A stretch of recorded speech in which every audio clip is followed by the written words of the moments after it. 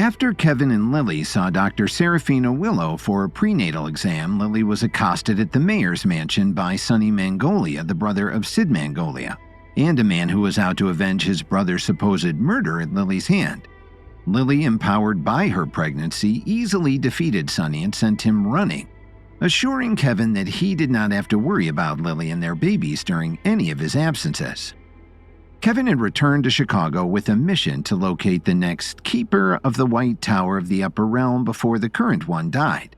However, Kevin did not have the slightest idea how to start his search. The Night King had paid Kevin another one of his mysterious visits and advised Kevin to go back to the source. But this vague advice left Kevin scratching his head.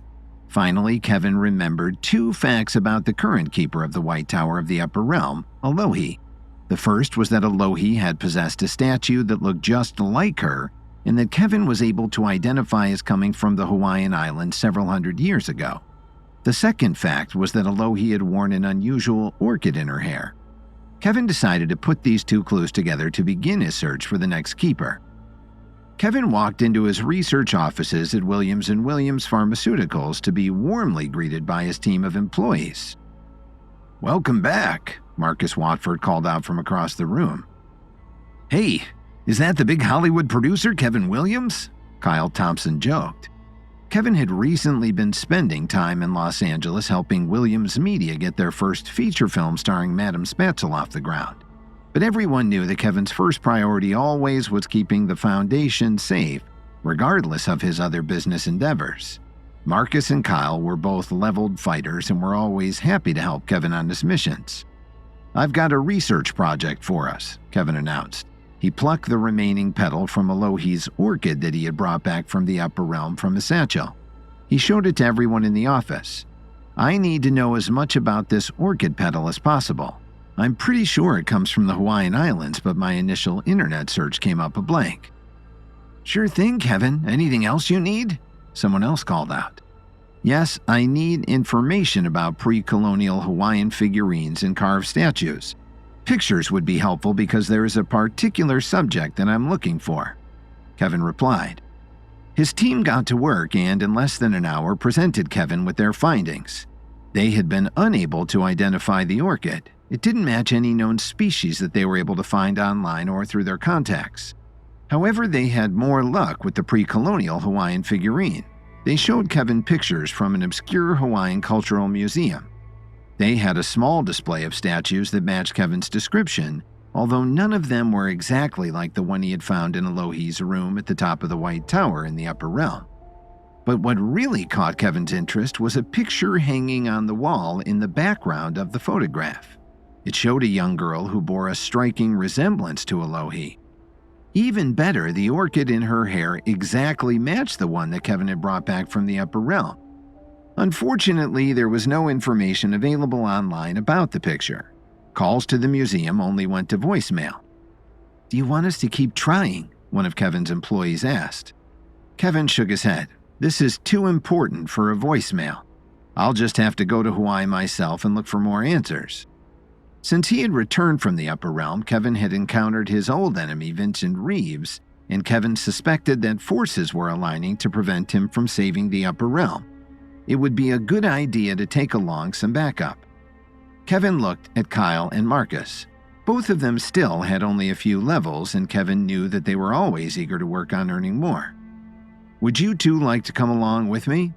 Kyle and Marcus grinned at each other before nodding enthusiastically. Kevin wasted no time. He made swift goodbyes to Lily and promised he wouldn't be gone longer than a few days. Hours later, Kevin, Marcus, and Kyle stepped off the plane in Hawaii. Due to the time difference, they were still able to make it to the Cultural Museum before it closed for the day. The place was very small and tucked between a souvenir store and a place that sold surfboards. There wasn't even anybody manning the small desk. The museum apparently operated on donations. Kevin quickly wrote a check for $250,000 and tucked it in the little donations box. Then the 3 of them sought out the painting they had seen online. They found it easily enough. It was tucked in a far corner of a side room of the most empty building. The only other museum patron was already there and studying it intently. "Excuse me," Kevin said politely to the woman. "Do you happen to know anything about this painting? I'm very interested to know about the subject. The little girl looks like a friend of mine." The woman smiled and shook her head. "I'm afraid I'm no art historian or archaeologist," she told him. "I'm just a curious botanist." Kevin's instincts told him that this woman might have answers she didn't even know she had. "What would make a botanist curious about a painting that's hundreds of years old?" he asked. "It's this flower," the woman explained. "It doesn't match any known species of orchid, but it has appeared in several very old works of art like this one. Most people think it was just something the artist made up. I have a different theory, but I don't want to bore you with it." "You couldn't possibly bore us," Kevin assured her. Marcus and Kyle nodded their heads behind him. "Please, go on." The woman's face lit up. "Well, all the works of art with this orchid in it came from the same tiny island in the northern part of the chain of the Hawaiian Islands. My theory is that this orchid might only be indigenous to that one island and found nowhere else in the world." "But wouldn't somebody have seen one of these orchids since the last time someone made one of these paintings?" Marcus asked. "The paintings are all hundreds of years old." "Or couldn't you go check the island for these orchids yourself?" Kyle added. The botanist shook her head. "That island was bought by a rich American back in the 1800s. It's been privately owned ever since. The current owner is a pineapple baron who refuses to let anybody set foot on the island. In fact, rumors have it that he has also been known to shoot trespassers on sight." Kevin, Marcus, and Kyle exchanged looks. A little unfriendly gunfire wasn't going to stop them from completing their mission. "Where exactly is this island?" Kevin asked the botanist. Soon, Kevin would have the answer to the first leg of his journey. In short order, Kevin, Marcus, and Kyle took a small plane to the island of Kauai, and then a ferry out to a smaller island. They were still miles from the Pineapple Baron's private island.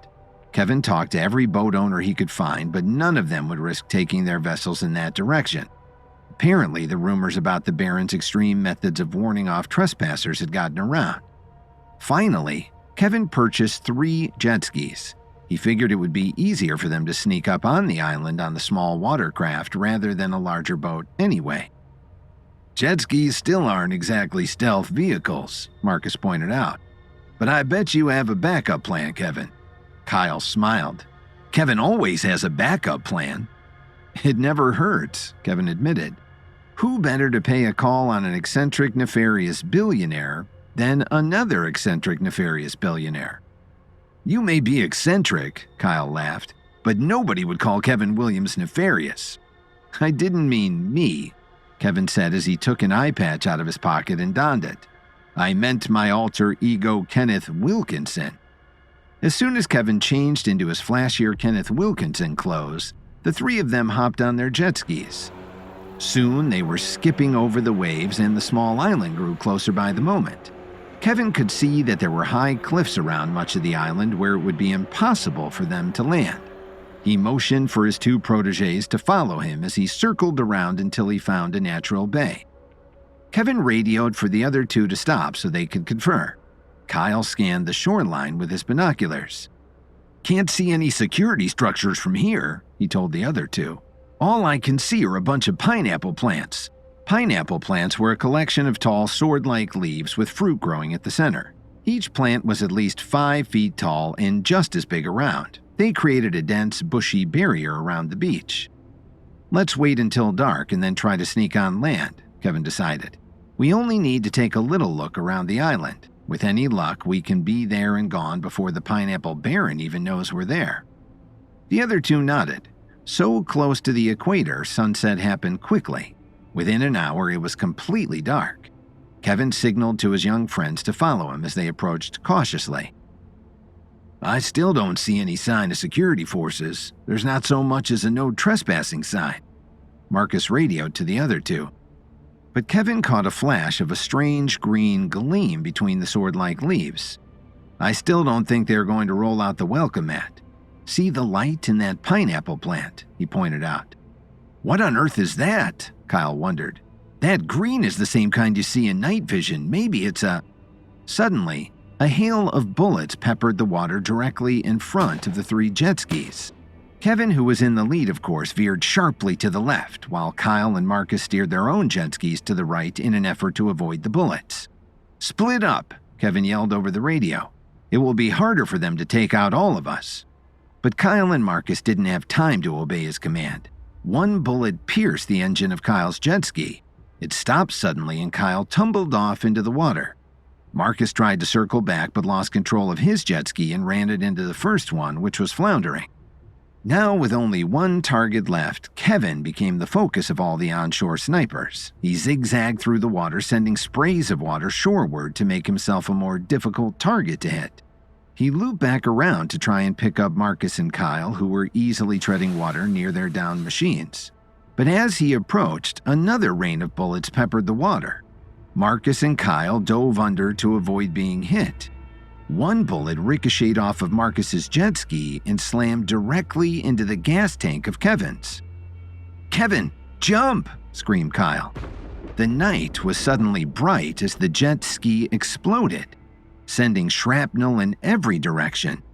Marcus and Kyle shielded their eyes from the light and the heat.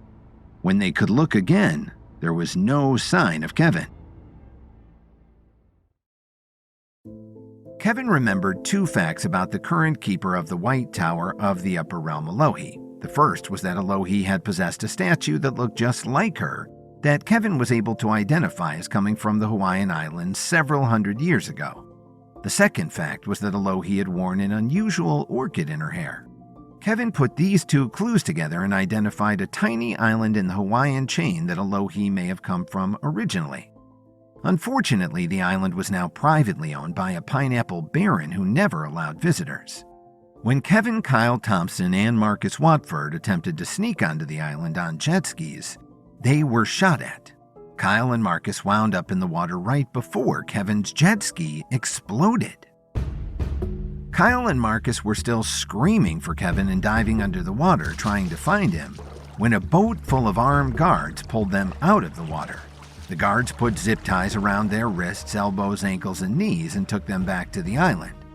The guard captain reported to his employer, the Pineapple Baron, in his palatial compound. The Pineapple Baron was a slick, overly tan fellow who wore a silk top hat, regardless of the time of day, his other clothes, or the activity he was engaging in. "We were able to take 2 of them alive," the guard captain reported. "What about the third one?" the Pineapple Baron demanded. "There's no sign of him. His jet ski took a direct hit and exploded. We presume he is dead," the guard captain said confidently. "That's rather presumptuous of you," a voice said behind the captain. The captain and the Pineapple Baron turned to see a damp man in flashy clothes and an eye patch standing in the doorway. He looked at the Pineapple Baron. "If this is your idea of a security team, I'm amazed you don't have tourists coming in and out of this place all day long." "Who the blazes are you?" the Pineapple Baron demanded.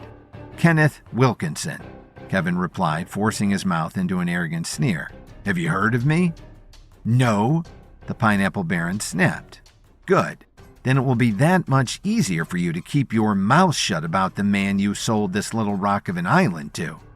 Kevin had decided that the best way to find out where Marcus and Kyle had been taken and get a thorough look at every inch of the island was to pretend that Kenneth Wilkinson was a potential buyer for the private island. "Who says my island is for sale?" the Pineapple Baron demanded. "Everything's for sale." Kevin laughed as he got into play acting the part of a greedy billionaire.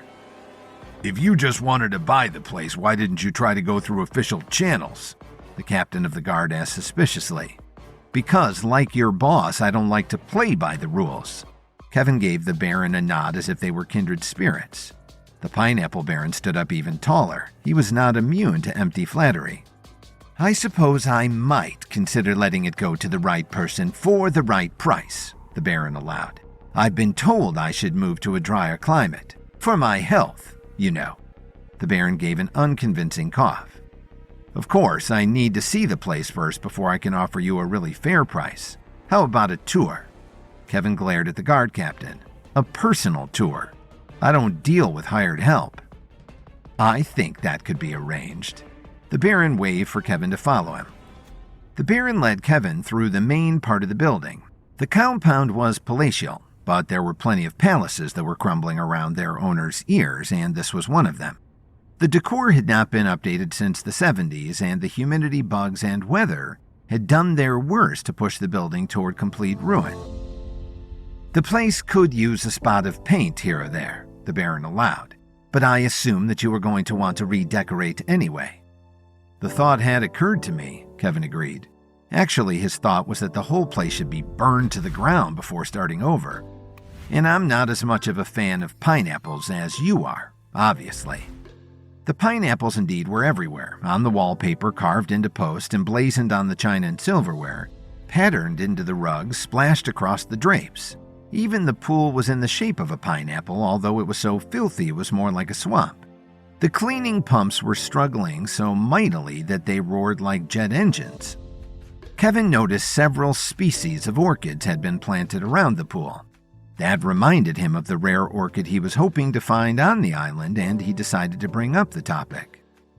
"But I do appreciate flowering plants and fruits of all kinds," Kevin added. "Pineapple, Spanish moss, some of the orchid varieties." "Then you will love my greenhouse," the Baron told him. The Baron took Kevin to a large set of greenhouses behind the compound. Unlike the compound, these were state-of-the-art and meticulously maintained. Inside, the Baron showed Kevin a number of plants. Kevin recognized one of them as the orchid that Alohi had worn in her hair. "You have some very rare varieties," Kevin mentioned. "I've been collecting orchids for decades, and I have never seen one like this before." "It's extremely rare. It only grows on this island. I have forbidden anybody to remove it or even take pictures. I enjoy my treasures more when I know I'm the only one who knows about them." The Baron smiled greedily.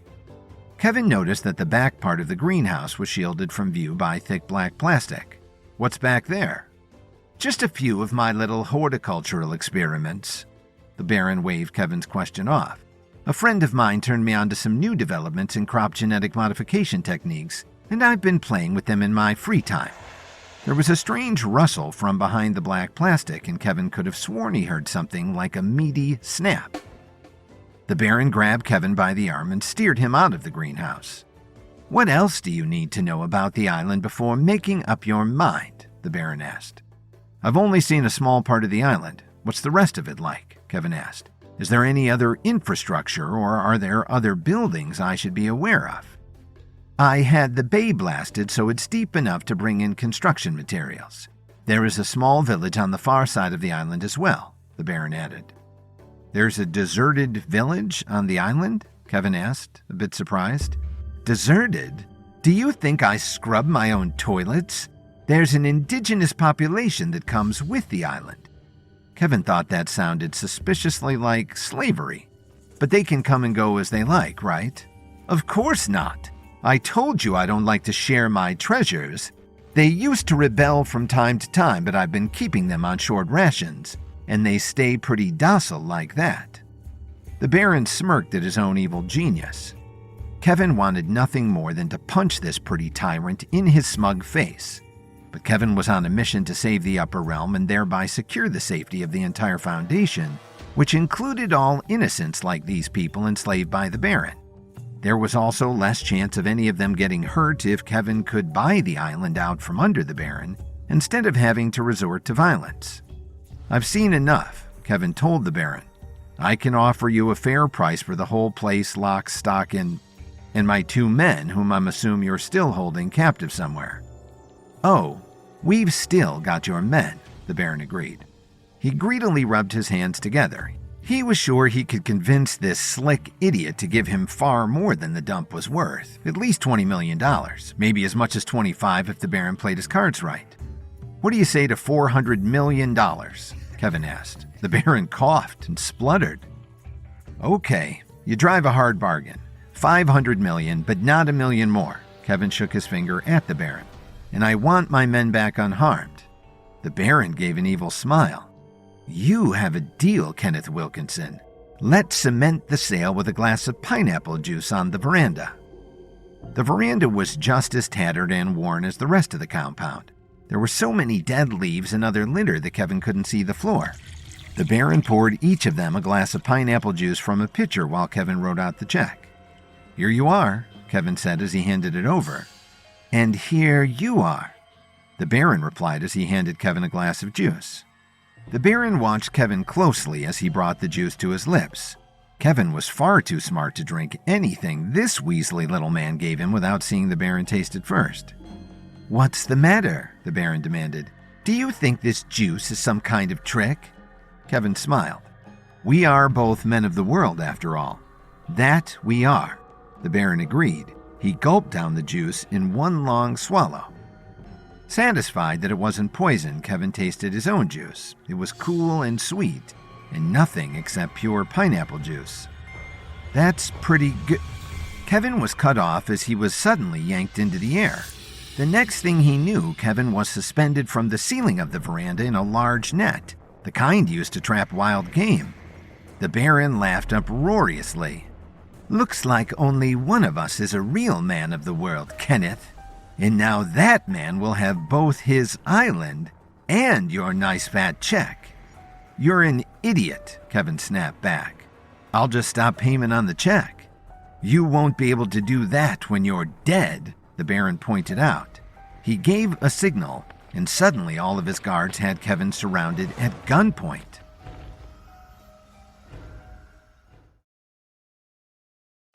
When Kevin, Kyle Thompson, and Marcus Watford attempted to sneak onto the island owned by the menacing Pineapple Baron, they were shot at and yanked off their jet skis.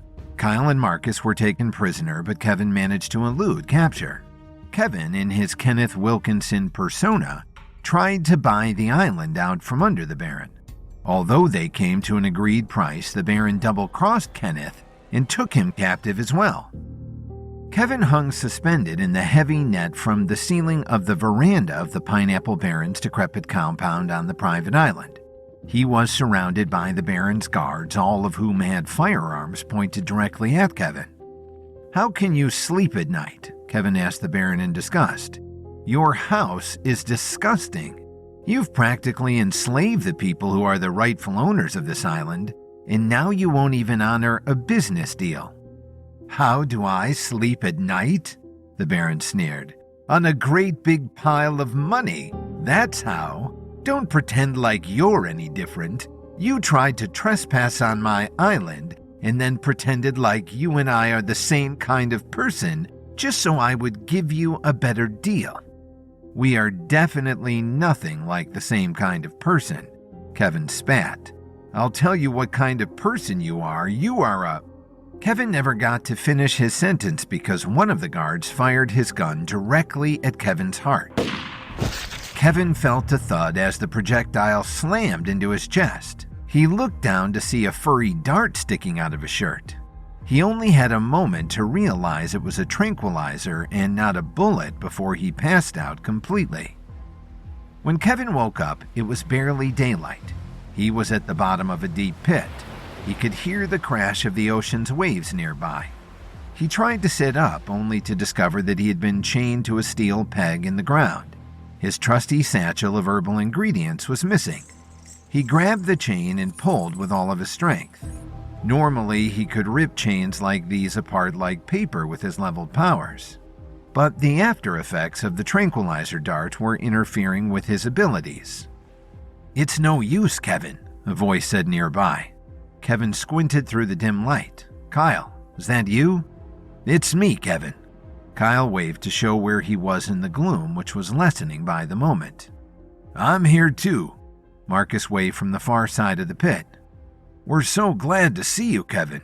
When we couldn't find you after the jet skis blew up, we worried you might have been seriously injured, and then that pineapple jerk's guards took us prisoner." "I jumped free right before the jet ski blew up," Kevin explained. "I knew the guards would be coming, so I swam underwater until I could reach the shore." "Wow," Kyle was impressed. "We were still half a mile offshore. That's a long way to swim underwater." "You know how I roll," Kevin said with a grin. Marcus and Kyle grinned back. They had been on a number of Kevin's adventures and did indeed know how he rolled. At times, Kevin's ability to plan ahead for unexpected events astounded both of them. "What happened after you swam ashore?" Kyle wanted to know. I posed as Kenneth Wilkinson and got a little tour of the compound from the Pineapple Baron and offered to buy the place from him, Kevin explained. But you couldn't come to a deal? Kyle asked. We came to a deal, no problem, Kevin said. He just double-crossed me, captured me in some net for hunting big game, and had his goons knock me out with a tranquilizer dart. The next thing I knew, I was waking up down here. It was now light enough for Kevin to see around the bottom of the pit. It was about 10 feet across, with sheer walls going up 40 feet to the surface. Kevin, Kyle, and Marcus were chained too far apart to reach each other, and they weren't alone. Any idea who our friends are? Kevin motioned to the two skeletons who were also chained to the bottom of the pit. Not sure, Kyle told Kevin. They've obviously been here for some time. And whoever they were rich, Marcus added. That one still has a solid gold Rolex on his wrist. And we found the remains of a black Amex on the other one. I get the feeling that Kenneth Wilkinson isn't the first potential buyer for this island that the Pineapple Baron has double-crossed, Kevin observed grimly. The Baron must be funding his lavish lifestyle, orchid hoarding, and horticultural experiments by taking payments for the sale of the island and then killing off the buyers. Yeah, but killing them off how? Marcus wondered. We couldn't see any signs on the skeletons to indicate exactly how they died. There are no broken bones to suggest blunt force trauma or gunshot wounds. If that was the case, he wouldn't have bothered to have them chained down here, Kevin pointed out. So he just let them die of thirst and hunger? Kyle looked horrified. That's a terrible way to die. You say that like there's a good way to die, exclaimed Marcus. There are at least better ways to die, Kyle pointed out. Like at home in bed after a long and happy life surrounded by the people that you love. This debate is not helping us get out of here alive, Kevin pointed out. Suddenly, Kevin realized that he could hear the sound of the waves getting closer. The pit must be located directly on the beach. A few drops of sea foam splashed down onto his head. Kevin's heart sank. And I think I just figured out how these poor fellows died. The Baron didn't wait for them to expire from hunger or thirst. He only had to wait for the tide to come in. As soon as he said it, another wave crashed nearby. Seawater poured into the pit, drenching all of them. You mean the Baron left these poor devils chained up down here to drown? Marcus exclaimed. That's just plain evil.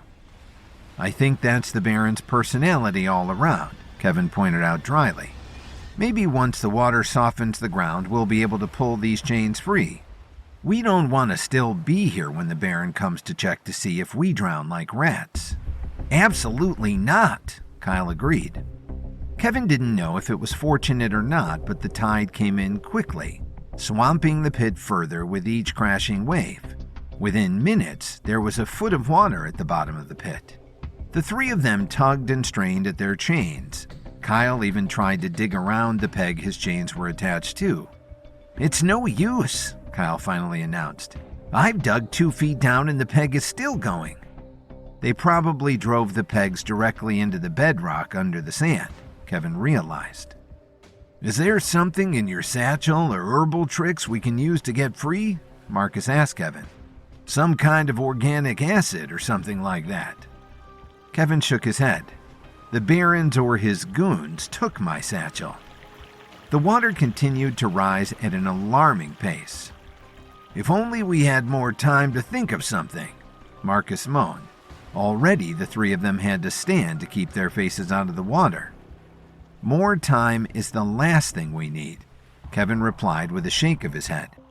In his private thoughts, Kevin was rapidly running through a series of calculations that took into account when he, Marcus, and Kyle had left on the jet skis to come to the island, how long high tide was likely to last, and the amount of time needed for the pit to drain itself, assuming the Baron didn't have it manually pumped dry.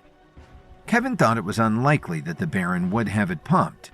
The leftover skeletons indicated that maintenance of this killing trap wasn't high on the list of priorities, which was just too bad for Kevin's purposes. He added up all the time and didn't like the answer he came to. Kyle and Marcus were now bickering about what to try next. Kevin blocked them out with a force of will. This was too important for him to make even the slightest error in his mental math. He ran through a complicated series of calculations taking into account each of their individual body masses and metabolic rates. He thought his idea would work, although if he had made the slightest error in any of his assumptions, all three of them could wind up dead. The bickering was threatening to escalate to a full-blown fight. Marcus finally yelled, "We have to do something." "No," Kevin interjected quietly. Kyle and Marcus instantly went silent to listen. Kevin looked at each of them gravely. "What we have to do is the hardest thing of all. Nothing." Hours later, the tide had turned. Waves no longer continued to fill up the pit where Kevin, Marcus, and Kyle had been chained. The water inside the pit slowly drained away, trickling down through the sand and the bedrock until there was only a few feet of water left. The Baron and several of his men peered down into the pit. The man that the Baron knew as Kenneth Wilkinson and his two companions were floating face down in the remaining water. All three of them were as still as death. Only the skulls of the two skeletons stuck up above the water. As everyone knows, bones don't float. "Ha! Works every time," the Baron cheered, doing a little dance that he had named the Pineapple Shuffle. "There's nothing left to do now but cash this great, big, beautiful check." The Baron kissed the check repeatedly, but was careful not to smear any of the ink.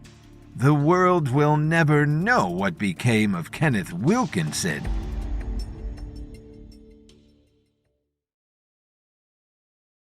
Kevin donned his Kenneth Wilkinson persona to try to buy the island where Alohi, the keeper of the Upper Realm, was born. But the current owner, an evil Pineapple Baron, duped Kevin and shackled him in a pit, along with Kyle and Marcus, as the tide from the ocean came in and threatened to drown them. When the tide receded, the Baron returned to find the three men had, indeed, apparently drowned. The Baron looked down into the pit again just to be sure his latest trespassers were well and truly dead. The man he knew as Kenneth Wilkinson was floating face down in the few remaining feet of water. Kenneth's two companions were in the exact same position, held by chains attached to the bedrock at the bottom of the pit. "I've got to get the Wi-Fi working so I can use my banking app to deposit this nice fat check," the Baron told the captain of his guards. "You and your men need to clean out this pit. Remove these bodies and the two skeletons from the last two suckers who thought they could buy my beautiful island out from under me." "Boss, there might be a problem with that," the guard captain stuttered. "A problem?" The Baron's voice went low and dangerous. "The keys to the chains were lost. By you, remember?" the captain reluctantly reminded his employer. The Pineapple Baron planted his hands on his hips. "Is that why you didn't clean out the pit before now?" The guard captain shrugged. "Then you're just going to have to cut the chains. We can't have a pit that's filled up with dead bodies." The men all groaned. "None of that from you," the Baron ordered. "The next man who makes a peep is going to be sent to Venus." The men all instantly sealed their lips, and not another sound was heard until the Baron was out of sight. The guards didn't wait for the rest of the water to drain. They fetched a plasma torch and then lowered ladders into the pit. The water still came up to their waists, and the bodies floated gently, held in place only by the chains. "Roll that one over so I can get to the shackle," the captain ordered one of the guards. The plasma torch easily cut through the chain, binding Kevin to the floor. As soon as the chain was severed, the guard pushed Kevin's body away. It's gross how warm it still is. It has to be growing bacteria, right?" the guard said as he shuddered.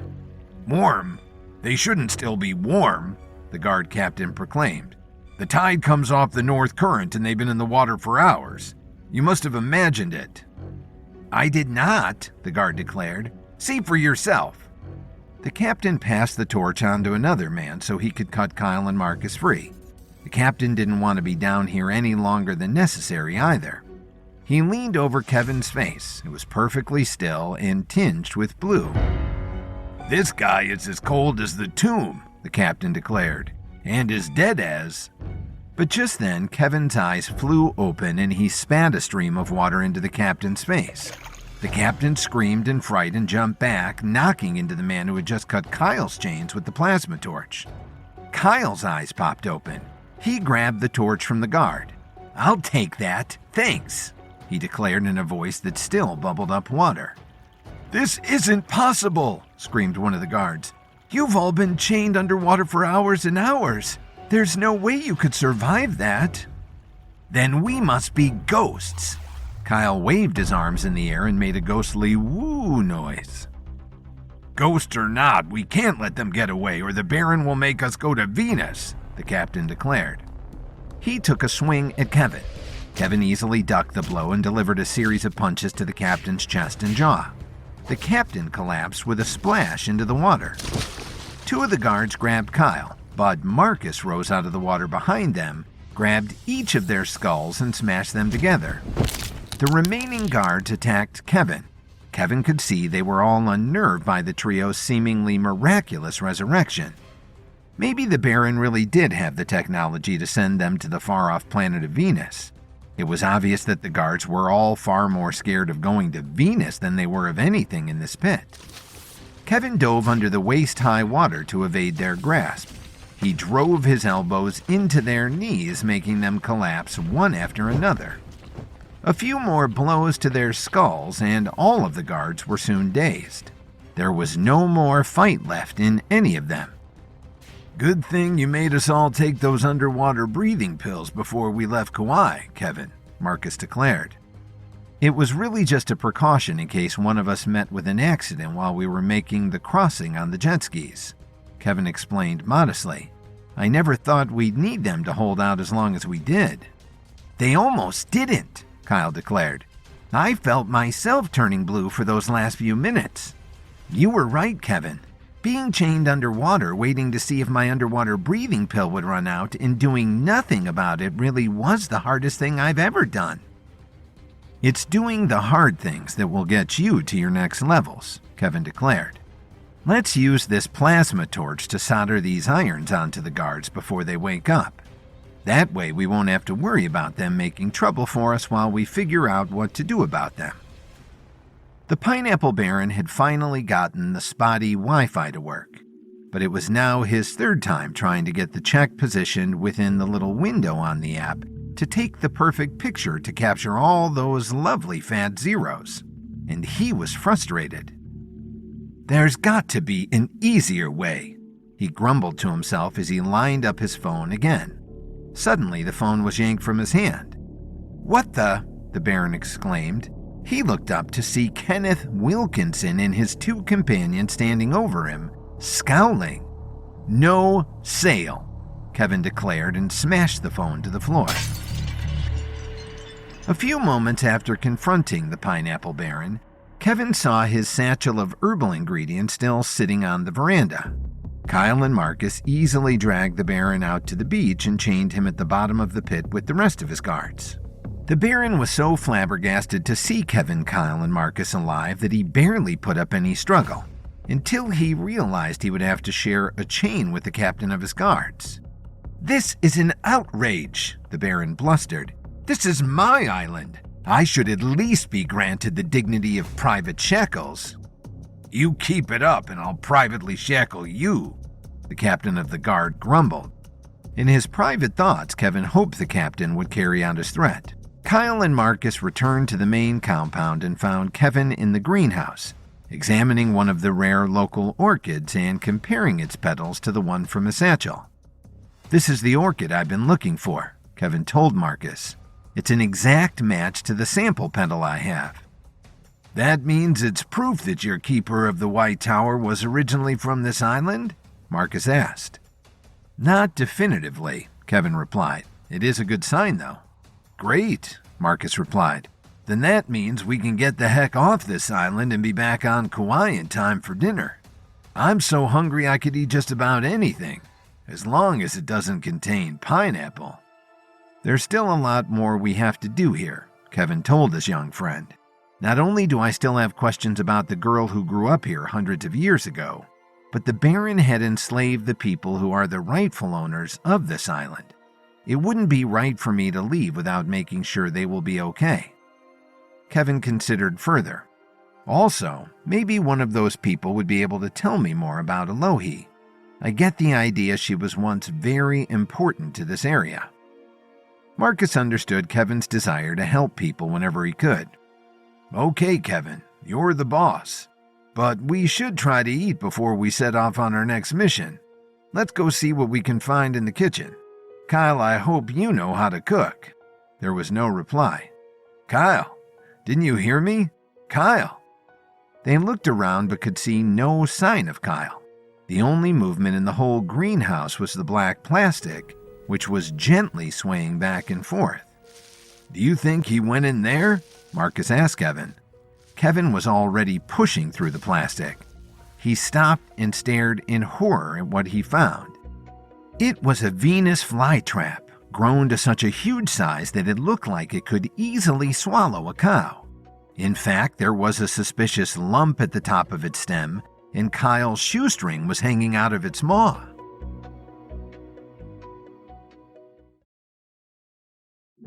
Kevin and his apprentices, Marcus and Kyle, survived the watery pit, thanks to Kevin's underwater breathing pills, and then snagged the evil Pineapple Baron and threw him into the pit along with his guards.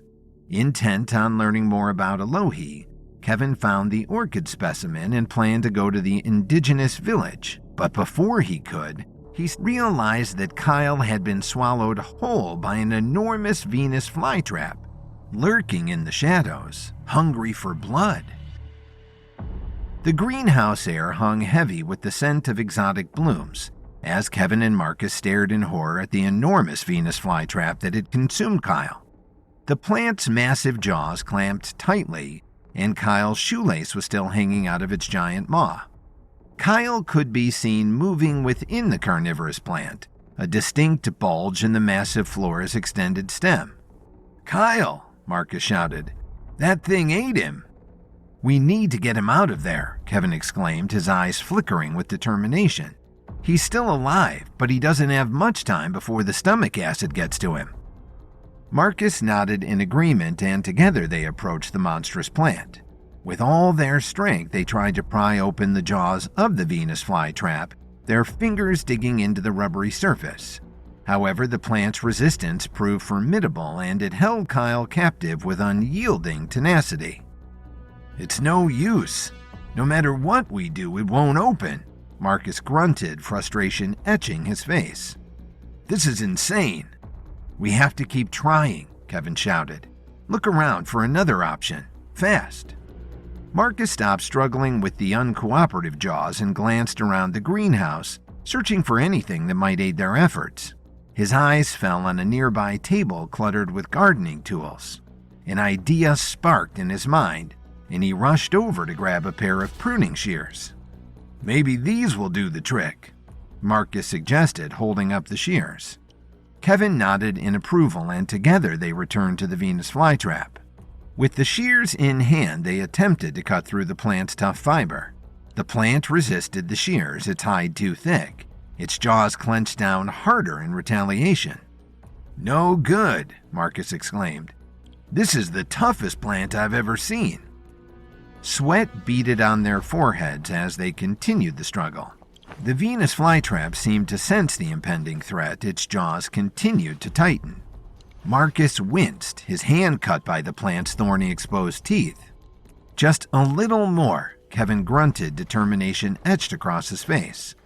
With a final concerted and mutual effort, the shears sliced through a crucial section of the plant's fibers. The flytrap began to thrash around, knocking Marcus and Kevin back. Kevin climbed to his feet and watched as Kyle's bulge slipped further down the flytrap stem. "This is taking too long," Kevin reiterated. "We have to get Kyle out now." Kevin again tried to pull open the jaws. The Venus flytrap, now agitated and furious, remained undefeated. "This thing is bigger than any Venus flytrap I've ever encountered," Kevin noted, almost impressed. Quietly, Kevin wondered if the Pineapple Baron had somehow gotten his hands on some of the genetically modified supercorn grown by Quentin Covington. Kevin assumed all evil billionaires must know each other, and it was the only way Kevin could explain the enormous Venus flytrap he was now battling. As Kevin and Marcus continued to face the agitated Venus flytrap, Kevin took a step back, attempting to focus his mind. "I have an idea," Kevin stated with a keen sense of urgency. "I'm going to try to connect to the plant." Kevin's ability to communicate non-verbally with animals had been a valuable skill in the past, and now he hoped to extend that connection to the stubborn plant beast before them. Closing his eyes, Kevin concentrated, reaching out to the Venus flytrap with his thoughts. He envisioned a bridge of understanding, a silent communication channel between himself and the botanical adversary. However, to his dismay, the plant's consciousness remained elusive, a green enigma resistant to his mental grasp. Frustration crept into Kevin's expression, and Marcus, growing increasingly impatient, couldn't contain his fear. "Kevin, snap out of it. This is not the time for experiments." Marcus's words seemed to jolt Kevin back to reality, and he focused on the immediate danger. Kyle, meanwhile, began to scream. His muffled cries were now audible from inside the plant as its digestive enzymes began to take their toll. "We need something else," Marcus cried as he darted around the room in search of anything they could use. Kevin, realizing that time was of the essence, grabbed Marcus's shoulders. "No, Marcus, we don't need anything else. We can do this. We just need to work together. Do you trust me?" Marcus nodded. "Always." Kyle's screams grew louder. He didn't have much time. With determination in their eyes, Kevin and Marcus decided to resort to more conventional methods. Each grabbing a side of the Venus flytrap's mouth, they used their legs as leverage against the plant's sturdy stem. The plant resisted. Its jaws clamped shut, but Kevin and Marcus persisted, channeling all their strength into the effort. "Everything you've got, Marcus," Kevin exclaimed. "Kyle needs us." Straining against the resistance of the Venus flytrap, the duo fought to pry open the maw. They used their legs to gain more leverage and pulled with all their might. The Venus flytrap resisted their efforts, but with a final burst of strength, the plant's grip weakened and the jaws creaked open. With a triumphant yank, Kevin and Marcus pulled Kyle free from the digestive clutches of the Venus flytrap. Kyle, though drenched in plant ooze, gasped for breath as he tumbled onto the greenhouse floor. "Whoa!" Kyle gasped. "That thing tried to eat me!" Breathing heavily, the trio took a moment to collect themselves. The Venus flytrap, momentarily defeated, closed its maw with an audible snap. Sulking in its temporary defeat, it hissed wildly, angry. As the chaos around them settled, Kevin, Marcus, and Kyle shared a glance, acknowledging the gravity of their ordeal. The mission to retrieve the orchid had taken an unexpected turn, and the challenges in the heart of the greenhouse were proving more formidable than they had imagined. As the trio caught their breaths from the intense struggle with the Venus flytrap, Kevin, ever the pragmatic one, thought, "Let's get the orchid and get out of here." Kevin's eyes darted toward the rare orchid nestled in a glass case at the heart of the greenhouse. Kevin's mind raced, realizing that the orchid was not the end game but merely the first clue. Yes, it confirmed Elohie's presence on the island, but there was much more to uncover. He turned to Marcus, his expression serious. "We're not done yet. We'll need to explore the island further. The orchid is just the beginning." Reluctantly, Marcus nodded in agreement, trusting Kevin's instincts. Kyle was still at a loss. "Seriously, can you believe I just got eaten?" The trio approached the rare orchid, anticipation hanging in the air. "Stand back," Kevin offered. "It might be booby-trapped." Kevin stepped forward, and as he gently lifted the glass dome covering the precious flower, a sense of accomplishment washed over them. But their moment of triumph was short-lived. As the glass case ascended, a sudden blaring alarm echoed through the greenhouse. Startled, Kevin, Marcus, and Kyle looked around in confusion. Before they could react, metal walls and barricades descended from the ceiling, trapping them inside the botanical sanctuary. "Security measures," Kevin muttered, his mind racing to find a solution. The greenhouse, once a haven of vibrant life, now felt like a cage closing in on them. The bars and metal walls blocked every possible exit, sealing the trio within the confines of the orchid sanctuary. Marcus, frustration evident in his voice, demanded, "What do we do now, Kevin?" Kevin's mind worked quickly, assessing the situation. "We need to find a way to deactivate the security system. There must be a control panel or something." The trio began to search frantically, scanning the greenhouse for any signs of a control panel. The blaring alarm continued, adding to the urgency of their predicament.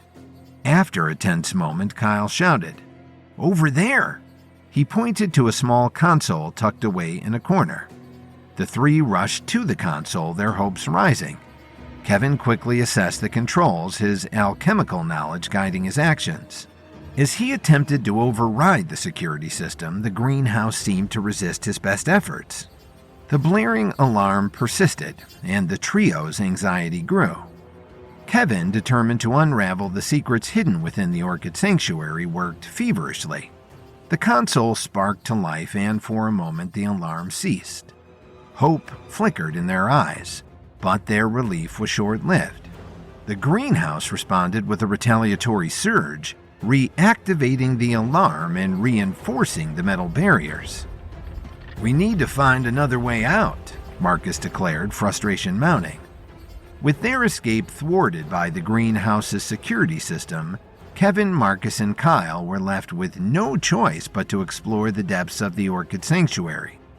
The secrets hidden within the greenhouse were yet to be unveiled, and their journey took an unforeseen turn, leading them deeper into the heart of the island's mysteries. But just as they were about to devise a new plan, the trio was cast into darkness. The lights inside the greenhouse went dark, and Kevin and his friends were trapped inside with the massive Venus flytrap still looming somewhere in the dark expanse.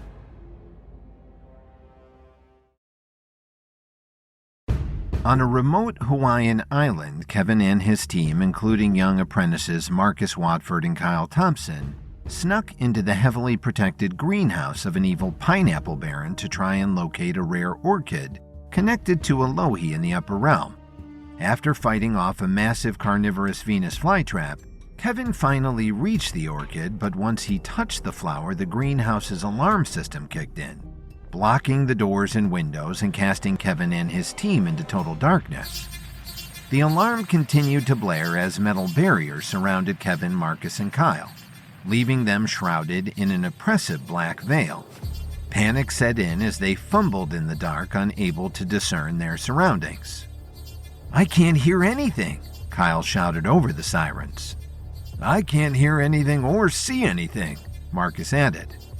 "Then how did you hear me?" Kyle screamed. "This is no time for jokes, Kyle," Marcus responded with a dose of panic in his voice. "Stay together," Kevin ordered as he tried to calm his underlings. "We'll be all right."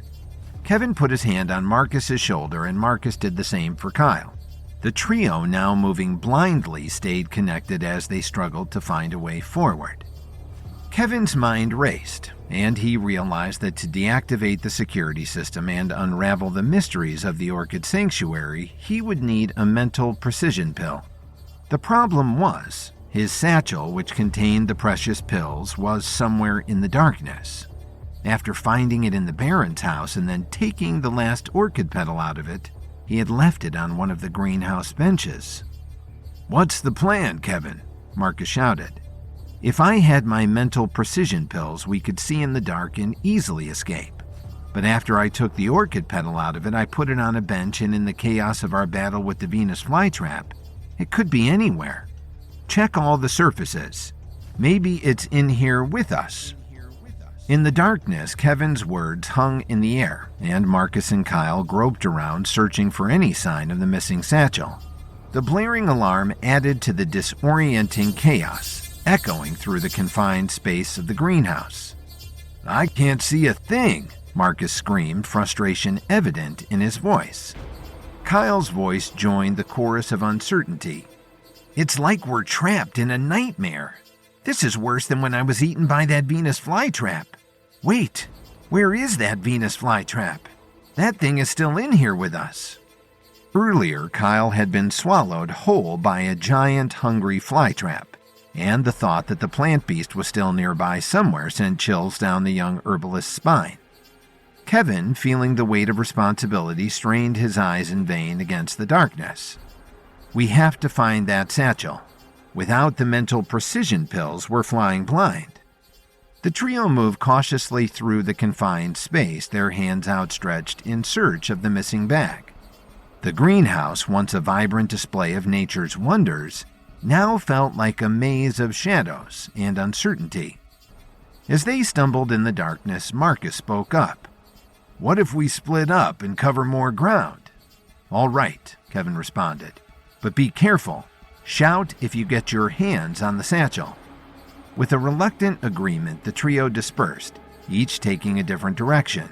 Their hands brushed against leaves and stems, the flora of the greenhouse becoming both an obstacle and a guide in the dark. Each moment felt like an eternity, and hope began to wane in Kyle's and Marcus's hearts. "Nothing!" Kyle shouted. "The satchel's not in here." "Wait," Marcus called out. "I've got something." Marcus pulled a wire and the alarm suddenly died. The room went quiet, but the trio was still lost in total darkness. "The siren's finally dead," Marcus continued.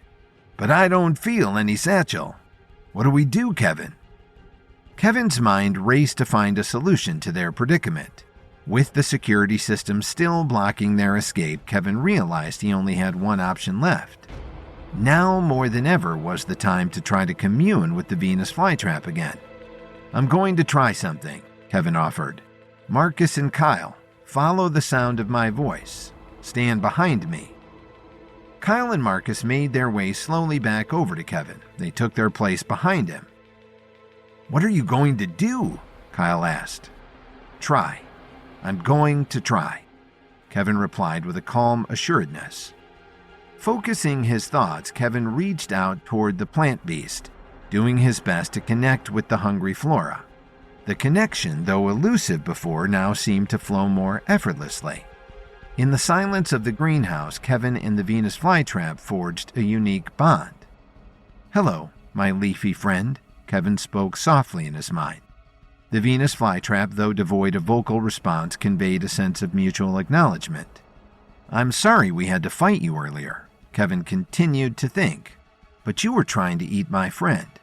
Can we find common ground?" Surprisingly, Kevin sensed an appreciation from the plant, a gratitude that Kevin hadn't resorted to violence when freeing Kyle. In the silent communion, Kevin shared the dilemma they faced, trapped in the greenhouse with no apparent way out. The Venus flytrap, in turn, communicated its own sense of captivity and disdain for the pineapple baron, who had confined it within the greenhouse for years. "I understand," Kevin thought, a sense of shared frustration forming a bridge between them. "If you help us escape, I'll do my best to make sure you're well taken care of and free." As the silent alliance between Kevin and the Venus flytrap grew, they exchanged thoughts and feelings. Kevin explained their mission, the quest for the orchid, and the importance of understanding Alohi's presence on the island. The Venus flytrap, in return, shared its own tales of captivity, revealing its hatred for the pineapple baron and the years spent confined to the greenhouse as a grisly prison guard, protecting the baron's orchid. In this strange communion, Kevin felt a surge of empathy for the botanical creature. Together, they formed an unspoken pact to break free from the constraints that bound them both. With newfound clarity, Kevin realized that the Venus flytrap, being part of the greenhouse's ecosystem, might hold the key to deactivating the security system. "How do we escape?" Kevin thought. The Venus flytrap asked Kevin to move him to the far side of the greenhouse. Kevin turned to Kyle and Marcus, who remained behind him. "We need to move the Venus flytrap to the other side of the greenhouse." "What?" Kyle responded. "I'm not going near that thing." "Kyle," Kevin retorted, "we're all in this together. If you can forgive the flytrap for trying to devour you, maybe the flytrap can forgive us for trespassing in his greenhouse." Kyle sighed. "That's fair." The three men stepped over to the massive flytrap, and the trio, bound by a common cause, pushed the giant plant to the opposite side of the greenhouse, guided by the shared desire for freedom. Inspired by their newfound alliance with the Venus flytrap, Kevin, Marcus, and Kyle ventured deeper into the greenhouse. The Venus flytrap, appreciative of Kevin's restraint and eager to escape the confines of the Pineapple Baron's control, revealed its unique ability.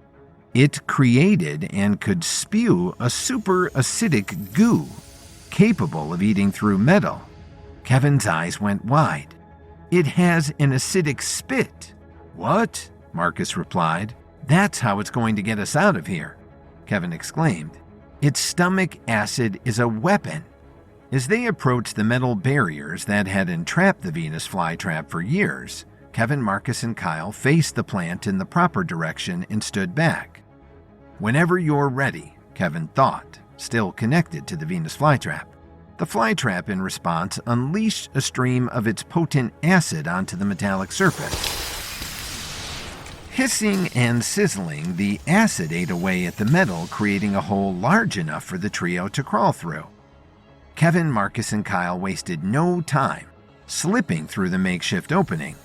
Once on the other side, they returned to see the Venus flytrap continue its acidic assault, further corroding the metal barriers. As they retreated to a safe distance, Kevin procured a small vial from his pocket to collect a sample of the Venus's acidic secretion. This potent substance could prove invaluable in their journey, and Kevin carefully secured the vial. He would add it to his satchel as soon as he located it. With the metal barriers compromised, Kevin redirected his focus to the exterior security system control panel waiting just outside. Working swiftly, Kevin deactivated the barriers, allowing them to rise again. The plants, once confined in darkness, now bathed in the warm embrace of sunlight streaming through the greenhouse ceiling. But Kevin wasn't done yet. He stepped back into the greenhouse and pulled the Venus flytrap outside. "You're not trapped anymore," Kevin thought, explaining what he was doing to the flytrap. "You're free." The Venus flytrap seemed to thrive in the newfound sunlight. As a token of gratitude, it offered a few cryptic words to Kevin about the flip side of the island, hinting at the potential existence of other mysteries. "The flip side holds both shadows and light," Kevin whispered out loud. "Beware the trek, for danger lurks where secrets are kept." Kevin repeated as the thoughts from the Venus flytrap made their way into Kevin's own mind. Marcus shot Kevin a confused look. "What did you say, Kevin?" "I'll explain later," Kevin replied. Kevin, sensing the importance of the Venus flytrap's message, nodded in acknowledgement toward the plant. The journey to the flip side of the island promised answers, but also peril.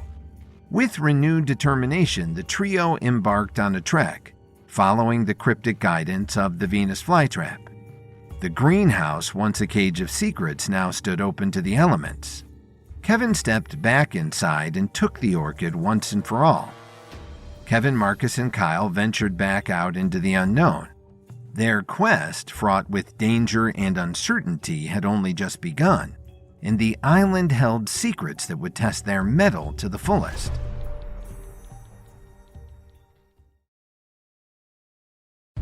Kevin and his team, including young apprentices Marcus and Kyle, snuck into the heavily protected greenhouse of an evil Pineapple Baron to try to locate a rare orchid connected to a Lohi in the upper realm. After fighting off a massive carnivorous Venus flytrap, Kevin finally reached the orchid, but knew there was more to the story. With Kyle and Marcus in tow, Kevin set out to explore the rest of the island in hopes of getting more information. Kevin led Marcus and Kyle on a trek across the remote Hawaiian island. The team was optimistic as they journeyed through dense vegetation, the tropical landscape unfolding before them. "What a beautiful island," Kyle noted as he followed Kevin along a shoreline path. "If it wasn't for the evil pineapple baron, this might be a great spot to take a fun little vacation," Marcus joked. "Keep your eyes open," Kevin cut in. "This land is serene, but you never know what might be lurking just over the next ridge." Marcus and Kyle nodded in solemn understanding, still learning. The group pushed forward. Their path led them across babbling saltwater streams and over rugged terrain that was covered with hardened lava rock. The air was filled with the heady scent of tropical flowers, and the distant sound of waves crashing against the shore echoed through the island. Kevin pressed on, his determination unwavering. Marcus and Kyle, though fatigued, followed their leader. They trusted in his instincts and were hungry to grow their own levels and abilities. As they ascended towards the island's peak, the vegetation grew sparser, and the landscape became more panoramic. At the peak, the trio paused to catch their breaths. The view before them was breathtaking. A vast expanse of ocean stretched out to the horizon, the waves blending seamlessly with the sky. Yet it was what lay beyond the ocean that captured their attention. Far in the distance, nestled in the embrace of the island's contours, was an enclave. Smoke curled into the sky, indicating the presence of civilization. Houses with thatched roofs dotted the landscape, and the distant murmur of voices carried on the wind. "Is that a village?" Marcus asked, squinting against the sun's glare. "A throwback for sure," Kyle added. Kevin, scanning the horizon, nodded thoughtfully. "It looks like some kind of settlement." The prospect of encountering natives brought a mix of anticipation and caution. The Venus flytrap's cryptic information echoed in Kevin's mind. "Beware the island's flip side," the flytrap had warned. The unknown nature of the enclave added an air of mystery to the trio's journey. "What do we do?" Kyle asked. "Let's go take a closer look," Kevin replied as he made his way forward. Kyle and Marcus followed once again. The group descended from the peak, following the winding path down that led toward the distant settlement. As they neared the enclave, the scent of exotic flowers mingled with the enticing aroma of freshly roasted meat. The warmth of the 80-degree sunshine, coupled with the abundance of natural delights, gave the group a false sense of security. However, their carefree journey took an abrupt turn. "Wait," Kevin ordered as he motioned forward with instant concern. As they approached the outskirts of the settlement, the tranquility shattered. Scores of wild boars emerged from the dense foliage, their tusks gleaming menacingly in the sunlight. "Pigs," Kyle whispered. "Angry-looking pigs." "Boars," Marcus countered. "Maybe they're friendly," Kyle hoped aloud. The boars charged at the intruders. Marcus shot Kyle a look. Not so friendly. Panic surged through Marcus and Kyle as they tried to fend off the sudden onslaught.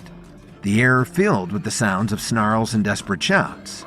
The wild boars, driven by territorial aggression, surrounded the trio, preparing to strike. "Stay calm," Kevin whispered to his two young apprentices. "Don't hurt them unless we have to hurt them." "Don't hurt them? I'm not worried about them," Kyle joked. "What about us?" Before Kevin could respond, the boars attacked. In the midst of the chaos, Kevin tried to gather makeshift tools to deter the boars, but the ferocity of the attack was overwhelming, and the trio found themselves fighting for their lives against the relentless swarm. "We need to regroup," Kevin yelled over the commotion, rallying Marcus and Kyle as they attempted to navigate through the chaos. The speed with which the boars attacked made it impossible for Kevin to get into the frame of mind that would enable him to try to commune with them. "We need to find higher ground." The once easy trek had become a harrowing battle against nature's fury. The wild boars continued their relentless assault. As the trio fought to escape the besieging boars, they realized that danger lurked not only in the secrets of the island, but also in the untamed forces that guarded its serene grounds. In the face of this unexpected peril, Kevin, Marcus, and Kyle struggled to find a path to safety. Amid the retreat, Kevin's sharp eyes caught a peculiar detail that heightened the sense of surrealism in the perilous encounter. All the boars were wearing metal helmets. Tiny metal helmets with multiple wires visibly extending out from its base. The glinting metal adorned their heads, adding an unusual and ominous element to the wild assault. "Their heads!" Kevin shouted. "The boars are all wearing some kind of helmet." "What? Why would pigs be wearing anything?" Kyle replied as he continued to run. "Boars," Marcus repeated. "They're boars." "Stop correcting me," Kyle retorted. As he continued to run, Kevin made his first attempt to tap into his ability to commune with animals, seeking a way to understand or perhaps even pacify the aggressive boars. Kevin focused his mind, reaching out to establish a connection with the helmeted creatures. However, to his dismay, the attempts at communion proved futile. The wild boars, seemingly ignoring Kevin's attempts at communication, intensified their ferocious oinking. The cacophony filled the air, drowning out any semblance of rational thought. The relentless onslaught showed no signs of stopping anytime soon. The chase continued. "I can't connect with them. I need to settle my mind. Trees! Head for the trees!" Kevin shouted over the deafening oinks, realizing that retreat was their only option. With urgency in their steps, the trio raced towards the nearest cluster of coconut trees. Scaling the trunks with agility, they sought refuge in the lofty heights, a temporary sanctuary away from the raging boars below. As the boars charged at the bases of the coconut trees, Kevin, Marcus, and Kyle improvised a defense mechanism. Fending off the relentless attackers, they flung coconuts down upon the helmeted boars, creating a makeshift barrier against the encroaching threat. The situation, however absurd, required a combination of quick thinking and physical prowess. Coconuts sailed through the air, which managed to drive the boars back momentarily, yet the oinking fury persisted, echoing through the dense foliage. Unable to comprehend the strange spectacle of boars adorned with metal helmets, Kevin couldn't shake the feeling that this was a puzzle, a layer of mystery intertwined with the island's strange nature. As Kevin, Marcus, and Kyle battled against the helmeted boars in the canopy, the wild oinking continued. The journey across the island had taken an unforeseen turn, leaving the team grappling with the untamed forces that guarded the remote countryside's inscrutable secrets. Perched high up in the coconut trees, Kevin, Kyle, and Marcus sought refuge from the relentless assault of the wild boars with their peculiar metal helmets. The oinking fury persisted below, the unsettling symphony of danger echoing through the night. As the trio huddled together on their precarious perches, Kevin's mind buzzed with thoughts. Unlike his successful communion with the Venus flytrap, the wild boars seemed unaccepting of his attempts. They each had an impenetrable barrier that stopped Kevin. Staring into the star-studded Hawaiian sky, Kevin pondered the mystery before him. The metal helmets acted as a blockade, preventing his connection with the animals.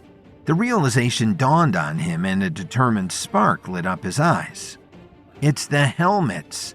They're blocking my ability to commune with the boars." Kevin voiced his thoughts aloud, his words carried away by the gentle rustle of palm fronds. Kyle and Marcus exchanged glances, the weight of the revelation sinking in. As they nestled against the sturdy trunks, Kevin continued to ponder the nature of the metal helmets and their implications. The night sky, with its myriad of stars, seemed to hold answers that eluded him. "The helmets are a deliberate design," Kevin mused, the gears of his mind turning. "Someone is making these boars aggressive on purpose. It's mind control." "Mind-controlled pigs?" Kyle repeated. "Boars, man," Marcus replied in frustration. "How many times does he have to say it? They're boars. They're different." Okay, wow. I didn't realize that was our biggest problem right now." Kyle pushed back. "Stop," Kevin interjected. "We have to stick together. That's the only way we're going to get through this mess." The island's mysteries, entangled in secrets and enigmas, presented yet another challenge. The wild boars, once a natural element of the island, now were saddled with the mark of human interference. Their behavior and appearance were altered by the imposition of metal helmets. The night passed in contemplation and shared silence, the trio finding solace in the treetops. The coconut tree, swaying gently in the breeze, cradled them in a makeshift hammock of fronds and leaves. "So what do we do?" Marcus asked. "What's the plan?" "For now, sleep," Kevin replied. "We should all get some rest because in the morning, we fight back."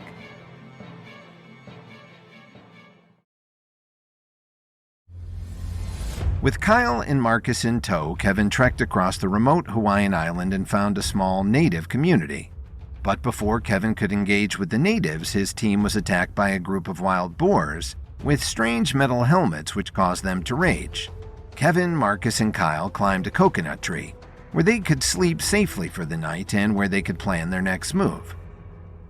With the first light of dawn peeking over the horizon, Kevin's mind buzzed with newfound determination. The metallic mystery of the wild boar's helmets lingered in his thoughts. Kevin, Marcus, and Kyle had climbed a coconut tree to escape the wild boars. Kyle and Marcus had fallen asleep, but Kevin had stayed awake to stand guard in case the boars could concoct a surprise attack. Kevin looked down at the wild boars, still wearing strange metallic helmets and raging angrily below. They wanted to tear Kevin, Kyle, and Marcus to pieces. The boars were angry and hungry, and they were willing to wait for their breakfast.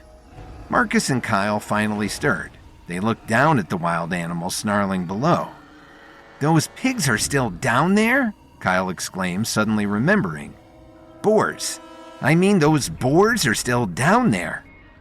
"Thank you," Marcus replied after Kyle's correction. He turned to Kevin. "So what do we do?" As the sun rose, casting its golden glow upon the tropical landscape, Kevin's sharp eyes caught a distant glint that stirred his curiosity. Far on the horizon, amidst the natural beauty of the island, something unnatural shimmered. "What's that glint in the distance?" Kyle asked, following Kevin's gaze. As the sun continued to rise, the glint transformed into a gleam, revealing an object that stood out against the lush backdrop. Kevin's eyes narrowed and realization struck him like a bolt of lightning. The glint was not a natural object. It was something crafted, something engineered. "Looks like a power station," Kevin noted. Marcus nodded his head in disbelief. "A power station way out here? What could it be for?" "The helmets," Kevin replied. "That must be the control center." Kyle followed Kevin's lead. "So if we can get to that station and take it out, then maybe those boars will turn back to their natural state," Kevin replied. Kevin quickly formulated a plan. "We'll have to swing down from the tree and run as fast as we can. If those boars catch us before we get to the power station, we're through." Kyle and Marcus nodded in agreement. The three moved across the farthest branch, and at the exact same time they jumped to the ground. They hit the dirt and took off running, the boars chasing them in angry pursuit. The trio quickened their pace, propelling themselves toward the mysterious station. As they closed the distance, a faint electronic pulse could be heard, confirming Kevin's suspicions. "Hear that?" Kevin exclaimed. "That's electricity. It has to be connected to those helmets." The metal electrical station, hidden amid the foliage, represented a nexus of control, a man-made intrusion into the island's natural order. As Kevin, Marcus, and Kyle approached the electronic power shed, a new plan formed in Kevin's mind. The boars, under the influence of the metal helmets, were still chasing the trio and needed to be distracted while Kevin worked to disable the source of their manipulation. "Kyle, Marcus, this is where you level up," Kevin declared, his voice filled with confidence. "I need you to distract the boars and keep them at bay while I disable the power station." Kyle and Marcus seemed hesitant. Kevin wanted them to fight without him? "Remember," Kevin continued, "I wouldn't assign you this task if I didn't believe you could handle it." Kyle and Marcus exchanged determined glances, understanding the gravity of the situation. In this uncharted battle against mind-controlled boars, their skills would be put to the test. "We're ready, Kevin," Marcus affirmed, a spark of determination in his eyes. Kyle nodded in agreement. "We've got this." The trio split, Kevin making his way toward the power station while Kyle and Marcus positioned themselves strategically. The wild boars, their attention fixed on the intruders prepared to charge. As Kevin approached the power station, the hum of its electronic components intensified. He assessed the situation while recognizing the need for Kyle and Marcus to divert the boars' attention. The apprentices, armed with newfound resolve, faced the approaching swarm. Remember your training, stay focused, and most importantly, don't die, Kevin shouted to his apprentices across the wind-whipped hillside. He locked eyes with Kyle and Marcus as a way of giving them confidence from afar. With a synchronized nod, Kyle and Marcus engaged the mind-controlled boars. The skirmish unfolded with an intricate dance of evasion and counterattacks. The boars, driven by their electronic rage helmets, charged at the apprentices. Kyle and Marcus, however, proved themselves adept in the art of evasion. With agility and precision, they dodged the charging boars, using their surroundings to their advantage. As the battle unfolded, the apprentices showcased a level of skill and determination that surpassed their previous encounters. Kyle and Marcus had the upper hand, but the boars continued to give chase. "All right, no more running. Let's turn this into a game," Kyle suggested, a mischievous glint in his eyes. "Boar and man tag?" Marcus grinned, catching on to the idea. "Sounds like a plan. Let's see how fast these boars really are." As Kevin cautiously trod across the rocky terrain toward the power source, Kyle and Marcus took positions among the rocks, ready to engage in their improvised game of distraction. The game began with Kyle and Marcus using their agility to lure the boars, teasing them with swift movements and expertly timed jumps. Rocks and coconuts became tools of distraction, creating diversions that left the boars charging at illusions. Laughter echoed through the rocky landscape as Kyle and Marcus turned the game into an elaborate performance of hide-and-seek. They darted between boulders, hopped over crevices, and utilized natural pits in the terrain to outmaneuver the boars. Meanwhile, Kevin worked swiftly on the power station. His mechanical expertise and combat prowess melded as he sought to disable the source of the board's mind control. As the battle raged on, Kyle and Marcus held their ground against the relentless charge of the boars. Each evasion, each counterattack, was a step toward leveling up their skills and facing the challenges that the island presented. Meanwhile, Kevin scanned the power station for solutions and felt the intricate machinery humming with residual energy. Contemplating his options, Kevin reached into his satchel and retrieved his magnifying glass. The focused beam of sunlight through the lens would serve as a precise instrument to disable the source without causing collateral damage to the island's delicate ecosystem. Kevin carefully aimed the magnifying glass at the main generator, concentrating the sun's rays onto the delicate components. As the intense heat seared through the machinery, the generator sizzled and sparked. With a final burst, Kevin disabled the power station. The hum ceased, and the boars, freed from their mind control, faltered in confusion. Marcus and Kyle seized the moment, guiding the disoriented boars away from the fray. With the metal helmets disabled, the previously mind-controlled boars stood disoriented, their charge halted. In the aftermath, the metal helmets affixed to the boars began to unlatch. The boars, now liberated from the Baron's imposed servitude, shook their heads in relief, their once aggressive demeanor transformed into expressions of gratitude. The liberated boars gathered around Kevin, Marcus, and Kyle. Instead of hostility, they radiated a sense of appreciation for their newfound freedom. It seemed that, much like the Venus flytrap, the boars had been unwilling participants in the Pineapple Baron's schemes. Kevin, sensing the shift in their dispositions, focused his mind and spoke mentally to the boars with a sense of understanding. "We're here to explore the native enclave and discover more about the island's past. We mean you no harm. "Will you let us pass?" In a surprising turn of events, the Boers responded with what seemed like affirmative grunts and nods. It became clear that they were not only grateful for their freedom, but also willing to assist the trio in their journey. With the Boers as unexpected companions, Kevin, Marcus, and Kyle set out toward the native enclave.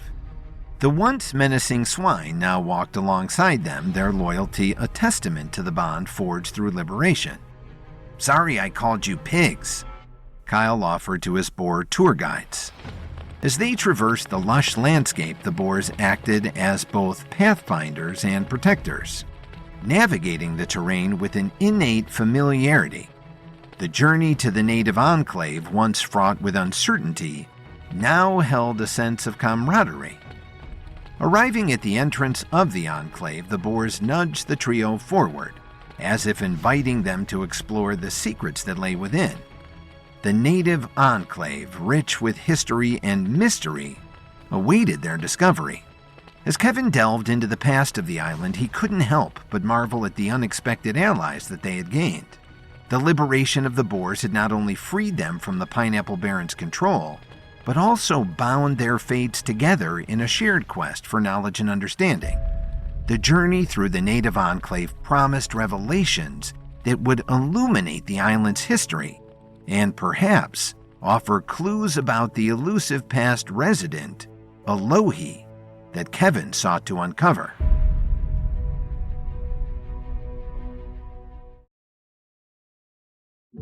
Kevin, Kyle, and Marcus had escaped the water pit in the Baron's greenhouse and quelled the Venus flytrap, but before Kevin could engage with the natives to question them about Alohi, his team was attacked by a group of wild boars wearing strange metal helmets. Kevin was able to disable the helmets, and the boars turned from foe to friend as they escorted Kevin and his team to the entrance of the native colony. "This is wild," Kyle noted. "The boars in our situation. Wild." As Kevin, Marcus, Kyle, and their newfound boar companions ventured closer to the native enclave, they discovered a hidden path leading to a small village. The overgrown foliage gave way to weathered structures, revealing a settlement frozen in time. "This is amazing," Kevin whispered, a mix of anticipation and awe in his voice. The village stood as a testament to generations past, a place hidden from the modern world. The Boers, now loyal guides, led the way as the explorers traversed the narrow lanes of the village. Dilapidated huts adorned with intricately carved symbols hinted at a rich cultural history that had faded over time. The air was charged with a sense of mystery, as if the village held stories waiting to be unraveled. As they delved deeper, the remnants of a once thriving community became apparent. Time-worn totems and statues lined the village center, depicting scenes of ancient traditions and rituals. The Boers, seemingly at home in this sacred place, guided the trio with a quiet reverence. "Where is everybody?" Marcus worried. "Don't panic," Kevin replied, "but be ready for anything." The village, though brimming with history, carried an air of melancholy as Kevin spotted the first group of native villagers. They were thin, tired-looking, sad, and distant. It became evident to Kevin almost instantly that the inhabitants had been cut off from the outside world for generations, living in seclusion and harmony until the intrusion of the Pineapple Baron. "These people were happy here," Kyle observed, his gaze sweeping across the silent structures. "Until I assumed the Pineapple Baron disrupted their lives." "That's terrible," Marcus offered.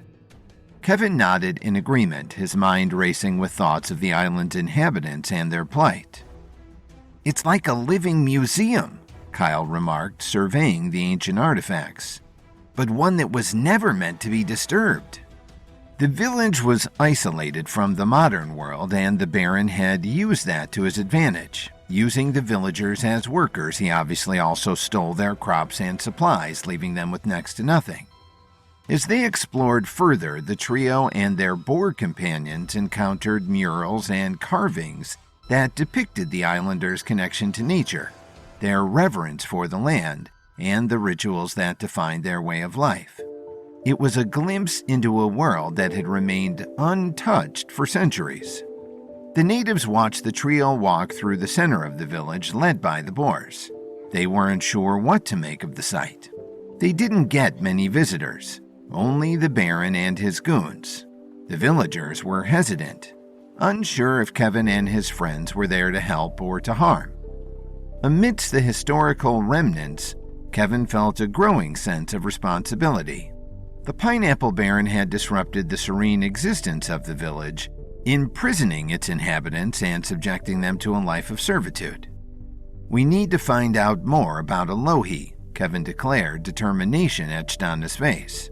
"And we need to help these people regain their once thriving sense of community." The ancestral village, a place frozen in time, held the key to unraveling the island's mysteries. With a newfound purpose, the explorers walked deeper into the heart of the village, ready to uncover the secrets that had been hidden for generations. The Pineapple Baron's influence had cast a shadow over the sacred place, but Kevin and his team were determined to bring light to the forgotten history of Alohi's ancestors and restore the village to the tranquil haven it once was. In the heart of the ancestral village, Kevin, Marcus, Kyle, and their Boer companions discovered an elderly figure sitting peacefully on a large flat rock. "Greetings," the elderly figure offered. "Greetings," Kevin replied warmly. "What brings you to our village?" the elderly figure probed. "Did the Baron send you to take more of our crops? Because I can assure you, we have nothing left." "No," Kevin countered. "I'm sorry to hear about your plight, but we haven't come to make things worse for you and your people. We've come to learn all that we can about an ancient figure we believe came from this island, a very special woman called Alohi." The elderly figure's ears perked up at the name. "You've come to the right place. I am Kaipo, the last of the line connected to Alohi," the elderly garden offered, his voice carrying the weight of generations. "You're related to Alohi?" Kevin inquired with genuine curiosity. "So it has been said," Kaipo responded. "But time has taken its toll and my body and mind are weakened. I may not be able to provide the answers you seek." Kevin, understanding the fragility of Kaipo's condition, approached him with empathy. "We don't wish to burden you, but we're here to learn about Alohi and hopefully the history of this village. Can you share what you can?" Kaipo nodded, acknowledging the sincerity in Kevin's voice. He began to recount snippets of the past, weaving a tale that hinted at the richness of the island's traditions and the deep connection the villagers had with nature. However, the narrative was fragmented, leaving crucial details obscured. "I should have explained earlier that our stories are not told in a linear fashion," Kaipo explained, his eyes glazing with memories. "They are glimpses of moments interconnected like the threads of a tapestry. Time has always been a fluid thing for the people of this island. In the past, to truly understand our history, our people were sent on a vision quest." "How do I undertake this vision quest?" Kevin asked. "What is required?" "It's impossible," Kaipo replied. "The ingredients to help you transcend space and time no longer exist." "I thought your people didn't think in linear ways," Kevin replied. "If you give me the pieces you still have, I'll do my best to finish the puzzle myself." Kaipo smiled and then gestured toward a sacred site within the village. "The path to enlightenment lies in the Cave of Echoing Dreams. There, if you're able to find all the ingredients, you will partake in a ritual that will connect you with the spirits of this land. But be warned, young one, for the visions may not always be clear, and the journey is not without challenges." With a sense of purpose, Kevin, Marcus, Kyle, and their Boer companions followed Kaipo to the entrance of the Cave of Echoing Dreams. The cave, shrouded in mystique, gave off an otherworldly energy. You seek the truth, and the spirits will guide you. Kai Po intoned, his voice resonating with ancient wisdom. In the dim light of the Cave of Echoing Dreams, Kevin listened intently as the town elder shared the complexities of the Vision Quest. The elder explained that no one in the village had undertaken the quest for decades due to its inherent dangers and the belief that the required ingredients were no longer available. The list seemed straightforward: leaves, twigs, roots, and sap, until the elder mentioned a supposedly extinct turtle. The key to the Vision Quest lies in a potion brewed from the essence of an extinct turtle, the elder said, his gaze fixed on Kevin. Locating this creature is a task that has eluded us for a generation. Determination flickered in Kevin's eyes as he accepted the challenge. If the turtle is the missing link, then I'll find it. It's the only way to unravel the mysteries of Alohi and the island's past. Armed with the list of ingredients and a newfound sense of purpose, Kevin, Marcus, Kyle, and their boar companions ventured out of the ancestral village. The island, veiled in the soft hues of twilight, awaited their quest for the elusive turtle. The search for the rare creature led Kevin through dense forests, along winding rivers, and across rocky cliffs. The island's varied landscapes posed challenges, yet the Vision Quest demanded perseverance. Days turned into nights, and Kevin's determination fueled the expedition. The list of ingredients guided their search, each element contributing to the mystical potion that would unlock the secrets within the Cave of Echoing Dreams. Kevin continued his quest for the elusive ingredients needed for the Vision Quest potion: leaves, twigs, roots, sap, and anticipation mounted as the journey led him closer to the final item: the scales of the supposedly extinct turtle. Amidst the lush landscapes of the island, Kevin, Marcus, Kyle, and their boar companions amassed the components and returned to the Enclave. The villagers shook their heads, convinced that the outsiders' pursuit was a fool's errand. Kevin and his team stepped back into the Cave of Echoing Dreams. We still need to find that turtle, Marcus offered. If it even still exists, Kyle replied. Not discouraged, Kevin suddenly remembered what the Venus flytrap had told him. Beware the underbelly of the island. Kevin was struck with the thought. We can't find the turtle up here, but that Venus flytrap, it spoke of another side to this island. Something underneath the surface. Maybe the turtle is there. With the gathered ingredients in hand, Kevin set his sights on locating a cave beneath the island. Within the Cave of Echoing Dreams, Kevin spotted a path downward. I'm going to head down, Kevin noted. I want to see how far this path takes me. Guided by an innate sense of direction and the occasional clue from the island itself, Kevin and his companions navigated treacherous terrain. As they descended into the depths, the air grew heavy with the scent of earth, and the sounds of the fauna within the cave echoed through the subterranean expanse. Suddenly, the group came upon a small hole in the cave filled with ocean water, but glowing. What is that? Kyle remarked. I'm about to find out, Kevin replied. Kyle, Marcus, stay here. I'm going to dive in and see where this glowing tunnel takes me. With any luck, I'll have our answer soon. Be careful, Kevin, Marcus called as Kevin jumped into the hole. Kevin swam hard through the glowing passageway, and as he surfaced, he found himself in a giant underwater cave. The mirror image of the Cave of Echoing Dreams above, with a single glowing blue light at its core. But glowing from what?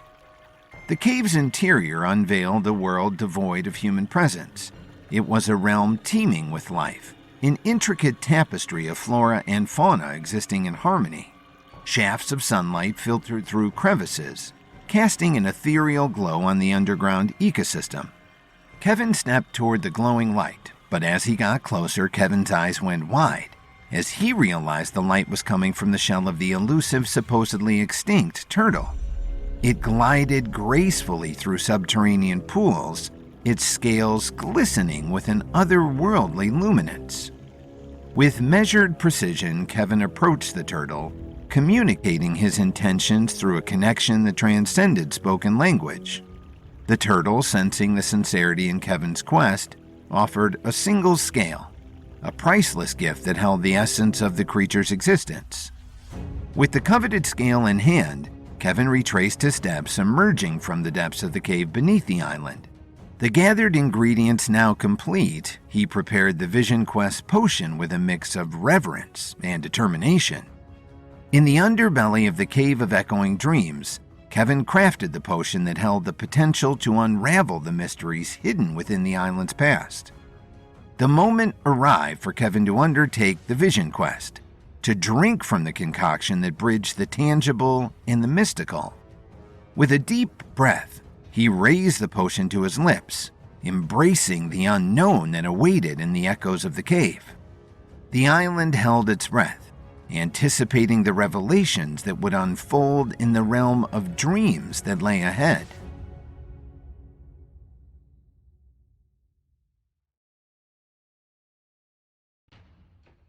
The village leader Kaipo explained to Kevin that the only way to know the full story of Alohi was to go on a vision quest using a variety of local herbs.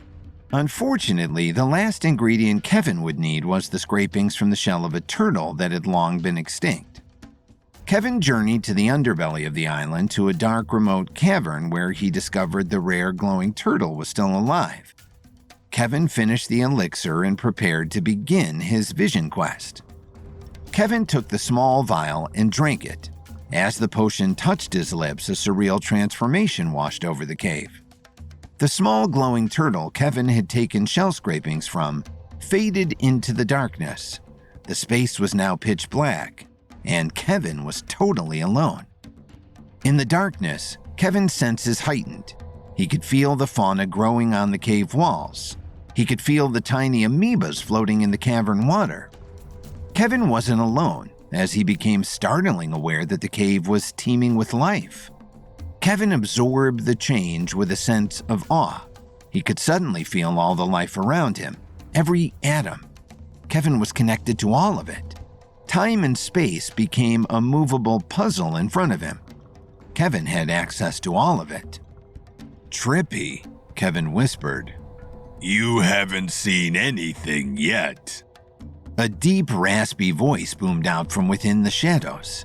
Kevin's eyes went wide as the small, glowing turtle stepped back into view, but was now 100 times the size and able to speak perfect English. "You can speak," Kevin exclaimed, "and you're so big." "This isn't reality, Kevin," the turtle continued. "You're seeing a representation of my years of learning expressed in physical form. I am very old and very learned, and thus you see me as 100-foot-tall turtle. This is your vision quest. I shall lead you through the story of Alohi. Are you ready to begin?" "Yes," Kevin replied. Hallucinating and yet fully aware, Kevin marveled at the spectacle that unfolded before him. The cave, the water, time, and space seemed to synchronize, each element pulsating with connectivity before Kevin. "I am Turtalis, guardian of the hidden realms beneath the island," the turtle declared, its words reverberating throughout the cave. "I first met Alohi when we were both very young, some 400 years ago." As Turtalis began to share the saga of Alohi, the cave's walls washed away and Kevin found himself back on the shore above. But the shore was different. The village was smaller but far more alive with life and the island more lush.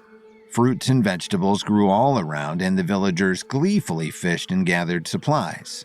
Things seemed simpler, but easier. Kevin realized what he was witnessing. Kevin was in the past. The vision unfolded, revealing a paradise bathed in sunshine where the people lived harmoniously, free from the burdens of war and strife. Kevin turned to see young Alohi, maybe 5 years old, sitting in a field with a big smile, surrounded by hundreds of different animals. They were her friends. The orchid could be seen in the young child's hair, and she seemed happy. "It was obvious from an early age that Alohi was more than just a normal child," the turtle continued to narrate. She was a beacon of balance between the natural and supernatural realms. The islanders revered Alohi as a guardian of harmony, a conduit between the tangible and the mystical, between man and beast. The massive turtle continued to weave the tale. As the scene unfolded, Kevin found himself amid a community that thrived in the embrace of nature. The air was filled with laughter, the land was abundant, and the sunshine bestowed a warmth that transcended the mundane. It was a time of prosperity, and the people reveled in the simple joys of life as they communed peacefully with the island animals. All thanks to Alohi. From her earliest moments, it was clear that Alohi was unique, the turtle continued. A child of extraordinary gifts, Alohi possessed an innate connection with the natural world and a boundless compassion that set her apart from her peers. The townspeople marveled at the aura of serenity that surrounded the child, sensing that Alohi was destined for greatness. Alohi walked through the village, followed by all of her animal friends.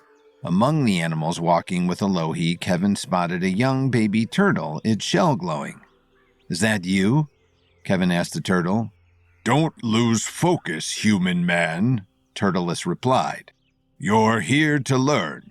But yes, that was me. I was so thin then." The turtle pressed on with the story.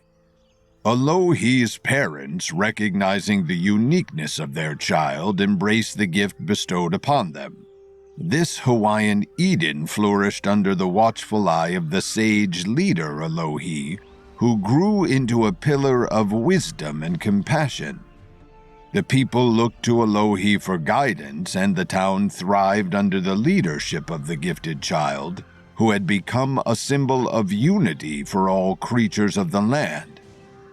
As Turtleus narrated this origin chapter of Alohi's story, Kevin felt the embrace of a bygone era. The vision painted a portrait of a leader whose essence transcended the boundaries of ordinary existence. As the vision of Alohi's past continued to unfold, Kevin witnessed the prodigious abilities that set the young sage apart from her peers. Alohi displayed an extraordinary attunement to the natural world, a gift that manifested in remarkable ways, Turtleus explained. In the lush Hawaiian Eden, Kevin watched as young Alohi showcased her harmonious connection with even the most dangerous animals. Creatures that would instill fear in others approached her with the gentleness reserved for the closest companions. Ferocious predators played with her like kittens, their wild instincts tempered by the calming presence of the young sage. Turtleus's voice continued to echo in Kevin's mind. Alohi's ability to commune with the animal kingdom was a testament to her innate understanding of the interconnected threads that bound all living beings. The vision unfolded with scenes of Alohi walking fearlessly among creatures that others deemed perilous, forging bonds that transcended the boundaries of instinct. Kevin looked on as the young girl rode wild boars for fun and played catch with giant, dangerous-looking gorillas. In her childhood garden, tended with care and love, Turtleus continued, Alohi's unique gift extended to the plant life. Under her touch, the flora responded with outsized verdant forms thriving in the vibrant tapestry of the island. Plants grew to majestic heights, their leaves unfolding in intricate patterns, creating a garden that mirrored the boundless potential within Alohi herself. The scenes painted a portrait for Kevin of a young sage who possessed not only a profound connection with the animal and plant kingdoms, but also the ability to harmonize with the very essence of nature.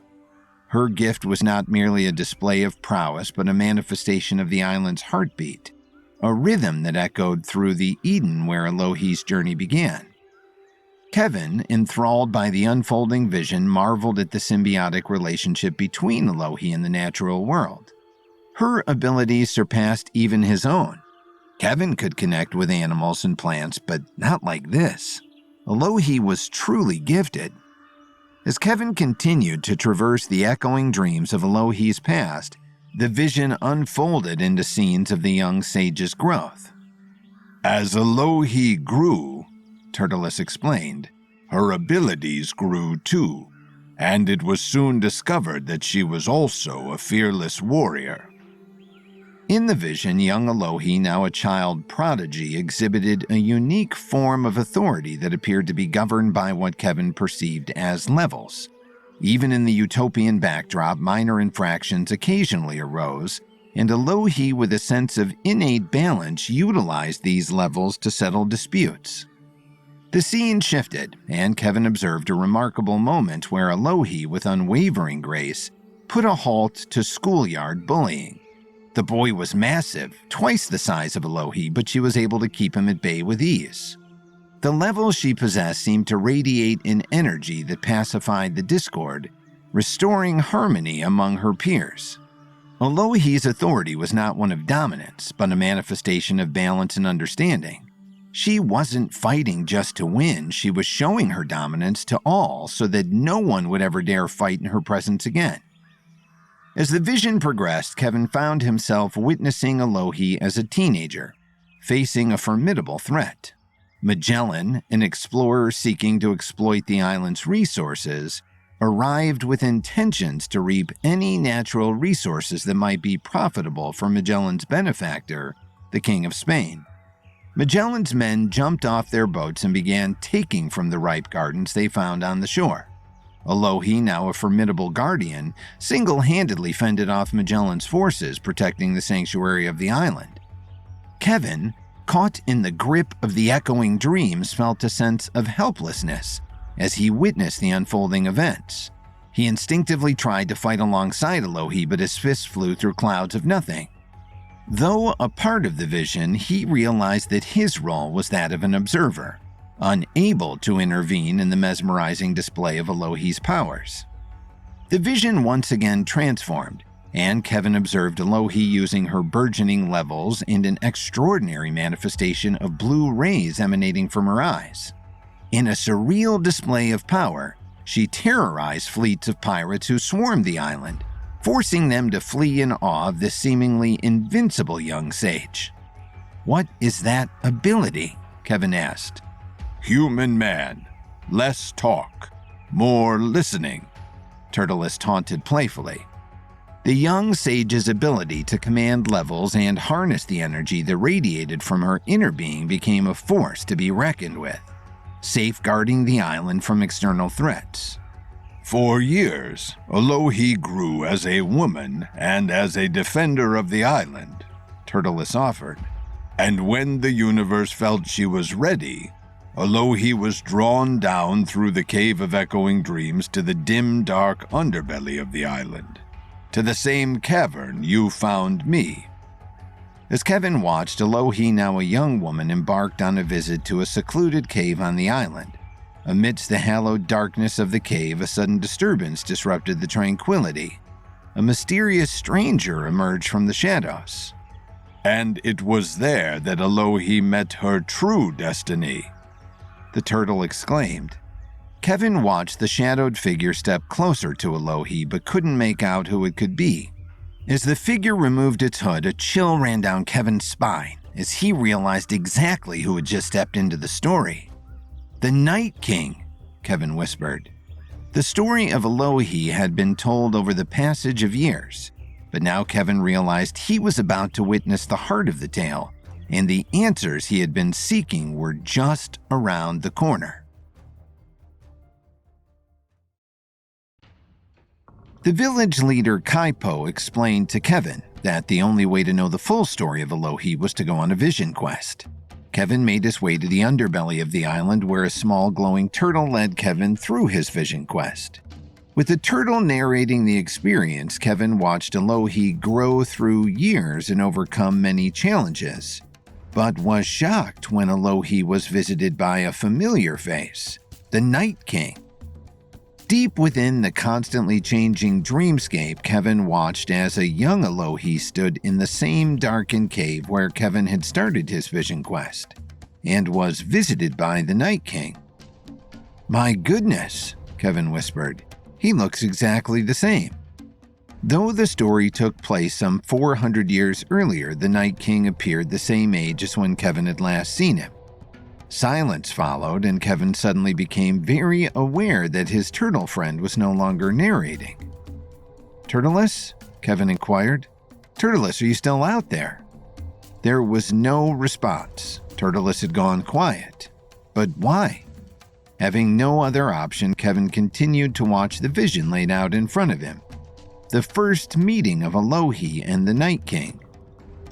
"I am the Night King, but you may call me Ki Ali Po, Guardian of the Universe," the Night King intoned to young Alohi, his voice resonating in the cavernous space. "I traverse all realms, watching over those whose destinies intertwine with the cosmic balance." "I understand," Alohi replied. "But who is that?" She turned and pointed right at Kevin. Kevin stepped back, startled. Wasn't this just a vision? How can Alohi see him? "Don't be scared, Kevin Williams," the Night King offered. "Time and space work differently for us. I can speak with Alohi in the past and you in the present, and both those things can be true.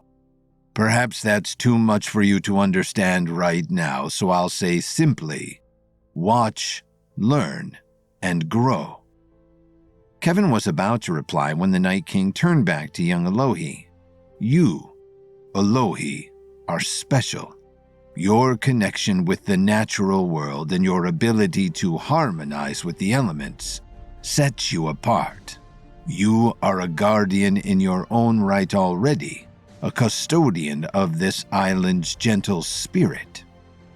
His words wrapped in mystery, the Night King spoke of a place called the Upper Realm, an ethereal plane where highly skilled individuals ventured to become true masters in their abilities. The Upper Realm existed beyond the veil of the tangible world, a sanctuary for those who sought to transcend the boundaries of ordinary existence. As he finished explaining, the Night King turned again to Kevin. "Kevin's been there." Kevin was once again startled. The Night King's ability to interact with young Alohi in the past and also speak with Kevin as he watched from the present was a mastery of time and space that Kevin didn't fully understand yet. But it was most impressive. The Night King turned back to young Alohi once again. "You are a level 7, the Night King declared, introducing a concept that seemed to elude Alohi's understanding. Sensing her confusion, he explained. "Levels are a measure of your mastery, your proficiency in harmonizing with the energies of the universe. Each level signifies a deeper connection and a greater understanding of the cosmic threads that weave through all things. The more you take in, the more you're able to push out. The more you're connected, the more options you have at your fingertips at all times." Alohi, still grappling with the unfamiliar terminology, questioned the Night King about the origins of these leveled abilities. The Night King, with a gaze that seemed to pierce through the ages, revealed. "Leveled abilities originated in ancient Egypt, where individuals sought to unlock the secrets of the universe. Through disciplined practice and attunement to the cosmic energies, they ascended through the levels, becoming conduits of all of the power in the universe." Kevin leaned in as the Night King explained. Kevin was fascinated by the origins of the levels. He had never heard this story before. As the echoes of the cave carried the weight of ancient wisdom, the Night King continued to reveal the intricacies of Alohi's destiny. The air within the secluded grotto seemed charged with cosmic energies as the sage leader listened to the revelation of her purpose. "Alohi, it is the thought that you are the chosen one, the next keeper of the Upper Realm." The Night King spoke, his words laden with the gravity of prophecy. "The Upper Realm, a sanctuary for those seeking mastery, requires a keeper. One whose connection with the universe is unparalleled, whose presence ensures that only the worthy may tread upon its sacred grounds." Alohi, now aware of the monumental role that potentially awaited her, absorbed the significance of being the chosen keeper. The responsibility to safeguard the sanctity of the upper realm and prevent unworthy intruders from disrupting the cosmic balance lay squarely on her shoulders. The upper realm is a haven for those on the path to mastery, the Night King continued, and without a keeper, a gatekeeper as it were, chaos would ensue. Man by his very nature is greedy, but not all are worthy of mastery. Only those who have proven themselves, who have reached the peak of their abilities with genuine intent, should be granted access. Your role, Alohi, is to ensure that the worthy find solace and enlightenment within the upper realm's embrace, and that the unworthy be battled back from its glowing lands. The Night King then turned his attention to the demonstrations of Alohi's powers that he had already witnessed. I have seen glimpses of your prowess, your ability to commune with animals, to harmonize with the plant life, and your formidable skills in combat. But to become the keeper, I need to witness more. Show me the depths of your connection with the cosmos and unveil the full extent of your abilities. A test. Alohi, resolute in her commitment to the path set before her, accepted the challenge presented by the Night King. The cave, once a haven of secrets, now bore witness to the unfolding potential of the chosen keeper. In the echoing dreams, the sage leader prepared to reveal the depths of her connection with the universe, aware that the trials ahead would shape not only her destiny but the destiny of the upper realm itself. Kevin watched with anticipation as the Night King prepared Alohi for the trials that would determine her destiny as the gatekeeper of the upper realm. In a surge of energy, the Night King transported Alohi and Kevin to the main island, shrouded in the cloak of night. The rhythmic echoes of the ocean provided a haunting backdrop as the first trial unfolded. You are a great fighter, but the limits of your abilities must be observed, the Night King explained. Your first challenge. You must battle a deadly threat and win. Prepare to fight the forgotten murderers of the high seas, the Night Marchers. From the depths of the ocean, bone warriors emerged, their forms ethereal and their eyes glowing with an otherworldly light. The Night Marchers, embodying the souls of those who had met their fate at sea, approached Alohi with a relentless purpose. The Night King stood beside Kevin and the two watched as Alohi, now facing the spectral onslaught, drew upon her natural fighting abilities and her harmonious connection with the cosmos to do a glorious battle. Kevin watched as this sage leader, with a fluidity that defied the boundaries of the tangible realm, engaged the Night Marchers in a dance of combat. Each swing of her limbs, each step she took, resonated with a mastery that transcended the mortal realm. The Night Marchers, driven by an otherworldly compulsion, attacked with relentless fervor, but Alohi met their spectral onslaught and pushed them back toward the sea. "She's magnificent," Kevin whispered. The Night King smiled. As the night unfolded, the echoes of the ocean bore witness to a battle between the living and the dead. Alohi fought with a grace that belied the intensity of the struggle. Under the watchful gaze of the Night King, Alohi faced the first trial and emerged victorious. The Night Marchers, once relentless in their pursuit, now retreated into the depths of the ocean. "I did it," young Alohi exclaimed. "They're running away." As the echoes of the Night Marchers' retreat lingered in the night air, the Night King prepared Alohi for her second trial. With a surge of cosmic energy, they transitioned from the island shore to the vast expanse of the ocean, where the next test awaited.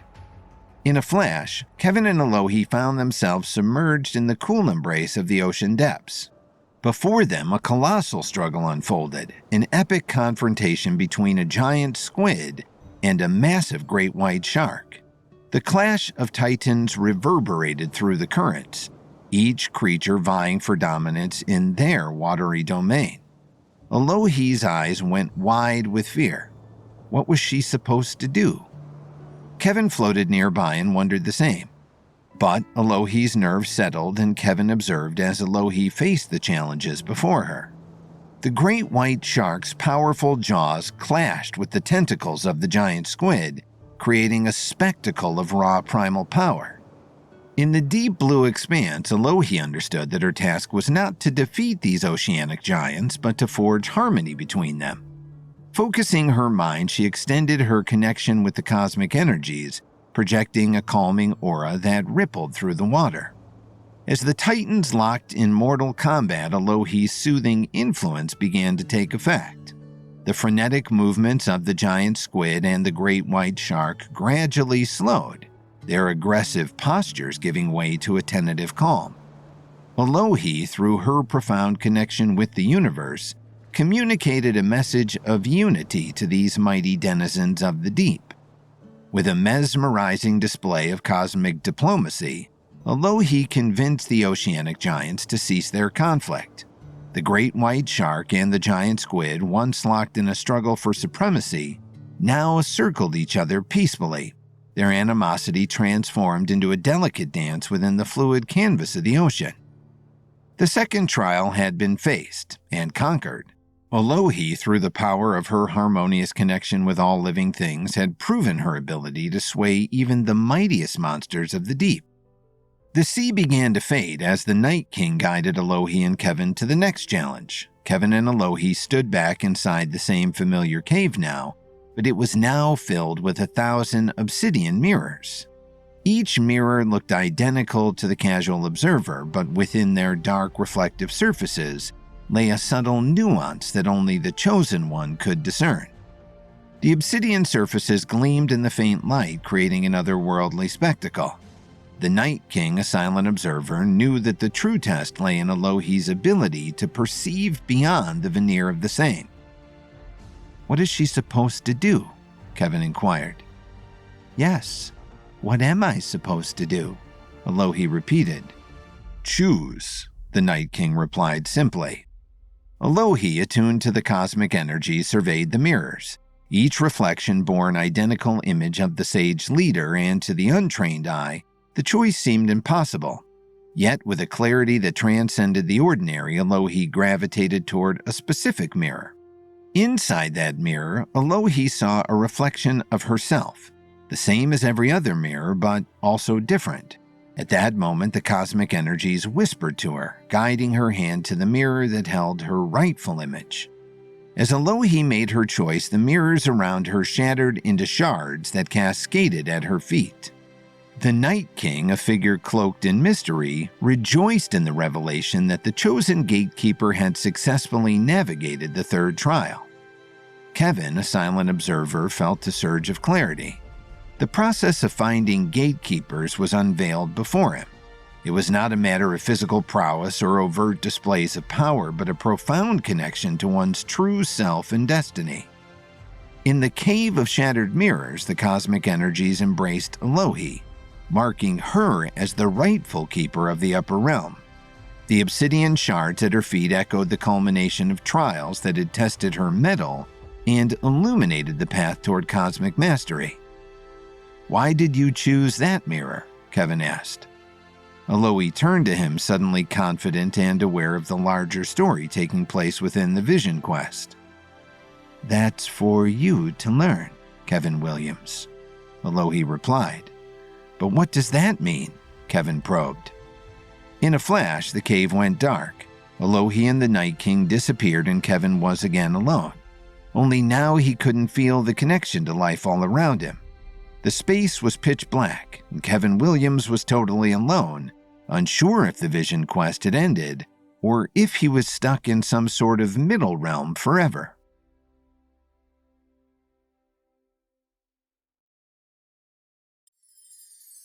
Kevin went on a Vision Quest to learn more about the origins of Alohi, the sage gatekeeper of the upper realm.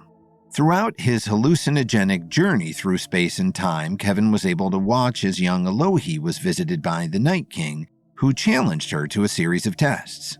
Alohi passed those tests and proved herself to be worthy of the role of keeper. But just as Kevin was finally starting to understand Alohi's story, the Vision Quest came to an abrupt conclusion. leaving Kevin shrouded in darkness and wondering if he'd ever be able to make it back to the real world again. Kevin stood in total darkness, unsure of when or where he was. "Hello?" Kevin whispered. "Is anyone out there?" Suddenly, a soft light could be seen in the distance. Kevin stepped towards it. As he got closer, the light revealed itself to be the small turtle Kevin had discovered just before his vision quest had begun. Within the quest, the turtle had transformed into an epic beast able to speak fluent English, but now it was once again just a turtle. Kevin realized what this meant. He was back in the real world. The echoes of his vision quest lingered in the air as Kevin found himself back in the familiar surroundings of the island's underbelly. The small, glowing turtle, a companion on Kevin's journey, now sat calmly on the cavern floor. Kevin, grateful for the guidance received during his vision quest, bowed his head in acknowledgement to the small, shelled creature. "Thank you," Kevin whispered to the turtle, his words carrying a depth of gratitude that transcended the ordinary. With a sense of purpose and newfound understanding, Kevin took a deep breath and, with a graceful dive, submerged himself back into the water and headed back towards the island surface. The transition from the depths of the vision quest to the surface was seamless. Marcus and Kyle, who had been patiently waiting in the Cave of Echoing Dreams, turned their attention as Kevin emerged from the water, his eyes reflecting a profound journey beyond the tangible realm. "Kevin, you're back!" Marcus exclaimed, his eyes wide with curiosity. Kyle, too, looked at their mentor with respect. Kevin, though changed by the revelations of his vision quest, met their gazes with a serene composure. "I've seen the path ahead," Kevin said, his voice carrying the weight of newfound knowledge. "The obsidian mirror is the key to finding the new gatekeeper of the upper realm," Kevin declared. Marcus and Kyle listened intently, absorbing the gravity of the task that lay ahead. "Alohi's time as the keeper is drawing to an end," Kevin continued, a solemn awareness in his eyes. "Her impending departure could disrupt the delicate balance of the upper realm. We have to find a worthy successor, someone attuned to the cosmic energies and capable of safeguarding the upper realm from the unworthy." Marcus and Kyle, now aware of the impending challenge, nodded in understanding. The fate of the upper realm rested on their ability to locate the obsidian mirror and in turn the next gatekeeper, a task that carried the weight of cosmic significance. "We need to find the obsidian mirror before it's too late," Kevin emphasized, a sense of urgency infusing his words. "The upper realm cannot be left without a guardian, someone who can step into the role with the same mastery and connection that Alohi has." With the urgency of the impending transition of the Keeper in mind, Kevin, Marcus, and Kyle were ready to embark on their quest to find the obsidian mirror. However, a sense of responsibility held Kevin back. He couldn't leave the villagers in the wake of the Baron's oppressive rule. "We need to get back to Chicago and start the search," Marcus offered. "I can call in a boat to pick us up ASAP," Kyle replied. "Wait," Kevin countered. "We can't go just yet." "No?" Marcus questioned. "What's the problem?" "The villagers," Kevin replied. "The people of this island, the natives. I can't leave them at the mercy of the Baron and his lackeys," Kevin declared with determination in his eyes. "We need to expel them from the island before we continue our search for the obsidian mirror." The trio climbed out from the cave and sought out the villagers for more information. As they approached, the villagers seemed to be in a state of relief, no longer confined by the raging boar's restrictions. "What's the latest?" Kyle asked, addressing the villagers. "Have you seen the Baron or his soldiers?" The villagers exchanged glances, their expressions a mix of confusion and concern. "We went to the mansion," one of them spoke up. "Now that the boars are no longer circling the village, we've been able to go out and explore the island once again. We went to check on the Baron. We visited his mansion, but there was no trace of him or his soldiers." A ripple of uncertainty passed through the group. The Baron's sudden disappearance added another layer of mystery to the unfolding saga. Kevin, Marcus, and Kyle exchanged puzzled glances, contemplating the implications of the Baron's vanishing act. The Baron is cunning, Kevin mused.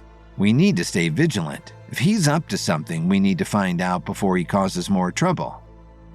With a shared understanding, the group decided to investigate the mansion further, determined to uncover any lingering traces of the Baron's schemes. The Obsidian Mirror quest would have to wait as they navigated the shifting landscape of the island, their destinies interwoven with the mysteries that surrounded them. Kevin, Kyle, and Marcus returned to the Baron's mansion, greeted by an unexpected scene. As they entered, the air carried an eerie quiet, a stark contrast to the previous tension that permeated the structure. However, an unusual noise caught their attention, an unmistakable sound of satisfaction and contentment.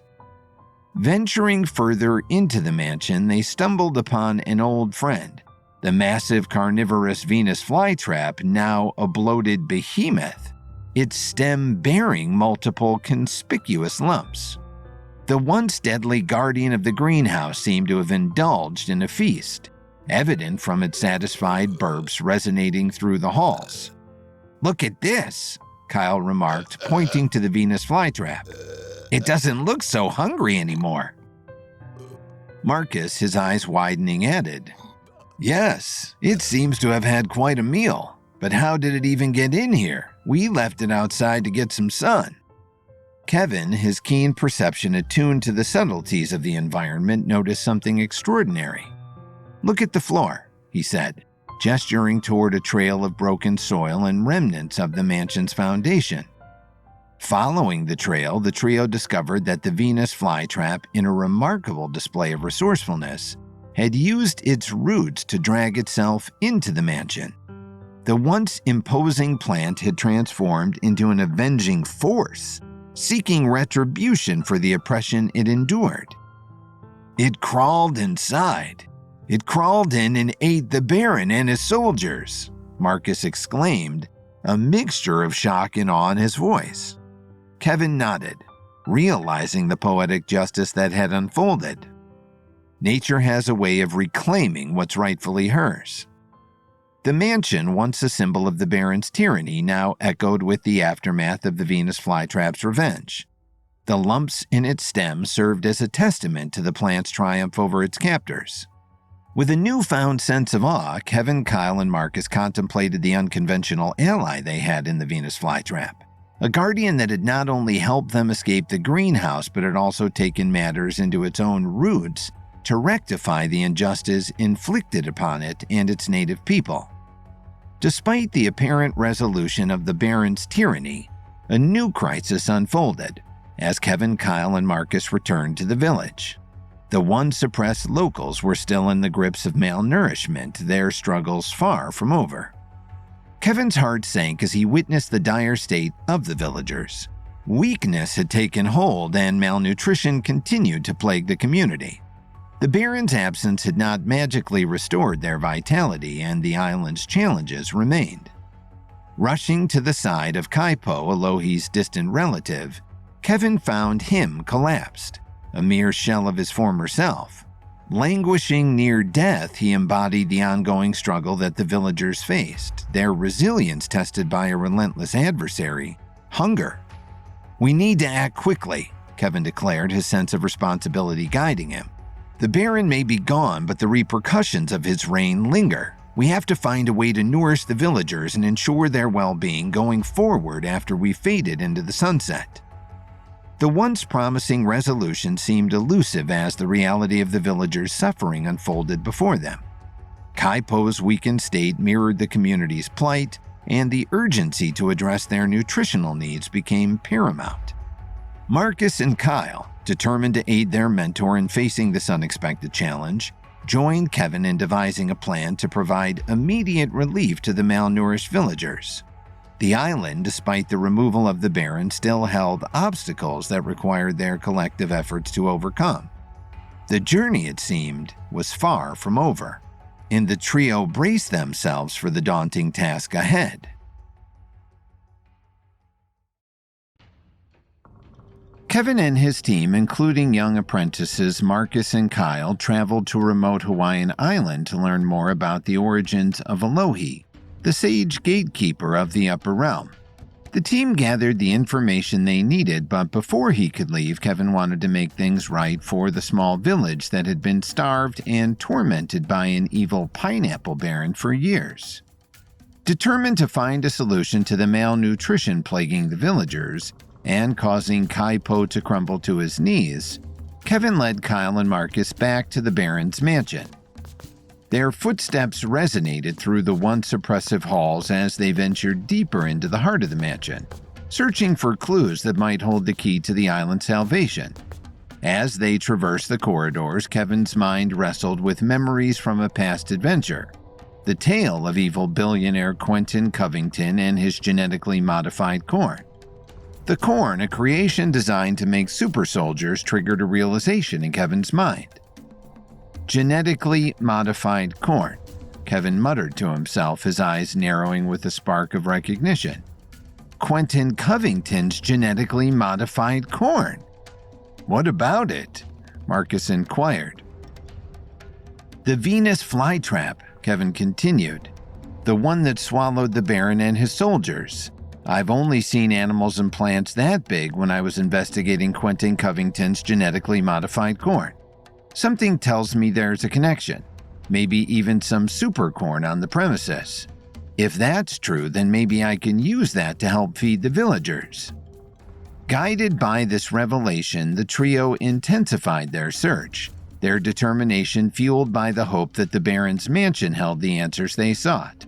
The scent of genetically modified experimentation lingered in the air as they approached a door leading to a hidden laboratory. Pushing open the door, Kevin's eyes widened at the sight that unfolded before them. The laboratory was a hub of outlandish experiments with rows of vials containing the genetic makeup of the modified corn. But what caught Kevin's attention were the larger-than-life creatures taking form in the Baron's twisted experiments. He's using the genetically modified corn genome to try to create his own monstrous beings, Kevin exclaimed, a mixture of astonishment and concern in his voice.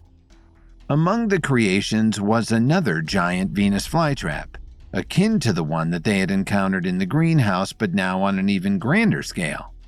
The Baron, it seemed, had harnessed the power of the genetically modified corn to grow his own fabulous beasts, perpetuating a cycle of experimentation that threatened the delicate balance of the island. Determined to unearth a solution for Kai Po and the malnourished villagers, Kevin, Kyle, and Marcus went deeper into the laboratory. In the dimly lit space, Kevin, fueled by a sense of urgency and determination, delved into the task of deciphering the secrets of the genetically modified corn. He recognized the potential benefits that lay within the genome, enhanced nutrition, strength, and vitality, but also understood the dangers of uncontrolled growth and unforeseen mutations. "This is Quentin's corn," Kevin exclaimed. "I knew it." "Do all of these billionaires just share their evil intentions?" Kyle mused. Carefully navigating the maze of vials and scientific equipment, Kevin began to gather tools.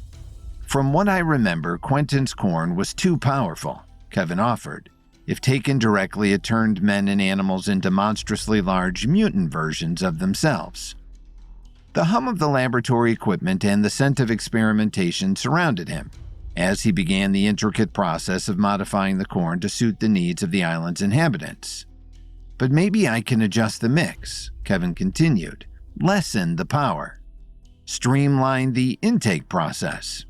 Then it could revive Kai Po and give the villagers their strength back so that they can plant fresh crops and gather coconuts and pineapples." As Kevin worked, he considered the delicate balance required. The goal was to retain the beneficial qualities of the genetically modified corn while mitigating its potentially harmful effects. He meticulously adjusted the genetic markers, aiming to create a modified corn that would provide nourishment without overwhelming physical transformations. Kyle and Marcus watched in awe as their mentor, guided by his vast knowledge and experience, navigated the intricate world of genetic modification. The laboratory became a canvas, and Kevin, the alchemist, sought to weave a solution that would benefit the island people. As Kevin worked diligently in the laboratory fine-tuning the genetically modified corn, a realization struck him like a bolt of lightning. The lab equipment required power, and the island's current state of disarray had left the facility in darkness.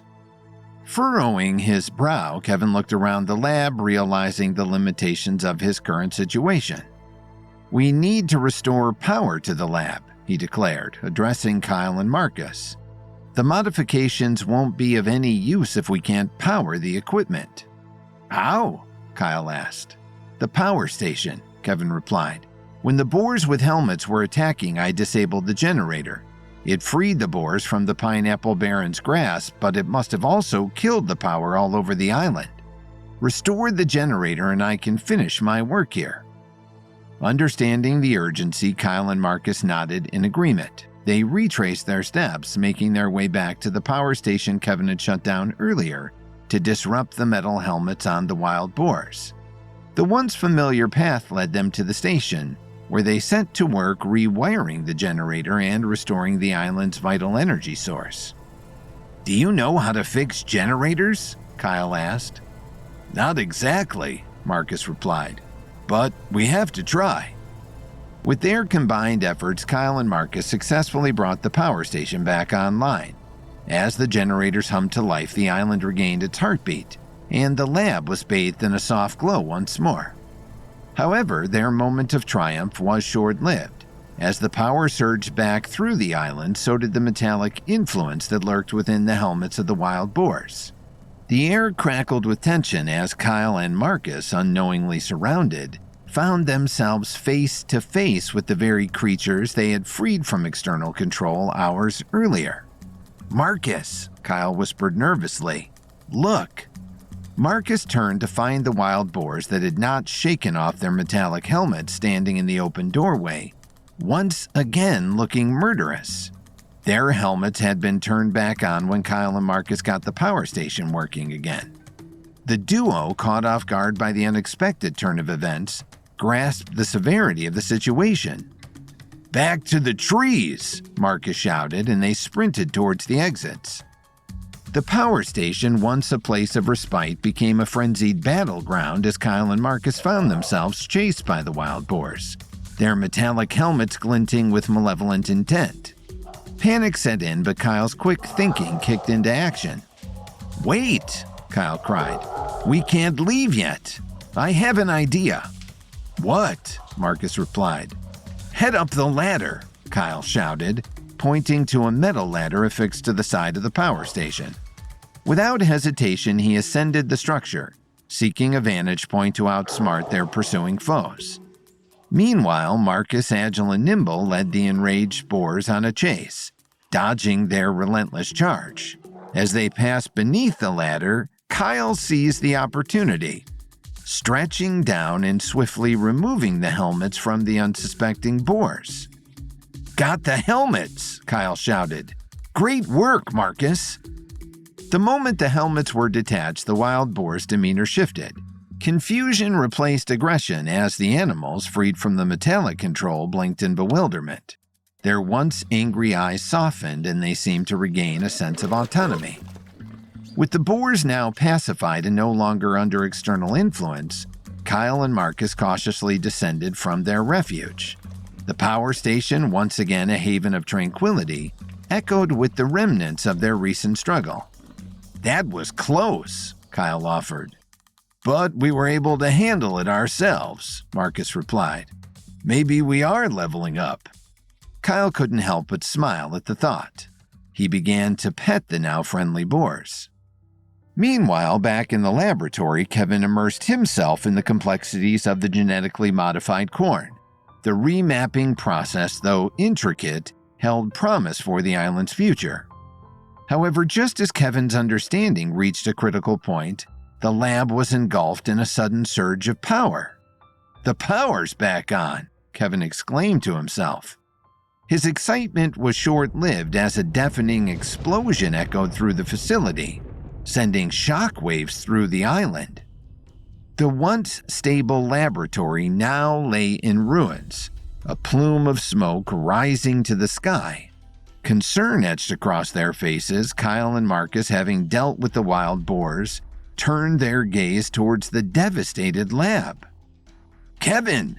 Kyle shouted, the gravity of the situation sinking in. The fate of their mentor, guide, and friend hung in the balance, the explosion leaving uncertainty in its wake. Kyle and Marcus rushed towards the mansion and on towards the lab, terrified they might be too late. Terrified that by restarting the generator and bringing the power back to the lab, they had accidentally killed Kevin Williams.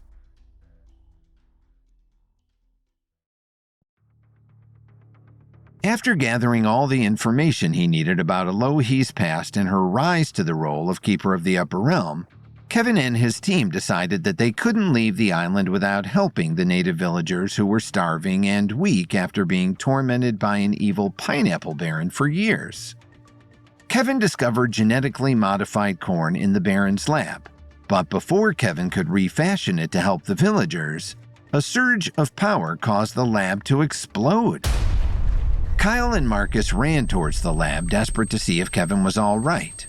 As the echoes of the explosion reverberated across the island, a thick plume of smoke hung over the Baron's mansion. An air of uncertainty filled the air, leaving Kyle and Marcus anxiously awaiting the outcome of the devastation they had just witnessed. Amid the settling dust and debris, a figure emerged, revealing Kevin standing in the remnants of the exploded laboratory. Despite the chaos and destruction surrounding him, Kevin appeared unharmed with only a few singed patches on his clothing. "Kevin!" Marcus exclaimed. "You're alive!" The island, it seemed, had granted him a reprieve from the brink of disaster. As the trio reconvened, Kyle and Marcus shared a mixture of relief and joy. "We thought we lost you," Marcus admitted, a genuine smile breaking through the tension. "We got the power station working, but I guess the surge was too much for the lab?" Kevin nodded, acknowledging the gravity of the situation. "It was close, but I was able to salvage my corn specimen. I think I was able to modify it just enough that we can use it to help the villagers."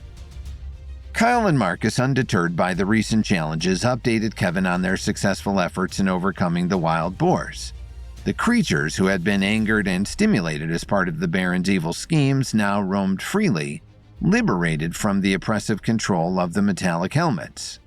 The power station, too, had been restored, ensuring a stable energy supply without the ominous surges that had previously plagued the island. With renewed determination, the trio set their sights on the modified corn and its potential to alleviate the malnutrition afflicting the villagers. With the remnants of the exploded laboratory behind them, Kevin, Kyle, and Marcus regrouped to focus on the task at hand, implementing the modified corn serum that Kevin had painstakingly developed so that it could be a constant source of food for the native people. The island's potential for abundance lay within their grasp, and the trio approached the experiment with a sense of anticipation.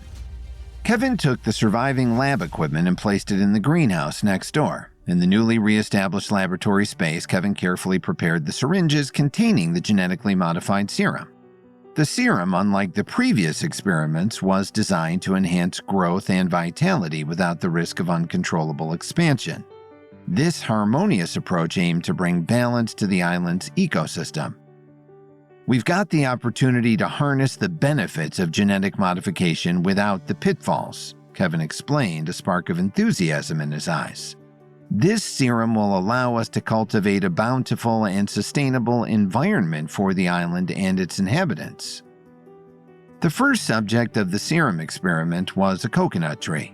Kevin injected the serum into the base of the small tree, watching as the effects slowly took hold. The once ordinary coconut tree began to flourish, its fronds extending with vitality and its coconuts growing larger and more plentiful than ever before. Encouraged by the success, Kevin turned his attention to a nearby pineapple plant. As the serum coursed through its roots, the pineapple plant transformed, yielding succulent and juicy fruits that surpassed any ordinary harvest. The laboratory became a hub of transformative energy, and Kevin's vision expanded to the surrounding waters. He envisioned a revitalized underwater world, teeming with fish and marine life. Seeding the waters with the serum became the next step in their ambitious plan. "It works!" Kevin exclaimed. With the serum in hand, Kevin, Kyle, and Marcus embarked on a journey to restore balance to the island's ecosystem.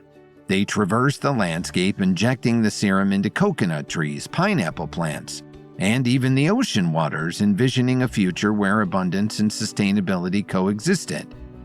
As the island embraced the effects of the modified serum, a spreading harmony echoed through the air.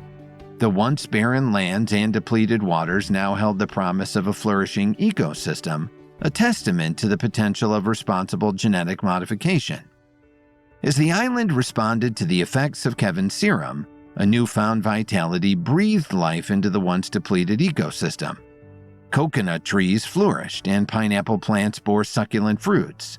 The transformation was undeniable, yet there remained one critical piece of the puzzle. Reviving Kaipo, Alohi's distant relative, required more than just a bountiful harvest. Guided by a sense of purpose, Kevin, Kyle, and Marcus returned to the village where Kaipo lay weak and malnourished. The serum-laden coconuts and pineapples brimming with enhanced nutrients were carefully administered to Kaipo, nourishing his body and soul. As Kaipo slowly regained strength, he met Kevin's gaze with profound gratitude. "You've brought life back to this island," he whispered, his voice a faint echo of resilience. "But there's something more at play here." "More?" Kevin repeated. Kaipo nodded, his eyes reflecting a deep understanding. "The Baron. He's been flying in food for himself and his staff, leaving the islanders to fend for themselves even as he kept us trapped with the mind-controlled wild boars. But it's not just about the food. When the Baron first arrived, he brought construction materials by boat, disrupting the delicate balance of the island's ecosystem." The revelation hung heavy in the air. The ecosystem, ravaged by the introduction of foreign materials, struggled to recover, leaving the locals in a perpetual state of deprivation. "Thank you for reviving the plant life," Kaipo offered. "But to be truly free again, we must be able to fish as well. Their environment must be rebuilt and sustainable." Kevin's mind whirred with possibilities, realizing that their journey had taken an unexpected turn. To truly heal the island and secure its future, they needed to address the underlying damage caused by the Baron's actions, not just ensure that the fish that were currently in the waters were able to grow large and healthy. "The construction materials. We need to find a way to restore the natural balance." Kevin mused, a determined glint in his eyes. "It's time to unravel the legacy of the Baron and heal this island from the inside out." As Kevin, Kyle, and Marcus delved deeper into the ramification of the Baron's destructive legacy, a stark realization unfolded. The coral reef that once embraced the island shores had been callously obliterated by the Baron's reckless actions. The delicate marine ecosystem, a cornerstone of the island's balance, now lay fragmented and in disarray. Standing on the shores, gazing out at the remnants of what was once a thriving coral reef, Kevin felt a heavy responsibility settle upon him. The coral reef, destroyed by explosives, was a testament to the Baron's disregard for the delicate symphony of nature. The coral reef was the heart of this island's marine life. "We need to find a way to rebuild it," Kevin murmured, his mind racing with the enormity of the task. The challenge was one that would perplex most people, but Kevin had it in his mind that he could not cave to pressure. How could one possibly rebuild a coral reef, an intricate and delicate ecosystem that took centuries to form? The answer eluded Kevin at the moment. It was a puzzle with no clear solution in sight. Kyle and Marcus exchanged uncertain glances, recognizing the complexity of the predicament. "Rebuilding a coral reef seems almost impossible. It's not like we can just plant new corals," Marcus remarked, a tinge of frustration in his voice. Kevin, however, refused to give in to their despair. The island had already revealed its capacity for renewal, and he believed that there must be a way to breathe life back into the ocean depths. I could modify the super corn serum, Kevin considered, but that could take more time. Coral is very specific. It takes years and years to grow. Even with a modified serum, it wouldn't build up fast enough. We need another solution. Something simple. But what? Kyle asked. I don't know, Kevin replied.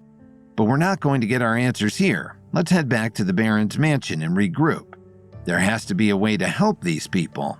Really, truly help them regain control of their lives. Let's move. Kevin, reinvigorated and with newfound purpose, raced back toward the opposite end of the island. Kyle and Marcus followed. Together, they embarked on a journey to revive the coral reef, mending the wounds inflicted upon it and restoring the delicate balance that the Baron had disrupted. The island, its mysteries unfolding with each passing moment, held the key to their quest. In the face of seemingly insurmountable challenges, Kevin and his apprentices prepared to harness the power of nature itself, seeking to orchestrate a symphony that would heal the fractured coral reef and breathe life back into the ocean depths. Kevin didn't know exactly how he would solve the problem, but he knew he would never stop until the balance had been restored to the island, to Elohi's birthplace. He knew he had to show the same respect and reverence for this island that Elohi showed the upper realm, and both lay on the edge of destruction if Kevin failed. Kevin was able to bring the island's crops back to plentiful life, but he soon learned from the island's elder Kaipo, who was the last in Elohi's family line, that the island's continued existence was threatened by the destruction of the coral reef at the hands of the evil Pineapple Baron. Kevin, Kyle, and Marcus strained to come up with an idea that would create a new barrier where fish, flora, and fauna could be revived. Kevin led Kyle and Marcus back toward the evil Pineapple Baron's mansion, desperate to find a way to restore the island's coral reef that had been destroyed decades earlier. The aftermath of the laboratory explosion, with its soot and smoke and smoldering ruins, hung in the air as Kevin, Marcus, and Kyle cautiously stepped into the charred remnants of the Baron's mansion. The sprawling estate beckoned them to explore its depths in search of any supplies that could aid their mission. "What are we looking for?" Kyle asked. "I'm not sure," Kevin replied, "but I'll know it when I see it. We need something big. Something we can put into the water that could immediately be used by the fish to form a new reef." "This mansion is huge," Marcus noted. "It'll take forever to go through every room." "That's a good point," Kevin offered. "Let's split up. Shout if you find anything you think could be useful." "Will do, Kevin," Kyle replied. "And be careful," Kevin cautioned, his eyes scanning the surroundings. "That Venus flytrap could still be lurking in the shadows." Kyle and Marcus shared a look of concern. "He already ate me once, maybe it's Marcus's turn," Kyle muttered under his breath. "What was that?" Marcus asked. "Nothing," Kyle replied. "Should we get going?" As the trio dispersed to investigate different corners of the mansion, Kevin ascended to the second floor. The Pineapple Baron's bedroom waited in the distance. It was a decadent space, and it was all strangely pineapple-themed. The bed legs were made out of pineapples, the lampshades were made out of pineapple skin. A freezer stood in the corner. Kevin opened it and discovered vats of pineapple-flavored sorbet. This guy really had a thing for pineapples, Kevin whispered to himself. Deep in thought, Kevin approached a window that offered a panoramic view of the island's verdant acreage. Kevin's gaze, however, was drawn to the helipad across the lawn where an imposing helicopter awaited. "Look at that!" Kevin exclaimed. Nestled on the helipad like a metallic beast sat an enormous Black Hawk Helicopter Plus. It had a sleek exterior but was roomy enough to carry weapons and supplies, and it was surely large enough to sleep half a dozen people comfortably. The Baron certainly had a penchant for extravagance, Kevin noted to himself. The helicopter, an emblem of the Baron's opulence, stirred Kevin's imagination. At the same time, Marcus and Kyle scoured different parts of the mansion. Marcus stepped into the Baron's study. In his quest for reef replacements, Marcus stumbled upon thousands of scattered documents, remnants of the Baron's chaotic business affairs. The Baron might be gone, but his secrets remain, Marcus remarked, examining a stack of papers with furrowed brows. Among the stacks of paperwork, Marcus took note of a folder that was labeled QC. Quentin Covington, Marcus thought. Maybe the two billionaires are truly connected. Meanwhile, Kyle made his way back toward the lab, which was still smoking from the recent explosion. As Kyle approached the smoking workspace, he slowed to a stop. A large, ominous figure could be seen through the debris. Kyle's eyes went wide as he realized what he was staring at. The Venus flytrap, Kyle stated softly. Kyle watched as the monstrous plant pulled itself slowly across the room, searching for its next meal. Kyle had encountered the Venus flytrap earlier. The plant had successfully eaten Kyle, and if not for the fast actions of Kevin and Marcus, the Venus flytrap would have been the end for the young apprentice. It would have been his coffin. As Kyle watched, the Venus flytrap slowly turned and faced him. The two stared at each other from a distance. Maybe I'll search someplace else. Nervous, Kyle turned around and headed back the way he came, as far from the Venus flytrap as possible. Back in the master bedroom, Kevin's mind was still racing. As he surveyed the massive Black Hawk Helicopter Plus outside, a revelation unfolded in his mind. The Baron, ever the strategist, had opted for a method of transportation for himself that ensured speed, security, and a decisive advantage over the islanders: air travel. He wanted everything relating to himself and for himself flown in, not just for the speed, but to eliminate the risk of escape by sea, Kevin mused, his eyes narrowing with realization. Boats would be a potential threat, but flying machines, those were beyond the islanders' reach. Kevin, a seasoned flying ace with a wealth of experience that extended beyond the confines of Earth, understood the intricacies of piloting high-tech aircraft. His history as a one-time astronaut and the journey to the dark side of the moon had honed his flight skills to an unparalleled level. Kevin suddenly realized exactly what he had to do. This might work, Kevin thought as his mind reeled. Kevin turned and ran out of the bedroom. He sprinted toward the helipad, calling out for his friends as he went. Kyle! Marcus! Kyle and Marcus appeared a moment later from different parts of the mansion. What's going on? Marcus shouted. I have an idea, Kevin shouted back. Follow me. The three made their way out to the back lawn where the Black Hawk Helicopter Plus waited. Will you look at that? Marcus gasped. That's the biggest helicopter I've ever seen, Kyle replied. Helicopter? Marcus countered. That thing looks more like a house. Kyle turned to Kevin. What's the plan? This helicopter is our best option, Kevin offered. Option for what? Marcus asked, curious but still confused. We need to get this behemoth into the air and then crash it into the sea just off the coast to create a new reef structure that will revitalize the marine ecosystem. Kevin explained, his eyes full of righteous determination. It's a risky move, but I think we might just be able to pull it off. You want to crash this thing? Marcus scoffed. Do we even know if it can still fly? It might have been rocked by the lab explosion. Kevin smiled. There's only one way to find out. The trio approached the helicopter with a shared sense of purpose, ready to implement the audacious plan. However, as Kevin reached to open the pilot door, a sinking realization gripped him. It was locked tight. His brow furrowed in confusion, Kevin's eyes darted around the space. Keys, Kevin shouted. We need the keys. Check inside. Marcus and Kyle, exchanging concerned glances, assisted in the search. They stepped back inside the mansion and looked around the entrance. Nothing, Kyle shouted. I don't see anything in the study either, Marcus added. Where could they be?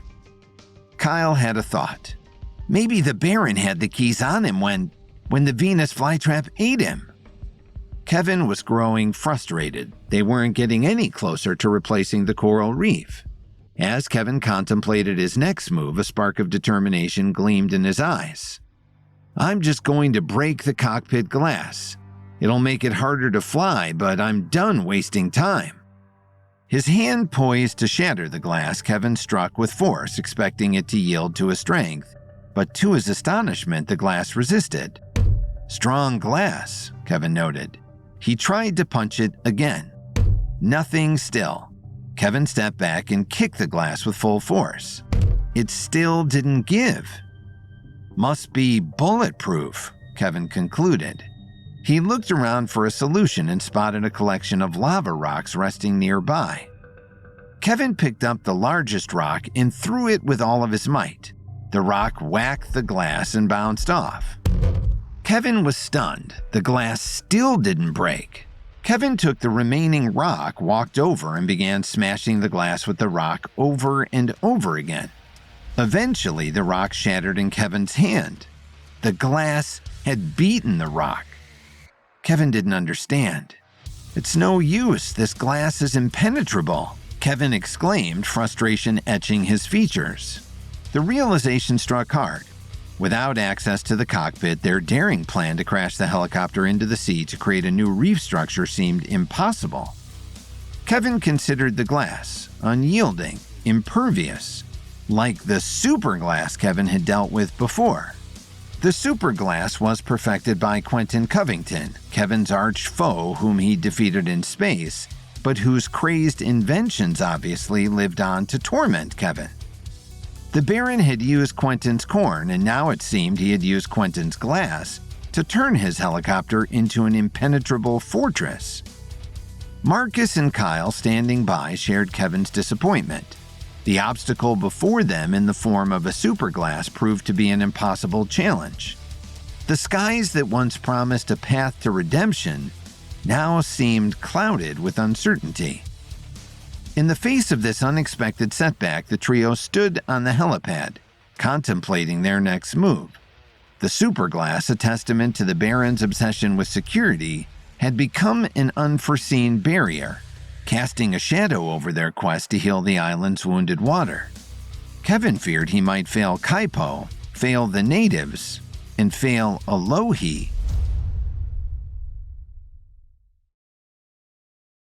Kevin was able to bring the island's crops back to plentiful life, but soon he realized he would have to create a makeshift coral reef in order to bring back a bountiful supply of fish, and thus ensure the continued prosperity of the ancestral island of Alohi, the ailing gatekeeper of the Upper Realm. Kevin devised a plan to crash the Baron's giant Black Hawk helicopter plus into the ocean, but the helicopter was locked tight and the windshield was made of the impenetrable glass created by Kevin's arch-foe, Quentin Covington. Kevin, Marcus, and Kyle stood before the massive Black Hawk helicopter plus, exhausted and quickly running out of ideas.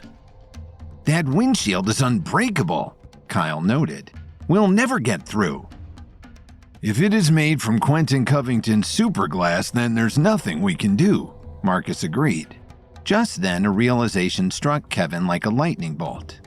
"The Venus flytrap, that's the answer," Kevin exclaimed. "Its stomach acid was able to melt through metal. Maybe it can melt through more than that." A surge of determination propelled Kevin into action. "Let's find it, and fast." Kyle piped up. "I saw it crawling around the lab earlier. It might still be there." Kyle wasn't eager to be anywhere in the vicinity of the plant that tried to eat and digest him, but he knew that Kevin would keep him safe, and that Kevin's grail could only be achieved with the help of the man-eating bit of greenery.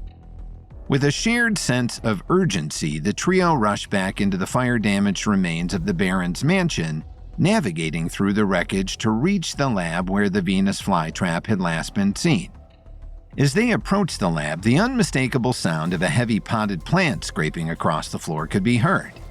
The Venus flytrap, feisty and carnivorous, was still alive and well. Kyle pointed toward a corner where the plant thrashed and snapped in the air. "There it is! You two grab it and let's get out of here!" Kyle urged with a mix of trepidation and excitement in his voice. Kevin and Marcus shared a look. Kyle had been momentarily eaten by the creature earlier and was clearly still afraid.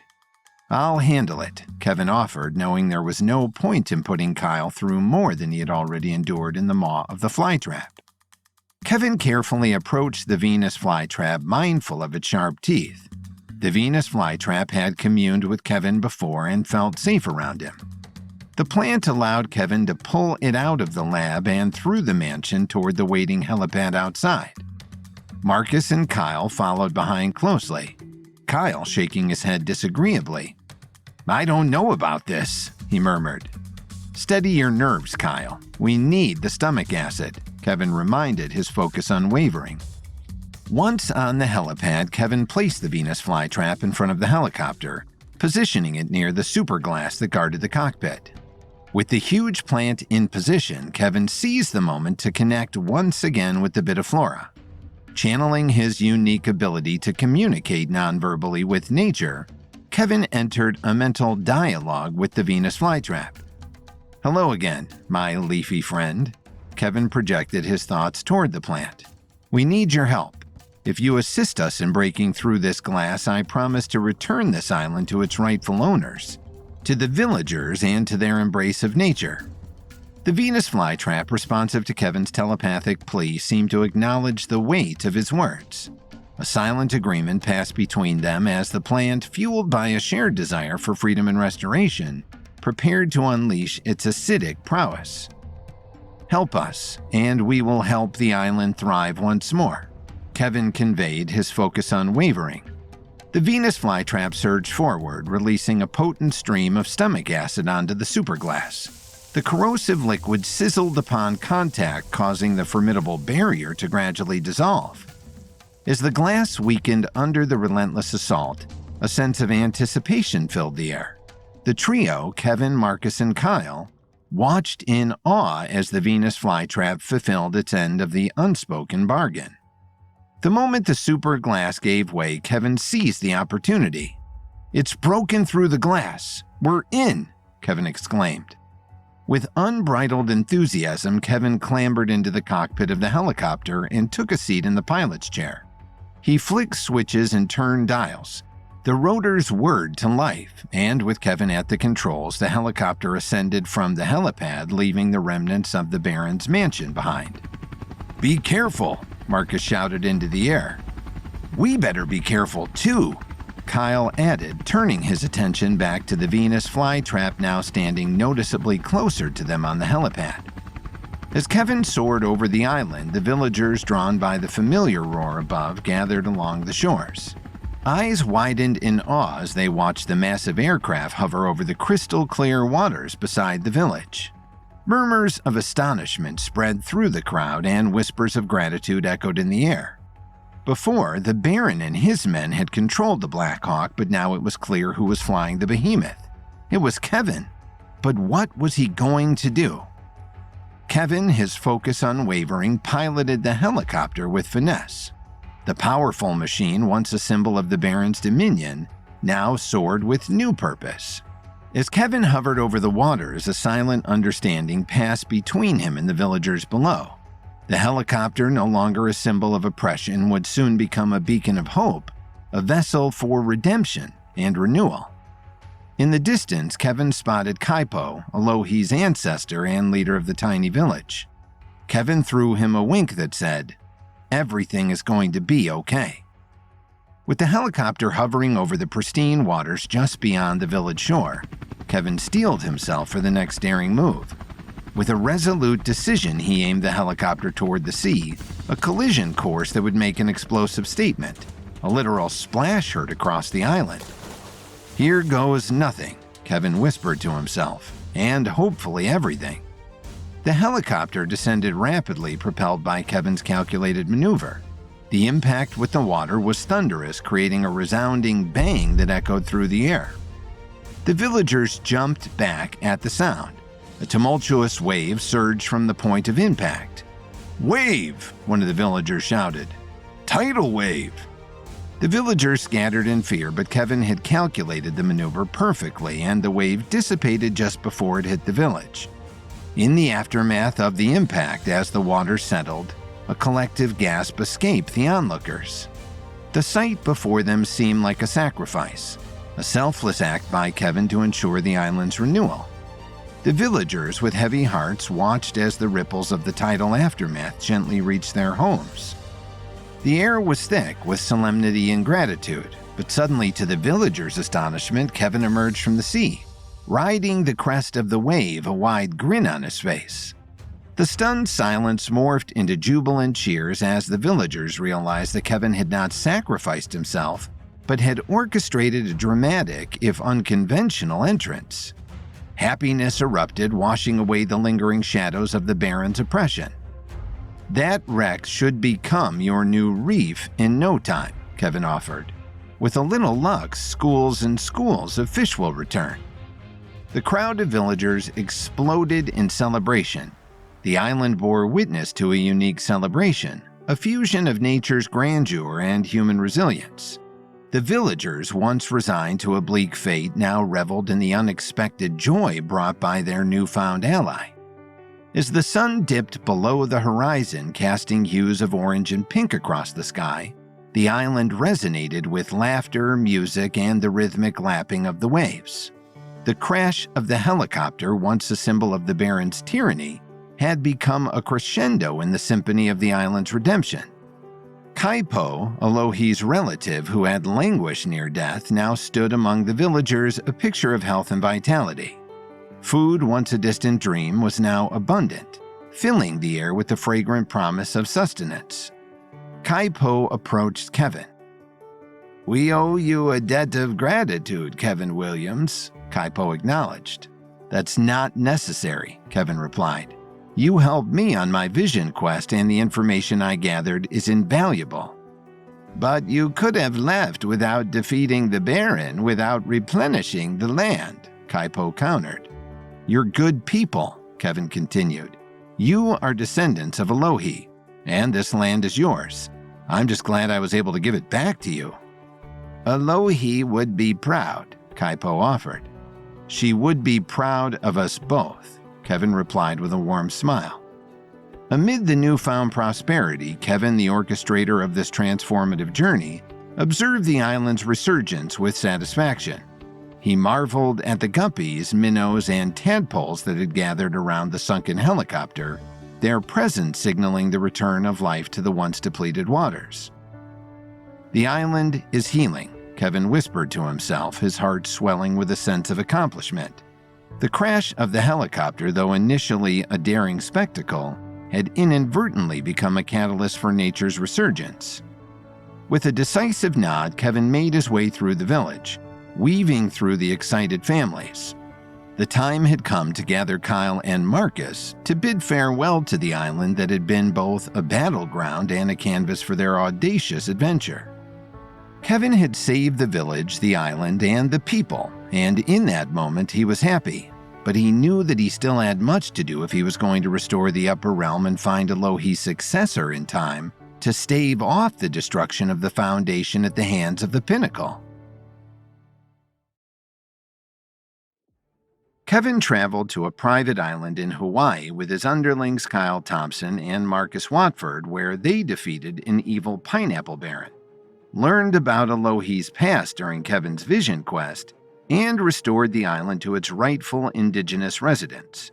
Now the three are ready to go home, except Kevin just sank the only means of leaving the island, a Black Hawk helicopter, into the bay so that it could become the core of a new coral reef. Kevin found one of the few working cell phones on the island and dialed a number. Fortunately, Kevin had a near photographic memory that allowed him to keep his entire contact list, all 52,043 entries, in his head. But when the person on the other end picked up, he didn't hear the gruff tones and Chicago street accent of his good friend Dalton Steele. "Hello, Kevin," trilled the feminine voice. Kevin recognized that voice immediately. "Hello, Miranda."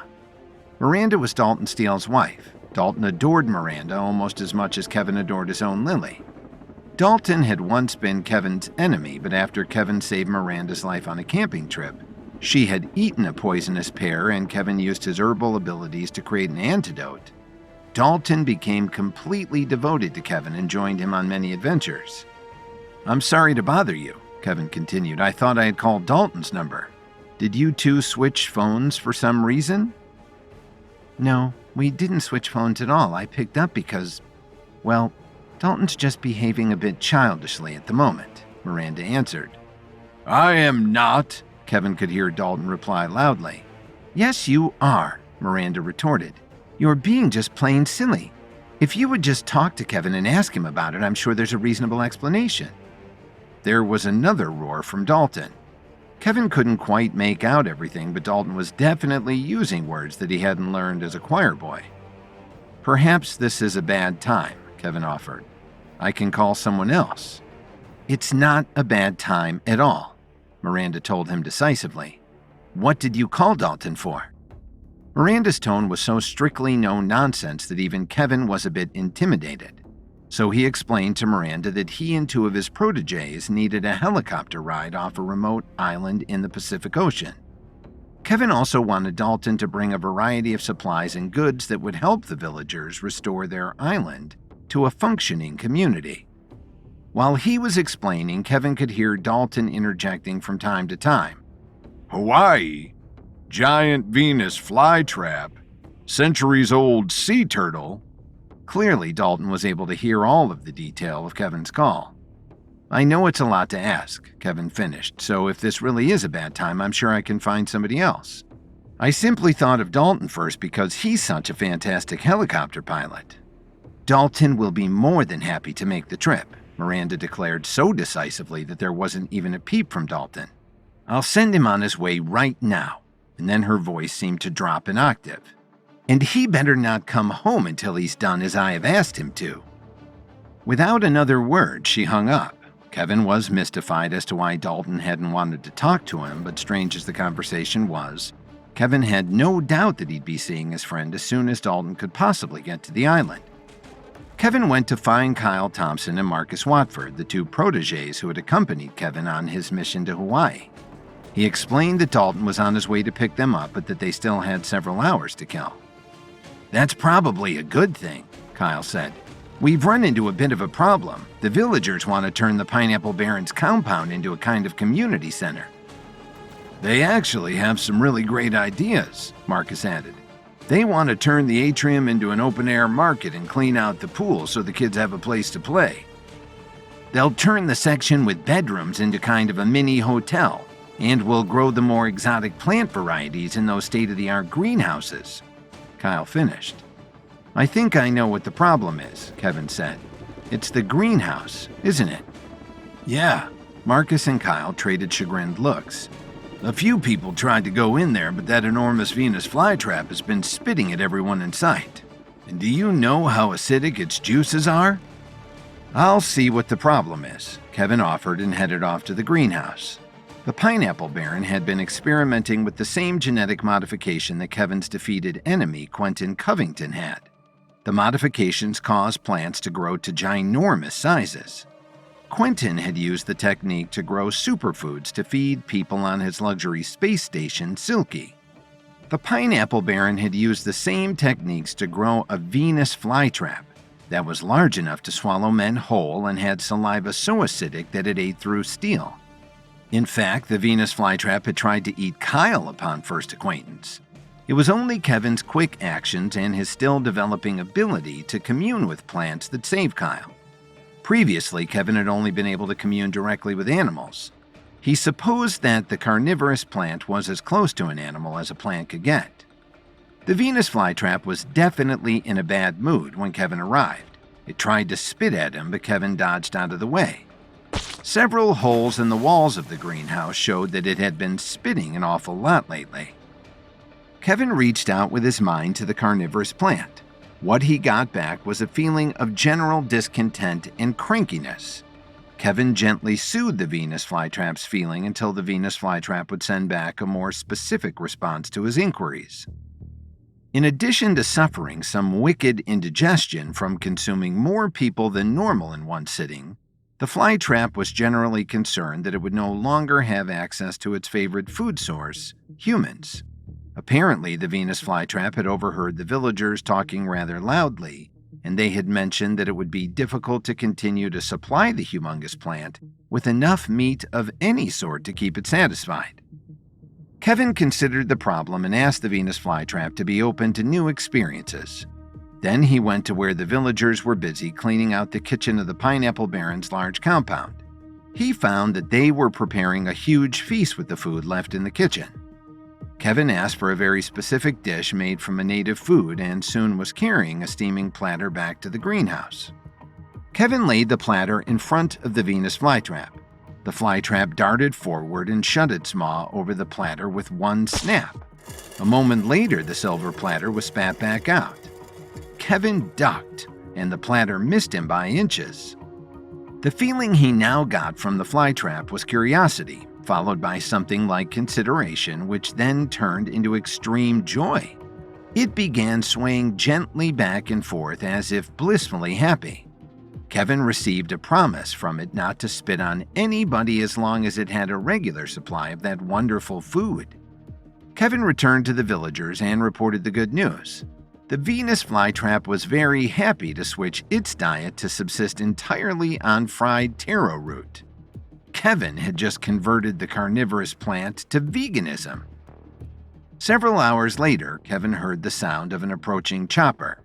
The Russian-made MiL Mi-26 heavy-lift helicopter dated from the 1980s, but could still haul an impressive 20 tons of cargo. Dalton Steele touched the helicopter down as lightly as a feather.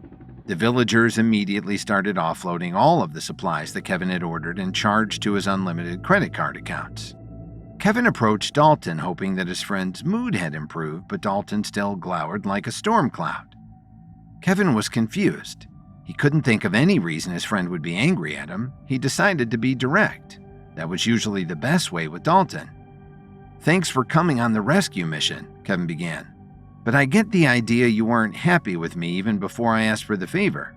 Dalton, what happened? Did I do something wrong?" "Something wrong?" Dalton scoffed. "Don't play stupid with me, Kevin.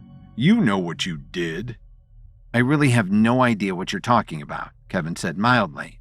"Please, explain it to me. If I did something wrong, I'm happy to apologize for it, but I have to know what you're angry about first." "Fine. Be like that," Dalton huffed. 2 days ago, I saw you standing outside of a fancy French restaurant. I walked up to say hello and I didn't even get 2 words out before you were snubbing me, acting like you didn't even know who I was. And if that wasn't bad enough, I saw you kissing that woman who was with you, and she definitely was not Lily. How could you betray such a wonderful woman like Lily? I wouldn't have thought it possible. But maybe all the money and fame has finally ruined Kevin Williams." "I kissed someone who wasn't Lily?" Kevin roared. "How dare you say that?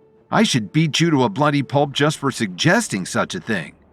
"I saw what I saw," Dalton yelled back. The two men might have come to some epic blows if Kyle hadn't interrupted. He and Marcus had been listening in on the conversation. Kevin? 2 days ago we were here on this island," Kyle pointed out. Kevin realized that was true and shoved his temper back down. Something was very wrong here. "Dalton, Kyle is correct. You couldn't have seen me in Chicago." Marcus nodded in agreement. "Really?" Dalton looked baffled. "I haven't heard you give your name to the maitre d' as Kevin Williams. And you look like you. Except you were wearing fancy clothes and they were all black." Kevin had a terrible feeling. "Oh no, Dalton. I know who you saw. I have to get home right away. My dark doppelganger DK is in Chicago, and he's pretending to be me."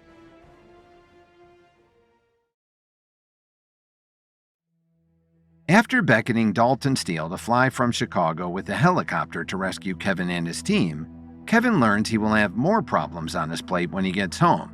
His evil doppelganger DK is in his hometown stirring up trouble while passing himself off as the real Kevin Williams. As soon as Dalton landed the helicopter on the roof of Kevin's penthouse lab at Williams & Williams Pharmaceuticals, Kevin hit the ground running, literally. His Keds barely touched the heliport before he made it to the elevators. 2 days ago, Dalton encountered Kevin's dark doppelganger from the upper realm, DK. DK looked exactly like Kevin and even had level 7 powers just like Kevin. Dalton had been fooled into thinking DK was Kevin himself, even though Dalton should have known better. DK was clad in flashy clothes and eating in a chic restaurant, things Kevin would never do because of his deep-rooted humility and sense of purpose. Dalton had heard DK claim to be Kevin outright, and that was a clue for Kevin. He knew exactly who DK would go after first if he was planning on taking over Kevin's life entirely. Lily. The giant Russian helicopter they had returned from Hawaii in had caused too much interference for Kevin to be able to contact Lily by phone and warn her of the danger. Kevin took the express elevator to the ground floor, dialing Lily's cell number. It went directly to voicemail. He tried her office number at City Hall. Lily's chief of staff, Ruby Kincaid, picked up the phone. "Is Lily there?" Kevin demanded without waiting for her greeting. "Kevin, is that you?" Ruby replied. "Lily's not here. She went home to the mayor's mansion and then..." Kevin didn't wait to hear another word. He hung up, and as soon as the elevator doors opened, he began sprinting for the Thurrer Wrigley House, as the home of the mayor of Chicago was known. "Lily! Lily, where are you?" Kevin yelled as he slammed through the front door.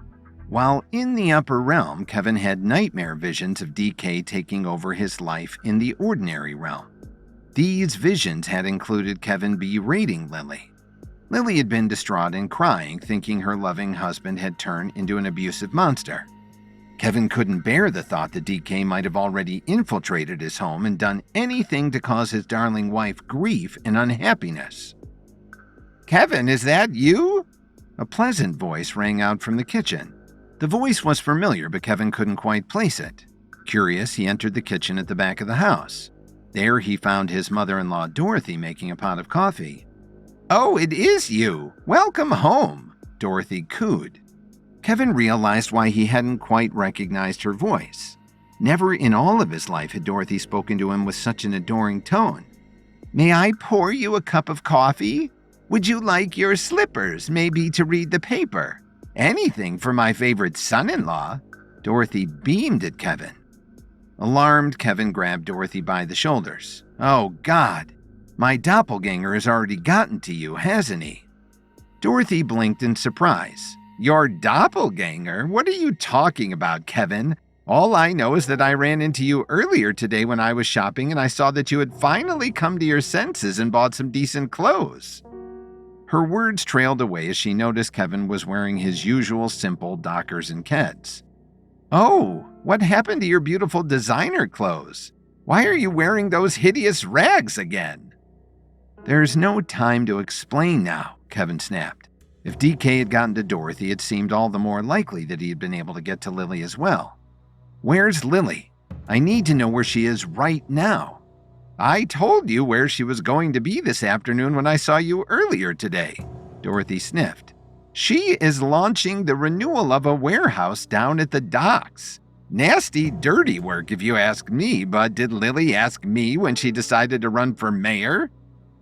"I don't have time for your grumbling now. Tell me exactly where this warehouse is," Kevin growled. "Really, Kevin? It's like you've never even changed," Dorothy complained in a tone that Kevin was much more familiar with. "Tell me now!" Kevin roared, and Dorothy gave up the address. Kevin sprinted from the room as Dorothy called after him. "And you can forget about our plans to go to the ballet and yell down to the ballerinas that they're all fat." Kevin had to roll his eyes as he sped away. Dorothy had seized on every word evil DK had uttered and never realized that none of them were in keeping with Kevin's kind and caring personality. Kevin knew that it would be impossible to fight Chicago city traffic at rush hour. However, the mayor's mansion was only a few blocks from Lake Michigan, and the warehouse was located directly adjacent to the docks several miles away. When he got to the lake, he flagged down the first vessel that he saw, a sturdy little tugboat captained by a woman with a crew cut. "I'll give you $500,000 if you can get me to the warehouse docks in under 15 minutes, he told her. The tugboat captain thought Kevin was joking and laughed. "Mister, for that kind of money, I can get you there in under 10 and I'll sing Skip to My Lou the whole way there for free." "Do it in 10 and I'll pay you $1 million. Kevin whipped out his credit card and handed it to her. The tugboat captain took one look at Kevin's face and saw he was dead serious. She waved Kevin aboard and turned her powerful little tugboat around so fast it sent a spray of water 15 feet into the air.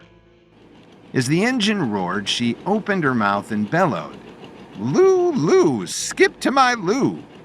The tugboat captain was as good as her word, both in getting Kevin to the warehouse docks in under 10 minutes and serenading him the entire time. Kevin didn't even bother to recover his credit card from her. He ignored the ladder going up to the dock high above the water level and jumped 10 feet straight up and onto the wooden planks. The warehouse district was a maze of buildings, new and old, crumbling and in good repair.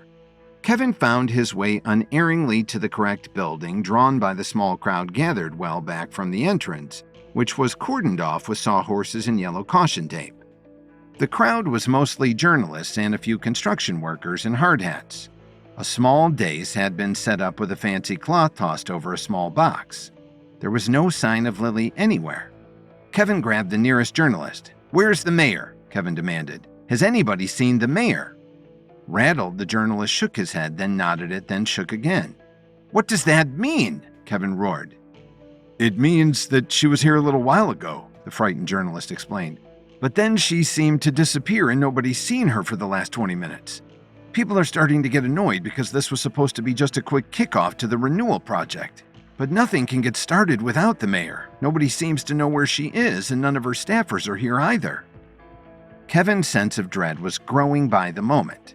Kevin looked around wildly for any sign of Lily. Lily took her duties as mayor of Chicago very seriously. It wasn't like her to be late for an event or leave an event before it had even started. He didn't see his darling wife, but he caught a glimpse of a face staring out of one of the warehouse windows. That face was incredibly familiar to Kevin. It was his own. Kevin took off running for the warehouse, tearing through the sawhorses and caution tape. "Hey, you can't go in there," someone yelled. "It's too dangerous. Don't you know that building is going to—" Kevin burst into the warehouse. Unlike other warehouses, this building was not just an empty shell. It had many floors and had been subdivided several times. It also looked like squatters had been camping out there and had partitioned off sections of the larger rooms for themselves. It was a cluttered jumble of odds and ends which would take hours to search properly. But Kevin had memorized which window he had seen DK's face peering from, and now he raced up the stairs. He came out on the top floor. This floor was cleaner than the ones below. Kevin could see directly to the front windows. There, lounging on the windowsill, was a man in expensive black designer clothes, couture shoes, and a silk tie. He wore a solid gold watch and a pinky ring, but no wedding band. Although he looked just like Kevin, he smiled with a smile that had never touched Kevin Williams's face. It was full of malice, smug confidence, and an evil glee. "Hello, Kevin. We meet ourselves again," DK pronounced.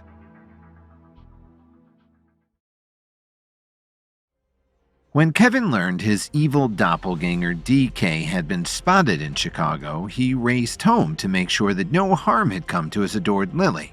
Kevin finally located DK at a warehouse that was slated to be renewed as part of one of Lily's mayoral initiatives. And there Kevin confronted his new enemy. Kevin glared at DK.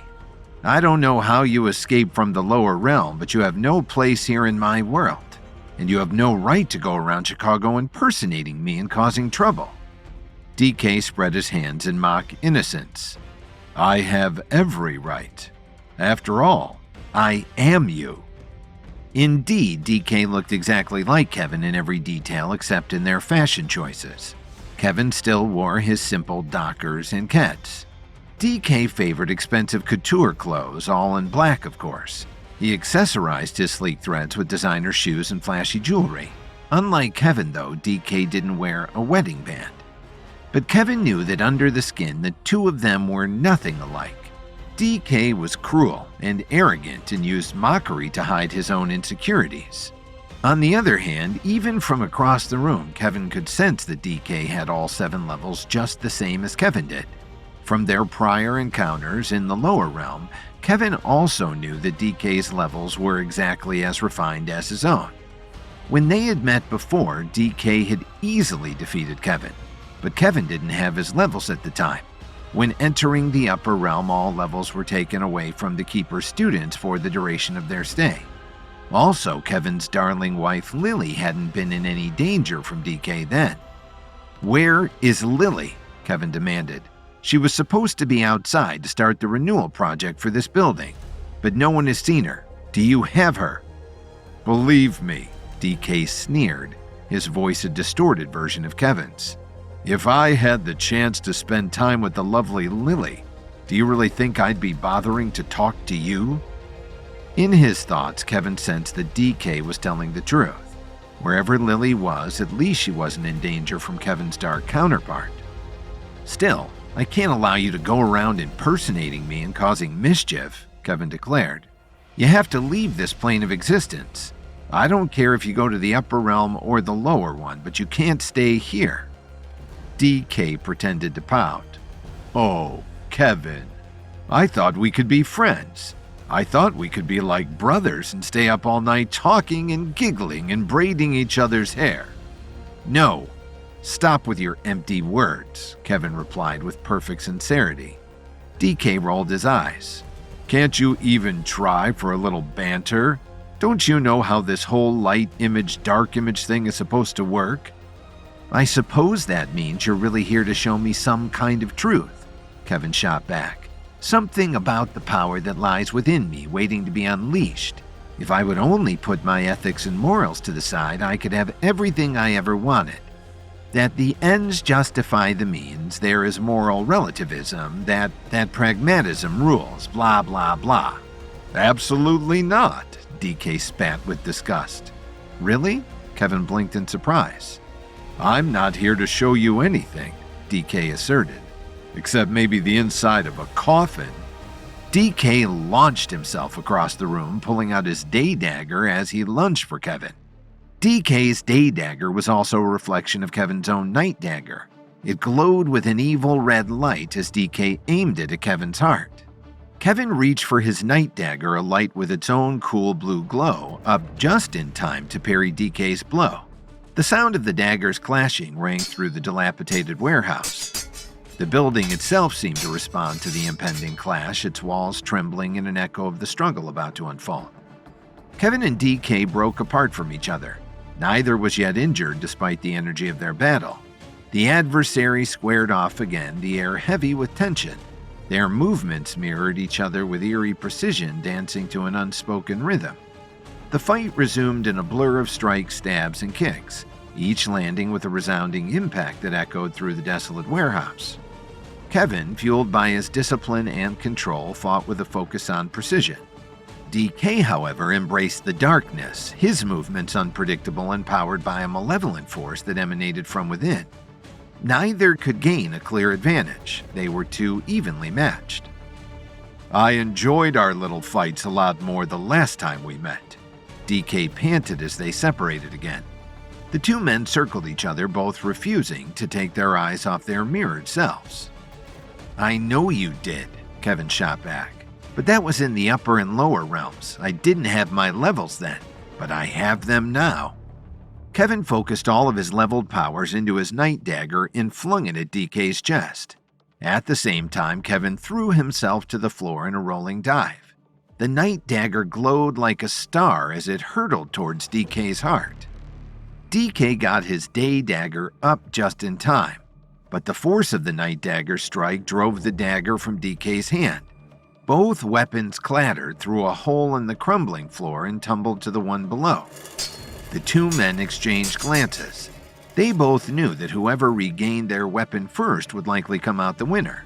Kevin raced for the stairs, leaping down them 5 or 6 at a time. DK took the direct route.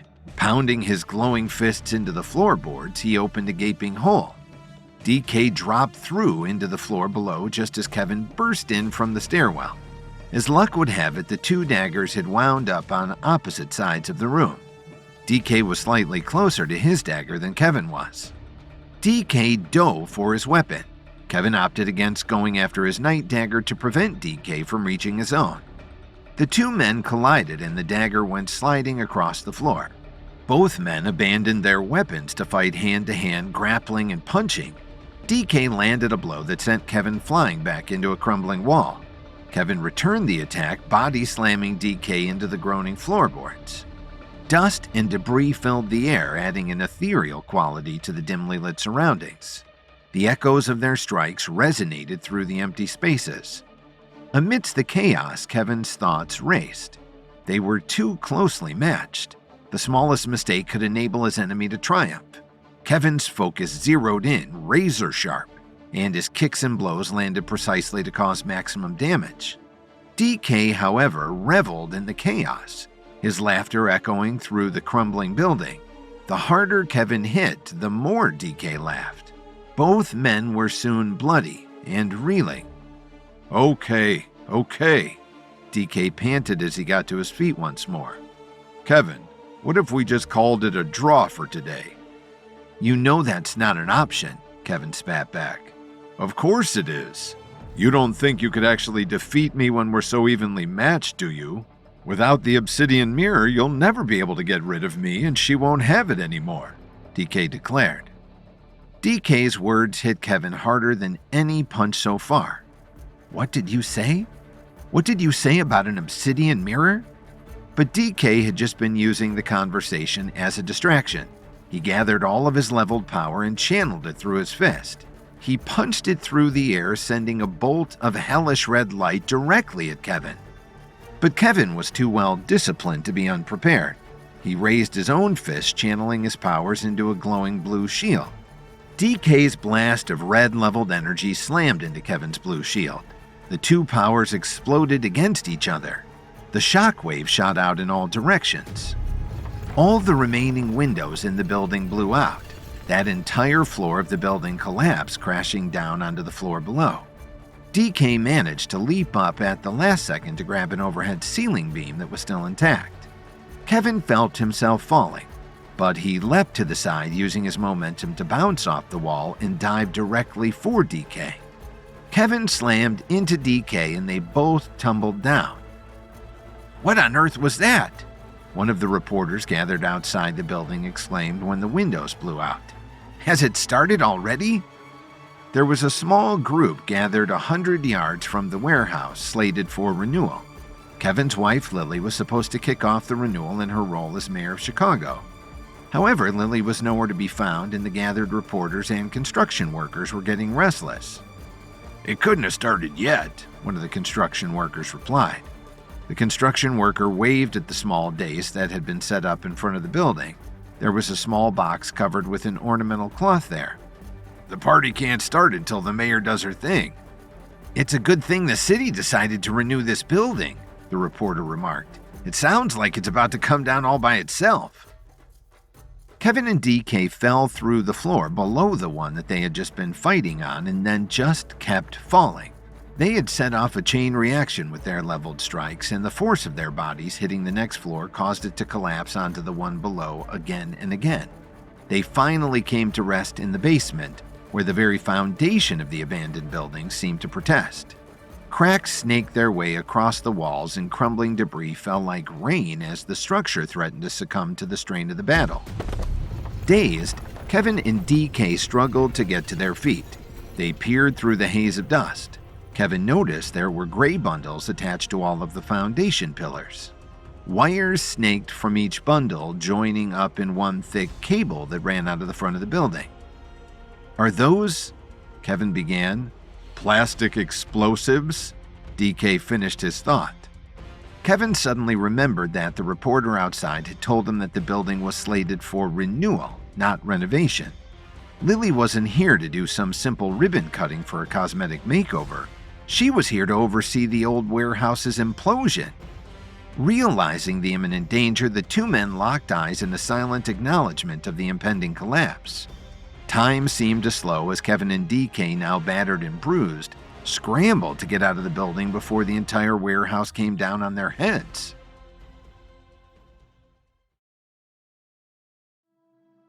Kevin learned his evil doppelganger DK had been spotted in Chicago. He raced home from his quest in Hawaii, where he learned about the formative years of Alohi, the Upper Realm gatekeeper. Kevin battled DK in an old warehouse only to realize the building was wired with explosives and was about to come down on their heads. Lily straightened her power suit as she hurried back to the warehouse that was slated for what her office quaintly called a renewal. Actually, C4 plastic explosives had been expertly placed throughout the foundation so that it could be imploded. Once the rubble was cleared away, the land would be repurposed for affordable housing. A small crowd was gathered well back from the entrance, which was cordoned off with sawhorses and yellow caution tape. It was mostly journalists and a few construction workers in hard hats. A small dais had been set up with a fancy cloth tossed over a small box. "There's the mayor!" the project manager exclaimed with obvious relief. They were running well behind schedule due to Lily's brief disappearance. "I'm so sorry," Lily apologized as she stepped onto the dais. "I got the strangest call from my chief of staff that my husband was frantically looking for me. I was trying to reach my darling Kevin to see what the matter was, but I couldn't locate him anywhere. I hope I haven't held up the ceremony." The project manager was touched by the mayor's obvious affection for her husband. "I'm sure he's okay, but if you need to go look for him, we can certainly take care of things here." He pulled the fancy cloth from the box, revealing an explosive plunger. Once the plunger was pressed to the base, all the C4 in the warehouse would detonate. "I'm sure it's fine," Lily replied. "Kevin always comes out on top." At the moment, Kevin was actually on the bottom of the warehouse that Lily was about to blow up with one push of the plunger. That would send the structure down on Kevin's head as well as on the head of his dark doppelganger, DK. A shudder went through the building, and the entire structure swayed on its foundation. Kevin and DK glanced up. The damage from their battle just might bring the building down on their heads without the help of any of the dynamite. The two men rushed in opposite directions, desperate to get out of the building before the explosives went off. Kevin spotted his precious night dagger among the rubble and scooped it up. Out of the corner of his eye, he saw DK do the same with his own day dagger. The men reached opposite walls of the building. Far above their heads were narrow openings where windows had once been. They paused and looked back at each other. Neither said a word, but at that moment, Kevin knew in his heart that while both of them still lived, neither of them would be able to rest. A shudder went through the building, and the entire structure swayed on its foundation. Kevin and DK glanced up. The damage from their battle just might bring the building down on their heads without the help of any of the dynamite. "I officially declare this urban renewal project begun," Lily announced to the crowd as she seized the plunger of the detonator. But even before she slammed it home, there were terrible creaks and bangs from the old warehouse. "It's coming down already," one of the reporters yelled just as Lily engaged the detonator. There was another bone-rattling bang as the C4 in the warehouse detonated. Behind Lily, the building collapsed in an elegant and tidy tumble, dropping into its own foundation. Cheers and applause went up from the crowd. "And not a moment too soon," Lily commented to the project manager. "I think that building was actually imploding on its own." "Will you stay for photographs, or do you need to go look for your errant husband?" the project manager asked with real concern. "Isn't that him now?" a nearby reporter asked. Kevin emerged from the cloud of dust and debris the implosion had sent up from the old warehouse. Lily wasn't even phased. She had seen her husband turn up in much more bizarre ways than this over the course of their relationship. She just smiled at him warmly, cleaned a patch of dust off his cheek with a handkerchief, and gave him a sweet peck on the cheek. The reporters instantly snapped pictures of the adorable couple.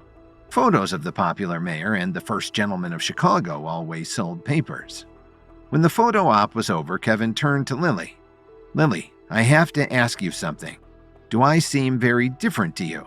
I mean, from the last time you saw me?" Lily blinked in surprise. "You seem exactly the same to me, although you're a bit dustier than when I last saw you before you left for Hawaii." Kevin relaxed. His dark doppelganger had claimed that he hadn't gotten to Lily, but it made Kevin feel better to confirm it with his darling wife. Rather than return home to the mayor's mansion with Lily, Kevin returned to Williams & Williams Pharmaceuticals. Something that DK had said during their battle had got Kevin thinking. He needed to get his team working on this project as soon as possible. Dalton Steele had gone home to his own darling wife, Miranda, after he had flown Kevin and his two protégés back from Hawaii. But Kevin's protégés, Kyle and Marcus, were still at the offices. Kevin called in several other members of his team, including Olivia Rafferty, Larry Barnes, Hiro, and Yuki from the Healing Arts School, and his computer expert, Zara. Kevin started with Zara. "I need you to fire up my old training AI program, Athena. I'm obviously in need of a new practice regime." "Sure," Zara replied. "Any particular parameters you want me to give Athena?" "Yes, I need you to program her to be exactly like me. It's been recently brought to my attention that any warrior's biggest weakness is himself." Kevin winced. He had taken a healing pill, but his ribs were still sore from his battle with DK. What better way to overcome that weakness than by actually fighting someone who can do everything I can do? "I'm on it," Zara declared and ran off to get started. "What can we do to help?" Olivia asked. "While on my vision quest in Hawaii, I learned that part of the trials to find the next keeper of the upper realm involves an obsidian mirror. I know I encountered an obsidian mirror when I was in the upper realm, but for some reason I'm having trouble remembering all the details." Kevin scratched his head. It felt like there was some kind of itch inside his brain that he couldn't scratch. "I'm hoping that if I talk it out, the details will come back to me." "That makes sense," Olivia agreed. "Tell us more about the obsidian mirror, starting from the beginning. Maybe that will give us a clue."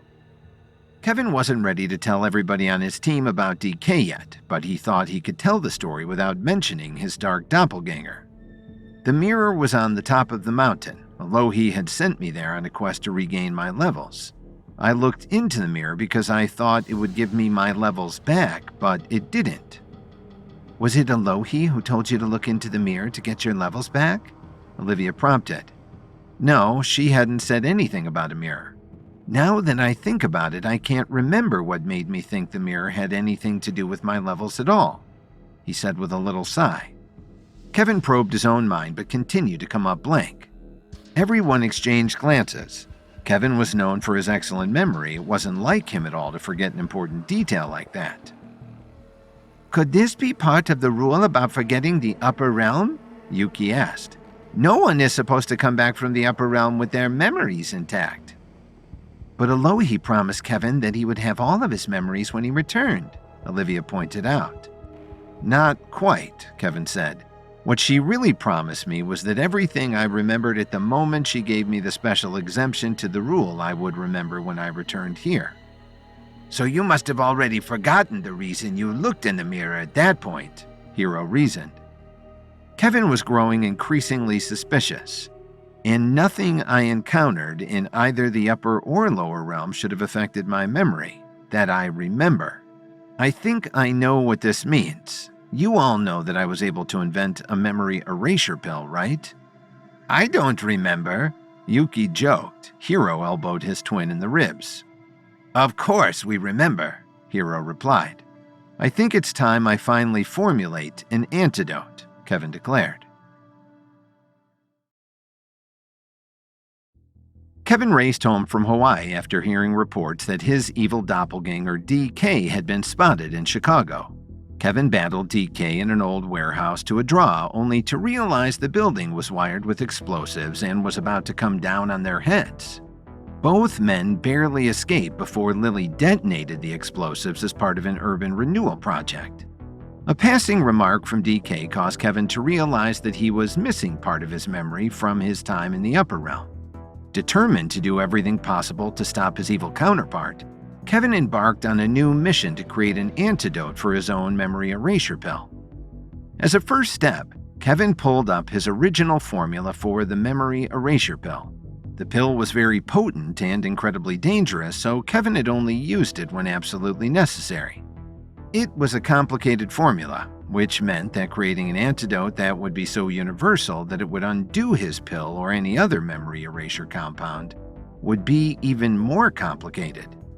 Kevin had originally recruited Hiro and Yuki from the Healing Arts School in Chicago when his mentors Wayne Ford and Harley Shepard agreed to let him hire some of their students. as long as Kevin never used his herbalism skills for anything other than the greater good of society. The twins were the perfect lab assistants for this project. Hiro brought up a computer modeling program that would predict the properties of various herbal combinations while Yuki raided the storeroom, bringing out every ingredient related to memory. They worked for days trying various combinations and running predictions of how they would perform under various circumstances. Herbal remedies were as much an art as they were a science, and they were as much a science as they were an art. Any number of factors would affect how well a formula performed, and some factors would reverse an herbal remedy's effect entirely. Temperature, time of day, rate of absorption, or even what the patient had last eaten or drunk, all had to be accounted for. They came to a roadblock in their quest. No matter what combination they tried or how they put the ingredients together, they still couldn't come up with a remedy that would be guaranteed to work on any kind of memory loss. It's still possible that this remedy could work on you, Kevin, Hiro pointed out.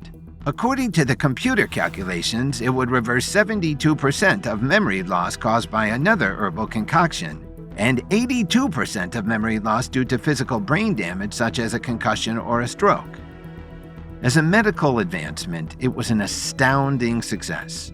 But it still wasn't enough for Kevin Williams. The stakes were too high, with the entire future of the Foundation resting on his ability to defeat DK, locate the next keeper of the White Tower, and restore order to the Upper Realm. It's still not enough, Kevin decided. But I think we could all use a break. Let's step away and come back and see if new inspiration will strike. Kevin left the lab to visit Zara. He had given her an assignment to update the program for Kevin's combat training AI bot, Athena. Kevin wanted Athena to have all of Kevin's fighting abilities and skills. His last battle with DK had been too close. What better way to train for their next encounter than by fighting someone who had exactly the same abilities as both Kevin and his doppelganger? Zara fired up Athena so that Kevin could give the new program a try. Kevin stepped into the training space and Athena appeared before him. Zara had taken Kevin quite literally, and so Kevin found himself staring at an exact replica of himself, even down to his dockers and keds. But they quickly discovered Zara had done too good of a job. When Kevin stepped to the left, Athena stepped to the left. When Kevin stepped to the right, Athena was already moving to the right. They circled each other for 10 minutes in dead silence, with neither being able to get an inch closer to the other. "Well, this is no good," Zara declared. "I'll have to make some adjustments if you two are ever going to get anywhere near each other." Kevin considered the ways in which DK was not like himself. Keep Athena's abilities and strength exactly the same, but switch up the combat strategy. Allow for ambushes, false surrenders, and other generally sneaky methods. "But that's not like you at all," Zara protested. Kevin was an entirely honorable fighter. "Then that should really make a difference," Kevin pointed out. "And also program in some rudeness, some snideness, some snarkiness. Actually increase the program's snarkiness by 1,000%. Zara frowned. "The personality trait snark isn't actually a scientific measurement. It will take me a while to figure out exactly what parameters I need to adjust." "That's okay," Kevin told her.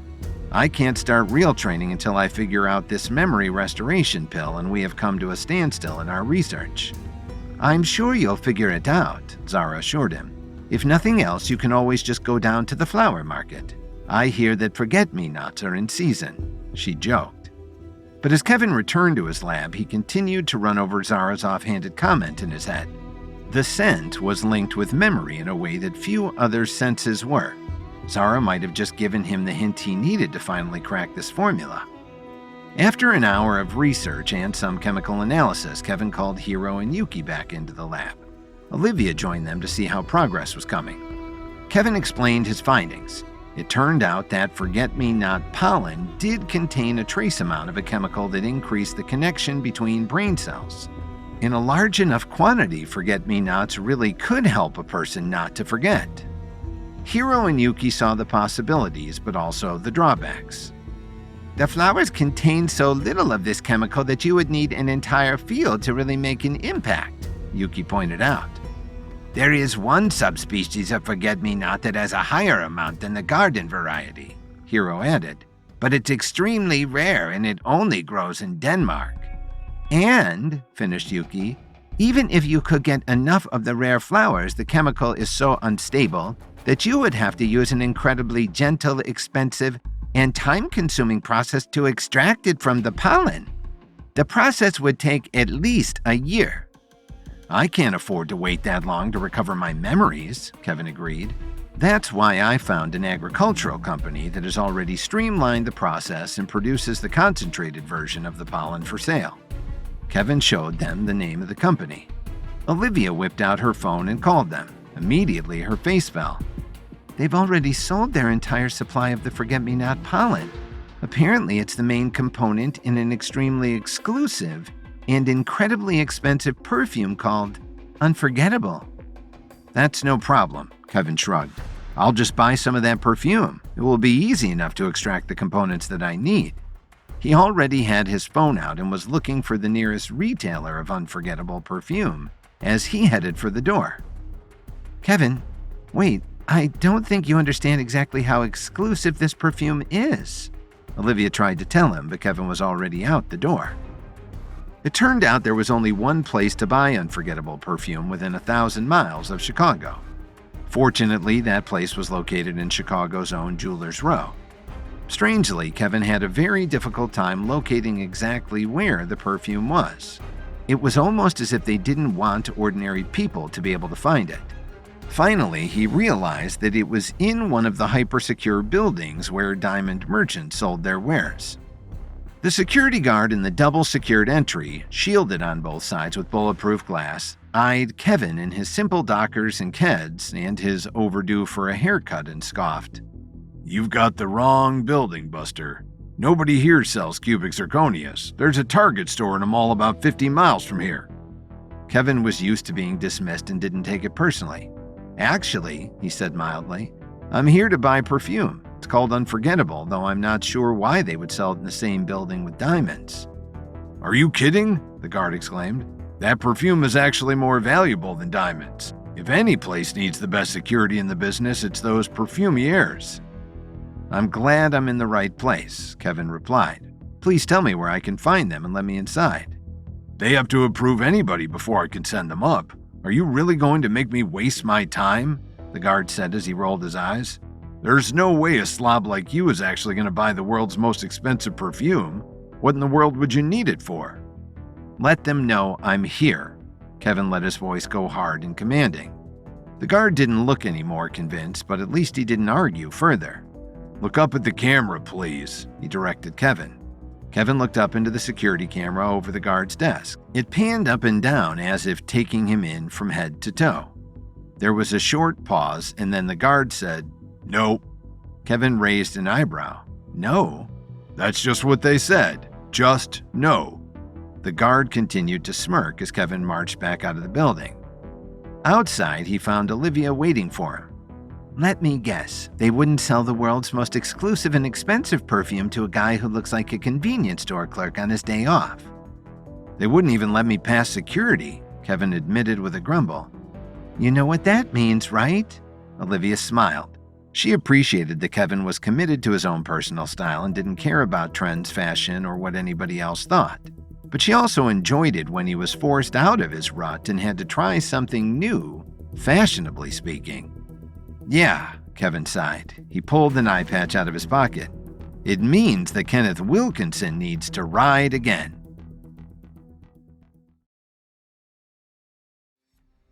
A passing remark from DK caused Kevin to realize that he was missing part of his memory from his time in the upper realm. Determined to do everything possible to stop his evil counterpart, Kevin embarked on a new mission to create an antidote for his own memory erasure pill. But to get the final ingredient found only in the world's most exclusive and expensive perfume, Kevin had to adopt his alter ego, Kenneth Wilkinson, once again. Olivia took Kevin to the nearest men's clothier and made sure that he was fitted with new designer clothes from the skin out. She paid the in-house tailors triple in order to get Kenneth Wilkinson's new jacket custom fitted.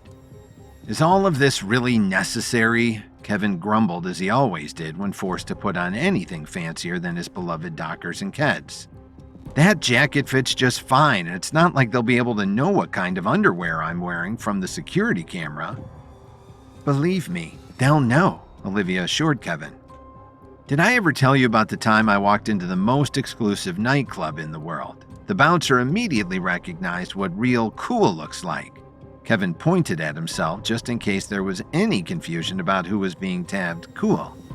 Yes, you have told me, Olivia said as she humored her friend and boss. Often. In her private thoughts, Olivia wondered if Kevin's memory restoration pill would do anything to help Kevin remember that the rest of the world often did judge books by their cover and that he would have a much easier time if he just conformed to what people thought one of the world's richest and most successful men should look like. But that was probably actually less about memory and more about who Kevin was on a deeper level.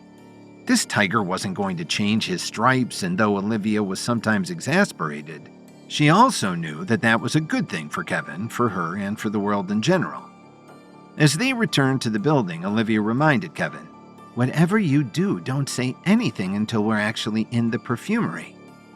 "I'm not supposed to speak at all?" Kevin asked with surprise.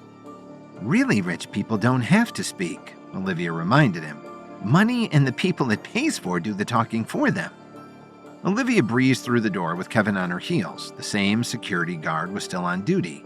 He didn't even seem to recognize that Kevin was the same person who had been there just an hour before. "Kenneth Wilkinson for Unforgettable Perfume," Olivia drawled as if this was just another routine stop in her day. She didn't even have to explain she was Kenneth's personal and very expensive assistant. She conveyed everything with her bored tone. "One moment, please," the guard asked politely. The security camera panned up and down again.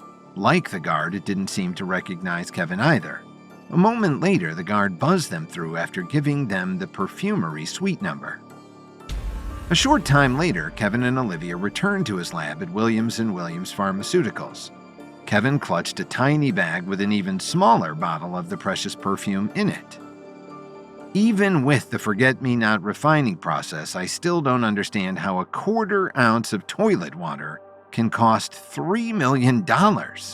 Kevin grumbled, but it really wasn't the money that put him in a bad mood. His fancy shoes hurt his feet, and the expensive suit pants were riding up. He couldn't wait to change back into his trusty Dockers and Keds. As soon as they entered the lab, Kevin was enthusiastically greeted by the family dog, Hank. "Hank, good buddy, what are you doing here?" Kevin wondered. "Your mother-in-law dropped him off a little while ago," Yuki explained. "Something about how he kept chewing up her shoes every time her back was turned." Kevin stroked Hank's head. "Good dog, good dog." Yuki was ordered to extract the necessary chemicals from the perfume. "Whatever you do, don't drop that bottle," Kevin warned. "I don't want to have to put those torture devices someone decided to call footwear on my feet ever again." As soon as the chemical was extracted, Kevin added it as the final ingredient to the newly designed memory restoration pill. "Nothing to do now except test it," Kevin declared. "Wait," Yuki protested. "Kevin, you can't test it on yourself. Let us get one of the lab rats trained to run mazes. We'll give it a dose of memory erasure so it will forget the maze and then administer the memory restoration pill to see if the rat will regain its memory." "I already got one of the memory erasure pills from the vault," Hiro added, waving the pill. Unfortunately, Hank mistook the pill for a doggy treat meant for him. With a happy woof, he jumped up on Hiro and snatched the pill out of his hand. Before anyone could do anything, Hank swallowed it down. "Oh no," Kevin groaned. Just as Kevin expected, Hank immediately began growling and backing away from them all. "Hank, come here, Hank."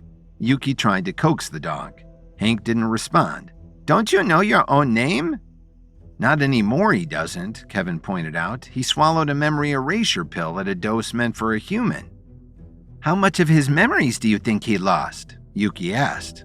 Hank lifted his leg and peed all over Hiro's pant leg. "All of them," Hiro groaned, jumping away.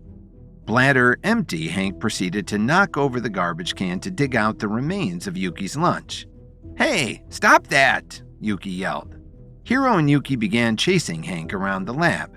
Hank had obviously forgotten not just his doggy manners, but any and all memories of ever being house-trained. He ran around the room like a wild thing, bouncing off of tables, countertops, and chairs. The equipment went flying and glass shattered as it crashed to the floor. "Hank, come here, Hank! We're never going to catch him. How are we ever going to get him to swallow the memory restoration pill so that he remembers who he is?" Yuki groaned. He and Hiro were tired and disheveled after chasing Hank all over the lab. "Like this," Kevin replied. He tucked the memory restoration pill into a bit of bread from Yuki's lunch and tossed it into the air. Hank's predator instincts had him leaping after it. He snapped it out of the air and swallowed it whole. Everyone stared at Hank, who backed up into a corner. He didn't like the attention and growled a warning at the strange humans. Kevin waited, expecting the memory restoration pill to take effect almost immediately. But after 10 minutes, there was no change in Hank. "Something must have gone wrong with the pill, but what?" wondered Hiro. "We ran all of our calculations over and over. I know that Kevin couldn't have made a mistake mixing the pill itself." "Anybody can make mistakes, even me," Kevin allowed. Kevin thought back on the exact process that he used to formulate the pill, but he couldn't find any errors in his methods. "No, I really don't think it was the pill. In this case, I think it must be something else that is preventing the pill from working." "Maybe it doesn't work on dogs at all," Yuki wondered. "But the memory restoration pill works on the same theories that the memory erasure pill does. If one pill took away Hank's memories, the other one should be able to restore them," Hiro argued. "So if it's not Hank himself that's the problem, then maybe it's something that interacted with the pill, something he ate or drank recently," Kevin theorized. Kevin snapped his fingers, remembering something. "When my mother-in-law dropped off Hank, did she say exactly which shoes Hank had been chewing on?" "She said something about her vintage crocodile pumps," Yuki replied, her nose wrinkling. "That would do it," Kevin decided. "Old crocodile leather is incredibly tough. It's probably slowing down Hank's digestive process and increasing the time the memory restoration pill needs to be effective." They all kept a close eye on Hank. After another 20 minutes, he gave an odd shake of his head, sending his ears flapping. The dog looked around the wrecked lab as if he wasn't quite sure where he was or how he had gotten there. Finally, he slunk up to Kevin and licked his hand in an apologetic manner. Hank looked up with sad doggy eyes that seemed to say, "Is all of this mess my fault? If so, I'm truly sorry. Please, please forgive me, kind master." Kevin patted Hank's head affectionately. "It's okay, boy. It wasn't your fault. You just forgot yourself for a few minutes." He looked to his lab assistants. Is everyone satisfied that the memory restoration pill works? "As long as you haven't also been chewing on your mother-in-law's shoes," Yuki joked. "Not with the way her feet smell," Kevin commented dryly. Without further ado, he popped a memory restoration pill into his mouth and swallowed. Suddenly, Kevin's eyes went wide as memories from the upper realm came flooding back to him. He snarled out 2 words: "Gwen Archer." A passing remark from DK caused Kevin to realize that he was missing part of his memory from his time in the upper realm. After concocting a memory restoration pill, Kevin regained all his memories of Gwen Archer being in the upper realm. "Gwen Archer?" Olivia echoed Kevin's words. "That slimy real estate developer? What does she have to do with any of this?" Kevin realized his protégés from the Healing Art School, Yuki and Hiro, were also staring at him.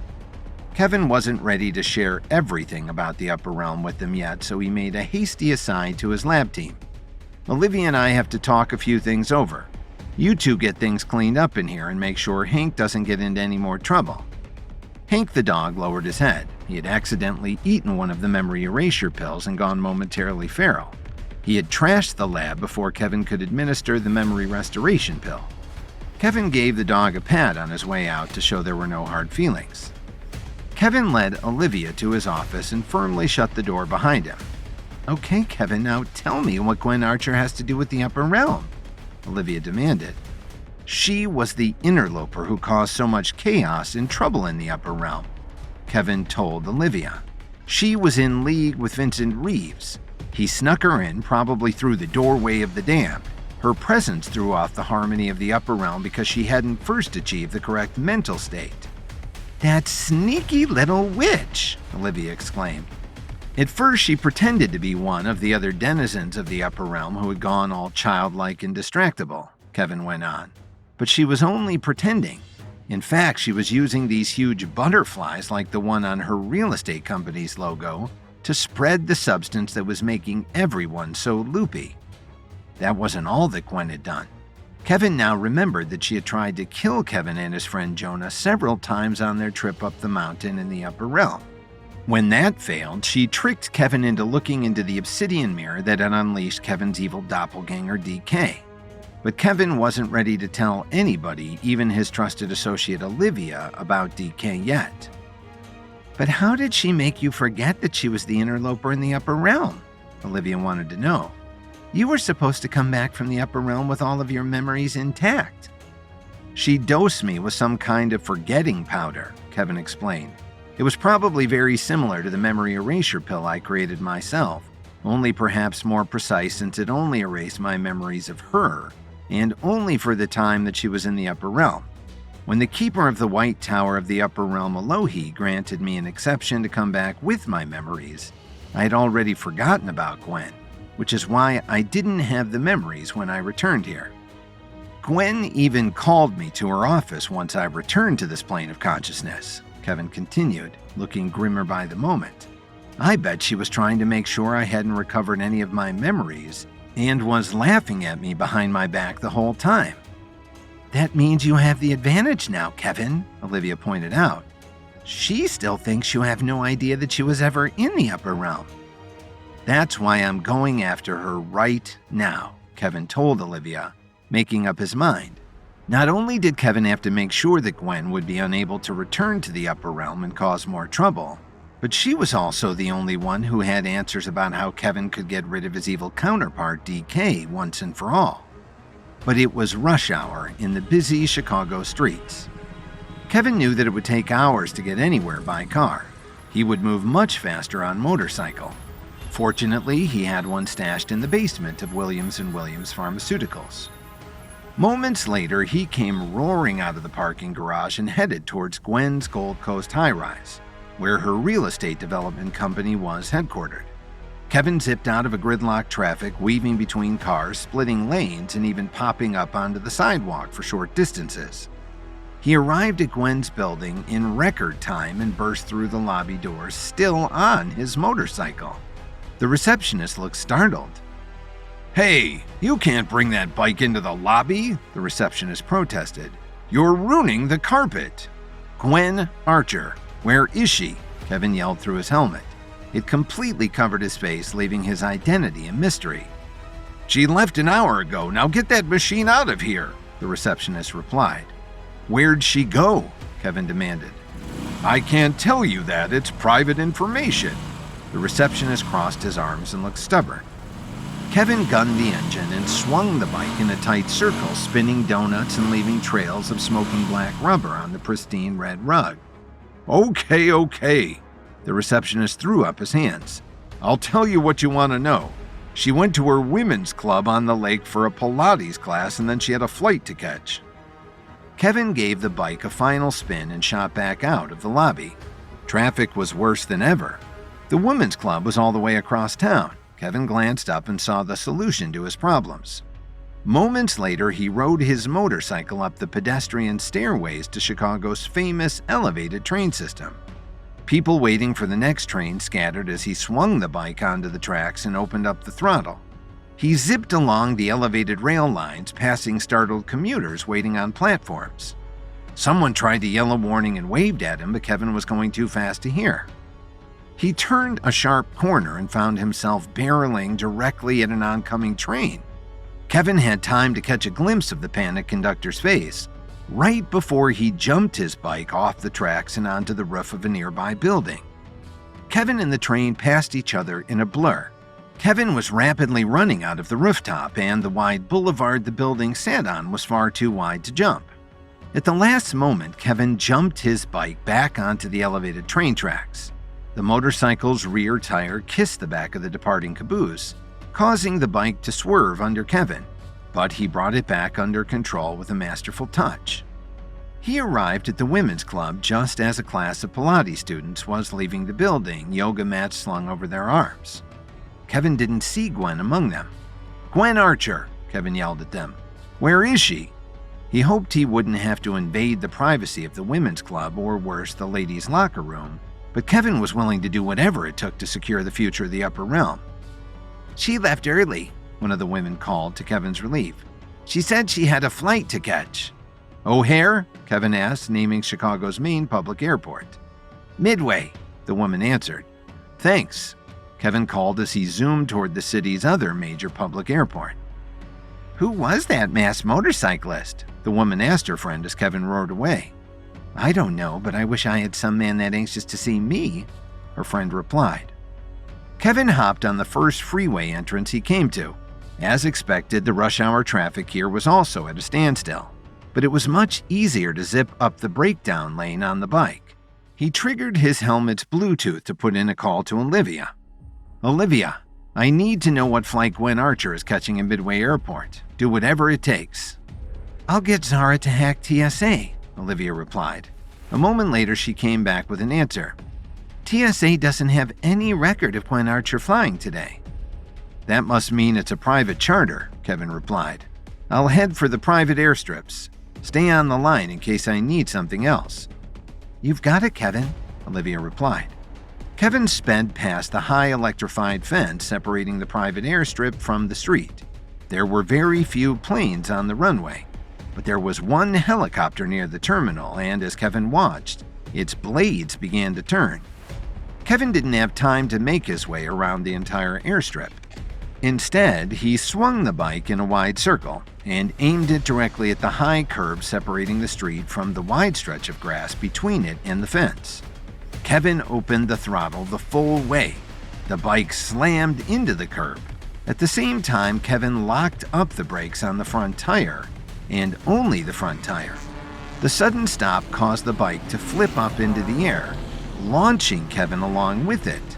Behind him, the bike exploded when it hit the electrified fence. "Kevin, what on earth was that bang?" Olivia said in his helmet. But Kevin didn't have time to respond. He easily cleared the high fence, turning a triple somersault and landed already sprinting forward on the runway. Ahead of him, he could see Gwen climbing into the waiting helicopter. The helicopter left the earth just as Kevin arrived. "Kevin, what's going on? Talk to me!" Olivia screeched in his helmet. "I'm too late," he told Olivia. "I just missed her." "Do you know where she's heading?" Olivia wanted to know. Kevin looked up as the helicopter passed over his head. Embossed across the bottom was the unmistakable logo of Eminence Studios. Kevin told Olivia, "I know exactly where she's going. She's going to Hollywood to join her brother Dominic." "You're going after them, right?" Olivia asked. "Oh yeah," Kevin nodded grimly. "But first you're going to book me on the next flight to Nashville." "What's in Nashville?" Kevin could hear the puzzlement in her voice. "One of my prickly old friends," Kevin answered. After perfecting his memory recovery pill, Kevin remembered that Gwen Archer was the interloper in the upper realm who caused chaos and upheaval. Kevin's attempt to corner Gwen to find out about her partnership with one of his greatest enemies, evil Vincent Reeves, was foiled when he saw her flee Chicago to join her brother in Hollywood. Knowing that Gwen and her brother Dominic are connected to Eminence Studios in Hollywood, Kevin will return there soon. But first, he pays a call to longtime allies. Kevin stepped off the plane in Nashville and hired a car to drive him directly to the headquarters of the Myriads.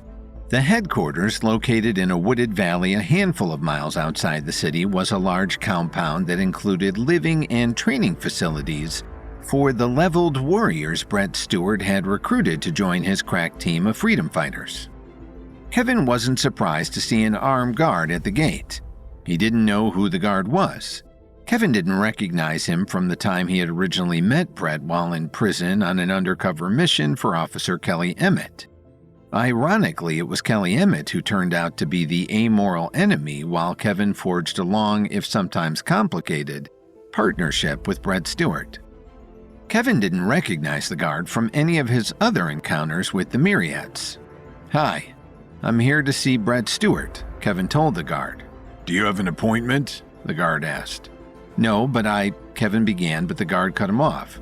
Are you here for recruitment? The guard continued and then asked the next question without waiting for Kevin's response. Are you here for training? "I'm not here for any of those things. was as far as Kevin got before the guard cut him off yet again. If you don't have an appointment and you're not here for recruitment or training, Brett can't see you. He's way too busy for anything else. Those are my orders." The guard switched his gaze so that he was looking over Kevin's head. Obviously, Kevin was supposed to take this as a dismissal. But Kevin Williams would not be dismissed. "If you won't let him know I'm here, I'll just go find him myself." Kevin pushed forward, meaning to bypass the guard and stroll right into the headquarters. The guard pushed him back, harder. "Sir, if you don't leave right now, I will call for backup and you will be escorted from the property." Kevin tried to warn the guard. "You're making a big mistake. If you would just..." By now the guard had triggered a silent alarm. Within moments, a dozen Myriads had joined him at the entrance to the headquarters. In his private thoughts, Kevin decided that Brett had trained his guards very well, perhaps too well. The first guard pointed directly at Kevin and said just one word: "Intruder." All 12 men charged directly at Kevin, intent on beating him to a pulp and expelling him from the Myriad's property. Kevin had no time to argue, and he definitely didn't have any more time to waste on these bozos. The idiots hadn't even bothered to check to see if he had any levels before attacking. Kevin reached deep within himself and found his levels. Although he had unleashed the fury of his level 7 power several times before, he was not looking to kill or maim these men. They were, after all, only operating on Brett's orders, as misunderstood and misguided as they might be. And this was not the kind of battle that Kevin wanted to waste his not inexhaustible well of levels on. The Night King had told him that until he was a master, he could not freely use his levels to decimate any and all foes. Kevin would need to calculate the use of his powers to a very precise degree to prevent any lasting harm to the men. As his attackers approached, Kevin opened his mouth and let out a yell. Blue light burst from his mouth, shot across the space between them, and plowed into the charging men. As one, they all fell backward as if they had struck a brick wall. Several heads bounced off the concrete, and there were one or two crunches as they landed on top of one another. Kevin was picking his way over their bodies and double-checking to make sure that none of them was seriously hurt when Brett came running out the doors. "What the blue blazes is going on here?" Brett demanded, but then he smiled when he saw Kevin. "Kevin, it's you. Why didn't you have the guard call and let me know that you were here?" There was a slight problem with that. Kevin looked at all of the downed guards. "I think we need to have a little talk about your security protocols before I tell you why I'm here."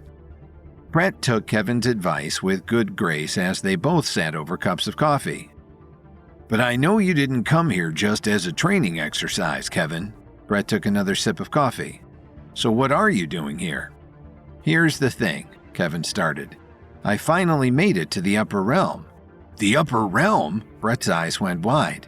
"That's fantastic." Kevin felt a gentle ruffle as Brett probed Kevin's levels, trying to get a better sense of what they were.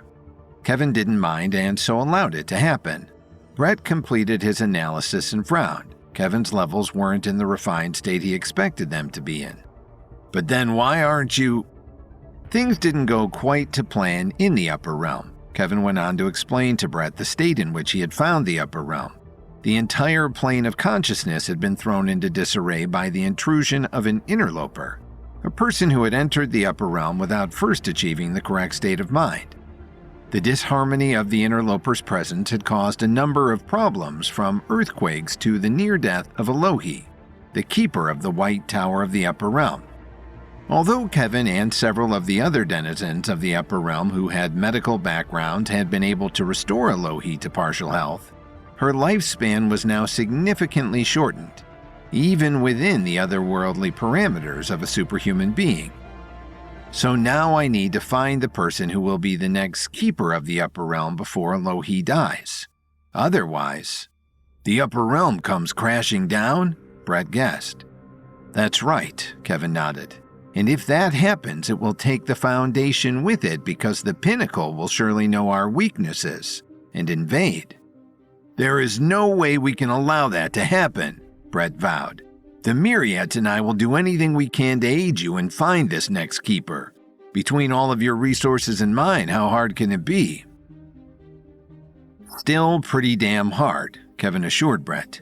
I have almost nothing to go on. Also, everything I've learned tells me that a Lohi successor won't be ready to actually take his or her place as the keeper of the White Tower for some time yet.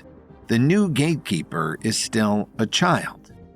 What kind of child are we talking about? Brett wanted to know. Are we talking about a toddler, a school child, a teenager? That's part of what we have to figure out, Kevin explained. And we won't be doing this unopposed. I only recently discovered that the interloper who caused so much trouble in the Upper Realm was actually Gwen Archer. She and her brother Dominic caused you all kinds of trouble in Chicago over the years, Brett remembered. And now they're causing me more trouble in Los Angeles. Kevin briefly explained about Williams Media expanding into making feature films and how Dominic was now working with a rival studio. Kevin had only glimpsed Dominic Archer at a museum event just before he left Hollywood, but he knew that Dominic's presence in the city was going to be a threat to Kevin's expanding empire. But it's not just Gwen and Dominic who are giving me trouble. Don't tell me there's a third Archer sibling, Brett exclaimed. That would be much easier. Gwen was able to enter the Upper Realm only because she had the help of Vincent Reeves. Brett scratched his head trying to remember. You caused Vincent to lose all of his levels, didn't you, Kevin? And you cut off one of his hands. Both of his hands now, Kevin corrected. So you can understand why he might be a wee bit angry at me. You should be used to that by now, Kevin. It's amazing how you're as good at making enemies as you are at making friends. Brett laughed and poured them both more coffee. So, what's our first step? Brett wanted to know. Kevin's heart warmed. Despite all of the dangers and difficulties their quest would present them going forward, Brett was as eager and dedicated as ever. I need to get a hold of Gwen and find out what she knows about the Obsidian Mirror. Also, I need to find out anything that she can tell me about the Upper Realm and Vincent Reeves. She was in the Upper Realm longer than I was and may have some insights. If nothing else, she's the last person I know who had the Obsidian Mirror, and my vision quest in Hawaii told me that it is part of the test the next keeper will go through. Then we're off to Hollywood, Brett declared. How soon do you want to leave? Just as soon as I can make a quick trip home to say goodbye to my wife, Kevin assured Brett.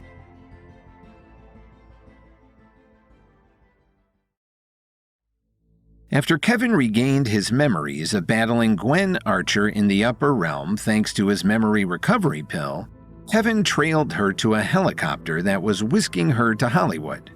Knowing that Gwen's schemes would continue unless he put an end to them, Kevin went to the Myriad's headquarters to enlist the help of his longtime friend Brett Stewart, whom Kevin told of the chaos in the Upper Realm and Kevin's quest to find the new gatekeeper before Lohi died.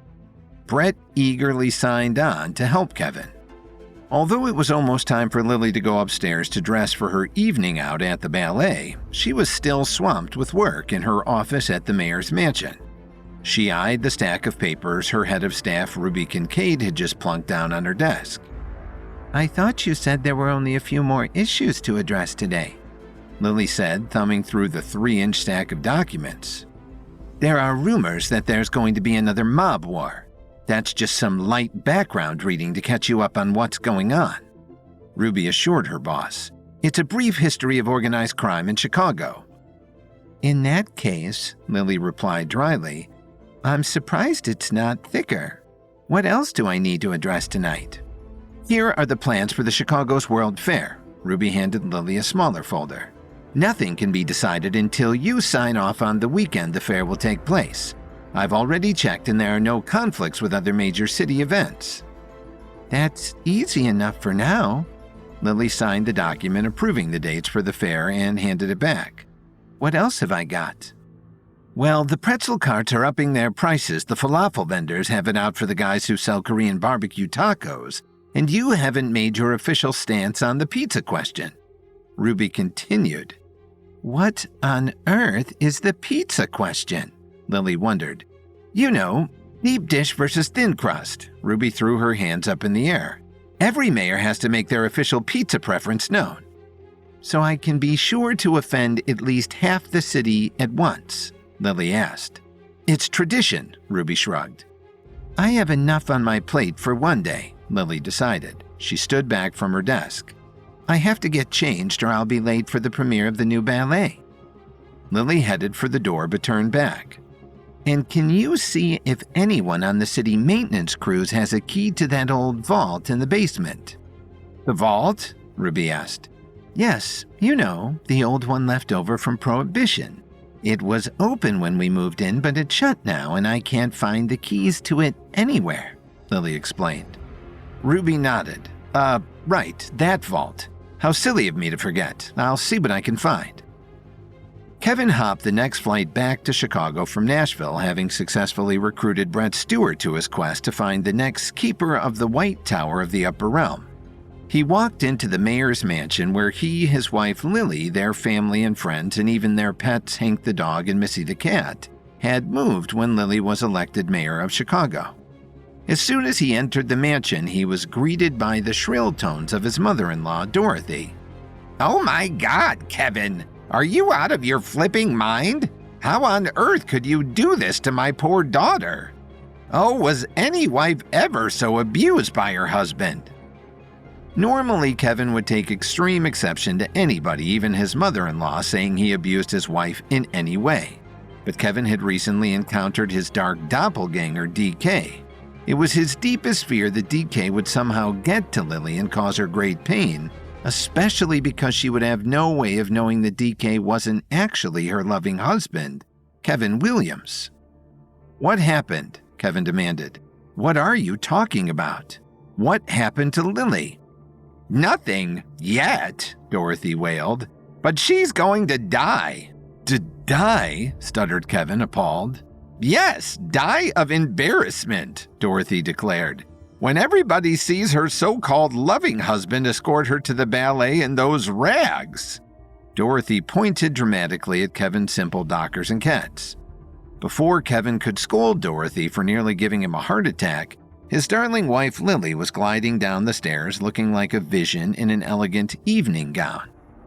"Don't be so dramatic, Mom," Lily scolded Dorothy good-naturedly. "I'm sure Kevin still means to change before he takes me to the ballet. He even got home in plenty of time to put on the tux I laid out for him. Isn't that right?" she asked Kevin, smiling her beautiful smile at him. "I'm going upstairs to change right now," Kevin assured her.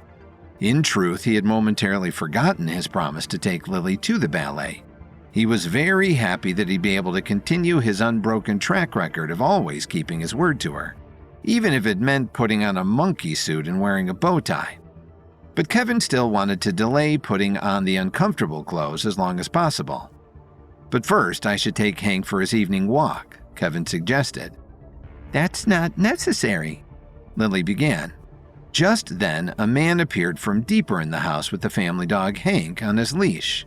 He was a very large man with a curling handlebar mustache that reminded Kevin of a villain in a cartoon, or a bartender at a hipster bar.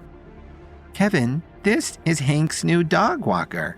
I hired him today so that Hank could be sure to get plenty of exercise, now that we're living in the city again and we are so often busy," Lily explained. "You are always so thoughtful." Kevin praised his wife. He gave her a peck on the cheek before slumping upstairs to don the stiff, uncomfortable tuxedo. The dog walker watched Kevin go upstairs. He wasn't actually a dog walker at all. He was Sonny Mangolia. Sonny was the brother of Sid Mangolia. Sonny blamed Lily for the death of his brother, although Juanita Hernandez was actually responsible. After several attempts to get his revenge on Lily failed, Sonny decided he needed to take a sneakier approach. He would use his position as the Williams family's dog walker to learn everything he could about the family and take his revenge when the time was right. It wasn't until they took their box seats at the ballet that Kevin thought to ask Lily about what they were seeing. "It's the latest thing in dance," Lily told Kevin. "The ballet is by a brilliant young dancer who designed the entire performance practically overnight. They say the inspiration for it struck all at once, as if he closed his eyes for just a moment, gone off to some fantastic other place, and returned at the very moment he had left. Everybody's talking about it. Are you sure you haven't heard about it, Kevin?" "It sounds familiar," Kevin allowed. "What's this dancer's name?" "His name is Jonah. The performance is starting." Lily brought her opera glasses up just as the lights dimmed and the curtain rose. Kevin was delighted to see his friend from the upper realm, the ballet dancer Jonah, was both the creator of the ballet and its lead dancer, just as Kevin suspected. Jonah's ballet was unlike anything that had ever been seen. Dancers worked in pairs, waving their 8 limbs majestically as if they were one creature. They told a touching story of one creature who sacrificed itself so that another might live. In doing so, it created a circle of life that was infinite and unending. Although the work was avant-garde in the extreme, there wasn't a dry eye in the house by the end. Jonah and his fellow dancers took their bows to a standing ovation. Afterward, Kevin and Lily were invited backstage so that the mayor could congratulate the dancers personally. Already, Kevin heard people declaring that Jonah had invented an entirely new genre of dance. There was already talk of the ballet going on a world tour and perhaps a new school of dance opening in Chicago to teach the style. Kevin shook Jonah's hand warmly. "Congratulations, Jonah. I guess the time we spent together with the octopuses really paid off." While in the upper realm together, Kevin and Jonah had approached a pod of octopuses to ask if any of them would donate one of their 3 hearts to Alohi, the keeper of the White Tower of the Upper Realm whose own heart had been damaged. But Jonah only frowned at Kevin. "I'm sorry, sir, but I have no idea what you're talking about. I'm sure we never met, and I've never even seen an octopus in real life." Only then did Kevin remember that he was the only person to ever return from the Upper Realm with his memories intact. Although he and Jonah had been good friends and had shared many adventures in the Upper Realm, Jonah would not remember a single moment of it. Later, Kevin and Lily stepped from the theater. Kevin settled Lily's wrap closer around her so she and the twin babies in her womb wouldn't catch a chill from the night air. "I'm afraid I have to go back to Hollywood tomorrow," he told her. "To work on the feature film for Williams Media?" Lily asked. "How exciting!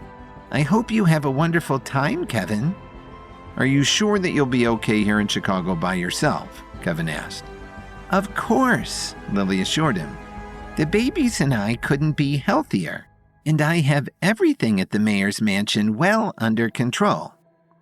Just then, Ruby Kincaid stepped into the basement of the mayor's mansion. She walked up to the huge door of the built-in vault and tried the handle. As Lily had mentioned, it was securely locked. Ruby tapped on the door using an obvious code. The door opened and Lily's friend and pregnancy pal Nancy stuck her head out. "Oh, it's just you," Nancy said and opened the door wider so that Ruby could enter. Inside, Nancy had arranged all of the medical equipment that Juanita Hernandez had been secretly shipping to the mayor's mansion. Nancy had been moving it down to the basement and into the vault one piece at a time, when she knew she wouldn't be observed. Juanita blamed Lily and Kevin for the death of her sons and hired Nancy and Ruby to spy on Lily as part of the revenge she was plotting. Nancy wasn't even actually pregnant. She was faking her pregnancy in order to keep an eye on Lily on Juanita's orders. "It's almost ready," Nancy informed Ruby. Ruby looked around. The vault was now set up as a dual obstetrics operating theater. Whatever terrible revenge Juanita was plotting, it obviously involved Kevin and Lily's unborn children.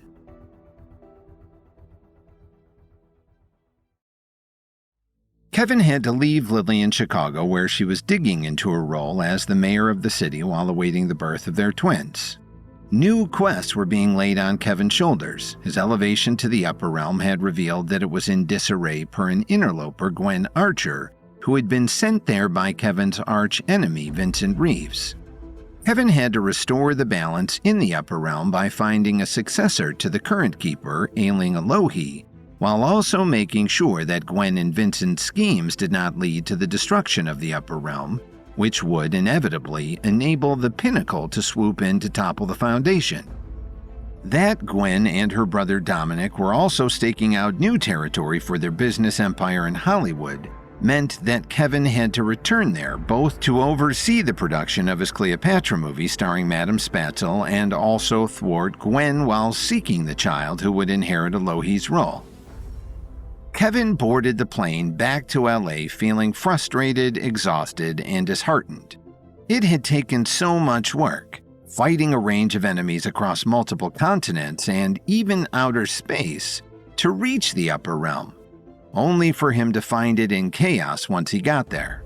Now back home with the same level 7 powers he had before, he couldn't help but feel like all that work was for nothing. He now had responsibilities to attend to back in LA, but his heart wasn't in it as it once was. Without the mission to access the upper realm driving him, with no more Lumiere Brothers film strips to find, it didn't feel worth it to be apart from Lily. As the plane descended over the glittering lights of Los Angeles, the scenery didn't hold the magic and excitement that it once did. But he also knew that one of his new and greatest enemies, Gwen Archer, was lurking in the city, and that made the distance from Lily necessary, as did his assignment to find the new keeper of the upper realm. For that quest, he had asked for his ally Brett Stewart, the leader of the Myriads, to prepare himself and to begin the search, while Kevin attended to the matters of his growing business empire. When he reached the Beverly Hills Hotel, he didn't feel quite ready to reunite with his team. He wandered down to the pool, which was deserted at this time of night, to clear his head. Kevin was at a loss for where to go from here. Looking down at the moonlight shimmering off the lightly rippling water, he had an idea. The Night King revealed himself to Kevin once before in the pool. Maybe he would again. Kevin stared at the water as if he were trying to boil it. "You really left me out to dry this time," he said into the dark. Nothing happened. There's really no guarantee this is going to work, Kevin thought. Not knowing if the Night King would show up, Kevin continued venting. "You led me to a dead end. Now I have no direction. I need your help." As if he was begging the water, he added, "Please." As Kevin continued hoping for the Night King's image to appear in the water, he was surprised to hear a voice behind him. "I didn't lead you anywhere or do anything that you couldn't handle." Kevin swung around to see the Night King had indeed heard Kevin's calls to him. "And it never hurts to remember your manners, Kevin," he added. "But the upper realm," Kevin challenged. "I couldn't handle it the way it was.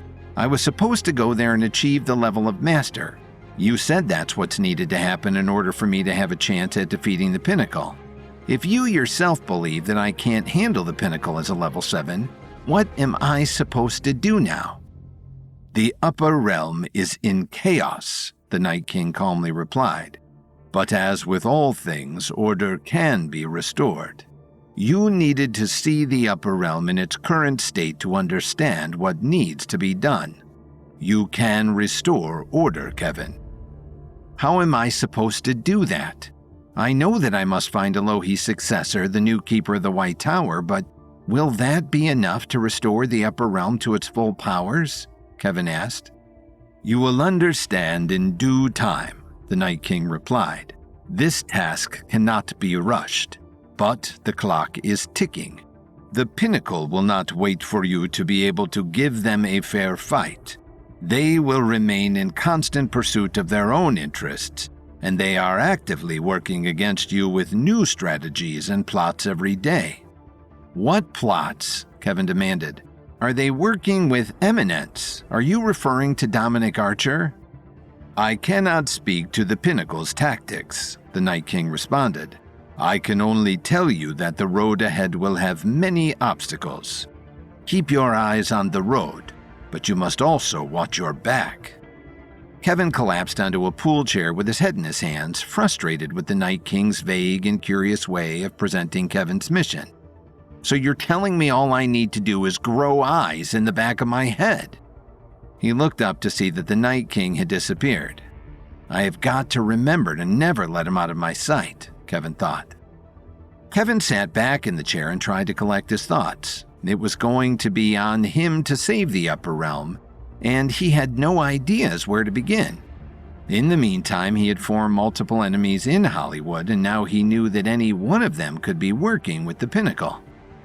As he continued to rack his brain for a possible next step, the hotel manager approached. "Mr. Williams," the manager said brusquely, "we have a strict no slacks and shoes in the pool area policy. I'm sorry, but I'm going to have to ask you to vacate the hotel." The manager looked Kevin's dockers and Keds up and down with a bit of disdain, and Kevin realized that sometimes even spending a small fortune could not overcome misplaced snobbery. But Kevin had to wonder if the manager had glimpsed the Night King, who for once had worn a suit rather than his flowing robes. The Night King always seemed to appear just to Kevin, but perhaps it was just that the Night King arrived when no one else was around. Kevin stared at the manager. "I've spent hundreds of thousands of dollars at this hotel, and we've been model guests. You're going to kick us out over someone wearing a shoe?" "I don't make the rules, Mr. Williams," the hotel manager said haughtily. "I just seize every opportunity to enforce them." The manager turned on his heel, and Kevin sighed, knowing that this was not a fight he wanted to pursue when more important matters required his energies. He was not looking forward to breaking the news to his team. Kevin returned to the suite to find his team attempting to order room service. Adriana, Sandra, and Emo looked burnt out but immediately perked up upon seeing Kevin. "Welcome back," Adriana exclaimed. "Did you do it? Did you get to the Upper Realm?" Emo asked. "Tell us everything," Sandra urged. "I did reach the Upper Realm," Kevin began, dreading letting his team down after seeing the excitement in their faces. "But it's not what it once was. The whole place was in chaos. I wasn't able to achieve mastery." Kevin could see them trying to hide their disappointment. "So what happens now?" Emo asked. "I'm going to have to restore the Upper Realm," Kevin replied. "I have some clues about how to do that, but there are also more mysteries involved with that mission. In the meantime, we still have a movie to produce." Kevin was guarded in how much he would reveal to his business underlings. They knew of his dual role as both the overseer of an empire and one of the protectors of the Foundation, but he liked to keep some parts of his life separate from others, and it was better for his Williams Media executives to concentrate on their own work, the production of the Cleopatra movie, rather than be distracted by Kevin's great burdens. "Why don't you give yourself a break from figuring out how to save the world," Sandra suggested, "and instead figure out something more manageable like what you'd like to order from room service?" Glancing at Madame Spatzel and with desperation in her voice, she added, "We've been trying to order for 45 minutes." Madame Spatzel addressed Kevin as if he had never left. "I cannot deal with this hotel and its uninspired culinary options," she exclaimed dramatically. "They only serve 2 kinds of sausage and only for breakfast." "Well," Kevin said to Madame Spatzel, "you may actually be happy with the news I have to share." The group looked at Kevin with perplexed attention. "We've been evicted from the hotel," he said with a slight hint of embarrassment. "We'll need to go house hunting." Adriana glared at Madame Spatzel. "Did you try to seduce the bellhop in exchange for an extra minibar again?" "No, that's not... yes, that did happen," Kevin interjected, "but Madame Spatzel isn't responsible for this. The manager reminded me of the rules for attire at the pool. It may be that my casual Friday clothing bothered him, or he might have seen that I was meeting with an associate who was wearing a suit." "Oh, Kevin," Emo replied. "Everyone knows that business attire at the Beverly Hills Hotel pool is a major faux pas." Everyone stared at Emo. He was clearly the only one who knew that. I think I've kept you in LA too long, Kevin observed. Emo shrugged and took a sip of coconut water. Ultimately, it may be for the best, Kevin continued, trying to spin the situation into a positive. We didn't know how long we'd be here when we first arrived, but now that we have Cleopatra in the works, it makes sense for us to find a more permanent residence. It'll be a fresh start for us. I'll start arranging showings with some realtors, Sandra volunteered as she began tapping away on her phone. The rest of us should start packing, Kevin suggested. I do not do my own packing, Madam Spatzel announced, but I will prepare for how to instruct someone else to pack for me. She retreated to her room and dramatically draped herself across her bed.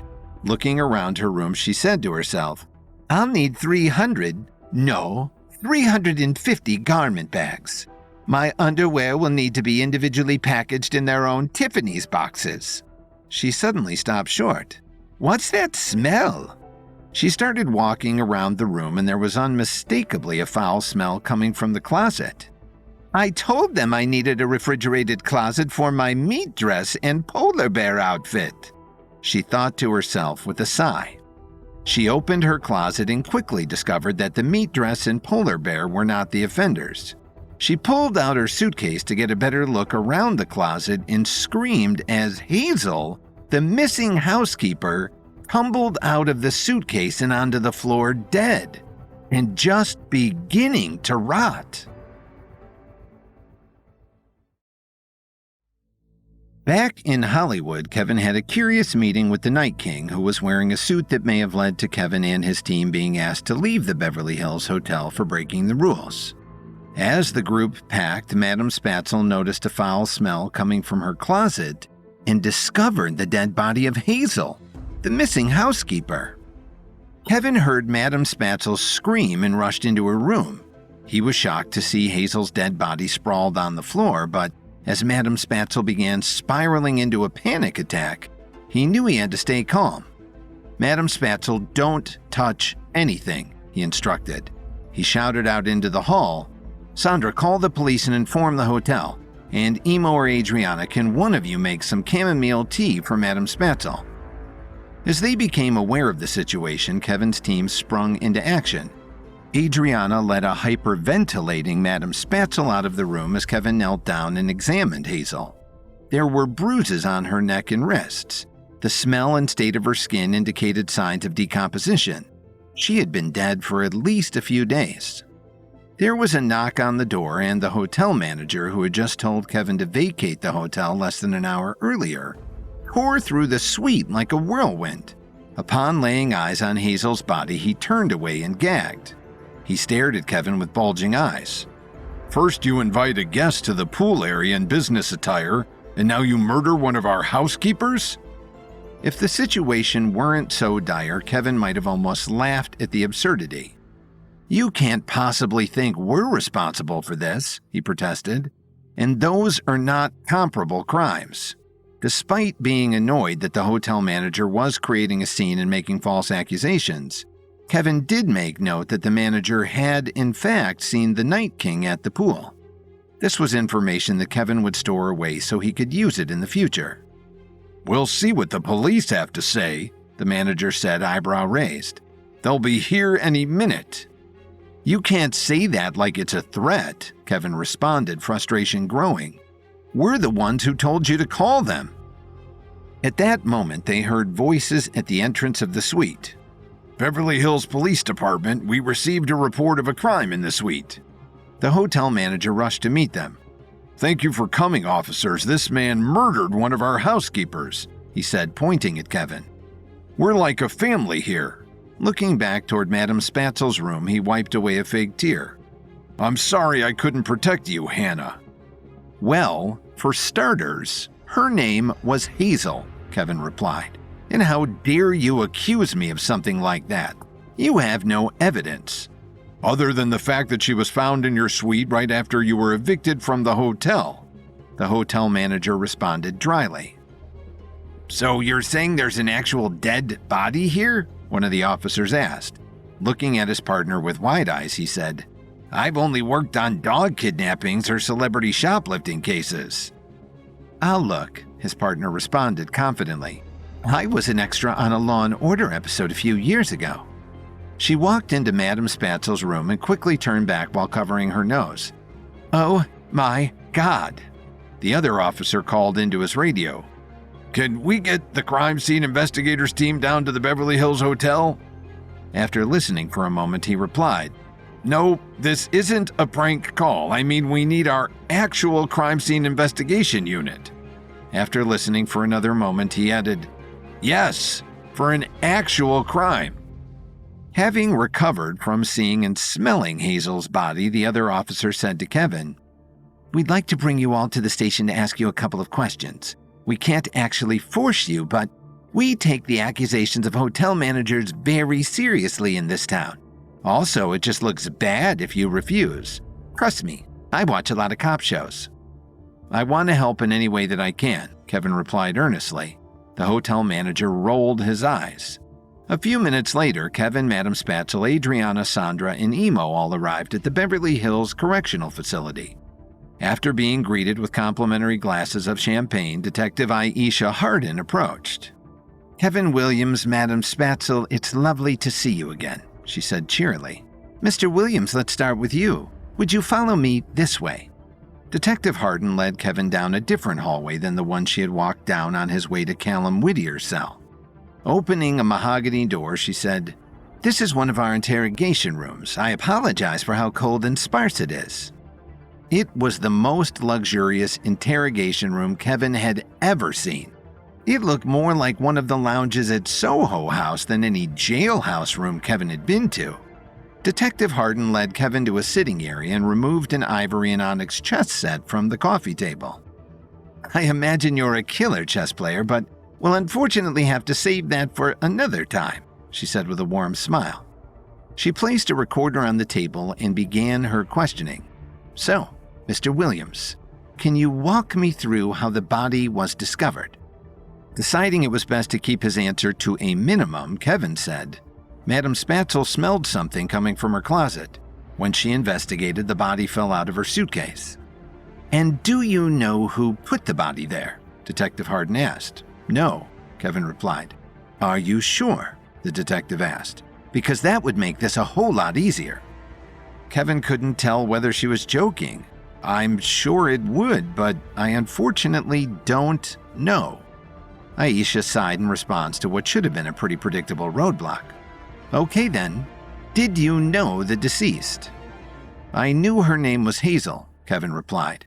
"I only knew her in passing as one of the housekeepers, but Madame Spatzel knew her and my wife had a long conversation with her. They both noticed she had gone missing a few weeks ago." "Well, that's interesting," Detective Hardin said, leaning back in her seat. "I imagine she couldn't have been in Madame Spatzel's suitcase for weeks." "No, I don't think so," Kevin agreed. "One last question, Mr. Williams," Detective Hardin said with newfound seriousness in her voice. "Did you kill Hazel?" "No," Kevin replied, confused whether this was supposed to be a gotcha question. "Well, I guess that settles that," Detective Hardin said cheerfully. "Unless you're lying to me. You're not lying to me, right?" "No," Kevin answered, hoping that she was going to press other suspects harder than this. "Great. I didn't think so," Detective Hardin replied. "You seem like a nice person." As she rose from her seat, she said, "My partner is now going to come in to ask a few questions. Can I get you anything in the meantime? Caviar? A facial?" "No, thanks. I'm fine," Kevin replied. "Well, then I'm taking the facial for myself," Detective Hardin announced. "Have a great evening, Mr. Williams," she added, seeming to not take into account that his evening had already involved finding a dead body in his hotel suite. A few minutes later, another officer entered the room. Already scowling with an entirely different demeanor than Detective Hardin, he said, "I want your hands where I can see them." Kevin hesitantly raised his hands up. Early in his time in Hollywood, Kevin had decided that it was best to comply with orders and directions from law enforcement. He was committed to maintaining his primary profile in the city as an ambitious businessman, ready to expand his empire from the music world of Chicago to the film world of Los Angeles. And he wasn't about to expose his other quests like saving the Foundation from the Pinnacle's invasion and now seeking Elohei's successor as the gatekeeper of the upper realm, to inconsequential sorts like Beverly Hills police detectives who might create hurdles and cause problems for him that would be more troublesome and annoying than truly preventative. Kevin had to sit on the fact that he could easily outpace the entire Beverly Hills Police Department in physical and mental feats. The officer sat down across from Kevin. I know you weren't searched on your way in here because the staff decided it makes people too uncomfortable, so I don't want any sudden movements. Understood, Kevin replied. Dealing with this guy was obviously going to be much less casual than Detective Hardin's interrogation. I'm Detective Hank Devins, and you should know I'm not another one of these Beverly Hills pansies. I come from Chicago. I've seen it all. What part of Chicago? Kevin asked. The North Shore, Detective Devins replied. Oh, Kevin answered, knowing that the North Shore was basically the Beverly Hills of Chicago. I'm gonna be honest with you, Detective Devins said condescendingly. I already know you did it. I have you dead to rights. So you might as well confess now and make things a whole lot easier for you moving forward. What are you talking about? Kevin exclaimed, doing his best to keep his temper in check. You can't possibly have the evidence against me because I didn't do it. Detective Devins narrowed his eyes. Everyone on the force calls me the human lie detector because I can read people so well. And my keen senses tell me that you're feeling awfully defensive. Because you're accusing me of murder, Kevin said in exasperation. Detective Devins raised his voice and pounded his fist as he spoke. You had means, you had motive, the body was found in your suite, and that little outburst you just had all but proves it. Innocent people stay very calm when accused of murder. I doubt that's true, Kevin said, forcing his voice to settle. But what motive are you talking about? Clearly feeling as if he had Kevin pinned, Detective Devins laughed. You probably think I don't know that you had been kicked out of the hotel. The hotel manager described how you nearly became violent when he asked you to leave. So you thought you'd get vengeance. Rich guy like you probably think, what does anyone care about a housekeeper? No one will even notice she's gone. So you take your revenge on the hotel and a young woman pays the price. Detective Devins leaned back in his seat, perfectly satisfied with his monologue and detective work. Kevin stared at him. I was asked to leave the hotel in a conversation, not a violent argument. By the way, about 15 minutes before we called the cops. So you think I had the conversation with the manager, murdered a housekeeper, stashed her in my own suite, and then called the cops all in the span of 15 minutes? Detective Devins grimaced as he tried to search for a flaw in Kevin's logic. I'm sure you work quickly, Mr. Williams. And I'm sure that the coroner will conclude that she was dead for much longer than 15 minutes when we found her. Kevin replied, not bothering to hide his annoyance. So are we done here? As if answering his question, at that moment, Detective Hardin entered the room. Mr. Williams, thank you for your time. You're free to leave. Detective Devins slammed his hand on the table. What? I almost had him, Devins barked.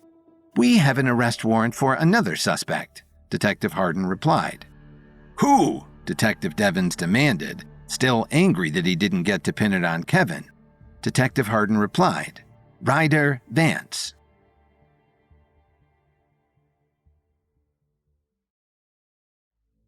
The police arrived at Kevin's suite at the Beverly Hills Hotel after Madame Spatzel found Hazel's dead body in her suitcase. When the hotel manager accused Kevin of the murder, his whole team was brought to the Beverly Hills Correctional Facility for questioning. While Detective Aisha Hardin played good cop, her partner Detective Hank Devins was convinced Kevin was guilty. But his interrogation was interrupted by Detective Hardin, who said there was an arrest warrant out for Ryder Vance. Detective Devins flew out of the room to follow Detective Hardin without giving a second glance at Kevin, whom Devins just seconds before seemed convinced that Kevin had murdered Hazel, the hotel housekeeper. Left behind in the interrogation room and obviously no longer a suspect, Kevin knew he had to find Madame Spatzel fast. If there was an arrest warrant out for Ryder, Kevin and Madame Spatzel needed to get to him before the police did. The manhunt was on. Kevin found Madame Spatzel flirting with a guard, or as the Beverly Hills Correctional Facility called them, a security concierge. "It must take a strong man to deal with such dangerous criminals every day," she said while batting her eyelashes. The concierge blushed. "Well, I did once break up a hair-pulling fight between two Disney Channel stars." "Wow," Madam Spatzel said, stepping even closer to him. But their meet cute was interrupted by Kevin. "Madam Spatzel, we have to go." Madam Spatzel looked at her new crush with puppy dog eyes. He kissed her hand and said, "I hope we meet again." "We will," she replied wistfully. "I'll commit a crime or become friends with more rich criminals." "Now, Madam Spatzel," Kevin said impatiently. "Ach, okay," Madam Spatzel replied while reluctantly following Kevin out the door. As they walked to the car, Madam Spatzel asked, "What is so important that you had to disrupt my conversation? That prison butler might be the love of my life." Kevin remembered that it wasn't too long ago that Madam Spatzel was professing her love for Ryder. How was she going to take this? "I'm sorry I interrupted," Kevin began, "but there's an arrest warrant out for Ryder. We need to find him before the cops do." Madam Spatzel stopped short and her face went white. "Ryder? Oh no." "I know you really care about him," Kevin began. But Madam Spatzel's eyes narrowed. "He better not delay my movie." She took off running for the car. Once they were driving, Kevin started to think about what he would say if they did find Ryder. Kevin's instinct was to protect him. He was one of the people Kevin had worked most closely with since arriving in Hollywood, and Kevin felt responsible for him as one of the actors in his movie. But if he was honest with himself, Kevin really wasn't sure about Ryder's innocence. Between Ryder getting too into character as Madam Spatzel's stalker during the Chains of Desire shoot and his macabre performance at the improv show, not to mention his involvement with Sympathy, for which Kevin still saw red flags, Kevin really didn't know what Ryder was capable of. Madam Spatzel directed Kevin to Ryder's apartment, and Kevin was surprised to find a pretty nondescript building. There were no amenities or on-site parking, and the place clearly hadn't been renovated in a few decades. Kevin then remembered that Sympathy tended to cater to new actors who lacked connections. Ryder often carried himself like an elite insider, but it all may have been a front. This place was also swarming with police cars. If Ryder was here, Kevin and Madam Spatzel wouldn't get the chance to talk to him. If he wasn't, they still needed to find their way inside to look for any clues to his whereabouts. Kevin started devising a plan to get inside the apartment, but Madam Spatzel abruptly said, "I'll get us in." Kevin tried to tell her to wait, but she exited the car before he could get a word out. Kevin rushed to catch up with Madam Spatzel just as she reached the caution tape. An officer stopped her and said, "Sorry, ma'am. Only authorized personnel beyond this point." "Oh, but I am authorized," Madam Spatzel said while quickly flashing the visitor's badge she had been given at the Beverly Hills Correctional Facility. "I'm taking over this case. Agent Celestia Valentine, Interpol." Kevin made a move to intervene since there was nothing believable about Interpol being interested in this case, but the officer bowed deeply as if being introduced to royalty. "Interpol, of course. Right this way, Agent Valentine." Kevin, amazed that the ploy somehow worked, shrugged and followed Madam Spatzel beyond the caution tape. In fact, it was a relief to Kevin to have someone else taking control of the situation for the moment. His ordeal in the upper realm and in the learning of his assignment to find the new gatekeeper of the realm before Elohi's death had worn on him, as was the fact that he was away from Lily yet again. He would let Madam Spatzel use her own powers of persuasion to begin the footwork on Hazel's murder case. It would give Kevin a rare chance to rest and recuperate. Although he knew this time would be short-lived and soon he'd be facing down Gwen Archer and Vincent Reeves, or spanning the globe to search for the next keeper of the upper realm. For the moment, he was going to enjoy watching Spatzel manipulate law enforcement. As they walked up the stairs to Ryder's unit, several local officers walked out. One spoke into his radio. "Residence is clear. Commence a search of the surrounding area." Kevin knew that that was a waste of time. If Ryder was on the run, he wasn't going for a stroll around his own neighborhood. But even if Ryder wasn't here, There could still be useful clues in his apartment. But when they entered the unit, Kevin found the most sparsely furnished apartment he had ever seen. If there were clues here, they probably wouldn't take long to find. The walls were completely bare, and the living room contained nothing more than a single floor cushion and a TV. Stacked next to it was a pile of DVDs, all slasher films or animated kids' movies. Kevin grimaced at the combination. Kevin glanced into the bedroom to find a few alarming things. One, there was no bed. Where does he sleep? Kevin wondered out loud. I am starting to understand why he always wanted to meet at hotels, Madame Spatzel mused. Sighing, she added, Kevin, you know I am not a shallow person. Of course, Kevin responded somewhat honestly.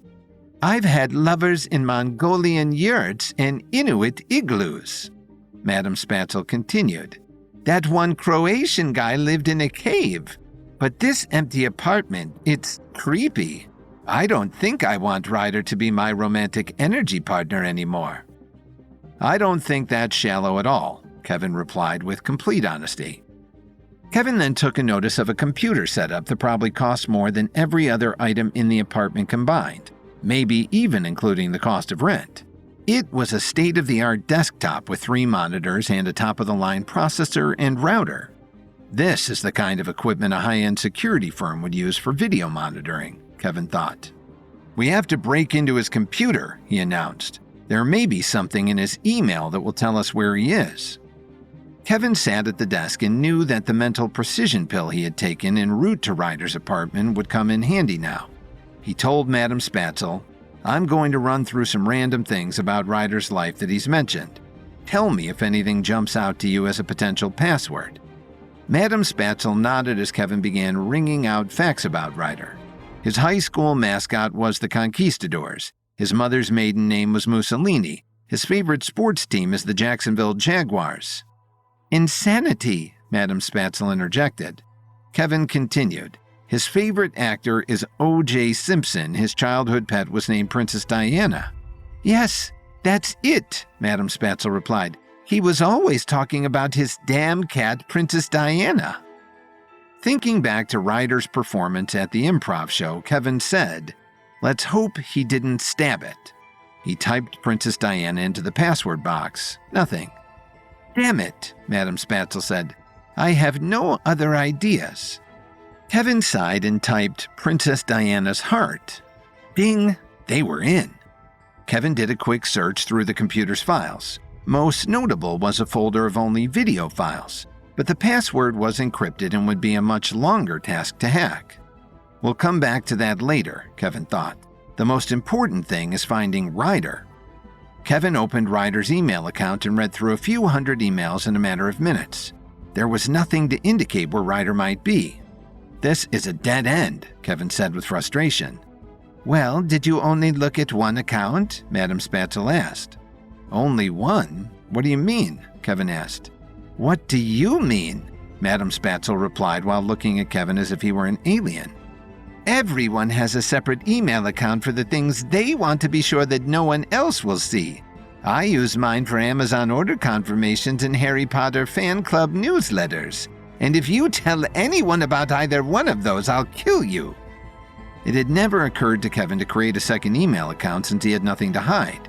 He looked under Ryder's accounts and found a separate username. That inbox almost exclusively contained what appeared to be webcam links, but Kevin was most concerned with an email right at the top. I think I found where Ryder is, Kevin declared, and it doesn't look good for his innocence. What do you mean? Madame Spatzel asked. He booked a bus ticket to Big Bear, Kevin replied, 3 hours ago. After Hazel's dead body was found in Kevin's hotel suite, an arrest warrant was put out for Ryder Vance. Kevin wanted to make sure he beat the cops to find Ryder. Kevin and Madame Spatzel went to Ryder's apartment, and though the place was swarmed with cops, Madame Spatzel bluffed their way in by pretending to be an Interpol agent. Inside, they found a nearly empty apartment except for a state-of-the-art computer. After hacking into Ryder's account, Kevin found an email receipt for a bus ticket to Big Bear, that Ryder had purchased hours earlier. Kevin immediately called Jericho to meet them at Ryder's apartment. Who knows what we'll find when we get to Big Bear, Kevin thought. It was a smart precaution to bring more backup than Madame Spatzel. The timing of Ryder's booking was certainly suspicious. It was right around the time that the arrest warrant was announced. Was he fleeing from the warrant? Or did he flee after Hazel's body was found, even before suspicion had landed on him? Either way, it didn't seem like the actions of an innocent person. The upside was that Kevin was pretty sure the authorities didn't have the same lead for finding Ryder and Big Bear. They were going to have a great head start in finding him first. When Jericho arrived, he, Kevin, and Madame Spatzel loaded into the car and headed east. 2 hours later, they were climbing the winding roads up the San Bernardino Mountains. On any other day, the scenery would be captivating and soothing, but the possibility of sightseeing was trumped by the urgency of the manhunt. They arrived at the bus stop in the center of town where Ryder's itinerary ended. This was where their trail ran cold. I can't imagine he's just sitting having a beer in one of these pubs, Kevin thought. Suddenly, Madame Spatzel piped up. "Oh, we're near the retreat." Kevin and Jericho looked at Madame Spatzel with confusion. "What retreat?" "The Sympathy Mountain retreat," Madame Spatzel replied as if it were obvious. "With all the murder and dead bodies, I completely forgot about the recruitment event today." Kevin was grateful to have a new lead. "That seems like as good a place to start as any. Can you lead us there?" "Yes, but try not to embarrass me in front of my friends, Kevin," Madame Spatzel replied. "Sure," Kevin answered, though he couldn't understand how Madame Spatzel's standing with Sympathy was a priority when one of the group's members was wanted for murder. Madame Spatzel led them to Sympathy's cabin, and like their headquarters in Hancock Park and their rental at Sundance, it was stunning. Kevin continued to wonder where all this funding was coming from. There's no way dues paid by struggling actors generate this much money, Kevin thought. Could someone be bankrolling them? From the edge of the property, Kevin devised their plan. "Madame Spatzel, you go in just like you're regularly attending the event. See if Ryder is there, but act casually if you find him. Jericho and I will look around the lodge for anything suspicious." "I will put my acting prowess to use and come up with another character," Madame Spatzel said with a grand dose of the serious actress she thought herself to be. "Nope, don't do that. They know who you are already," Kevin cautioned. Madame Spatzel pouted but walked up to the front door. As Kevin and Jericho made their way around the side of the cabin, Cassandra, one of the flower girls, opened the door. "Oh, hello, dear friend," she said to Madame Spatzel. "Hello," Madame Spatzel replied. "My name is Marquisa Panache, and I'm here for the recruitment meeting." Cassandra stared at Madame Spatzel with her usual glazed eyes, as if trying to understand why this didn't compute for her. But she evidently decided not to worry about it. "Okay," she said cheerily. She let Madame Spatzel inside, where there was a mix of spacey flower girls and more alert and very eager newcomers. She walked through the house, taking in the scene while looking for Ryder. She passed by Penelope talking to her recruit. With added sincerity in her usual dreamy voice, Penelope said, "We're like a family here, and Lance has been like a father to me. The opportunities he's created for me have changed my life." Madame Spatzel moved on to find another flower girl in the middle of a conversation with another recruit. "Lance has been like a father to me. The opportunities he's created for me have changed my life." It couldn't escape Madame Spatzel's notice that they said exactly the same thing in exactly the same tone. She briefly thought of Callum Whittier's claim that Lance was experimenting with mind control, but she shook off the thought. She took out her cell and called Kevin. "No sign of Ryder," she said as soon as Kevin answered. Right after she shared the news, Lance approached her. "I'm sorry, Madame Spatzel," he said apologetically but sternly. "You know the rule. No cell phones allowed." Outside the house, Kevin heard this before the call dropped. After tucking the phone back in her purse, Madame Spatzel asked, "Where's Ryder?" I haven't seen him, Lance replied casually. Why do you ask? Don't you watch the news? Madame Spatzel challenged. She had always wanted to say that to someone, though she thought it would be regarding her winning an Oscar or committing some heroic feat. Oh, I don't watch the news, Lance said dismissively. So much tragedy in the world that we can't control. I think the people and happenings that one should care about are within their immediate community. Don't you think? Madame Spatzel nodded, though it occurred to her that this philosophy didn't seem to apply when the news was about someone in your inner circle.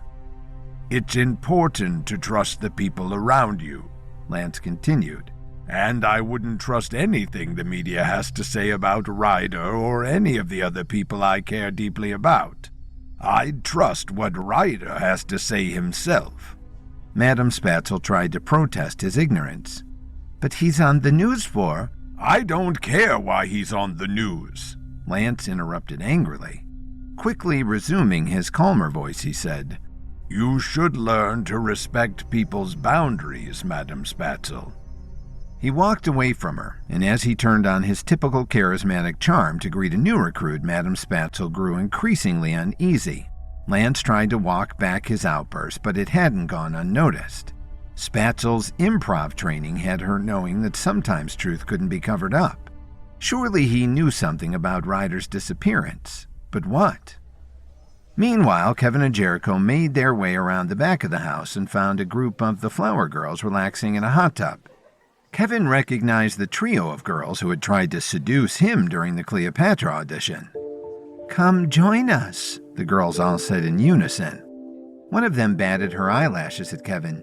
"It's a little tight in here, but we can make room by sitting on laps." Cassandra rose from her seat in the hot tub wearing the teeniest bikini ever made.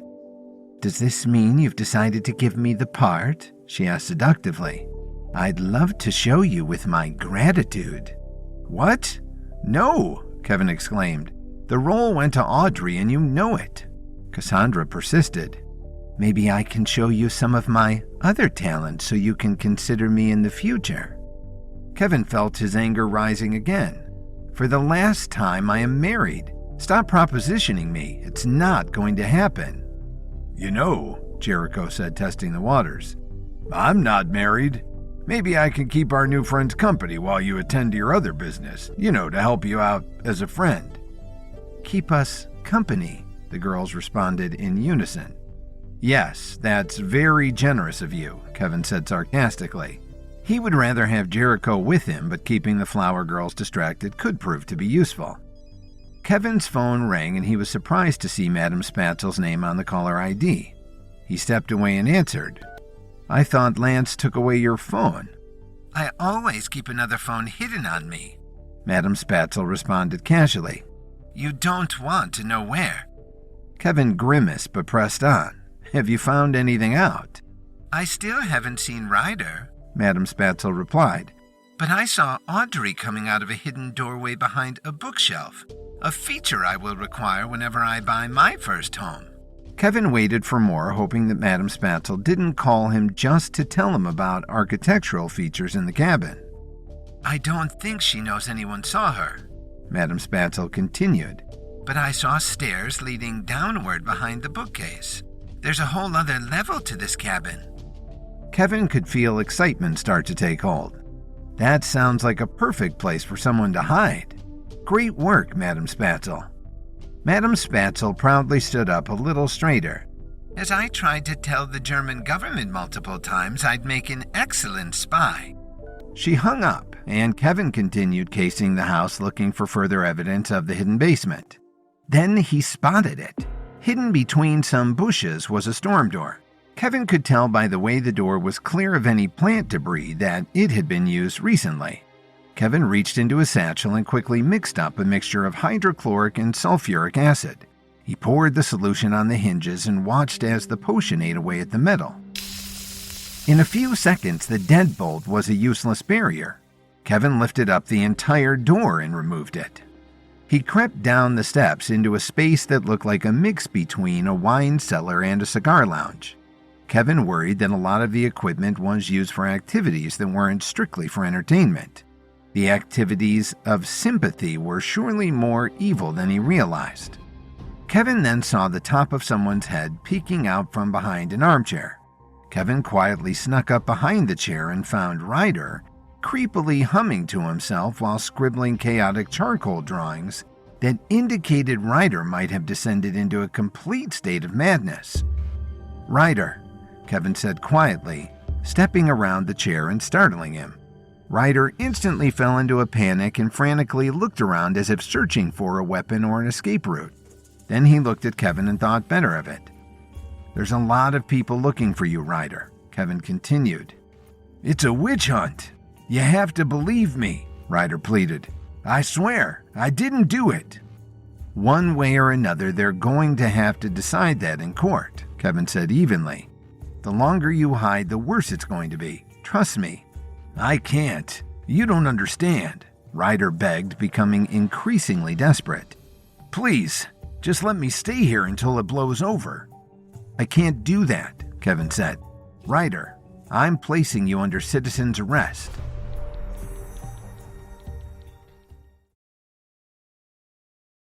With an arrest warrant out for Ryder Vance in connection with Hazel's murder, Kevin, Madam Spatzel, and Jericho tracked Ryder to the sympathy retreat in Big Bear. Lance claimed not to know where Ryder was or even that he was all over the news, but with help from Madam Spatzel, Kevin located a secret basement in the cabin. He found Ryder in the basement, and though Ryder insisted he was innocent, Kevin put him under citizen's arrest. Ryder started to weep in response to Kevin's declaration of citizen's arrest. Kevin took zip ties out of his satchel and secured Ryder's hands behind his back. "Do I need to worry about you screaming?" Kevin asked. "Because I'd rather not have to gag you." Ryder looked at the floor and shook his head. Despite his brash confidence he normally displayed, he was crumbling like a scared child in the face of this pressure. Kevin led Ryder toward the storm door stairs, leaving behind on the table Ryder's last charcoal drawing, which slightly resembled two frightened eyes. Once outside the basement, he called Jericho, who was still in the hot tub with the flower girls. "I have Ryder," Kevin said. "Meet me at the car." Jericho reluctantly looked around at his own personal heaven. "But we were just about to start playing Truth or Dare." In the background, Kevin could hear a flower girl say, "I really hope you pick Dare." Jericho whimpered at the thought of having to leave this game behind. "We don't have time to waste," Kevin replied sternly. "We have to get Ryder back to Beverly Hills." "But I don't have a towel, and it's going to be so cold," Jericho whined. "Well, you should have thought of that before getting in a hot tub while there's snow on the ground," Kevin told him with a little bit of scorn. Kevin wasn't used to having a team member who wasn't fully focused on their quest. He hung up and dialed Madam Spatzel. "I got him," Kevin said when she answered. "Meet me at the car." In the background, Kevin could hear Lance scolding Madam Spatzel. "I thought I took your phone from you," he said impatiently. "You're being very disrespectful today, Madam Spatzel." "You're right," Madam Spatzel replied. "I will see myself out and come back when I understand the rules." She walked out the front door, leaving Lance to watch after her suspiciously. Lance knew that Madam Spatzel was always a little weird and quite eccentric, but he could tell this was something beyond that. Lance vowed to keep a closer watch on Spatzel. Kevin, Madam Spatzel, and Jericho loaded Ryder into Kevin's rental car and drove off. Jericho, still shivering in the cold after leaving the hot tub, draped himself in Madam Spatzel's fur shawl. Ryder, knowing his best shot at an ally was in Madam Spatzel, appealed to her. "My honeysuckle, my moon witch. Please believe me that I'm innocent." "Oh, my blood master, I don't know why I ever doubted you," Spatzel cooed. Kevin grimaced at their pet names for each other, but was also surprised when Ryder's plea seemed to have an impact on Madam Spatzel. Shouldn't the name Bloodmaster be good enough reason to doubt him? Kevin thought. "Are we doing the right thing here, Kevin?" Madam Spatzel cried. "Ryder would never lie to me, except for when he told me he was saving himself for marriage." "Well, I was," Ryder protested, "until I met my 9th grade English teacher." Kevin decided to ignore the unpleasant details of their romantic negotiations. The arrest warrant isn't just going to go away, he explained. The sooner we bring you in, the sooner you can go to trial and prove your innocence. Kevin was comforting Ryder, but if he was honest with himself, he wasn't convinced of Ryder's innocence. Kevin believed in innocence until proven guilty, but Ryder's behavior since Hazel's body was found strongly led Kevin to believe that Ryder was guilty. And between his tendency toward violent story turns in his improv show and his method acting as Madame Spatzel's stalker in Chains of Desire, something had always seemed off about him. Ryder's pleas of innocence were convincing, but he really was a great actor. Kevin had faced some dangerous adversaries since arriving in Hollywood, but one of the biggest challenges had been dealing with actors highly skilled at hiding their true emotions. They arrived at the Beverly Hills Correctional Facility, and Madame Spatzel quickly checked her hair in the rearview mirror, as if she was about to enter her favorite exclusive country club. Kevin cut the zip ties off Ryder's wrists and led him to the receptionist desk. Ryder Vance is responding to his arrest warrant and is willingly turning himself in. Ryder looked gratefully to Kevin. After running away, this spin on the story might paint Ryder in a better light. "Welcome," the receptionist said cheerily. After handing Ryder a welcome bag full of skincare products, green juice, and AirPods, she continued, "Follow me to our interrogation lounge." Kevin realized he could make good use of his time while at the facility, and though the receptionist offered a cheese plate and a list of wines when she returned, "It's happy hour," Kevin asked to speak with Callum Whittier instead of having a snack. "Oh, he's in the Palisades Spa," the receptionist replied. "Follow me." She led Kevin to a spa that resembled one at a 5-star resort. Water features trickled and harps played softly, creating a soothing atmosphere that stood in stark contrast to the horrifying sight of Callum Whittier leaning back in a massage chair while getting a pedicure and wearing a sheet mask. Callum took notice of Kevin's presence and clapped his hands together. "Well, if it isn't my old friend Kevin Williams." "Hello, Callum," Kevin replied, not wanting to say anything to encourage the idea of them being friends. "I have to thank you for the brain hydration," Callum said.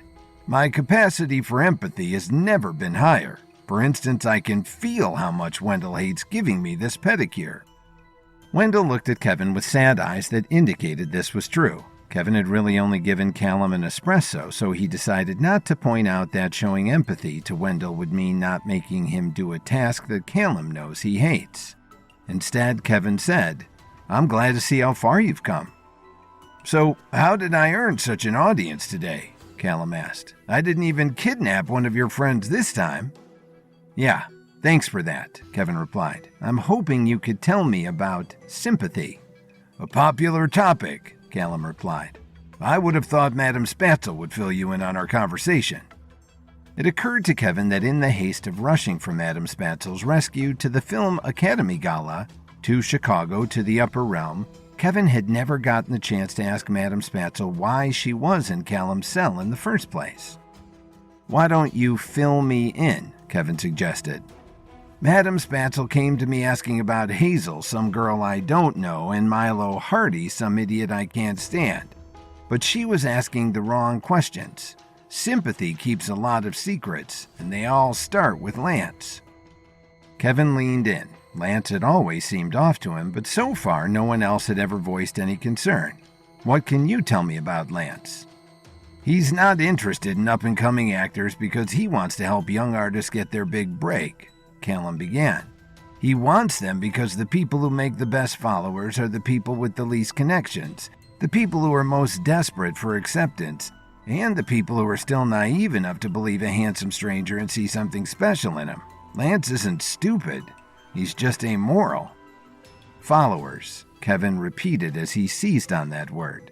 "So it is a cult." "Flat earthers are a cult," Callum replied. "LA Dodgers fans are a cult. Sympathy is a prison."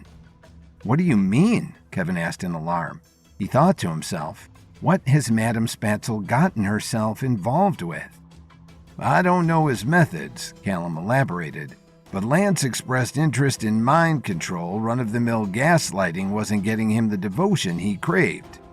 Kevin hated to agree with the sociopath, but Callum's assertions rang true. The flower girls' glazed over eyes, their synchronized speech, and their identical personalities certainly validated Callum's claim. This gave Kevin a lot to think about, but there was also urgent business at hand. How well do you know Ryder Vance? Callum pondered the name. He joined the group shortly before I left. He was one of the few who actually had the talent to make it in Hollywood without Lance's help. The girl Hazel that Madam Spatzel asked you about, she was found dead, Kevin explained. Ryder is the prime suspect in her murder. This revelation made Callum sit up a little straighter. If someone involved with Sympathy was found dead, you probably have to look higher up than one of the peripheral members. So you believe he's innocent? Kevin asked. Callum smiled. I don't just believe it, I'll prove it. I'll represent Ryder in court. This struck Kevin as an awful idea. But you're in prison yourself. Is that even legal? This is Beverly Hills, Callum replied, looking at Kevin like he was a moron. I just need to purchase a diploma and pay off the Bar Association and I'm good to go. Kevin sensed he may be making a deal with the devil, but with Callum possibly being one of the only people who would believe in Ryder's innocence, they may have no other choice. Meanwhile, Madam Spatzel visited Ryder where he was still being held in the interrogation lounge. If the girlfriend of the suspect wants to speak with a prisoner, we have no right to say no, the security concierge said cheerily as he opened the door for her. I'm not his girlfriend, Madam Spatzel scowled on her way in. She sat down across from Ryder and produced a plate of steak. I brought you filet mignon from the dining room, she offered. I'm too depressed to eat, Ryder wailed. Madam Spatzel slapped him. Snap out of it, she demanded. Now tell me why you ran. Ryder looked at Madam Spatzel with tears in his eyes. He had always been able to bend her to his will, but he could see by her stony expression that it wasn't going to work this time. I ran because I knew they were going to come after me, he claimed. I wasn't going to just roll over and let them take me. How did you know they would suspect you if you didn't do it? Madam Spatzel asked. Ryder looked away in embarrassment. Hazel had complained about me, he admitted. I just wanted to get to know her better. So sometimes I'd follow her, call her at 2 a.m. to see what she was doing. Maybe I set up a webcam in her house, but that's it. I swear I didn't strangle her. Deciding she wasn't going to get any more from him, Madam Spatzel left the room without a word. She found Kevin in the lobby, but before he could ask her about her conversation with Callum, Madam Spatzel repeated everything Ryder had said. He really sounded like he meant it, Madam Spatzel insisted. But Kevin was more unsure than ever of Ryder's innocence, as he thought to himself, how did he know she was strangled?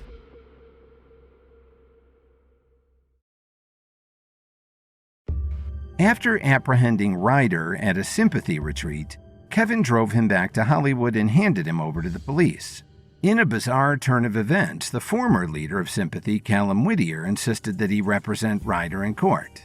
When Madam Spatzel had a moment alone with Ryder, she asked him point blank if he had killed Hazel, and Lance swore that he hadn't, though Kevin notices that Ryder seems to know that Hazel was strangled, which is not information that has yet been made public. The next morning, the Beverly Hills courthouse was swarming with paparazzi. Every news outlet in town wanted a photo of Ryder, the suspected killer, and when he arrived in handcuffs, the horde of photographers buzzed around him like flies as flashbulbs popped. Pointing his microphone in Ryder's face, one of them asked, Mr. Vance, are you Hazel Halifax's killer? The people want to hear it from you directly. Although he had been coached not to speak, Ryder said, Of course not. I'm completely innocent. I loved Hazel like a sister. Now that they knew he was willing to speak, the other reporters fell into a feeding frenzy of questions. Were you and Hazel romantically involved? One of them asked. Are you worried this accusation will forever tarnish your career as an actor? Asked another. If you're so innocent, then why did you skip town right after the body was discovered? Asked someone else. Because they were shouting over each other, it was difficult for Ryder to hear the individual questions, so instead of answering any more of them, he said, "No further comments," and was escorted into the courthouse by the police. Inside, Kevin and Madam Spatzel had already taken their seats, and as Ryder walked up to the defense table, everyone turned their heads and started to whisper. "He looks guilty to me. I can always tell," Kevin heard someone whisper. At the same time, someone behind Madam Spatzel said, "I don't think he's guilty. He's just an easy target because all actors are crazy in an artistic kind of way, you know?" Thanks to the mental precision pills he took on a regular basis, Kevin could hear practically everyone in the courtroom at once. "Seems like everyone's got an opinion," he thought to himself. Just as the clock struck 8, the judge pounded her gavel. "All rise. I now bring this court to session. You may be seated." The court bailiff bellowed. Following the judge's instructions, everyone stood up and sat down. As the judge opened a folder and started flipping through documents, the jury kept their eyes on Ryder, already trying to size him up before they'd even heard a word. After giving herself a moment to get situated, the judge looked up and was surprised to see Ryder sitting at the defense table alone. "Where are your lawyers, Mr. Vance? The trial is about to begin." Just then, everyone turned their heads and gasped as the police escorted Callum Whittier through the courtroom doors. "Sorry I'm late, Your Honor. My handlers and I were having a small dispute about where to stop for breakfast." Remembering back to when Callum took her hostage, Madam Spatzel shuddered. "He's the one representing Ryder?" she asked. "But he's a totally deranged psychopath." Kevin understood Madam Spatzel's reservations, but he still believed that Callum was probably the exact right person for the job. "He is a bit twisted, there's no denying that," Kevin said. "But Callum is highly intelligent and knows more about sympathy than anyone else in Hollywood. He might know things that could clear Ryder's name." With 2 armed guards directly behind him, Callum walked up to the defense table and took a seat next to Ryder. Because he was tightly wrapped in a straitjacket, one of the guards had to pull out his chair for him. As soon as he was nice and comfortable, Callum said, "Ready when you are, Your Honor." The judge peered down at Callum with a look of disgust. "I can't say it's a pleasure to see you again, Mr. Whittier, but for the sake of an unbiased jury, I'll keep my reservations to myself. You may begin with your opening statements." Callum nodded and stood up to address the jury. "Thank you, Your Honor. Ladies and gentlemen of the jury, my opponents would have you think this is a closed case, but that is, of course, like so many other things in this town, a mere fantasy. By the end of this afternoon, I will have proven beyond a shadow of a doubt that my client is innocent. And so long as you remain true to logic and reasoning, I predict he will leave here a free man." Then, after Callum sat back down, the prosecuting lawyer, a fierce-looking woman with an angular face and her hair pulled back in a ponytail, stood up and said, "Ladies and gentlemen of the jury, I don't need persuasive language to convince you of what really happened to Hazel Halifax. I have something better to offer you. Cold, hard facts.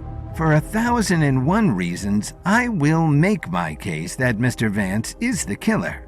But the first and most obvious is what we found in his apartment. The first slide, please." Right on command, a photo of a large cardboard box popped up on a projector screen next to the jury. Much to their shock, it was full of knives, guns, grenades, and nooses. Already the jury was casting suspicious glances at Ryder. "As you can plainly see, this box found in Mr. Vance's apartment is chock full of weapons," said the prosecuting attorney.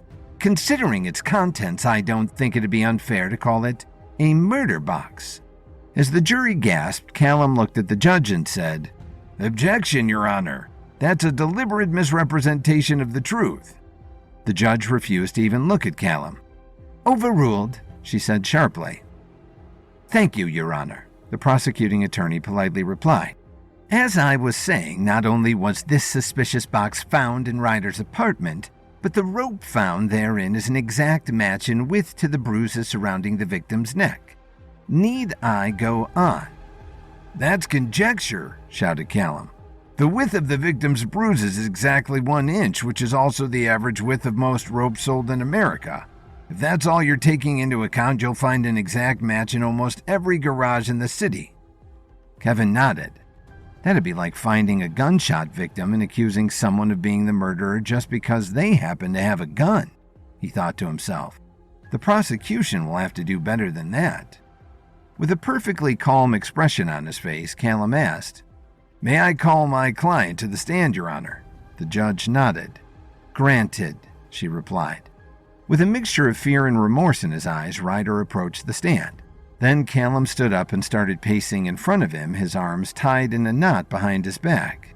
"As many of you know, my client is a young rising star in Hollywood. In addition to dramatic acting, do you have any other hobbies, Mr. Vance?" Ryder nodded as he leaned forward to speak into the mic.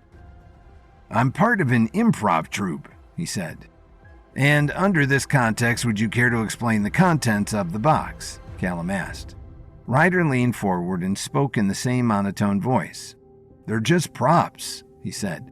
"Improv scenes often escalate very fast, and some of my wilder characters use violence as a source of comedy. It was always just a joke, though. When it's real, there's absolutely nothing funny about violence, and I'm just as shocked and horrified by what happened to Hazel as everyone else." Kevin scratched his chin as he studied Ryder's every expression. Thanks to the mental precision pills, he could almost always tell when someone was lying, and to him, Ryder appeared to be telling the truth. "I think I believe him," Madame Spatzel whispered. "I think I do too," Kevin whispered back. For the next several hours, Callum and the prosecuting attorney continued to make their cases to the jury. Callum, for example, called several people up to the stand, including Audrey and other members of the improv troupe, who all testified that Ryder and Hazel were friends and that Ryder would never kill someone in cold blood. The prosecuting attorney made the case that the reason Ryder liked to use weapons on stage was because secretly deep down he had violent fantasies that were difficult to suppress. According to her side of the story, Ryder had simply snapped and strangled Hazel in a violent crime of passion. All along, though, Callum was saving his best defense for last. When another sympathy member took the stand, that witness confirmed that Ryder was at a sympathy meeting the night Hazel was killed, and although there was no physical evidence, there were written testimonies from almost everyone in sympathy that they saw him there. Finally, after hours of discussion, the judge looked at the clock and said, "Thank you very much. The jury will now take an hour to deliberate a verdict. We'll be back after lunch. Court adjourned." After the judge pounded her gavel, everyone, including the jurors, shuffled out of the room. Kevin and Madame Spatzel walked across the street to get some lunch and had a conversation about the case. "Do you think they'll convict him?" Madame Spatzel asked. Kevin wanted to say no, but he still wasn't sure. "I don't know," he said. "If you ask me, the evidence clearly works out in Ryder's favor, but that doesn't account for whatever biases people may have. If they don't convict Ryder, then that means the killer is still out there and they may want to pin it on Ryder just to have the whole thing over and done with. We'll just have to wait and see." After lunch, Kevin and Madame Spatzel returned to the courthouse and found their seats in the back. Shortly afterward, the jury came in and returned to their seats as well. As soon as they were seated, the judge looked over at them and said, "Well, has the jury come to a decision?" A woman in the front row stood up and nodded. "Yes, Your Honor. After taking everything into account, we believe we've come to a just decision. We, the jury, find Ryder Vance..."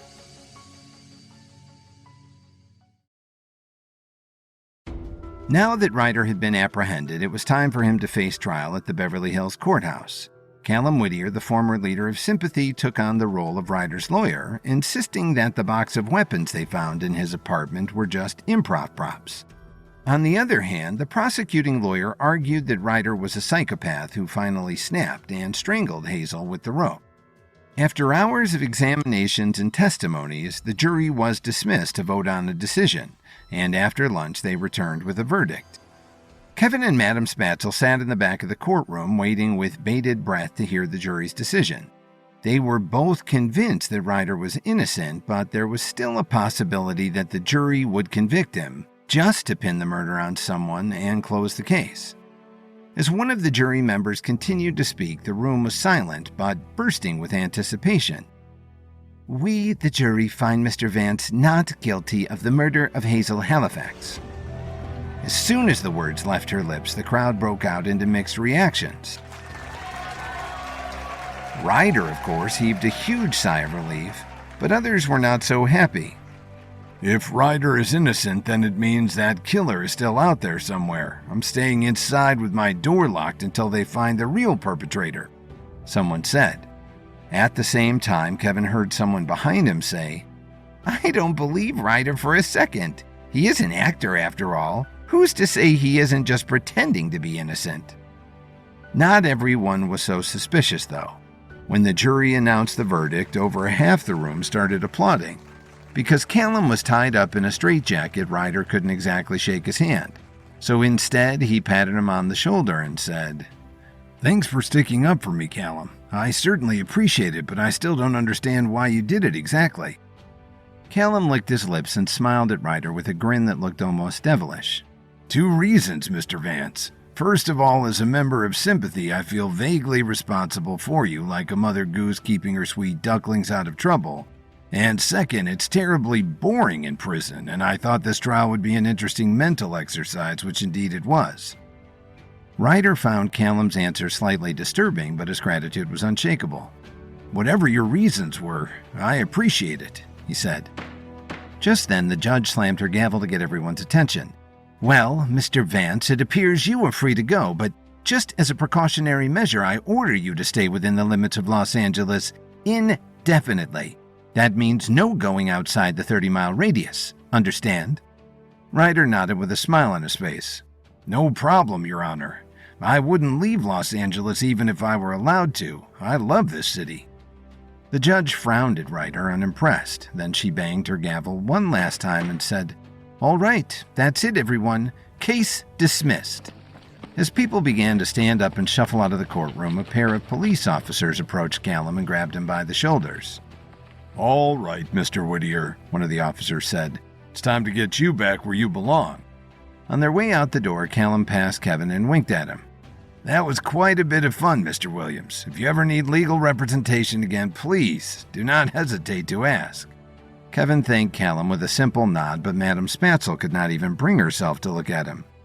"I don't care how intelligent he is. That guy gives me the creeps," she said with a shudder.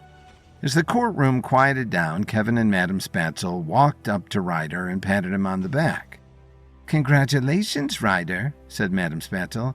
"I knew it couldn't have been you. You may like acting like a lunatic on stage, but deep down I know you wouldn't hurt a fly." Ryder smiled, but only briefly. It was obvious that he was still feeling a bit uncomfortable. "I'm glad my name has been cleared," he said.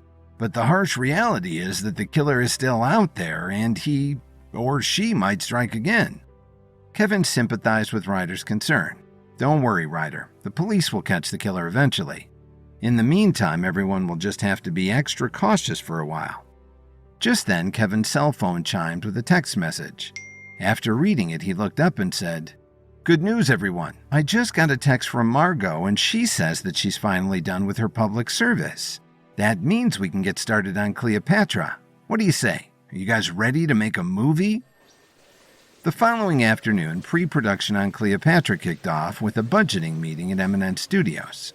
All of the department heads were there, including Levi, the cinematographer, Toby, the production designer, Deborah, the costume designer, Margot, the director, and of course Helen O'Day, the head of the studio. Before the meeting officially started, Kevin took a seat next to Margot and said hello. "Hey, Margot, glad to have you back.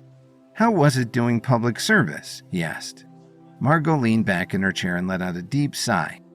"It was nothing glamorous. I can tell you that much. Once we're done with Cleopatra, I'm never working with animals again. Believe me, I've had my fill," she said. A few minutes later, once everyone had arrived, Kevin clapped his hands together and started the meeting. "Welcome, everyone. Thanks for coming," he said. "Before we get started, how about a round of applause for Margot? It's great to have you back." Margot looked embarrassed as everyone clapped for her. Thank you, she said. I'm excited to be here. Then Kevin continued. As you all know, we're here to discuss the budget today. As of now, the budget for Cleopatra is $500 million. Does anyone have any thoughts? Toby, the production designer, raised his hand immediately. The budget depends on where we will be filming, Kevin. If we're going to build our sets here in Hollywood, $500 million might be enough. But if we're going to film on location in Egypt, we'll need a lot more than that. Renting the actual pyramids won't come cheap. While everyone else got to thinking, Margot instantly had something to say. Filming inside a studio isn't an option because it will rob the film of its vitality, its verisimilitude. Margot paused for a moment to read the room. That's a word we use a lot in film school, she then continued. If we really want to make the best movie possible, we'll have to film on location in Egypt. Levi, the cinematographer, nodded his head in agreement. I agree with Margot, he said. For Cleopatra, I'm imagining breathtaking wide shots that encapsulate not just the pyramids, but the desert all around them as well. We'll never be able to get those shots in a studio, and I refuse to use special effects for something that we could film for real. After gauging everyone's responses, Kevin nodded and said, All right. Well, it sounds like we're going to need a bigger budget after all. Then, turning to Helen, he asked, What's the most you can afford to give us, Helen? With a neutral look on her face, Helen took a sip of her coffee and said, I'm afraid the studio can't spare much more, Kevin, she said. As is, Cleopatra is already the most expensive movie that Eminence has ever signed on to produce. The most I could give you without upsetting our shareholders would probably be another $2 or $3 million. As the words left her mouth, the room fell silent. Everyone knew it wouldn't be enough, so after a brief moment of reflection, Kevin said, Well, in that case, I'll raise the budget myself. How would everyone feel if we went from $500 million to $1 billion? Margot's eyes widened with shock. If we did that, she said, then Cleopatra would officially become the most expensive movie in Hollywood history. Kevin smiled. Well, he said, go big or go home, right? Kevin wasn't trying to embarrass Helen O'Day, but he knew that to expand his empire, he would have to live by the old saying, to make money, you have to spend money. Kevin had the money. His Chicago-based companies, Williams & Williams Pharmaceuticals as well as Williams Media, were both leaders in their field and making record profits. When Kevin decided to expand into Hollywood, he knew it wasn't going to be a time to pinch pennies. And raising the budget of the Cleopatra project to $1 billion only inspired his team to have confidence in him and their undertaking. He knew in his heart that Cleopatra was going to change Hollywood forever. After the meeting, Helen O'Day went back to her office at Eminence Studios with an enormous grin on her face. After pouring herself a drink, she sat back in her throne-like office chair, pulled out her phone, and made a call. After a few rings, Dominic Archer answered and said, Hello, Helen. How is our plan coming along? Helen took a sip of her drink and smiled with devilish glee. It's going better than we could have ever expected, Mr. Archer. That amateur Kevin Williams has no idea what he's doing. He just agreed to fund the movie for $1 billion, meaning he'll carry out Pinnacle's plan on his own dime. We'll get our movie made and we won't even have to pay for it. Dominic let out a deep and malicious laugh. Very good, Helen. Very good. Just make sure that the production continues to run along smoothly, and soon enough, the world will belong to the Pinnacle. Helen raised her glass. Cheers to that, she said with a chuckle.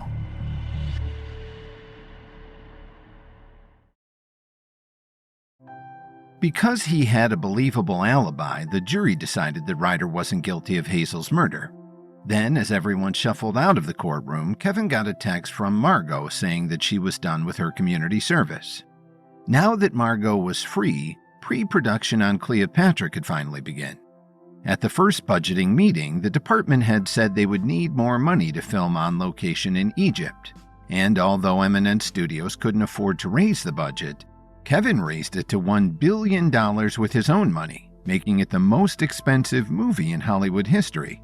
After the meeting, Helen O'Day went back to her office and called none other than Dominic Archer, informing him that Kevin was carrying out the Pinnacle's master plan with his own money.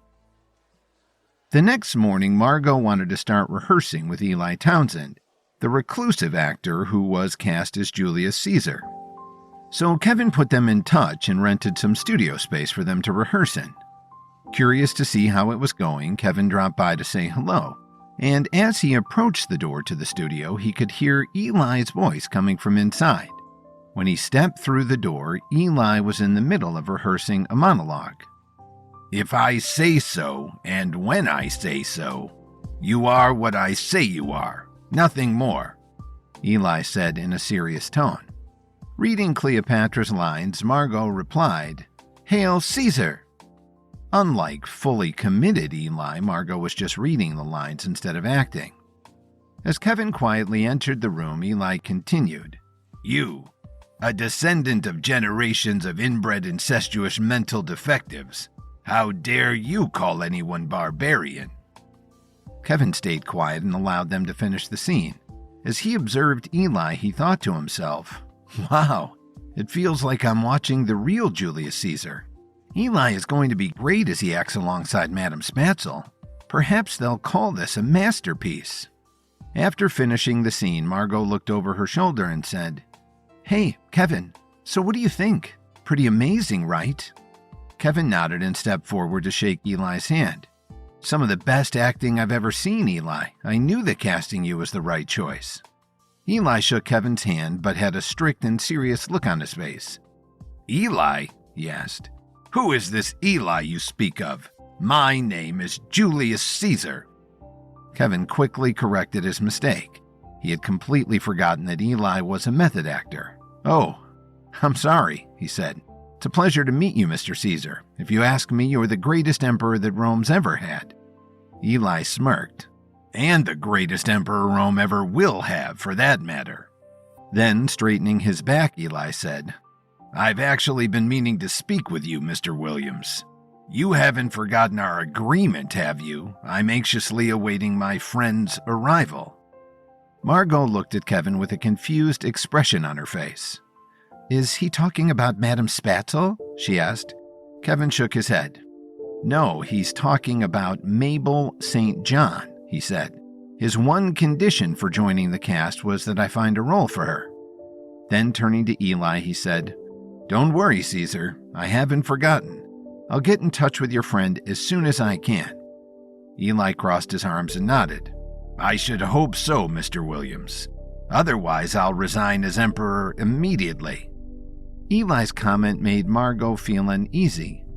"Oh, no, it won't come to that, Mr. Caesar. Kevin is going to get in touch with your friend right away. Aren't you, Kevin?" Kevin nodded. "Trust me, Caesar. It's at the very top of my list."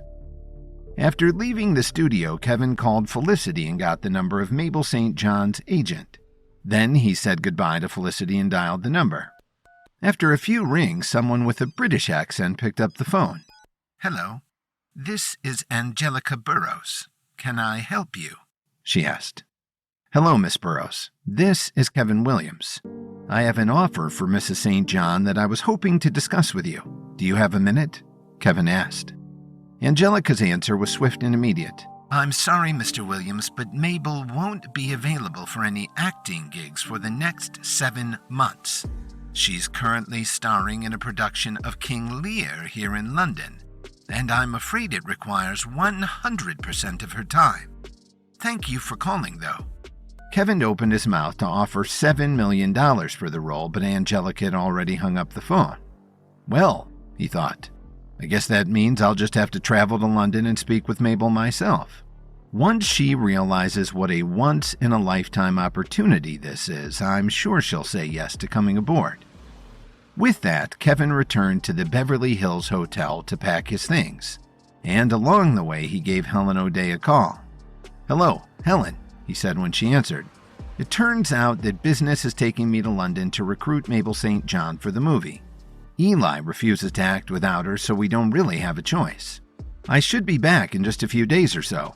"All right," she said. "Whatever it takes, Kevin." Then she suddenly thought of something. "Oh, While you're there, Kevin, Eminence is actually premiering a new film in London. It's a low-budget art house film, so it won't be anything like Cleopatra, but it still might be worth your time.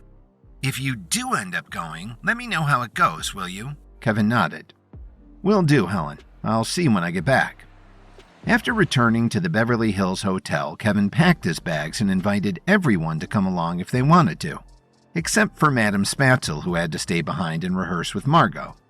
Emo and Sandra expressed interest, though, and decided to make the trek across the pond with their boss. That night, they took a red-eye flight to London and landed just as the sun was rising. After booking a hotel room, Kevin pulled out his phone to see where Mabel's play was being performed. When he saw where it was, Kevin's eyes lit up with excitement. "It looks like Mabel's play is being performed at the Globe Theatre, where Shakespeare premiered his plays while he was still alive," he said. "I've always wanted to see it.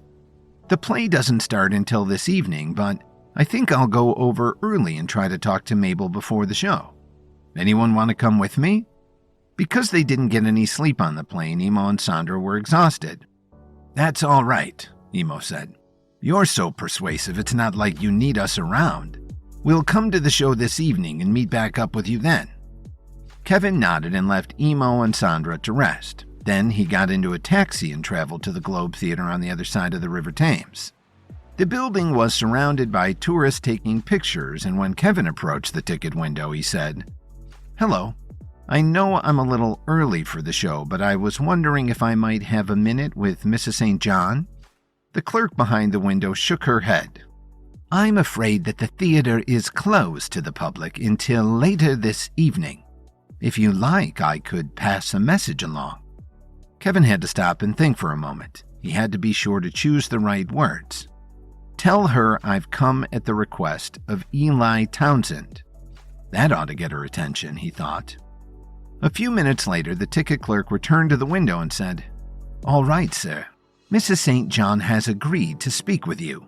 I should warn you, though, that she doesn't have long and will have to start rehearsing within the hour." Kevin smiled. "A few minutes is all I need," he said. Kevin followed the clerk backstage where he was shown to Mabel's dressing room. As he stepped inside, she was sitting in front of the mirror applying makeup, and without turning around, she said, "So, you were sent by Eli Townsend, were you? What does that old bat want with me now?" she asked. Kevin sat down and chose his next words very carefully. "Well, actually, Mrs. St. John, Eli was just cast in a film I'm producing, and his one condition is that I cast you alongside him. Is that something you might be interested in?" Mabel took a deep breath. "My history with Eli Townsend is almost as old as Shakespeare," she said. "Decade after decade. He always insisted that we act together, but our schedules never aligned. We made time for each other in other ways, but never professionally, I'm afraid." Then, after a long pause, she said, "Tell me more about this film." "It's a reimagining of Cleopatra," Kevin said. "With a star-studded cast, talented crew, and billion-dollar budget, it's looking to become one of the most sensational films of all time. Adding you to the cast list would be like the cherry on top." Mabel grinned. "You're very persuasive, Mr." Kevin reached out and shook Mabel's hand. "Williams," he replied. "My name is Kevin Williams." Mabel recognized his name. "Ah, yes, Mr. Kevin Williams, the producer of Chains of Desire. That was a fantastic film, Mr. Williams, I must say." Then, with a piercing look in her eye, Mabel made up her mind. "I'll tell you what, Mr. Williams. If I were to join your production, I'd have to drop out of this play, which I'm perfectly willing to do, on one condition." Kevin wasn't surprised. He was used to people having conditions. He'd learned that no one in Hollywood did anything just to do it. There was always a deal. "And what's that?" he asked. "One of the performers dropped out at the last second tonight, and we don't have an understudy for him. Would you consider filling in his place?" she replied. Kevin's heart dropped into his stomach. He never considered himself much of an actor, but if it meant getting Mabel to come aboard, he didn't have a choice. "Sure, I can give it a shot," he said. "What's the role?" At last, Mabel turned around from the mirror and smiled. "You'll be playing guard number 4, she said. "The costume designer is right down the hall. Go and see her whenever you're ready." That night, the Globe Theatre was full of people from London and beyond, including Emo and Sandra, who had front row seats. As the curtains opened, they were shocked to see Kevin standing on stage in a guard's costume.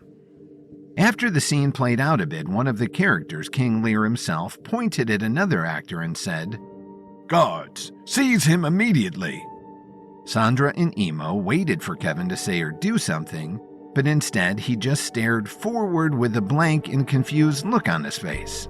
After nothing happened, King Lear repeated his line again. "I said, guards, seize him immediately." Kevin still wasn't moving, and Emo was starting to worry for him. "What's the matter? Did Kevin forget his lines?" he asked.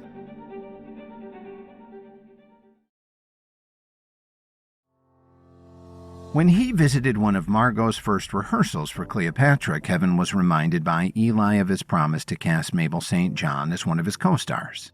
Unfortunately, Mabel's agent wouldn't put him in touch with her, so instead Kevin flew to London where Mabel was performing in a production of King Lear. Mabel was interested in joining the cast of Cleopatra, but her one condition was that Kevin take over the role of guard number 4 after the original actor dropped out. As the play was just beginning, Kevin missed his line, and sitting in the front row, Emo and Sandra were starting to worry. In fact, Kevin hadn't forgotten his lines at all. Instead, he was fixated on something in the very back of the theater, a small flame that was slowly starting to grow. Finally coming to his senses, Kevin shouted, "There's a fire! Hurry up, everyone! We have to get out of here!" Much to his surprise, the crowd didn't turn around, but instead broke into laughter. They thought it was all just part of the play. None of the actors could see the fire either, so they tried to save the performance with improvised dialogue. "What are you talking about?" asked King Lear. "There's no fire. Now, as a member of my King's Guard, I demand that you do your job." Kevin's heart skipped a beat as he saw that the fire was starting to spread. In a drastic move, he pulled off his guard costume and yelled, "This isn't part of the play, people. Look behind you.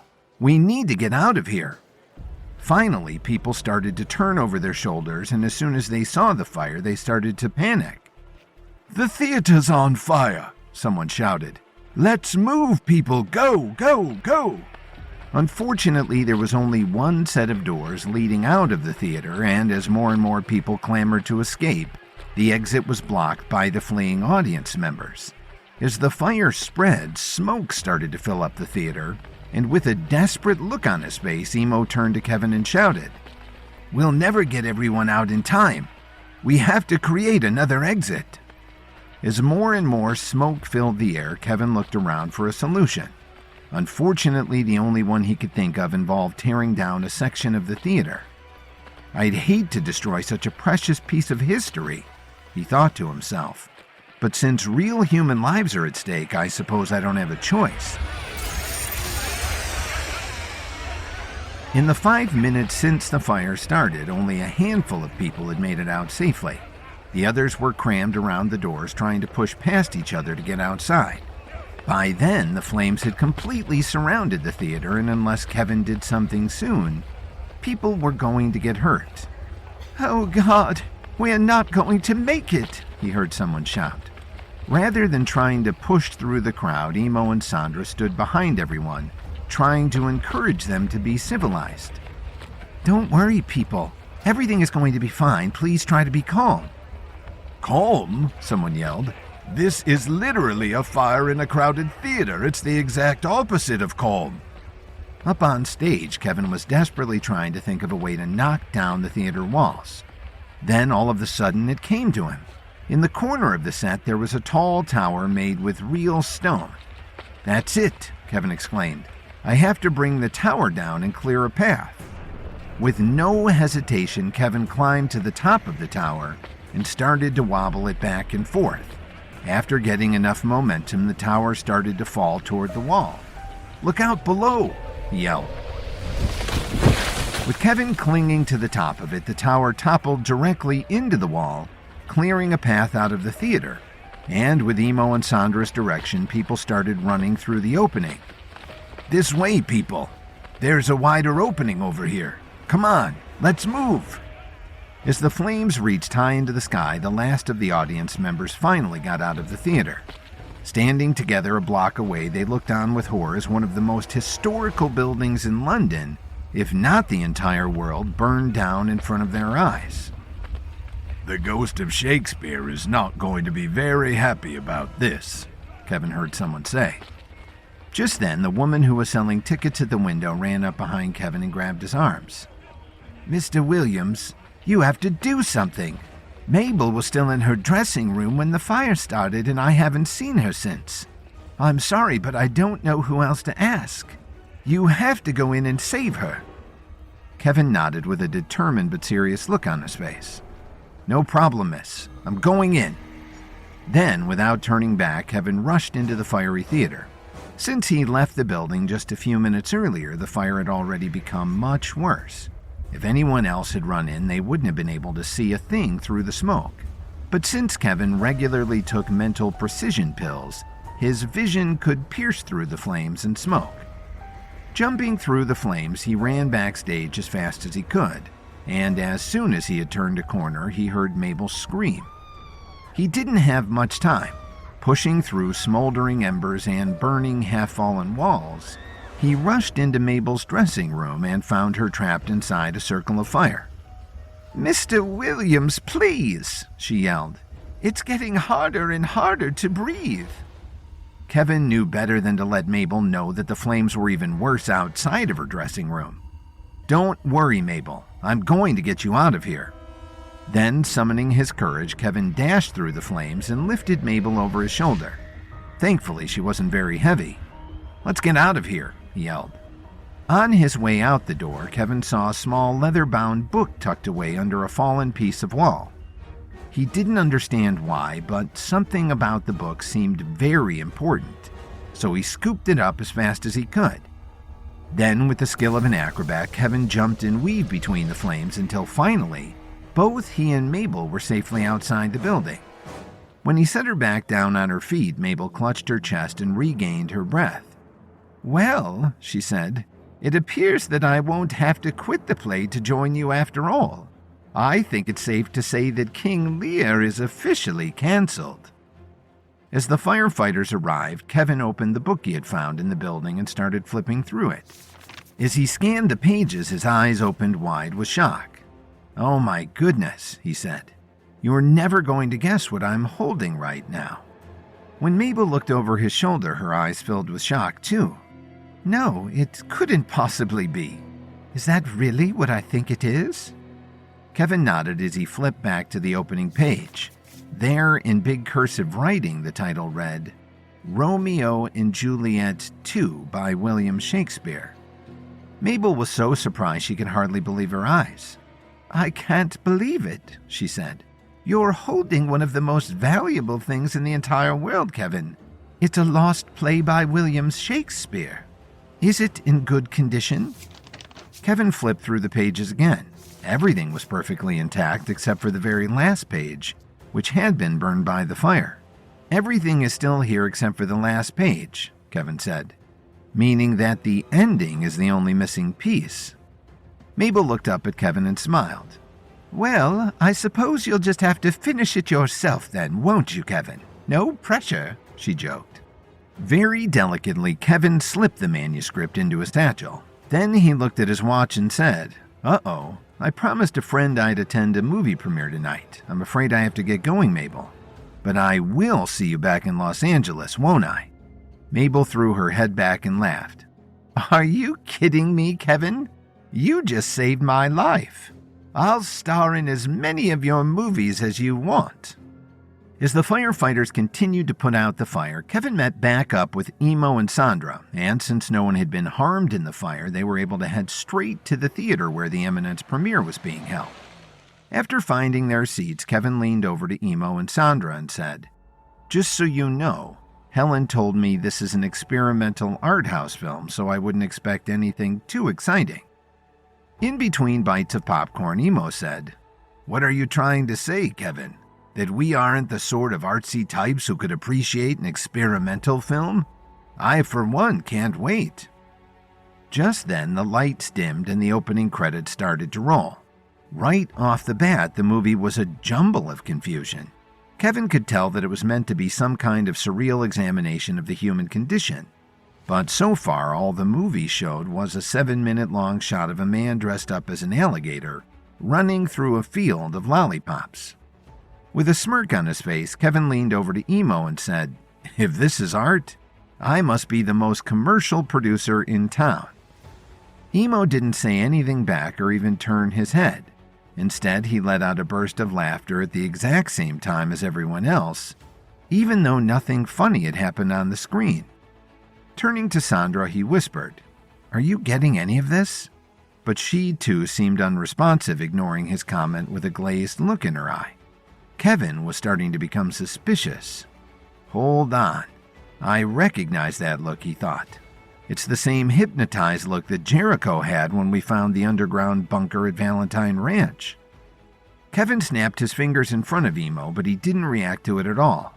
Something is seriously wrong here, Kevin thought, but that something was still a mystery to Kevin.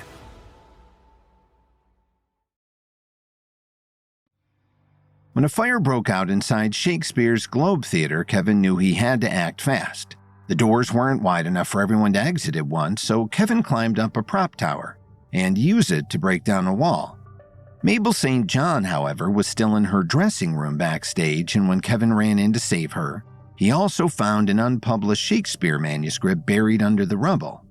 Once everyone was safe, Kevin, Emo, and Sandra went to the Eminence premiere suggested by Helen. And as the movie started to play, everyone in the audience started to behave as if they were hypnotized. As Kevin looked around the crowded theater, he saw that everyone in the audience was reacting in unison. Every person would smile, cry, or laugh at the exact same time. All of a sudden, there was a bright flash on the screen, but it passed before Kevin could register what it was. Then, like a strobe light, the screen started blinking every few seconds or so. The random flashes were so bright that Kevin had to shield his eyes, and yet nobody else seemed to notice them. What's this movie trying to do? Blind the audience? He said under his breath. Just then, during the next bright flash, Kevin thought he saw something on the screen. In paying extra close attention, he confirmed that he had indeed seen the outline of something in the frame. He saw some kind of vague shape or abstract lettering. Wait a minute, Kevin thought to himself.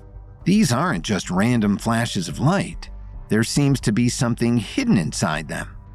For the next few flashes, Kevin tried to focus harder on the screen, but the flashes came and went too fast for him to process. I know, he thought. If I use the 10 directions technique at just the right moment, I'll be able to freeze time and see what's really on the screen during these flashes.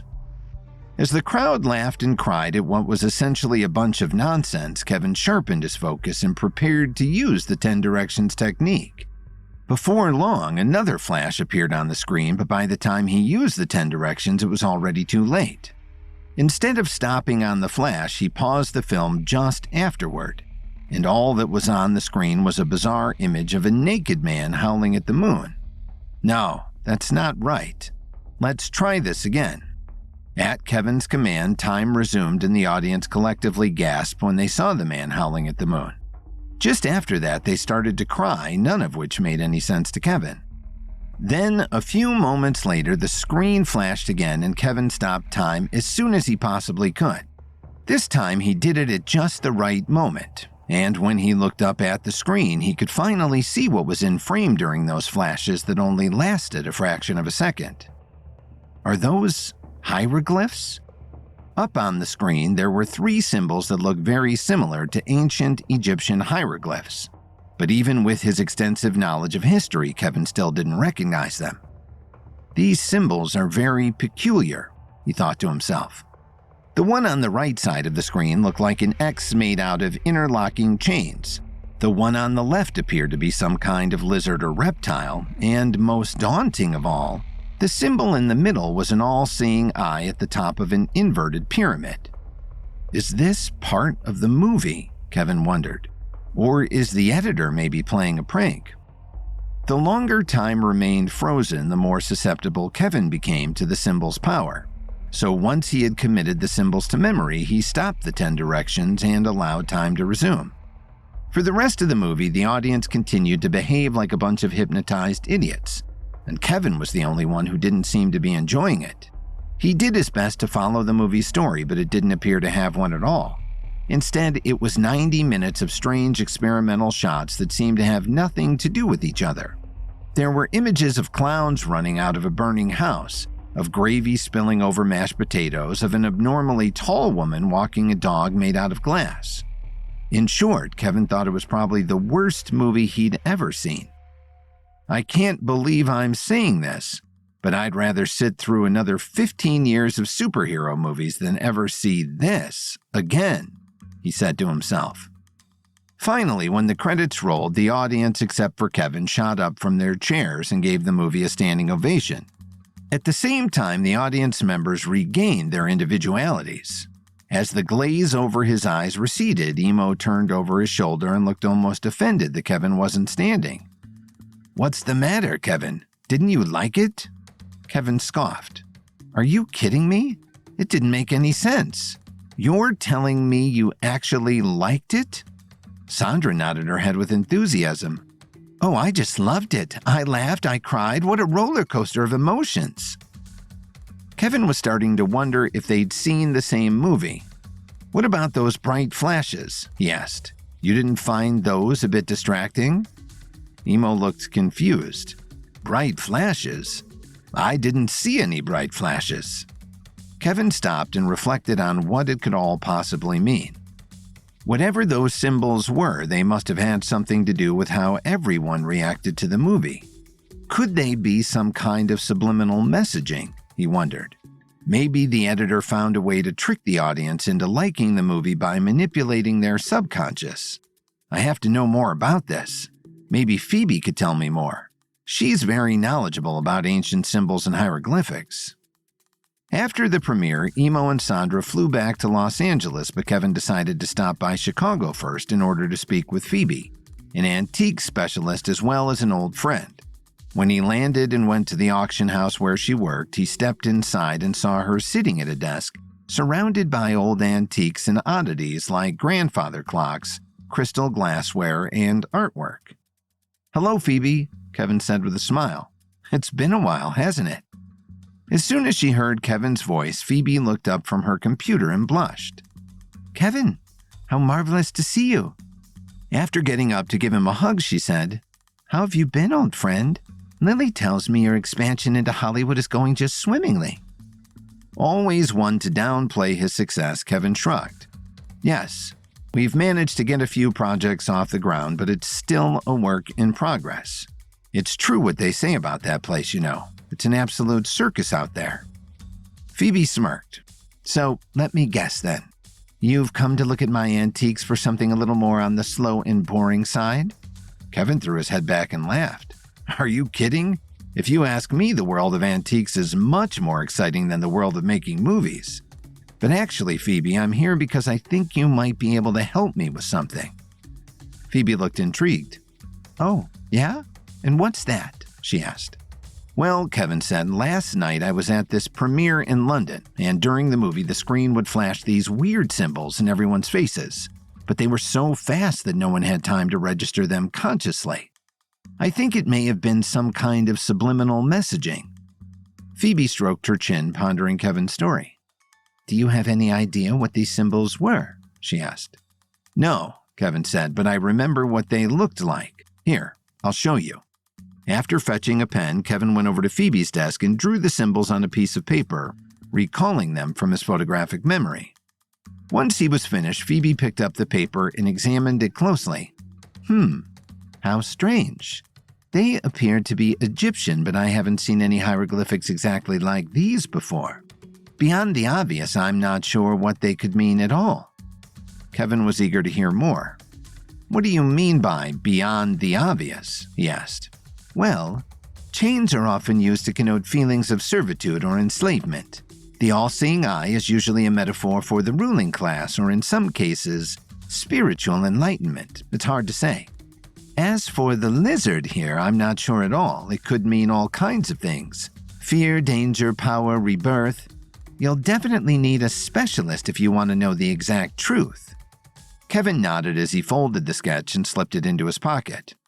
That sounds like a good idea. Is there anyone you can put me in touch with? He asked. Phoebe sat down and opened her laptop. Yes, actually. His name is Dr. Osman, and he's a very esteemed professor at the University of Cairo. I'm sending you his contact information now, so you'll have it. Kevin grinned. Thanks, Phoebe. You're the best. Hey, you know what? This works out perfectly because my next movie is actually filming in Egypt. Talk about killing two birds with one stone, am I right? Phoebe looked up at Kevin and nodded. Glad I could help, Kevin. Just then, Kevin's cell phone started to ring, and looking down at the caller ID, he saw that it was Adriana, who had stayed back in Los Angeles when the rest of the team went to England. Picking up the phone, he said, Hey, Adriana, how's it going? Think the production is about ready to move to Egypt? Just by the sound of her voice, Kevin could tell that Adriana was flustered. Egypt? We're not even close to ready for Egypt, she said. Then after a deep breath, she said, Madam Spatzel is threatening to quit the movie. Kevin slapped his forehead. Again?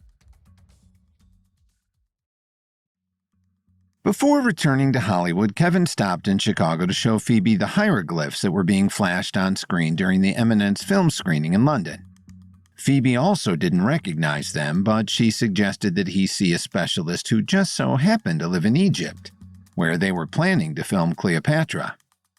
Just as Kevin was ready to leave, Adriana called and said that Madam Spatzel was quitting the movie. After saying goodbye to Phoebe, Kevin made a quick telephone call to Lily. The plan was for a romantic weekend for the two of them, as they had rarely been able to see each other for the past few weeks. But Lily, understanding as ever and knowing that Kevin's empire rested on the success of his endeavors in Hollywood, insisted that he return to the West Coast to smooth over the latest crisis with Madam Spatzel. Kevin flew back to Los Angeles, rented a new car, and drove back to the Beverly Hills Hotel. When he stepped into the room, Adriana was sitting on the couch, browsing her phone. All right, I'm back, Kevin said. Where's Madam Spatzel? Adriana turned over her shoulder and sighed. She isn't here right now. She went out to see a movie, she said with a defeated look on her face. Kevin sat down on the sofa and tried to be a calming presence for Adriana. Did she say why she was quitting the movie? He asked. Adriana shook her head. No. She said she would only talk to you about it, Kevin. She won't talk to me or Felicity or anyone. To be honest, Kevin, I'm starting to worry that she's not the right person for this role. She's volatile and extremely undependable. Are you sure she isn't more of a liability than an asset to the team? Kevin scratched his chin and chose his next words very carefully. He understood Adriana's frustration, but he still believed that Madam Spatzel was a natural-born star. I know she can be frustrating to work with at times, but Madam Spatzel has a fire inside her that simply can't be tamed. She's an artist, Adriana. She lives in a world of imagination and fantasy, which is what makes her both great and difficult at the same time. Adriana was silent, but she seemed to take Kevin's word to heart. Then, after a deep breath, Kevin said, Just give me a chance to talk to her, all right? I'll smooth this all over the best that I can. Did she say what theater she was going to? Adriana nodded. She went to the Egyptian Theater on Hollywood Boulevard. She seemed pretty excited about it, too. After a brief pause, Adriana continued. I don't mean to sound overly critical, Kevin. I just care about this production and want it to be the best version we could possibly make. It's nothing personal against Madam Spatzel.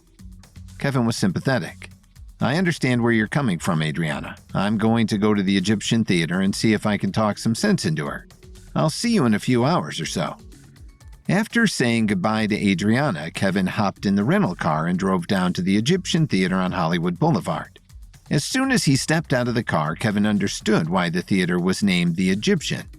As he approached the entrance, he saw Egyptian-themed murals all over the walls, and before going in through the front door, he passed between 4 sandstone pillars that almost made Kevin feel as though he was an ancient pharaoh as he passed between them. Because the Egyptian was one of the oldest and most celebrated theaters in Hollywood, Kevin expected to see a lineup of old classic films, but instead the theater was only showing one thing, the latest superhero movie. With a disappointed look on his face, Kevin approached the window and said, "One for Red Crusader 6, please." The ticket salesman cocked an eyebrow. "The movie already started 30 minutes ago," he said. "Are you sure you don't want to wait for the next showing?" Kevin shook his head. "It's just another superhero film," he said. "I doubt I'll have any problems piecing the story together. Let me guess, the good guys in tights have to stop the bad guys in tights. Does that sound about right?" The ticket salesman nodded with an equally disappointed look on his face. "Yeah, that just about sums it up." Then, after the ticket was printed, he handed it to Kevin. "Enjoy your movie," he said. As Kevin stepped inside, he was awestruck by the theater's intricate architecture. Everything was designed in an Egyptian fashion, and Kevin had the feeling that he had stepped into a real pyramid. The very first movie to premiere here was Robin Hood way back in 1922, he thought to himself. I can only imagine the excitement that must have been in the air that night. When he stepped into the main screening room, the first thing he noticed was an absence of people. In fact, there was only one person sitting in the theater, and Kevin could tell it was Madame Spatzel from the back of her head alone. Kevin had entered in the middle of a dramatic fight scene in which the Red Crusader was having a showdown with his arch-rival, the evil Dr. Sapphire. With a calm expression on his face, he sat down next to Madame Spatzel and said, "I didn't take you for a fan of superhero movies, madam." Madame Spatzel turned her head and let out a deep breath. "I didn't care what movie was on the screen, Kevin. The theater is a sacred place where I come for peace and healing. Film is an incredible thing, isn't it? Compared to that special feeling of sitting in the dark staring up at something so much larger than yourself, it almost doesn't matter what the story is about. The majesty of the big screen is all the same." Kevin stopped and pondered her words. Perhaps I've become a bit too cynical about the superhero craze, he thought to himself. Maybe I should be more thankful that I live in a world where movies exist at all. Keeping the thought to himself, Kevin said, "So, madam, what's this I hear about you wanting to quit the movie? Adriana said you'd only talk to me about it." Madame Spatzel nodded. "You're the only one who would understand, Kevin. I think we need to recast Milo Hardy as Mark Antony. Ryder is a talented actor, there's no doubt about that, but he doesn't exactly have the rugged masculinity that it takes to pull off a role like Mark Antony. Milo, on the other hand, has a masculinity that's just as intriguing as it is imposing. He's perfect for the part, Kevin. I won't act with anyone else." Kevin scratched his chin, taking his time to contemplate Madame Spatzel's dilemma. Meanwhile, on screen, the Red Crusader picked up an enormous boulder and hurled it at Dr. Sapphire. "I understand how you feel, madam," Kevin said. "Doesn't matter how good a movie's production value is if the actors aren't committed. I want you to be as immersed in your character as possible, and if Milo as Mark Antony would make you feel more like Cleopatra than Ryder would, we'll make the proper adjustments." Madame Spatzel smiled and threw her arms around Kevin. "Oh, thank you, Kevin. I knew you'd understand. It's nothing personal. I just want what's best for the film." Kevin nodded. There was something else he had to say to Madame Spatzel, but he had to find a way to put it delicately. "Nobody blames you for having the movie's best interest at heart," Kevin said. "But since there are other people involved in the project who care about it just as much as you do, it's not always fair to put them in situations that create a lot of stress." Madame Spatzel nodded. She seemed to be listening with an open mind. "For example," Kevin said, "if you would have come to me with this problem privately, I would have been just as understanding about it. There's no need to threaten to leave the movie every time something goes wrong. We're all in the same team here, and we all want what's best for you, madam." Spurred by Kevin's words, Madame Spatzel experienced a moment of clarity. "I understand, Kevin. I realize I can be a lot to handle sometimes." Kevin chuckled and patted Madame Spatzel on the shoulder. "There's no doubt about that, but all artists are," Kevin joked. "That fiery, spontaneous nature is what makes you so creative, Madame Spatzel. The last thing I'd ever want is to take that away from you. Just maybe, try to tone it down at times and not use it against other people." Just then, right as the Red Crusader was about to land another punch against Dr. Sapphire, the projector started to crackle and the movie stopped playing. "Looks like they're having some trouble with the projector," Kevin said. "I'll go see if they need any help." As the theater lights came back on, Kevin stood up and went back into the lobby. Behind the concession stand, there was a door labeled Projectionists Only. When Kevin knocked on it, a middle-aged man with spiky hair and a nose ring stepped out with a concerned look on his face. Yes, hello. Is there something I can help you with? He asked. Kevin shook his head and smiled. Quite the opposite, actually. I was wondering if you needed any help. I could take a look at the projector if you want. Sensing a kind of safety in Kevin, the projectionist naturally opened up. It's gonna take more than fixing the projector to help this place, he said with a sullen look in his eyes. We're lucky if we sell more than 5 or 6 tickets a day. Kevin was eager to hear more. Is that right? He asked. Why do you think that business has slowed down so much? Just from the look on the projectionist's face, Kevin could tell it was complicated. Well, said the projectionist, it all started with the new owner who bought the place a couple of months ago. For the past few decades, the Egyptian Theater has catered to film lovers who wanted to come and see old movies projected onto the big screen. You know, they wanted a chance to see classic movies that they were too young to have seen in theaters when they premiered. But ever since this new owner took over, he's insisted that we just play what's popular, like superhero movies and other big franchise films.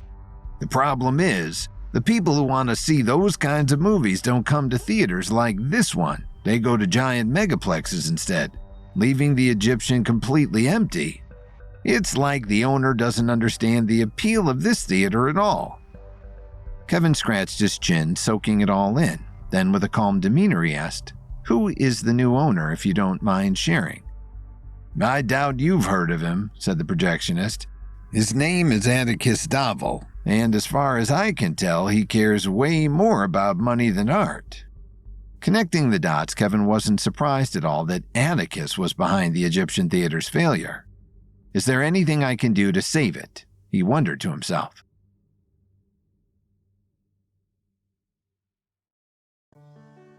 After landing in Los Angeles and learning that Madame Spatzel went to see a movie at the Egyptian Theater, Kevin tracked her down and had a heart-to-heart conversation about Hollywood and their upcoming project, Cleopatra. Madame Spatzel insisted that Milo Hardy play Mark Antony instead of Ryder Vance. In the middle of the movie, the projector broke down, so Kevin went back to the lobby to speak with the projectionist, who informed him that the Egyptian Theater was failing at the hands of its new owner, Atticus Davel. After contemplating what he could do to help the failing theater, Kevin crossed his arms and said, "I'll tell you what. As a fellow lover of film, the thought of this historic theater having to close deeply upsets me. So let me see if I can make an offer and buy it myself. If I take possession of it, I promise to make the Egyptian Theater as glorious as it used to be. We'll show old movies again and bring back the crowd that appreciates them. How does that sound?" The projectionist's eyes filled with a mixture of excitement and disbelief. "You'd really do that for us? I don't know who you are, mister, but if you can really do that, all of Hollywood would be a better place because of it." Kevin reached forward to shake the projectionist's hand. "My name is Kevin Williams, and I'd be happy to be the proud owner of this time-honored establishment." When the projectionist heard Kevin's name, his hand started to tremble. "You're Kevin Williams?" he asked. "You're the one everyone's talking about. Some of us, including me, think you might be the one to put film back on the map. You know, the one to cut through the noise and get to something real. I thought Chains of Desire was an absolute masterpiece. I just wish we could have shown it here at the Egyptian." Kevin smiled.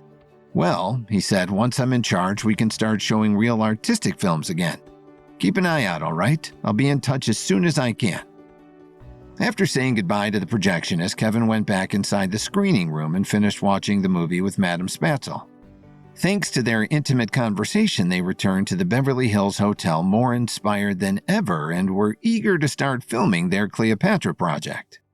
As they stepped inside the lobby, the concierge behind the front desk raised his hand and said, "Mr. Williams, I was wondering if I might speak with you for a moment."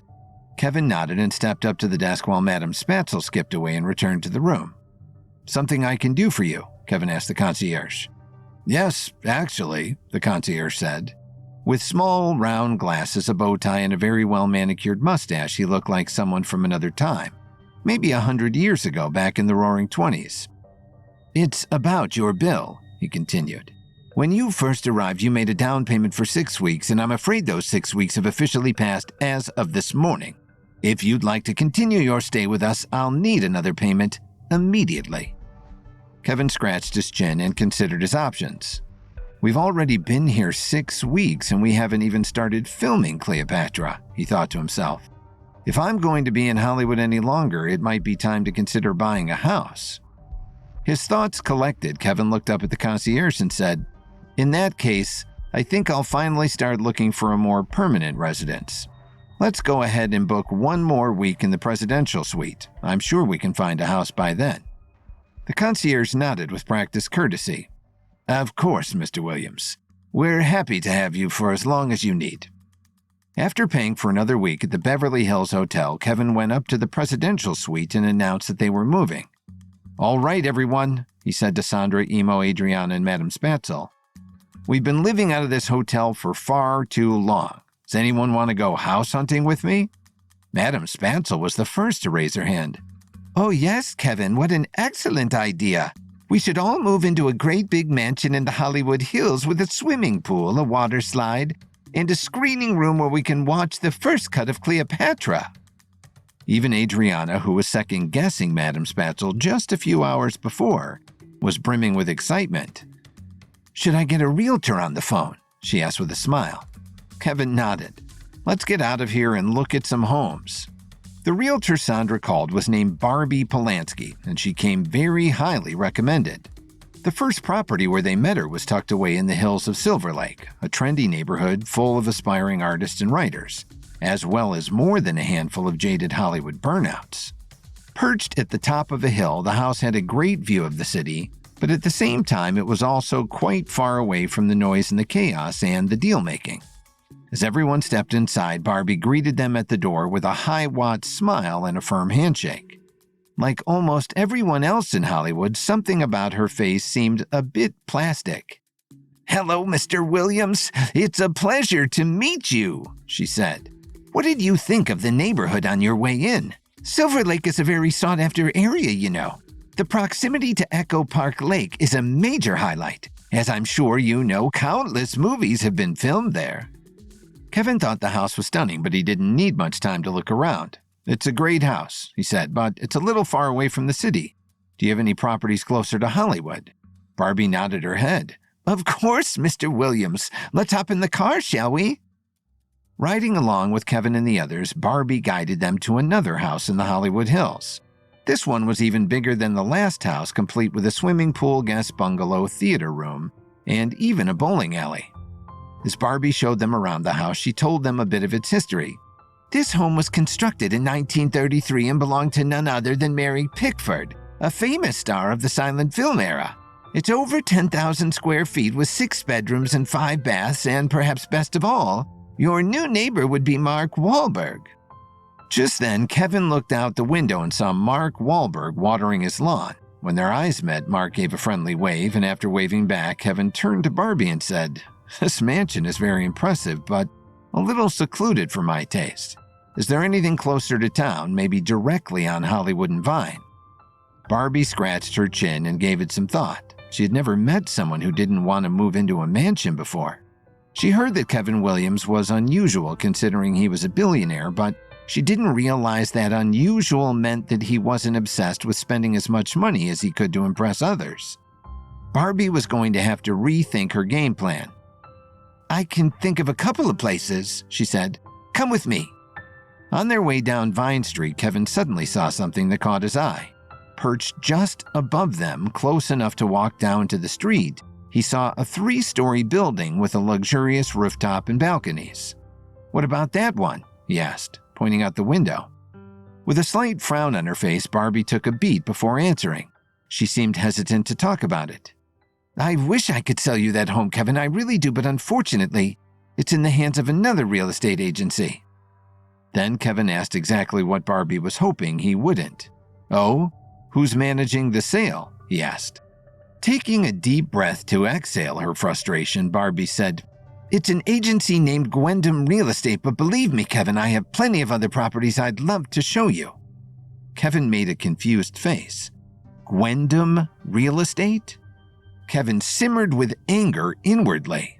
He knew he'd be facing his foe from the Upper Realm battle soon, and that Gwen and her brother Dominic were making inroads in Hollywood as a way to expand their empires and undermine his own. But he didn't realize he'd fall into her path almost by accident. Barbie shook her head. They just opened a new branch in Los Angeles and have been snatching up clients from right under my feet. If they keep going like this, they're going to have a stranglehold on the market. Kevin immediately sensed something fishy. Were there many more layers to Gwen's activities in Hollywood than he realized?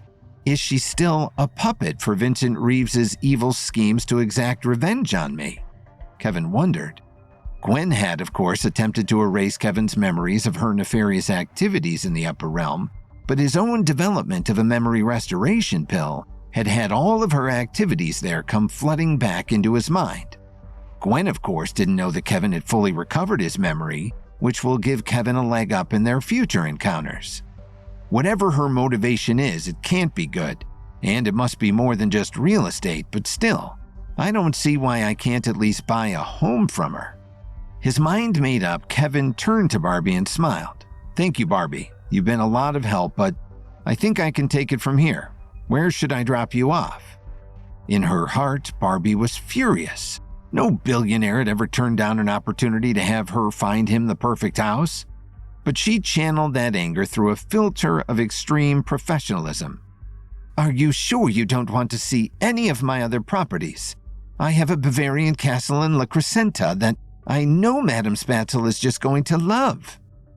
Despite Barbie's enthusiasm, Madame Spatzel had a bored look on her face. Actually, a Bavarian-style house would only remind me of home, which I spend every ounce of my energy trying not to think about. Barbie's face soured into a frown. Thanks a lot, Madame Spatzel, she thought to herself. After dropping off Barbie, Kevin took the others back to the Beverly Hills Hotel and let them out of the car. I'll get in touch with Gwendom Realty, he said. In the meantime, there's somebody else I still need to meet with. I'll see you all later tonight. After dropping them off, Kevin turned around and went to the Soho House, where he had scheduled a meeting with actor Milo Hardy. When Kevin arrived, Milo was already sitting in a booth in the corner, sipping on a martini. Hey, Milo, Kevin said as he sat down. Thanks for agreeing to meet with me. I have an offer I think you might be interested in. Milo relaxed into a seat, his face brimming with confidence. I'm all ears, Kevin. What do you have in mind? Kevin was now a fully operational Hollywood player. He was wheeling and dealing and ready to make any sacrifice necessary to keep his star happy and his project going, even if it meant offering Milo Hardy the kind of part that would make him a superstar.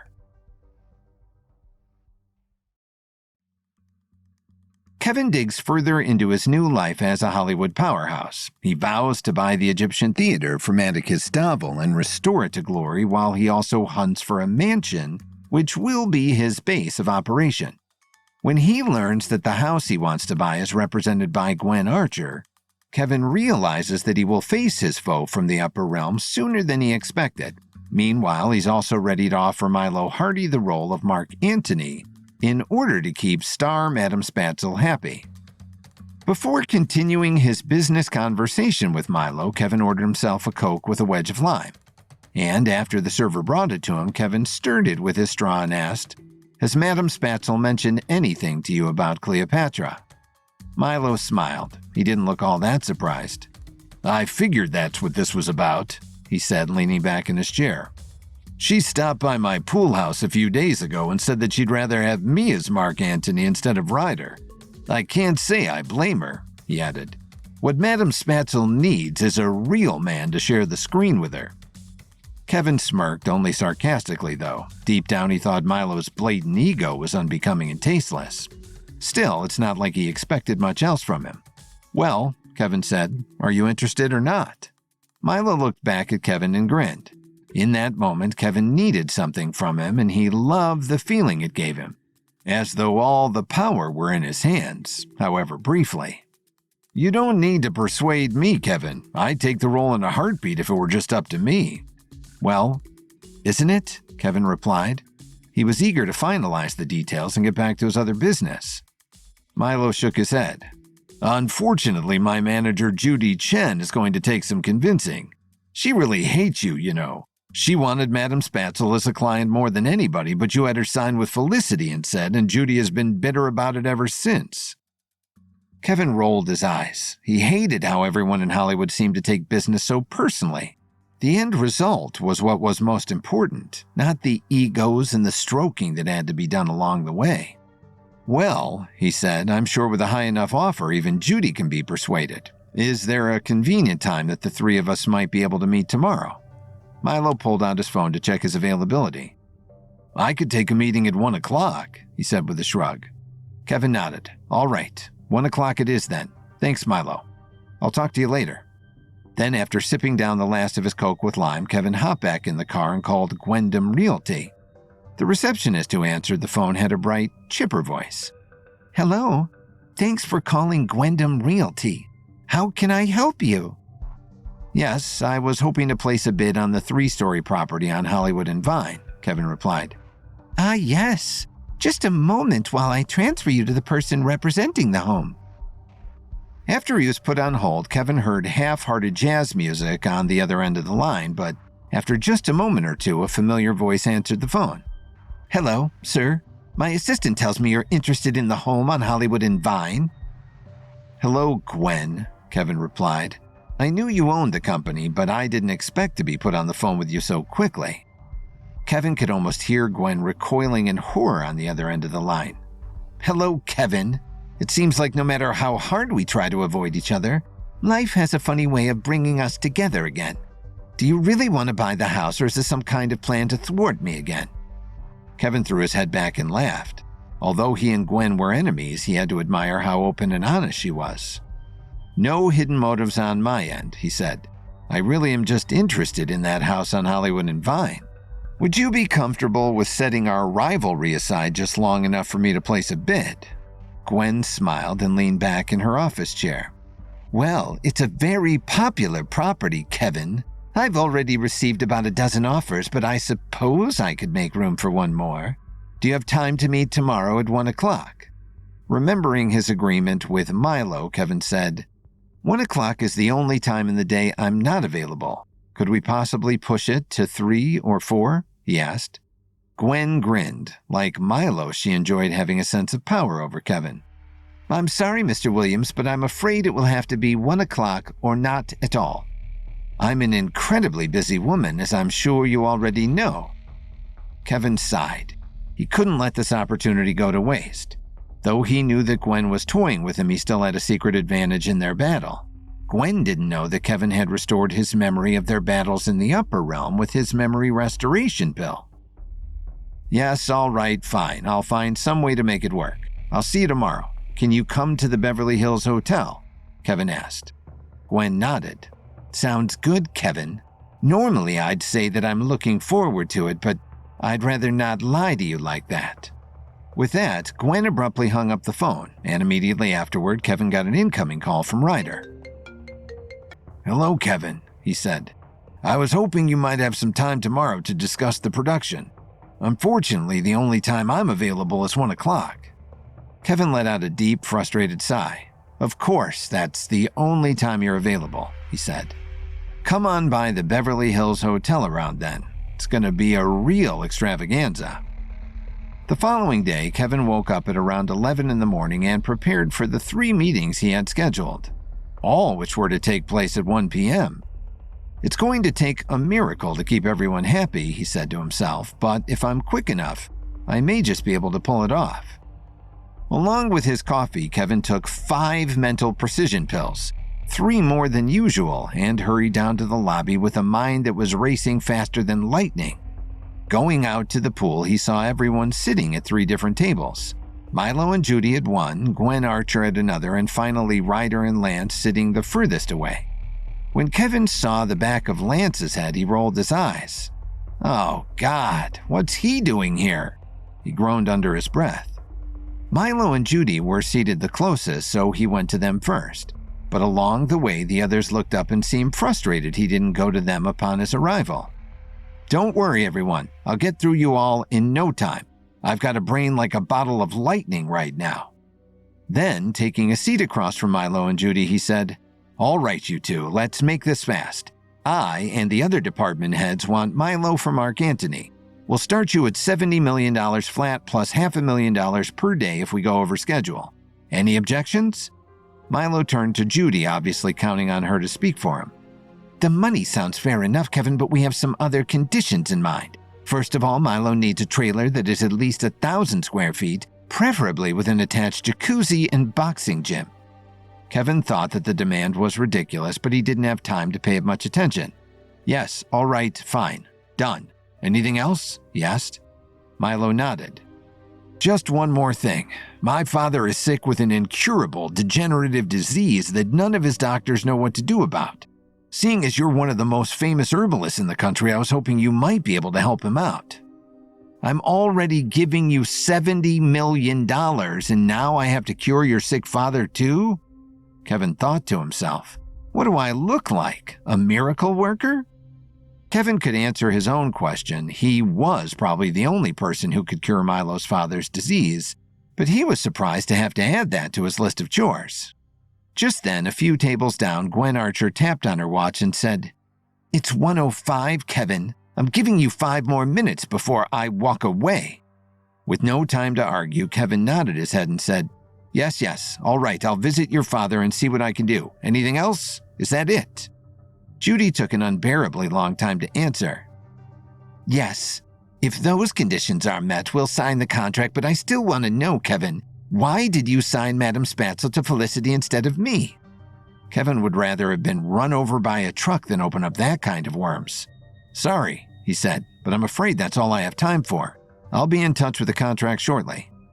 Then, with a burst of energy, Kevin shot up out of his seat and joined Gwen at the next table. "Hello, Gwen. Let's cut right to the chase. How big of an offer do I have to make to get to the house?" Gwen patiently stirred her coffee as if she were purposefully trying to slow Kevin down. "Well," she said, "the last highest offer was $60 million. But the truth is, I really like that couple that made the offer, Kevin, and the only way you could possibly convince me to sell the house to you instead of them would be to, I don't know, offer 6 times the asking price?" Kevin groaned. "Come on, Gwen, that's ridiculous. You said we could set our rivalry aside for the moment. What if I offered, say, $100 million? Would that suffice?" Gwen shook her head. $100 million is like a drop in the bucket to you, Kevin. I know you can do better than that." Kevin winced. If he was going to get this done in 5 minutes or less, he'd just have to make her an offer she couldn't refuse. "All right, fine. How about $200 million? There's no way you're going to get a better offer than that." Gwen grinned and reached out her hand. "You've got yourself a deal, old friend," she said sarcastically. Finally, there was only one meeting to get through next. Once again, getting straight down to business, Kevin sat down at the table and said, "All right, Ryder, what do you want first, the good news or the bad news?" Ryder looked thrown off his guard. "Huh? I didn't know you had any news for me, but I guess I'll take the good news first." Kevin nodded and answered quickly. "The good news is that we're offering you the part of Brutus." Ryder was baffled. "What? I thought I was playing Mark Antony," he asked. Kevin took a deep breath. "Well, that's the bad news," he said. "Unfortunately, we're going with someone else for the part of Mark Antony." Ryder looked disappointed, but Lance looked intrigued. "Don't worry, Ryder. In my opinion, Brutus is the much more interesting part. Plus, now we have a chance to renegotiate the contract. Here's our condition, Kevin. If you want Ryder, you have to bring me along as his acting coach." Kevin was getting sick of all these demands. "You mean you want to be on set all the time? Is this what you want also, Ryder?" Ryder nodded. "I wouldn't want to do anything without Lance," he said. "He's my rock and the person I trust more than anyone." Kevin didn't understand Ryder's obsession with Lance, but he agreed to their terms nonetheless. All right, Kevin said. "Done. If you and Lance are a package deal, then that's just the way it is." Then Kevin looked at his watch and cheered. "Woohoo!" he yelled. 3 meetings in 10 minutes. That's got to be some kind of record, right? After taking a bow, Kevin went upstairs and returned to the presidential suite. His mind was still buzzing, so he started doing complex math equations to burn off some energy. Meanwhile, by the pool, someone approached and took a seat next to Judy and Milo. "Well, did he agree to the terms?" the man asked. Judy nodded her head. "He sure did, Atticus. He took the bait as easily as a pill." After Kevin offered the part of Mark Antony to Milo Hardy, Milo said he'd love to take the job, but his agent Judy Chen would take some convincing. Kevin scheduled a meeting with them at 1 o'clock the next day, and unfortunately he had several other meetings planned at the same time. With the help of some mental precision pills, he bounced from one meeting to the next, negotiating Milo's contract with Judy, bidding on a house sold by Gwen Archer, and finally renegotiating Ryder's contract with Lance.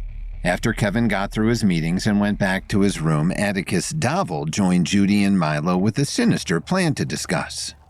In order to hide his identity, Atticus was wearing a pair of sunglasses and a straw fedora. Keeping his voice down, he leaned forward and said, "So, you're still going to carry out this plan of mine, aren't you?" Judy nodded her head. She was much more tuned into the conversation than Milo, who seemed a bit distracted. "Yes, of course," she said. "As long as you uphold your end of the bargain, we'll hold up ours." After looking around to make sure the coast was clear, Atticus pulled an envelope out of his back pocket and slid it across the table to Judy. Without saying a word, Judy opened the envelope and examined its contents. Inside was a signed check for $90 million. Judy nodded as she slipped it into her purse. "All right, Mr. Duvall, we'll do what we can to complete this plan of yours. I have to admit, I'm pretty excited about it." Twiddling his thumbs, Milo was like a child at the adults' table. "Why are you doing this anyway?" he asked. "What's the point of trying to sabotage the movie?" With a concerned look on his face, Atticus glanced around the pool to make sure that nobody heard them. "Keep your voice down," he said. "This plan needs to be treated with the utmost secrecy. The reason I want to sabotage the movie is to tank Eminence Studios' stock. After that, I can swoop in and take control of the company." "And appoint me as the president, right?" Judy added with a stern and yet pleading look. Atticus nodded. "That's right," he said. "If you sabotage the movie from the inside, I'll appoint you as president after the takeover, and then we can start putting out good movies instead of this trash Kevin is producing." Milo scratched his chin, slightly removed from the conversation. "How is this good for me?" he asked. "What do I stand to gain from sabotaging the movie I'm starring in?" Atticus's response was swift and stern. "Well, besides the $90 million I just gave you, I'll also give you as many leading roles as you want after I take over the studio. Right now, you're just another working actor, Milo, but once this plan is fulfilled, I'll make you into an A-list superstar." Milo shrugged. "Sounds fair enough to me," he said. With the details settled, Atticus stood up and said, "I'll be in touch." Then he left the Beverly Hills Hotel with his head hung low, trying to stay out of sight. Once he was gone, Judy looked at Milo and grinned. "Trust me, Milo. This whole situation is going to turn out in our favor. You'll become a star, I'll become rich, and Kevin will become the laughingstock of Los Angeles." With a smile on his face, Milo held up his drink. "Cheers to that," he said. Meanwhile, upstairs, Kevin was just waking up from a nap. After taking so many mental precision pills, his mind had kicked into overdrive, and he needed some rest to recover. As he stepped into the living room and poured himself a cup of coffee, Adriana was fixing herself a snack. "Hey, Kevin, how'd it go with Madame Spatzel, by the way? Were you able to convince her to stay on the movie?" she asked. Kevin nodded as he added a splash of cream to his coffee. "Yes, she just had a concern about the casting. I talked to her about her attitude, too, so hopefully she won't threaten to quit again." Adriana let out a sigh of relief. "I certainly hope that's true," she said. "What about the house on Hollywood and Vine? Any news about the sale?" Kevin yawned and rubbed his eyes, still waking up from his nap. "I had to make Gwen Archer an absurdly high offer, but yes, she agreed to sell the house to us for $200 million. I'll be in touch with her to finalize the sale as soon as possible, but in the meantime, I've still got some other business to attend to. Speaking of which, is Madame Spatzel here? Adriana shook her head. No, she said she was going to a sympathy meeting about an hour ago. Kevin shuddered at the thought. Ever since Hazel's death, his reservations about sympathy had increased exponentially. I don't know what she sees in that place, Kevin said. Especially since Hazel's body was found. I'm surprised she still wants anything to do with them. Adriana raised a curious eyebrow. You think that sympathy had something to do with Hazel's murder? She asked. Kevin scratched his chin. Well, there's no direct evidence, of course, but I can't shake the feeling that there's something sinister behind the organization. Callum Whittier, the original founder himself, even admitted that it was a bit of a cult. I'd better get over there and check on her. After saying goodbye to Adriana, Kevin hopped in the rental car and drove over to the sympathy house. As he stepped inside, Lance was just beginning another one of his speeches. Surrounded by his flower girls and other members, he had everyone's full attention. Hazel's death came as a disturbing shock to all of us, but it's in these times of extreme duress that community is most important. Like a house of cards, we must all depend on each other to stay standing. Hazel's murder might not make any sense from our perspective, but in the grand cosmic scheme of things, everything happens for a reason, and we have an obligation not just to Hazel but to the universe itself, to process our grief and move on from the trauma as soon as possible. The flower girls seated around Lance's feet all nodded in unison. Everything happens for a reason, they chimed out together. Scanning the room, Kevin saw Madame Spatzel standing in the corner with a sad look in her eyes and a tear rolling down her cheek. Well, Kevin thought, at least Madame Spatzel isn't like these other flower girls yet. I'm glad she hasn't surrendered herself to Lance entirely. After a long, thoughtful pause, Lance clasped his hands together and said, Now, let's do another exercise together, shall we? Everyone, let's take some deep breaths, and as you're breathing, imagine that you're inhaling grief and exhaling gratitude. Ready? Let's begin. Following Lance's lead, everyone closed their eyes and started taking deep breaths. Keeping his eyes open, Kevin noticed that almost everyone had serene smiles on their faces except for one of the flower girls who, all of a sudden, broke down in tears. Like a hawk, Audrey, Lance's wife, opened her eyes and cast them on the flower girl immediately. She looked frustrated by the outburst, but Lance, on the other hand, put on a face of sympathetic understanding. What's the matter, Penelope? Do you not feel the gratitude? Penelope tried her best to collect herself, sniveling and wiping away tears. I'm sorry, Lance. I'm so sorry. I'm trying my best, but I'm just so sad about Hazel. What happened to her was so tragic and unnecessary, and with the killer still out there, it's impossible to find any closure. I just feel so terrible about it. Lance nodded his understanding. I understand, Penelope. But you mustn't worry yourself over things that are outside your control. Hazel wouldn't want us to feel sorry for her. She would want us to celebrate her life and move on with our own. Penelope was hesitant to answer. For the first time since she joined Sympathy, she found herself disagreeing with Lance. Don't you think Hazel would want us to help bring her killer to justice? Audrey fired back immediately. Hazel is gone, Penelope. The sooner you accept it, the better. By obsessing over the identity of her killer, you're bringing the whole group down. Penelope looked conflicted. She was obviously still full of tension, but at the same time, she wouldn't dare question Audrey's authority. Wiping away the last of her tears, she looked up and said, Yes, Audrey, I'm sorry. The last thing I want to do is spread negative vibrations. I'll work on my attitude. I promise. Audrey replied with a stern, assertive nod. Good, was the only thing she had to say. Now that Lance's speech was over, the sympathy meeting continued as they always did, with a few hours of mingling. Walking over to Madame Spatzel, Kevin put his hand on her shoulder and said, Hey, Madam, how are you holding up? Madame Spatzel forced herself to grin. It's like Lance says. Hazel's murder was a total tragedy, but we have to do our best to move on with our lives. It doesn't do anyone any good to stew in grief forever. Kevin nodded. I'm always here to talk if you need to. I appreciate it, Kevin, Madame Spatzel said.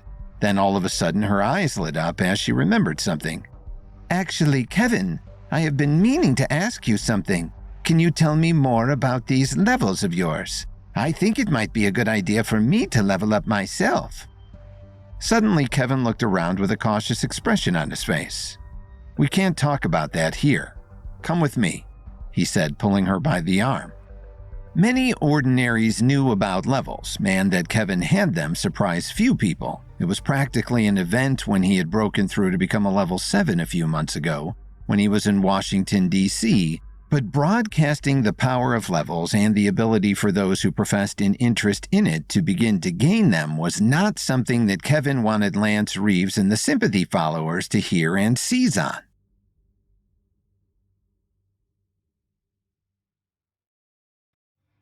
After Kevin was done speeding through all 3 of his meetings, Atticus Stavel arrived and discussed his plan to sabotage Cleopatra with help from Milo Hardy and Judy Chen, who were well compensated with money and favors. Later, Kevin went to the Sympathy House to check in with Madame Spatzel, and while he was there, one of the flower girls, Penelope, was scrutinized for expressing the lack of closure around Hazel's murder.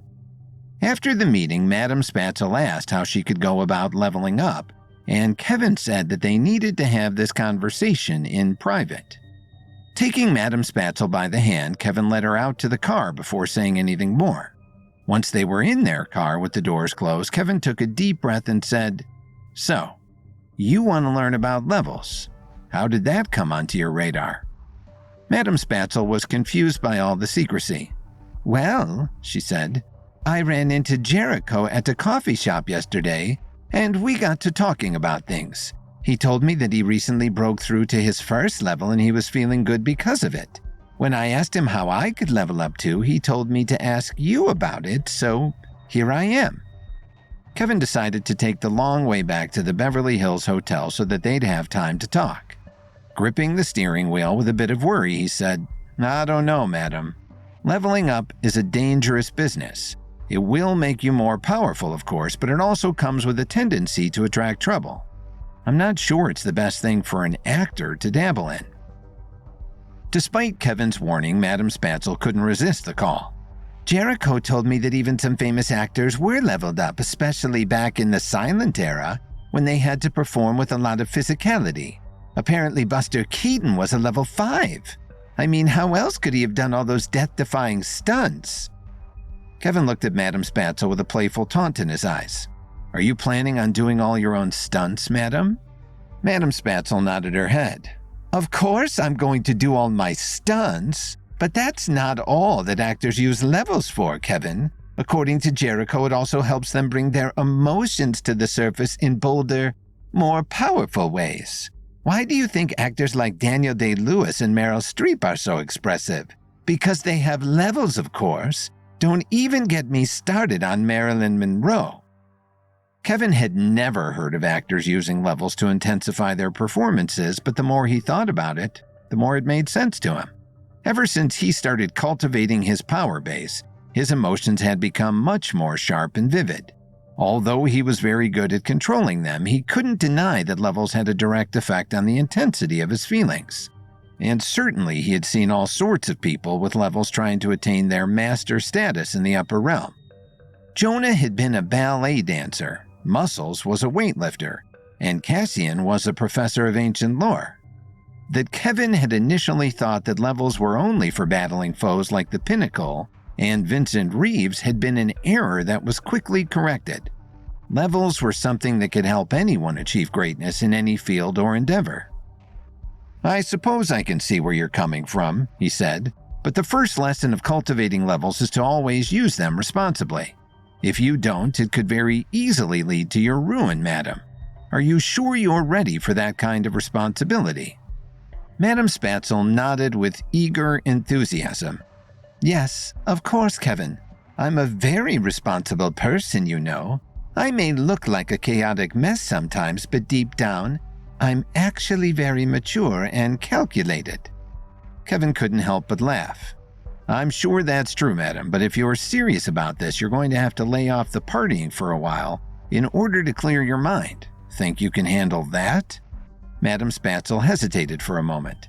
She was very interested in leveling up, but she wasn't exactly sure she was more interested in it than partying. Finally, after a long moment of quiet consideration, she said, "Yes, all right. I can lay off the partying for a while if that's what it takes. Now tell me, Kevin, what exactly do I need to do to get started?" "It's simple," Kevin said. "Like I said, all you need to do for now is clear your mind and wait for an opportunity to prove yourself, more specifically to prove your sincerity. You see, madam, leveling up works in very mysterious ways. It's something like a spiritual collaboration with the universe, and no one can ever level up if they aren't ready, nor can they predict when they'll level up before it happens. You have to wait for the universe to respond to you. Now that you've put it out there that you're interested, the universe will put you to the test and see if you're ready." Madame Spatzel looked intimidated. "But how will I know when I'm being tested?" she asked. "Now that you've stated your intention," Kevin replied, "the best course of action is to assume you're being tested all the time.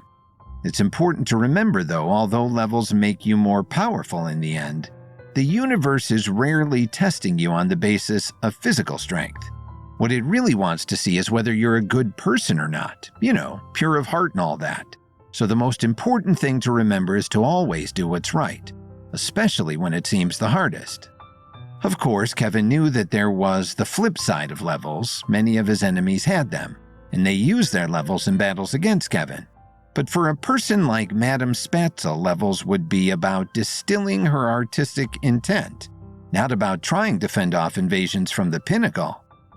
Madame Spatzel felt a burst of excitement fill her heart. "Well, as you know, Kevin, I am an extremely good person, but for the purpose of leveling up, I'll do my best to be extra good from here on out." Kevin smiled just as they were pulling back into the Beverly Hills Hotel. "Welcome to the world of leveling up, madam. If you stay attentive, trust your intuition, and always follow your heart, I'm sure you'll do just fine." Just then, after parking the car, Kevin looked up and saw a mysterious figure standing on the roof. With a closer inspection, he saw that it was the Night King beckoning him to come forth. "Well, should we head back inside?" Madame Spatzel asked. Kevin shook his head. "You go on ahead," he said. "I got a few phone calls I have to make." Once Madame Spatzel went back inside, Kevin scampered up onto the roof and stood beside the Night King. Before saying a word to each other, they both quietly marveled at the Hollywood sign off in the distance, and at the city itself, which was lit up like a sea of glittering diamonds. Finally, after a long pause, the Night King said, "Cultivating levels within Madame Spatzel would benefit far higher purposes than just her acting career. You must ensure that she levels up, Kevin. She too has a role to play in the grand fulfillment of your destiny." Kevin crossed his arms. "Yes, about that. My destiny doesn't seem so clear anymore now that I've seen how unbalanced the upper realm is. You wouldn't have any idea when the universe is going to stop sending me roadblocks, do you?" The Night King gave Kevin a stern look. Overall, he was much more stoic than Kevin and didn't appreciate his flippant attitude toward such serious matters. "There are no roadblocks, Kevin. Only tests. And so far you have passed every one of them. It's very important that you stay on the path. The planet itself depends on it." Kevin considered the Night King's words deeply. "Is any of this somehow connected to the movie I'm making?" he asked. "Everything is connected, Kevin. You must not falter." Just then, Kevin heard an owl and turned his head. When he looked back, the Night King was gone, once again having vanished without a trace. Very softly, though, as if it were far and near at the same time, he heard the Night King whisper, "Assist Madame Spatzel. See to it that she follows in your footsteps and cultivates her levels."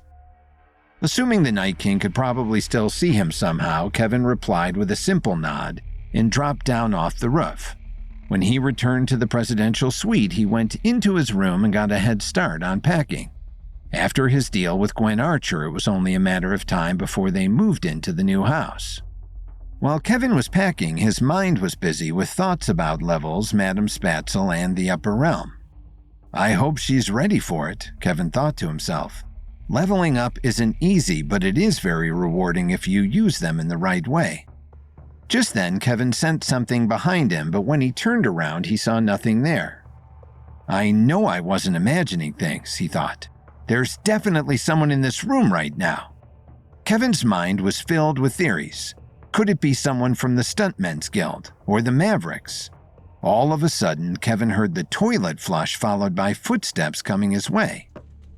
Backing against the wall to prepare himself for a surprise attack, Kevin got into a fighting stance and waited. Then a mysterious man passed by the door and Kevin leapt out with his fists in the air. "What's going on here?" he shouted. As soon as Kevin pounced in front of him, the man pulled out a switchblade and said, "Hey, back off, man. I'm not afraid to use this." Who in the world could this be? Kevin thought to himself. After discussing Madame Spatzel's quest to gain levels and having a meeting with the elusive Night King, Kevin returned to the Beverly Hills Hotel to finish packing, and there he found a stranger lurking in his suite. When Kevin confronted the man, he pulled a switchblade on Kevin. Kevin jumped back from the threatening weapon. The man used impressive reflexes to produce the knife, and though he'd probably be intimidating to the average person, he seemed to Kevin to be unpracticed in this type of confrontation. I don't think this guy has levels, Kevin thought. I don't know who sent you here, Kevin said while eyeing the switchblade, but you're making a big mistake if you can think you can kill me with your weapon. It's never a mistake to defend myself, the man replied, and Phoebe Anderson sent me. Kevin stood up from his defensive posture. You know Phoebe? Why are you trying to attack me? I wasn't until you jumped me, the man protested. Well, what do you expect when you break into my suite and confront me with a switchblade? Kevin asked skeptically. I didn't break in, the man insisted. I asked to leave a message for you at the front desk. They said I could go right up to your suite to leave a message in person. It seems your suite is known for having a revolving door on guests. Kevin sighed. Okay, I apologize for assuming you were a violent assassin, he said. Who are you exactly? Darius Osmond, professor of Egyptology at Cairo University, he replied while sheathing his blade. Phoebe told me you could use the help of an Egyptologist, and I was already in LA for a conference, so here I am. So much had happened in the past few days that Kevin had put in the back of his mind his conversation with Phoebe Anderson. When Kevin saw a mysterious frame with strange symbols flash during the Eminence film screening in London, he went to Phoebe for help. Though she wasn't certain, she suggested the symbols looked like Egyptian hieroglyphics. She gave Kevin the name of a professor at Cairo University who might know more, which was perfect for Kevin since he was already planning a trip to Egypt to scout locations for the Cleopatra shoot. It didn't occur to him that the professor might track him down before that in Hollywood. There was a knock on the door. Room service, a cheery bellhop announced. Kevin looked at Darius. Seriously? Darius shrugged. I didn't know how long you'd be. Kevin tipped the bellhop and he and Darius sat at the dining room table. As Darius dug into his chicken piccata, Kevin filled him in on his current predicament. I was seeing an art house film produced by Eminence Studios while I was in London, and there was a weird flash during the showing. There was only one frame that would flash at different times during the film. It came and went so quickly I didn't think anyone else in the theater noticed. Darius nodded, encouraging Kevin to continue. The frame contained 3 symbols, Kevin continued.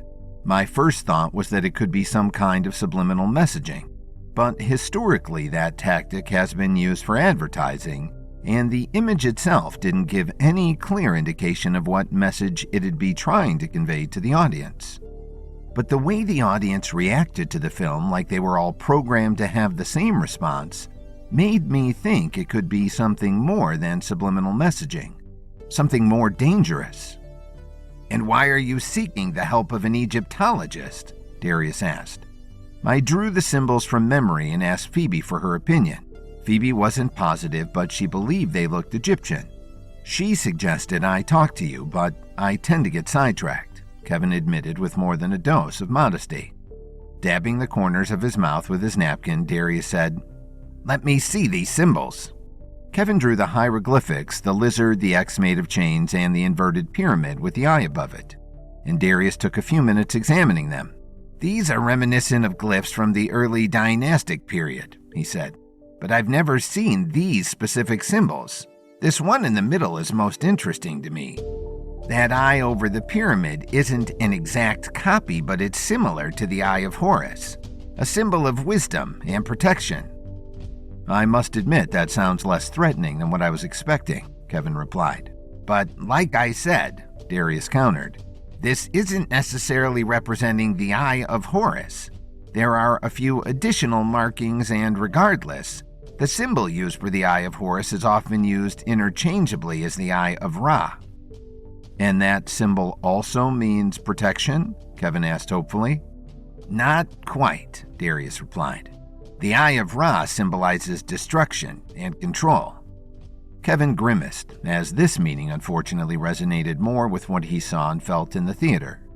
Darius continued, "There's a long-standing theory that at some point the real symbol for either the Eye of Horus or the Eye of Ra was lost, and the symbol we know today absorbed the double meaning, like a twin in the womb.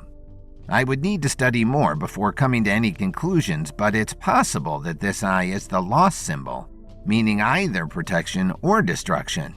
"Well, at least the two options are exact opposites," Kevin said dryly. "Either way," Darius continued, "even just this one symbol seems too elaborate for its complete story to be told in only 3 glyphs. My hunch is that these 3 symbols are a part of a much longer chronicle." Kevin sighed. He had become used to finding a promising lead only to learn it was just one piece of a larger puzzle. But he had to admit it was exhausting. "I'll be making a trip to Egypt soon to film exteriors and backgrounds for our Cleopatra movie," he told Darius. "Could you help me track down the other glyphs and decipher them?" Kevin asked. "That's going to be a pretty involved process," Darius replied. "We're not going to find the answers in a library, and I won't be able to do this alone while teaching. Are you sure you'll have the time while you're producing a movie?" Kevin raised an eyebrow. "I'm good at multitasking." "Okay, I can help you," Darius concluded. "But first, I need something from you." "Anything. Name it," Kevin eagerly replied. "A priceless artifact was looted from a recently discovered archaeological site in Alexandria," Darius explained. "A stone tablet with an inscription that could reveal previously unknown truths of our history. It's possibly even a counterpart to the Rosetta Stone." "People tend to throw around the word priceless a lot," Kevin replied. "But this time it actually applies. I'm guessing the tablet wasn't donated to a museum." "No," Darius confirmed. "Like many of our most irreplaceable treasures, it went to the black market where it was purchased by an American real estate mogul, Gwen Archer. The rumor is that she recently acquired Hearst Castle and wants to feature it there." Kevin's eyes widened. This was too big of a coincidence. First, Dominic Archer appeared at the Film Academy Gala as a friend of Eminence Studios president Helen O'Day. Now, Gwen was expanding her real estate empire into California and stealing Egyptian artifacts right before Kevin was to begin shooting his movie for Eminence in Egypt. This all has to be connected somehow, Kevin thought. The purchase of Hearst Castle was a believable enough cover for Gwen to come to California. Kevin had heard that the state had released Hearst Castle for private purchase, but he hadn't realized one of his enemies was behind the sale. He could see the appeal for Gwen. Hearst Castle, built by publishing tycoon William Randolph Hearst, was a sprawling estate on 127 acres along the central California coast that boasted 42 bedrooms, 2 swimming pools, a movie theater, and at one point the world's largest private zoo. It was a monument to both elegance and excess. But it wasn't just the architecture that made Hearst Castle one of the most alluring landmarks in California. serving as the inspiration for both Citizen Kane and The Great Gatsby. In all of American history, one would be hard-pressed to find a more sought-after and exclusive invitation than to one of William Randolph Hearst's notorious soirees at the estate.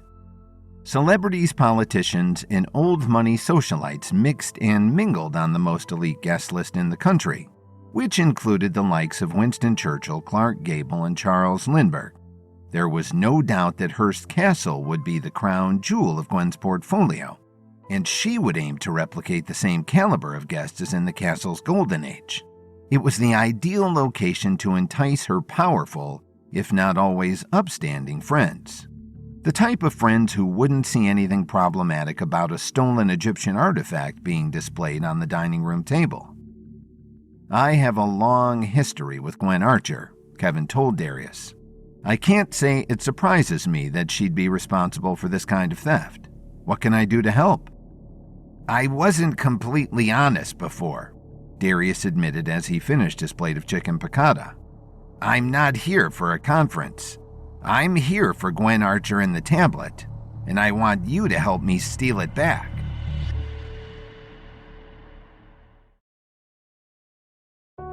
While Kevin's Cleopatra film was quickly moving toward production, Kevin met with Phoebe Anderson's Egyptologist contact, Professor Darius Osmond from Cairo University. Darius agreed to help Kevin identify the hieroglyphics he had seen on a single frame of Eminence's art house film, on one condition. He wanted Kevin to help him retrieve a priceless Egyptian artifact that Gwen Archer had purchased from the black market and planned to display in her newest real estate acquisition, Hearst Castle. Kevin took a moment to process Darius's request. He had made some difficult extractions before, but stealing a priceless Egyptian artifact from Hearst Castle, under the nose of Gwen Archer and her powerful friends, was going to be no small feat. But Kevin needed help deciphering the hieroglyphics that Darius had promised in return, and he was also sympathetic to Darius's cause on moral grounds. Gwen Archer and her circle simply take whatever they want without the law ever coming down on them, Kevin said. The tablet belongs back in the country it came from. I'll help you steal it back. Excellent, Darius replied, clapping his hands together. I'm very glad we met today, Kevin. Me too, Kevin replied. But I'll give you my phone number so you don't have to break into my bedroom next time. As Kevin walked Darius toward the door, he said, I have some business to attend to on my film, but in the meantime, I'll have my executives look into the events that Gwen is planning at Hearst Castle. We'll find a way in. I look forward to hearing from you, Kevin, Darius said, and he shook Kevin's hand before heading down the hall. Kevin looked around the presidential suite. He really did have a lot of work still to do on Cleopatra, but after all this, he still needed to pack. Maybe I'll hire someone to do it for me, just this once, Kevin thought to himself. But no, Kevin despised outsourcing everyday tasks that any adult should be able to handle. He went into his bedroom and began throwing hoodies and his extra pair of Dockers into a suitcase. The next day, Kevin went to Eminence Studios to tour art director Toby Wheeler's sets for Cleopatra. Driving onto the lot, Kevin couldn't help but notice the change from his first visit. What had previously looked like a ghost town was now buzzing with activity. Kevin smiled, energized by all the art being made around him. Kevin walked to one of the Cleopatra stages and found Toby, a confident man known for being one of the best art directors in the industry.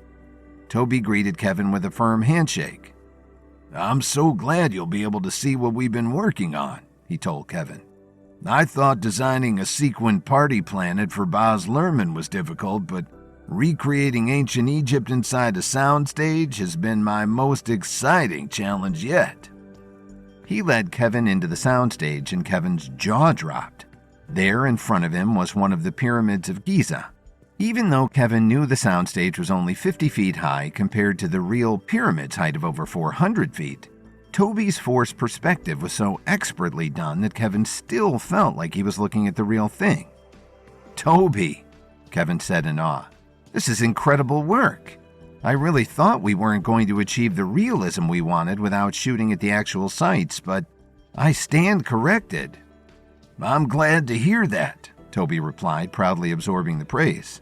If you want to see the setup for the palace, I'll show you the next stage. Kevin moved to follow Toby out the door, but Deborah Losey, the wardrobe designer, burst through the entrance with her arms full of fabric rolls. Kevin, thank God you're here, she exclaimed. I need you to deal with this before things get any worse. Kevin snuck a glance at his watch. He had made it a full 7 minutes on the lot before finding a fire to put out. Before what gets worse? He asked. What are you talking about, Deborah? These sets, she exclaimed, gesturing wildly toward the pyramid. Kevin stared at the pyramid in confusion. He couldn't see what could possibly be wrong with it. My wardrobe is a neutral color palette, Kevin, Deborah continued, holding up her rolls of beige fabric for proof. In the Greek style of Cleopatra's ancestry, these are made of flax linen, she cried, showing the fabric even closer to Kevin. Perfectly authentic for the time period. See the paint chips? She bellowed as she again gestured wildly at the pyramid. The way they reflect light completely washes out the colors in the costumes. The actors will practically look like a bunch of floating heads. These paint chips aren't just for decoration, you know, Toby countered. The light refraction you're so upset about is what creates the forced perspective. This pyramid will look like a Lego set without them. Well, Deborah replied, suddenly stepping up close to Toby, it sounds like we both can't get our way here. And since my work on this movie is actually based in reality, I think the wardrobe should be the priority. Looking Toby up and down, she added, not all of us are so impressed by something that merely pretends to be big. Whoa, Kevin thought. That seems way too emotionally charged for this situation. But Toby matched Deborah's intensity. Staring her down, he said, some of us value a little imagination. As Toby and Deborah continued their staring contest, Kevin tried to make sense of the soap opera unfolding in front of him. When did this happen? He wondered. They have been doing a lot of the pre-production work independently while I attended to other business, Kevin considered. Those long hours in close quarters under high pressure. Maybe it was the perfect recipe for igniting a spark. But this was a clash of two strong personalities, and Kevin needed to step in as pack leader. We'll get this sorted out, he said reassuringly to his two warring craftspeople. I'll talk to Levi Stradling, our cinematographer, and he can advise us on the best solution. Did someone say Hero Muse? Madame Spatzel announced dramatically as she appeared from behind the pyramid. No, Kevin replied, but hi, Madame Spatzel. I didn't realize you were here. I was practicing climbing the pyramid, Madame Spatzel said casually, as if that was a perfectly normal thing to do. I'm thinking about talking to Sabrina and Margot about adding a musical dream sequence where Cleopatra conquers the pyramids like King Kong. Well, that's definitely an idea, Kevin deflected, knowing that would be an issue for another day. And like a queen surveying her kingdom, Madame Spatzel continued, blowing past Kevin's lack of engagement, I saw a conflict among my court. Tobias, Deborah, I hear there's a clash between your houses. His sets completely wash out the neutral color palette of my costumes, Deborah cried. My wardrobe perfectly encapsulates Cleopatra's true style. I value historical authenticity. Toby's eyes continued to bore into Deborah with a fiery stare. Well, unfortunately, a neutral color palette is also authentic for, I don't know, the Sahara Desert. It wouldn't exactly be historically accurate to paint them aquamarine so that they don't clash with your precious dresses. Perhaps you are too coordinated with one another, Madame Spatzel interrupted with a tone of all-knowing wisdom. You are too similar, too well matched, an unstoppable force meeting an immovable object. But the solution is simple. In addition to Grecian fashion, Cleopatra also wore the Egyptian style of the era, rich in purples and reds, which is perfect since my favorite color is blood. The costumes will pop against the neutral background and you'll maintain historical accuracy. Kevin, Deborah, and Toby stared dumbfounded at Madame Spatzel, amazed at how easily she had come up with a perfectly elegant solution. Yes, I suppose that will work, Deborah replied, the wind taken out of her stubborn sails. What a surprise. The pyramids must remain the color of sand, Toby said with a smirk. Oh, what a surprise. You sit pretty while expecting everyone else to cater to you, Deborah replied with a snarl. Damn right, I'm pretty, Toby growled in her face. Well, I must take my leave, Madame Spatzel said, growing bored of the bickering. Kevin, will you accompany me to my dressing yurt? As Kevin and Madame Spatzel walked away from Deborah and Toby, Madame Spatzel leaned in and whispered to Kevin, When are they going to pound the schnitzel already? Am I right? Kevin was taken aback. Disgusting euphemism aside, Madame Spatzel had caught on to Toby and Deborah's dynamic very quickly. The development of her acting ability really seemed to be unlocking some deep intuitive perceptiveness within her. Maybe she really is ready for levels, Kevin thought. They reached the door, but when Kevin pushed against it, it didn't budge. Weird, this door shouldn't be locked, Kevin said in an aside to Madame Spatzel. Let's use the back door and I'll get maintenance to unlock this one. But Kevin and Madame Spatzel reached the back of the stage only to find that door was locked too. This doesn't seem like a fluke anymore, Kevin thought, as a prickly feeling began to creep over him. He started to notice a crackling noise. What's that sound? He began to ask. Madame Spatzel's eyes grew wide. Kevin, she yelled, desperately pointing past him. Kevin turned and instinctively shielded Madame Spatzel behind him. The entire pyramid was set ablaze, and the flames were spreading fast. While touring the Cleopatra set and settling a simmering feud between costume designer Deborah and set designer Toby, Kevin and Madame Spatzel found that the doors on the soundstage were locked, and that a blaze was destroying the enormous pyramid sets and threatening to kill everyone trapped inside. Kevin's mind raced as he watched the inferno build. We have to get to Toby and Deborah, he yelled to Madame Spatzel. The set catching fire while the doors were locked was no coincidence. Kevin's enemies were taking another shot at eliminating him. He couldn't afford to ponder who could be behind the attack as the stage was already beginning to fill with smoke. With visibility becoming increasingly difficult, Kevin led Madame Spatzel along the wall around the stage, keeping themselves oriented and staying as far away from the flames as possible. Through the smoke, Kevin could see two figures struggling to find their bearings. Over here, Kevin yelled to Toby and Deborah. At least they could all proceed as a group. But then Kevin's eyes grew wide as he saw a rickety, fiery beam right above their heads. The Eminence lot, which desperately needed renovations all around, had stages that were still made primarily of wood, and which were not up to Los Angeles Fire Code standards. The sprinklers hadn't turned on, and the particular beam directly above Deborah and Toby wasn't going to remain stable much longer. You need to move, Kevin yelled desperately.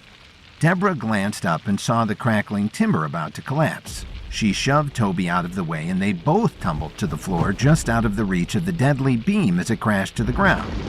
They suddenly embraced in a passionate kiss, losing themselves in their newfound love that danger had ignited. From where they watched at the edge of the stage, Madame Spatzel leaned over to Kevin and said, "I knew it." Kevin wasn't surprised that Toby and Deborah's chemistry had come to a head, but he couldn't support the timing. "Hey guys," he yelled, "let's maybe get outside the burning building before you start celebrating with a kiss." Toby and Deborah seemed to become aware of themselves and scrambled over to where Kevin and Spatzel were waiting. "Wow," said Toby, now gripping Deborah's hand. "The impending reality of death really encourages you to embrace the wonders of life." "I'm really happy for you on your romantic awakening," Kevin replied. "But just because death is upon us doesn't mean it has to win. We need to find a way out of here." Kevin racked his brain for potential solutions, and suddenly his face fell. His satchel, always reliable in moments like this, was sitting outside the building in his rental car. He'd have to solve this without the aid of his arsenal. "First, we need to buy time and keep ourselves as safe as possible while we're stuck in here," Kevin thought. Near them in the corner of the stage was a craft services table that hadn't yet been touched by the flames. Kevin grabbed a water bottle and used it to dampen napkins that he passed around to the group. "Breathe through these, only through your nose," he told them. "This will do as much as possible for now to protect your lungs." As the group began using the napkins, Kevin sensed that his assertiveness in the situation was also calming them. He needed to keep calm and collected for their sake. He looked around for his next move and had another stroke of inspiration as he snuck a glance at the fiery pyramid, which now resembled a funeral pyre more than a film set. Toby had mentioned the specific paint they used for the set. If they had any touch-ups to do while in this enclosed space, they would have needed to take protective measures against the paint fumes.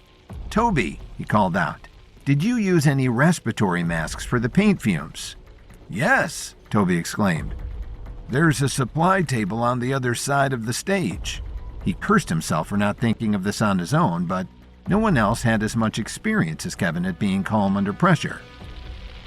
The smoke was growing thicker and Kevin couldn't see more than 15 feet ahead of him.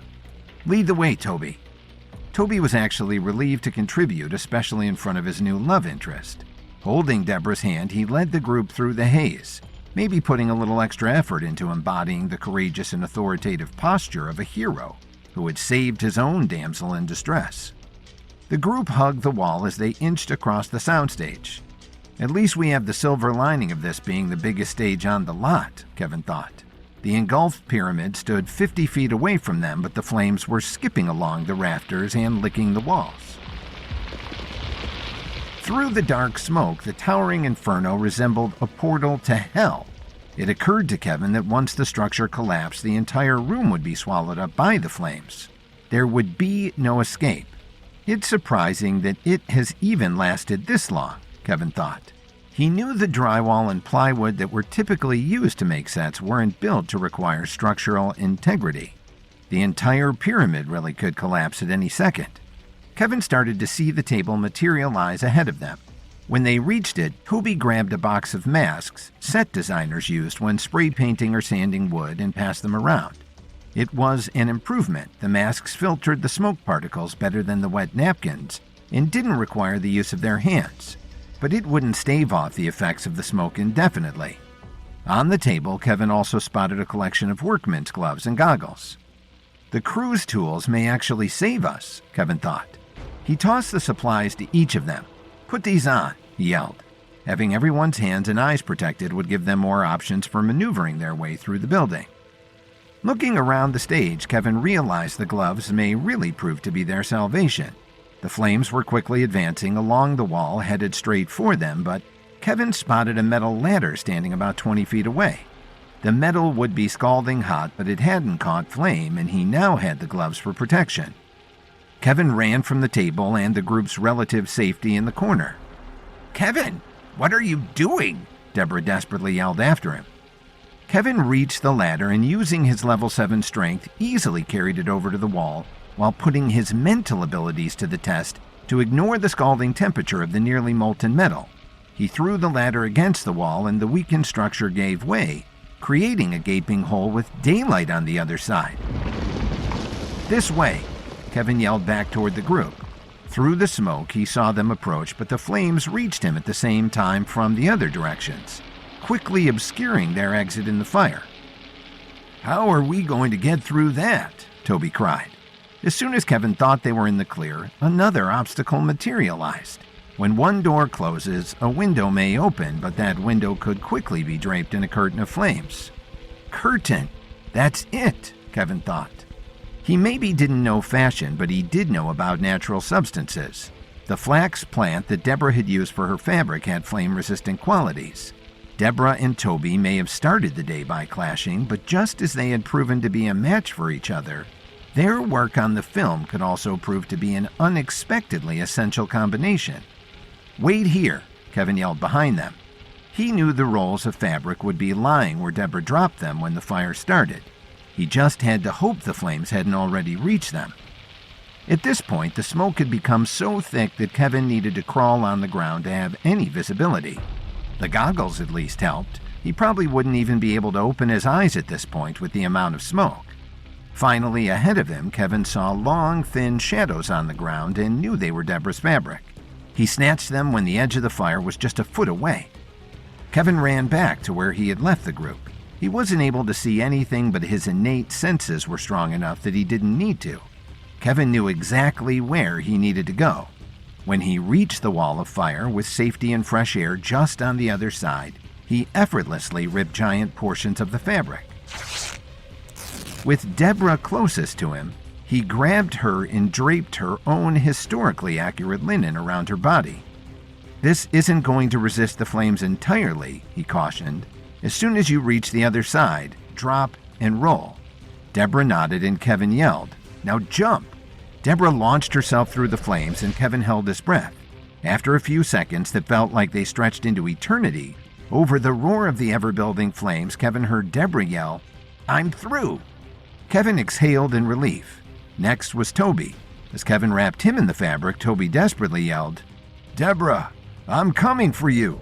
He jumped through the flames and gave Kevin the all-clear from the other side. "This is really working," Kevin thought with relief. "We're going to make it out of here." Next was Madame Spatzel, but where was she? Kevin's blood ran cold as he realized she wasn't waiting behind Toby as he expected. Madame Spatzel was gone.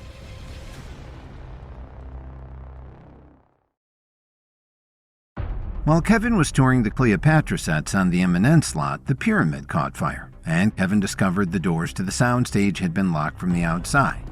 With Kevin, Madame Spatzel, art director Toby Wheeler, and costume designer Deborah Losey trapped inside the building, Kevin used supplies left around the stage to slow the effects of the smoke and lead the group to safety.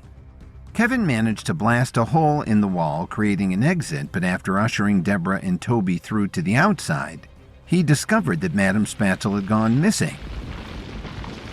"Madame Spatzel!" Kevin yelled with his full chest, a task that was becoming increasingly difficult as the oxygen in the room rapidly depleted. He yelled again into the smoky abyss, but as Kevin's fear rose, he accepted that Madame Spatzel was either out of earshot or unconscious. Taking with him the remaining flax fabric, Kevin retraced his steps by crawling on the ground. Seeing and breathing were becoming more difficult every second. Kevin knew that if Madame Spatzel had fallen unconscious, she'd be between the exit and the supply table. "I know I handed gloves to her," Kevin recalled. But when he finally reached the table, he saw no trace of her. Kevin now knew without a doubt that Madame Spatzel had chosen to leave the group. But why? And when? She couldn't have known we found a way out, Kevin thought. There would have been no reason for her to leave. It was clear Madame Spatzel must have thought she needed to find another solution, but what could she have planned?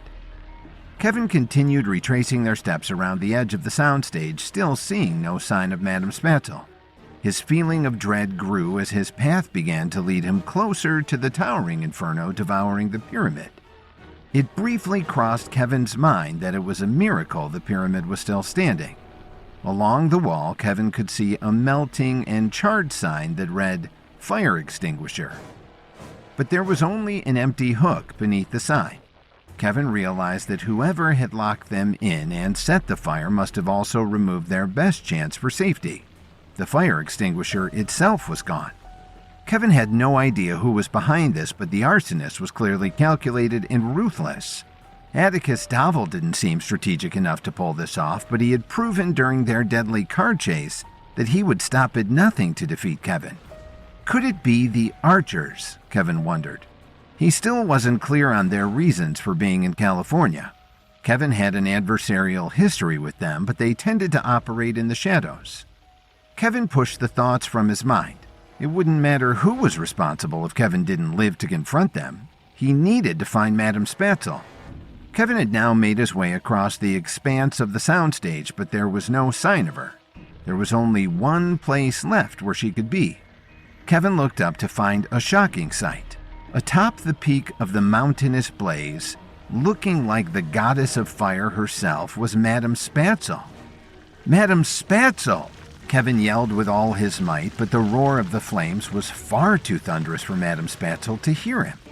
The sight of her atop the peak, with the flames fanning out around her like the devil's wedding dress, was truly a striking image. It occurred to Kevin that if Madame Spatzel died up there, it was likely that her final thought would be disappointment that there wouldn't be a photo of this to accompany her obituary. But at the moment, Kevin couldn't fathom how she got up there or how the structure was still standing at all, let alone under her weight. He inched around the side of the pyramid and saw a miraculous path had been cleared of flames leading up to the top. But how?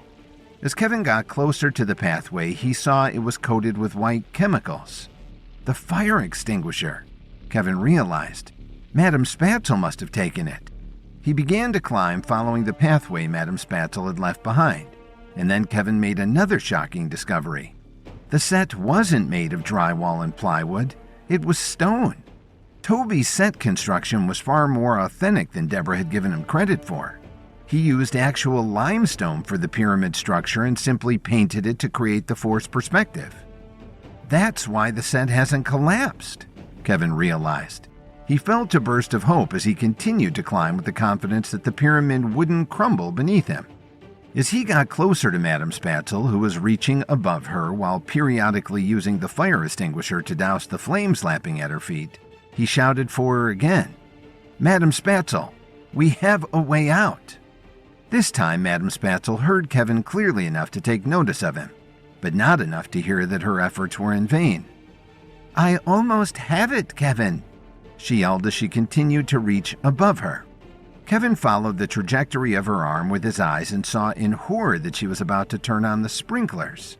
"Madame Spatzel, no!" he yelled desperately.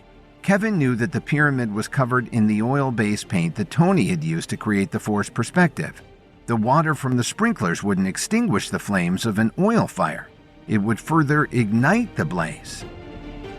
But Kevin's frantic warning was too late as Madame Spatzel twisted the knob of the sprinkler. As the first droplets began to fall from the ceiling, Kevin and Madame Spatzel were mere milliseconds from a fiery death. No ordinary human would be able to escape this, so Kevin knew the only way they were getting out of this was for him to use his levels. Kevin called on the 10 directions, a powerful skill that would deplete his reserves, but he knew that it was essential to employ now to save Spatzel's life. The 10 directions froze time as the first droplets of deadly water hovered inches above Madame Spatzel's head. Kevin took a deep breath. He wouldn't be able to move Madame Spatzel with him while time was stopped. The best he could do was protect her.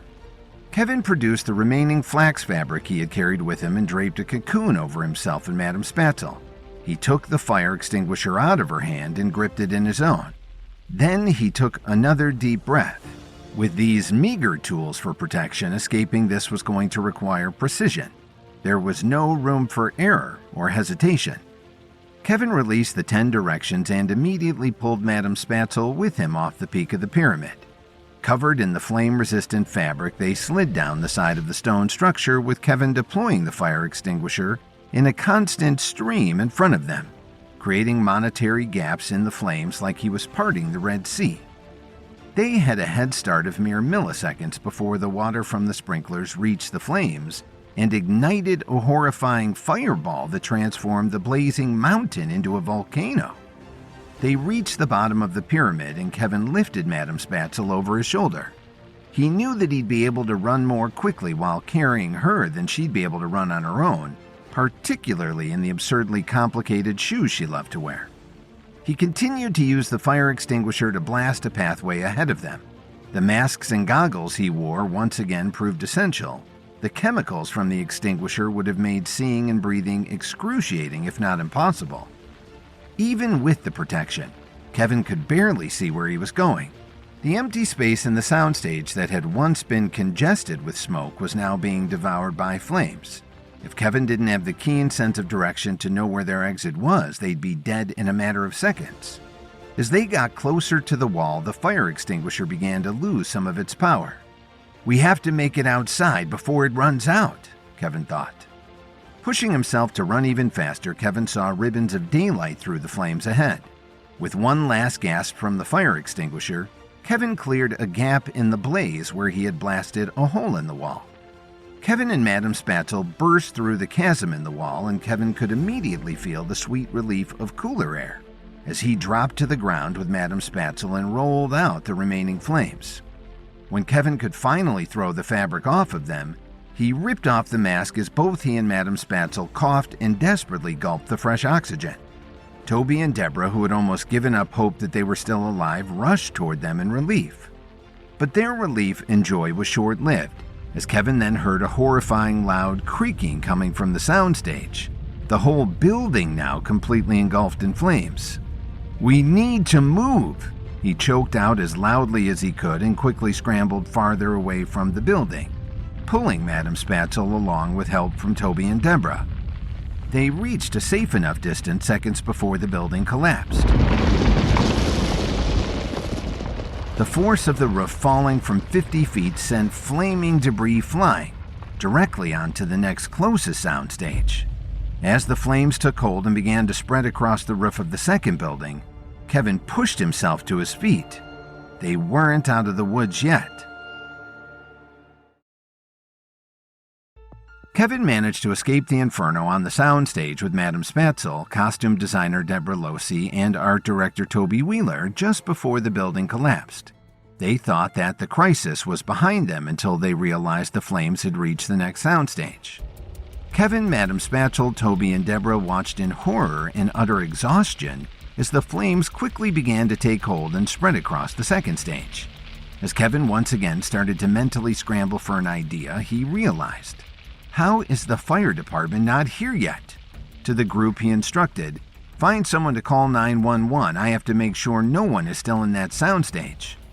Despite having just taken his first breath of fresh oxygen mere seconds ago, Kevin took off running toward the next stage. "Kevin, wait!" Toby called out to him. Kevin swung around. "That's our palace set. We've already cleared it and all the other surrounding buildings," Toby assured him. Kevin returned to the group feeling relieved, but Toby's next bit of news wasn't as comforting. "All of the bystanders tried calling 911, he explained. "No one has service. We don't know why.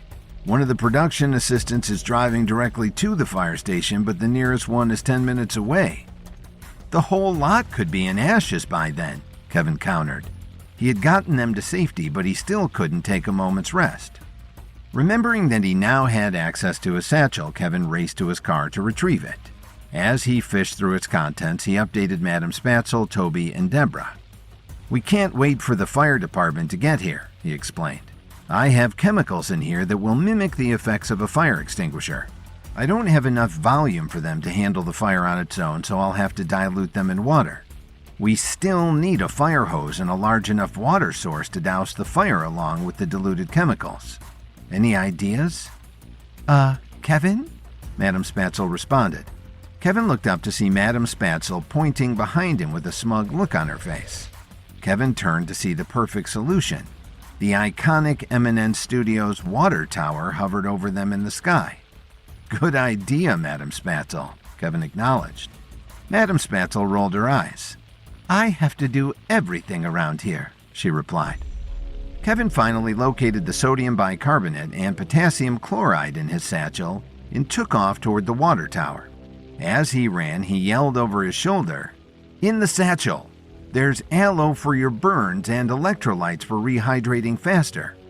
He reached the base of the water tower, where there was fortunately already a fire hose in place for this exact situation. Kevin heaved the rope over his shoulder and began to climb the ladder. Kevin quickly reached the top, and from this vantage point, it was easy to see the full scope of the fire's destruction. The soundstage that had once housed their pyramid now only existed as a heaping pile of charred debris. The flames continued burning, their hunger not satisfied until only ashes remained. The fire continued to creep along the roof and walls of the neighboring soundstage. Soon, Cleopatra's palace would meet the same fate as the pyramid. If Kevin didn't stop this soon, an even larger portion of the lot would meet a fiery death. Kevin wanted to turn his attention back to the water tower, but something else caught his eye. There was a man hovering over the transformer at the top of a utility pole. But the lack of a hard hat and neon vest indicated to Kevin that this man wasn't dispatched by the electric company. Kevin looked closer and realized that the man on the utility pole affixing a device to the transformer was Sergio, the leader of the Stuntmen's Guild.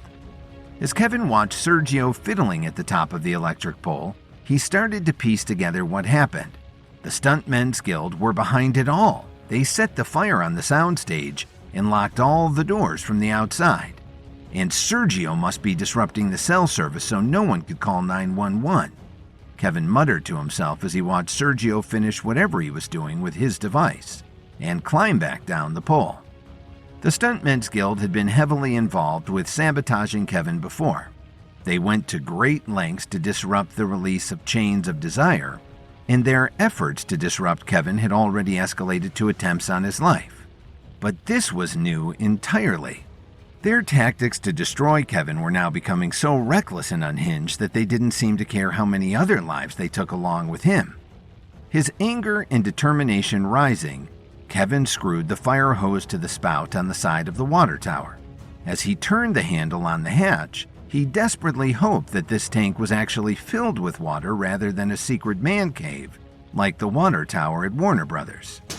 He pulled open the door and let out a sigh of relief. A full tank of water. Kevin emptied the sodium bicarbonate and potassium chloride into the tank. The solution would now extinguish the flames more efficiently than plain water. As Kevin shut the tank and began to climb back down, he checked on the current state of the damage. The second soundstage was now almost entirely in flames, with the fire creeping closer to the next building over, eager to claim yet another structural victim. Kevin's eyes widened as he saw someone running toward that building. At a speed that was quite impressive for someone wearing a skirt and pumps, it was none other than Eminence President Helen O'Day sprinting toward a building that was minutes from catching fire. Kevin hastened his climb down from the top of the water tower. He knew Toby had cleared the surrounding buildings. There was no one in that building to save. What else could possibly be important enough to make Helen rush in? When Kevin reached the bottom, he ran the hose over to Toby. "Start with the second soundstage where the fire is most active," he instructed. "I saw someone enter the building next door. I have to go stop her." Kevin ran off and Madame Spatchel approached Toby. "Give it to me," she demanded. "I know my way around a hose." Knowing it wasn't the time for a power struggle, Toby handed over the hose. As Kevin approached the neighboring building, he realized it was the camera department. This was the building that contained the only door that remained locked when Kevin rented the entire lot to shoot Chains of Desire. The door that longtime janitor Jimmy Donaldson said used to lead to the editing rooms. There was no doubt in Kevin's mind that this was where Helen was headed. He ran through the generic hallways, grateful that his photographic memory allowed him to navigate the maze without wasting time with dead ends.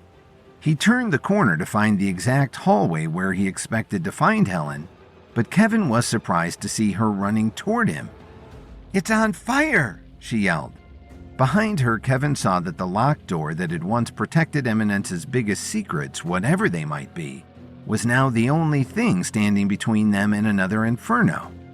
Smoke poured from the gaps around the door frame, and Kevin could hear ominous cracking and pops on the other side. How did the fire catch so quickly? Kevin wondered. It hadn't yet reached the building when Kevin entered, and he was sure that Toby would have the wherewithal to protect the buildings that could still be saved. He let Helen run past him and followed her, wanting to keep her in his sight so he could ensure she reached safety. But as she deftly navigated the confusing turns of the building's labyrinth, Kevin realized, studio president or not, she wouldn't remember easily how to reach that door unless it was a location she visited frequently. They burst through the doors leading to the outside, and Helen keeled over to catch her breath. "Why did you run in there?" Kevin demanded. "The fire was heading straight for it."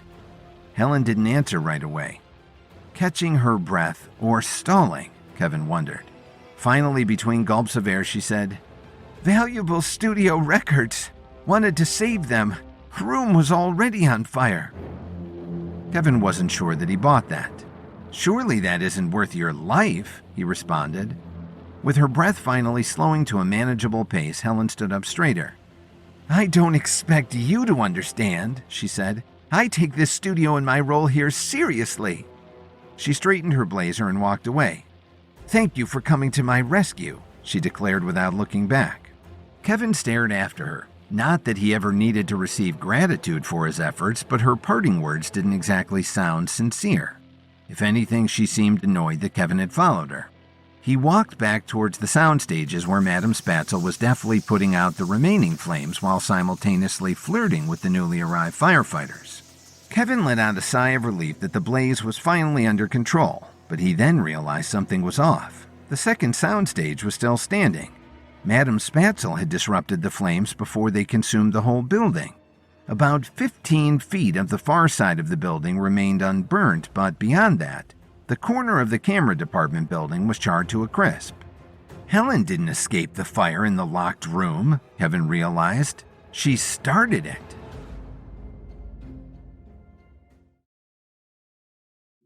Kevin used items from his satchel to spread a fire retardant in the water of the studio's tank, but in his mission he spotted both Jericho of the Stuntmen's Guild and studio head Helen O'Day up to activities, which led him to believe that while he supposedly rescued Helen from the hallways near the studio's vault, she was most likely the arsonist who started the fire on her own backlot.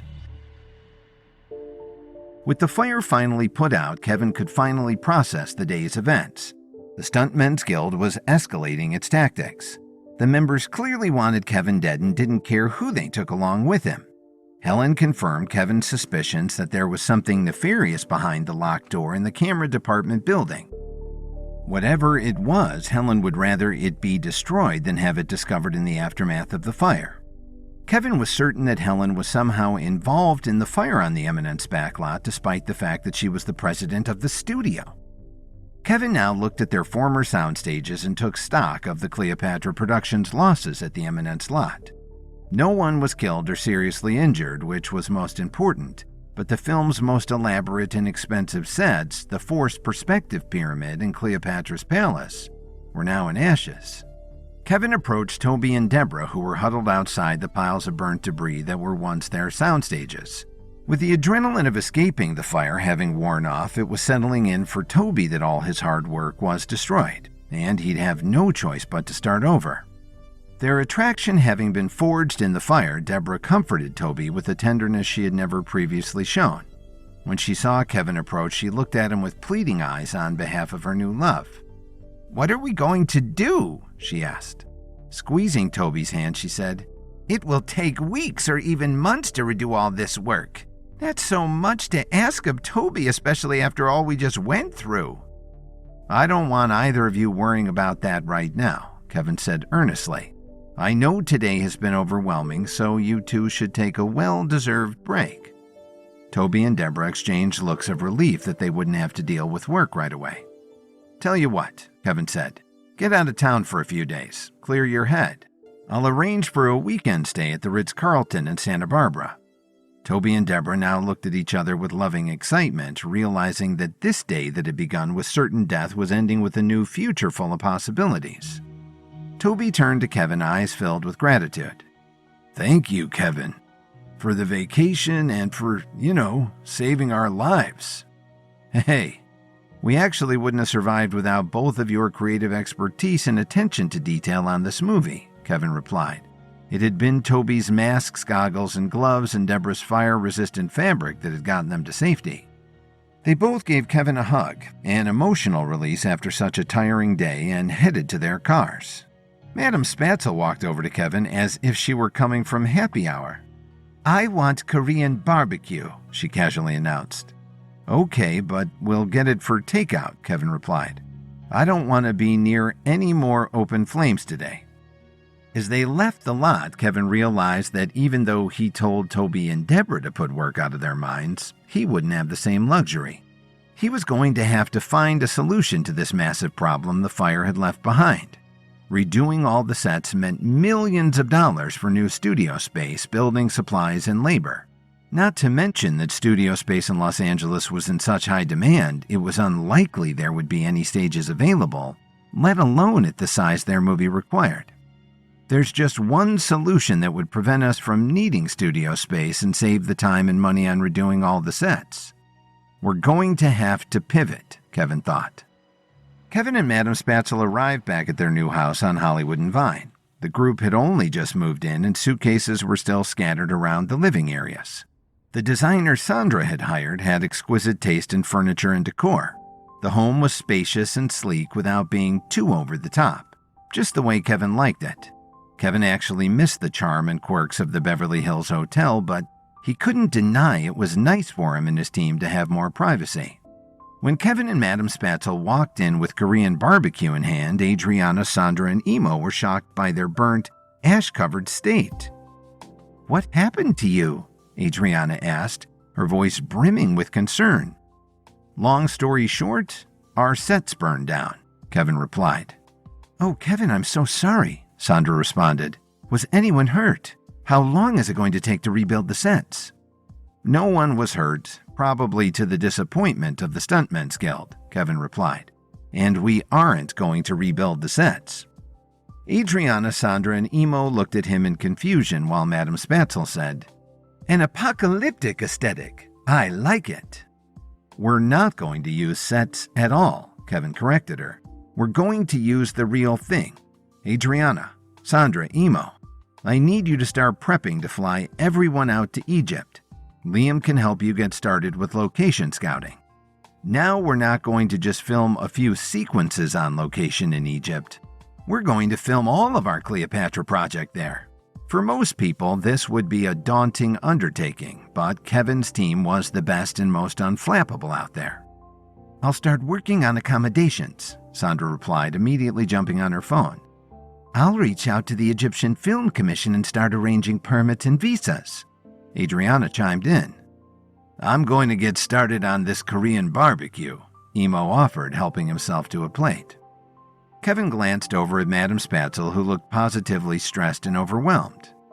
"Are the day's events finally catching up with her?" Kevin wondered. "Madame Spatzel, what's wrong?" Kevin asked. Madame Spatzel seemed to snap out of a trance. "If we're going to Egypt, I need new outfits." She turned and ran out the door. Kevin also had preparations to do for the film's relocation to Egypt. Luckily, he had just made a very knowledgeable Egyptian contact, Darius Osmond, professor of Egyptology at Cairo University.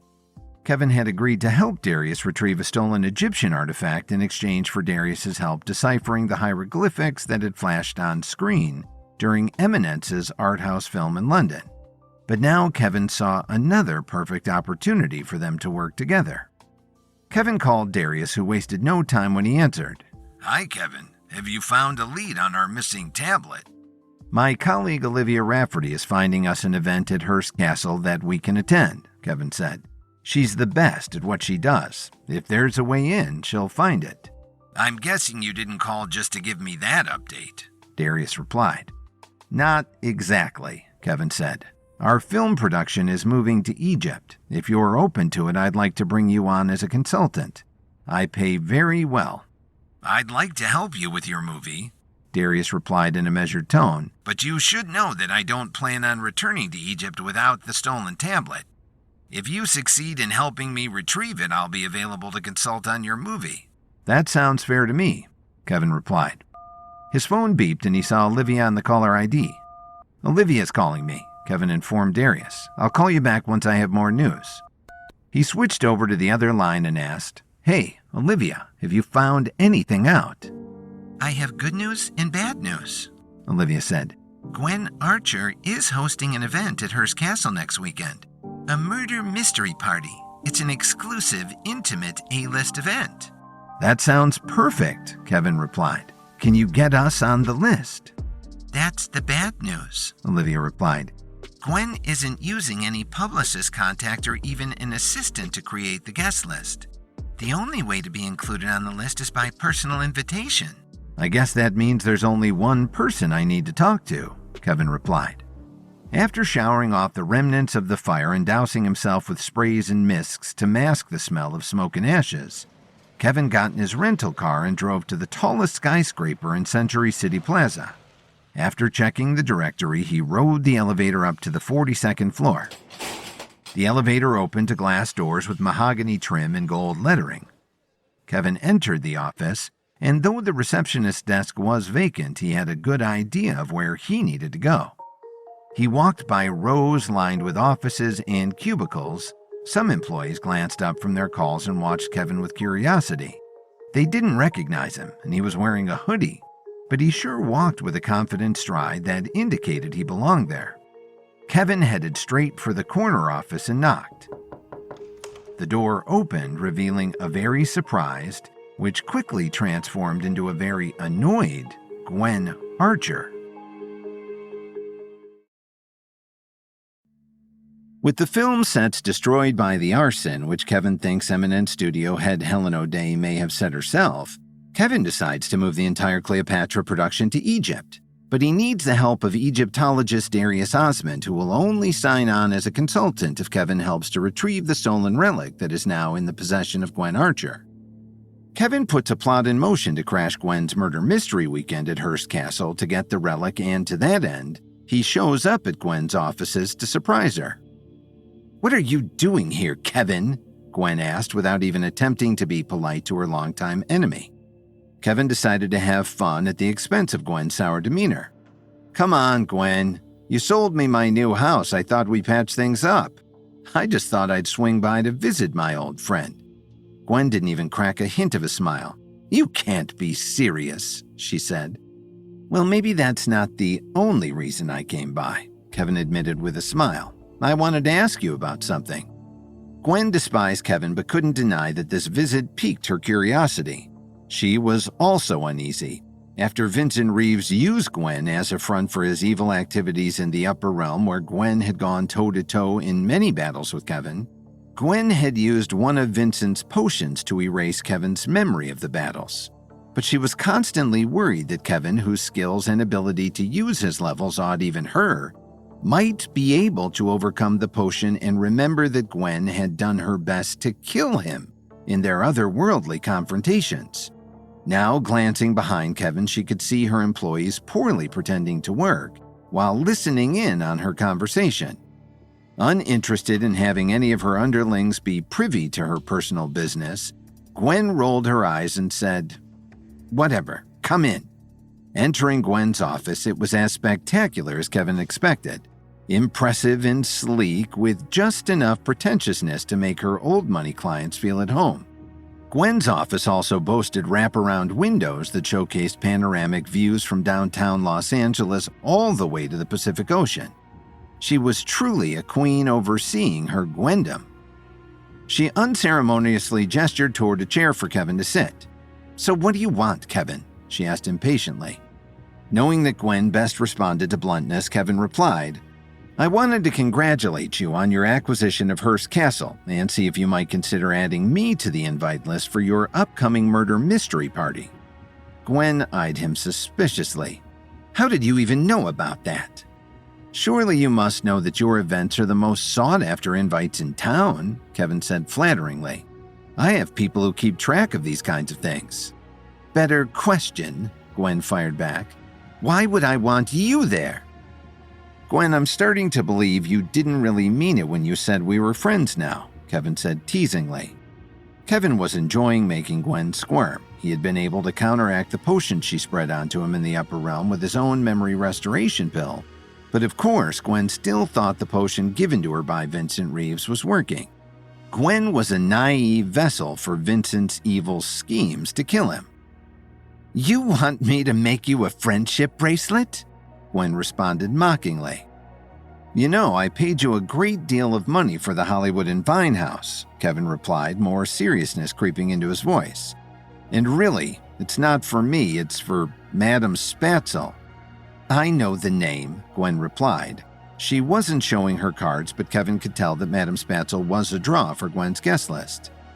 "We're leaving for Egypt soon," Kevin said, "and I want to give her a proper send-off after everything she's accomplished in Hollywood. I think a murder mystery party is right up her alley, and she'll fit right in with your A-list guests." Gwen leaned back in her chair and considered it. As much as she despised Kevin, the draw of Madame Spatzel was enough to outweigh it. She also enjoyed the way this tipped the balance of power in their relationship. Or so Gwen so wrongly thought. Gwen Archer was a fool for underestimating Kevin, but she would find that out one day soon, surely. "I gotta say, Kevin, I never took you for the type to beg for a party invitation," she said condescendingly. "But the British royal family just had to cancel because some duchess died or something. So, sure, bring whoever you want. There are 42 bedrooms and 2 swimming pools."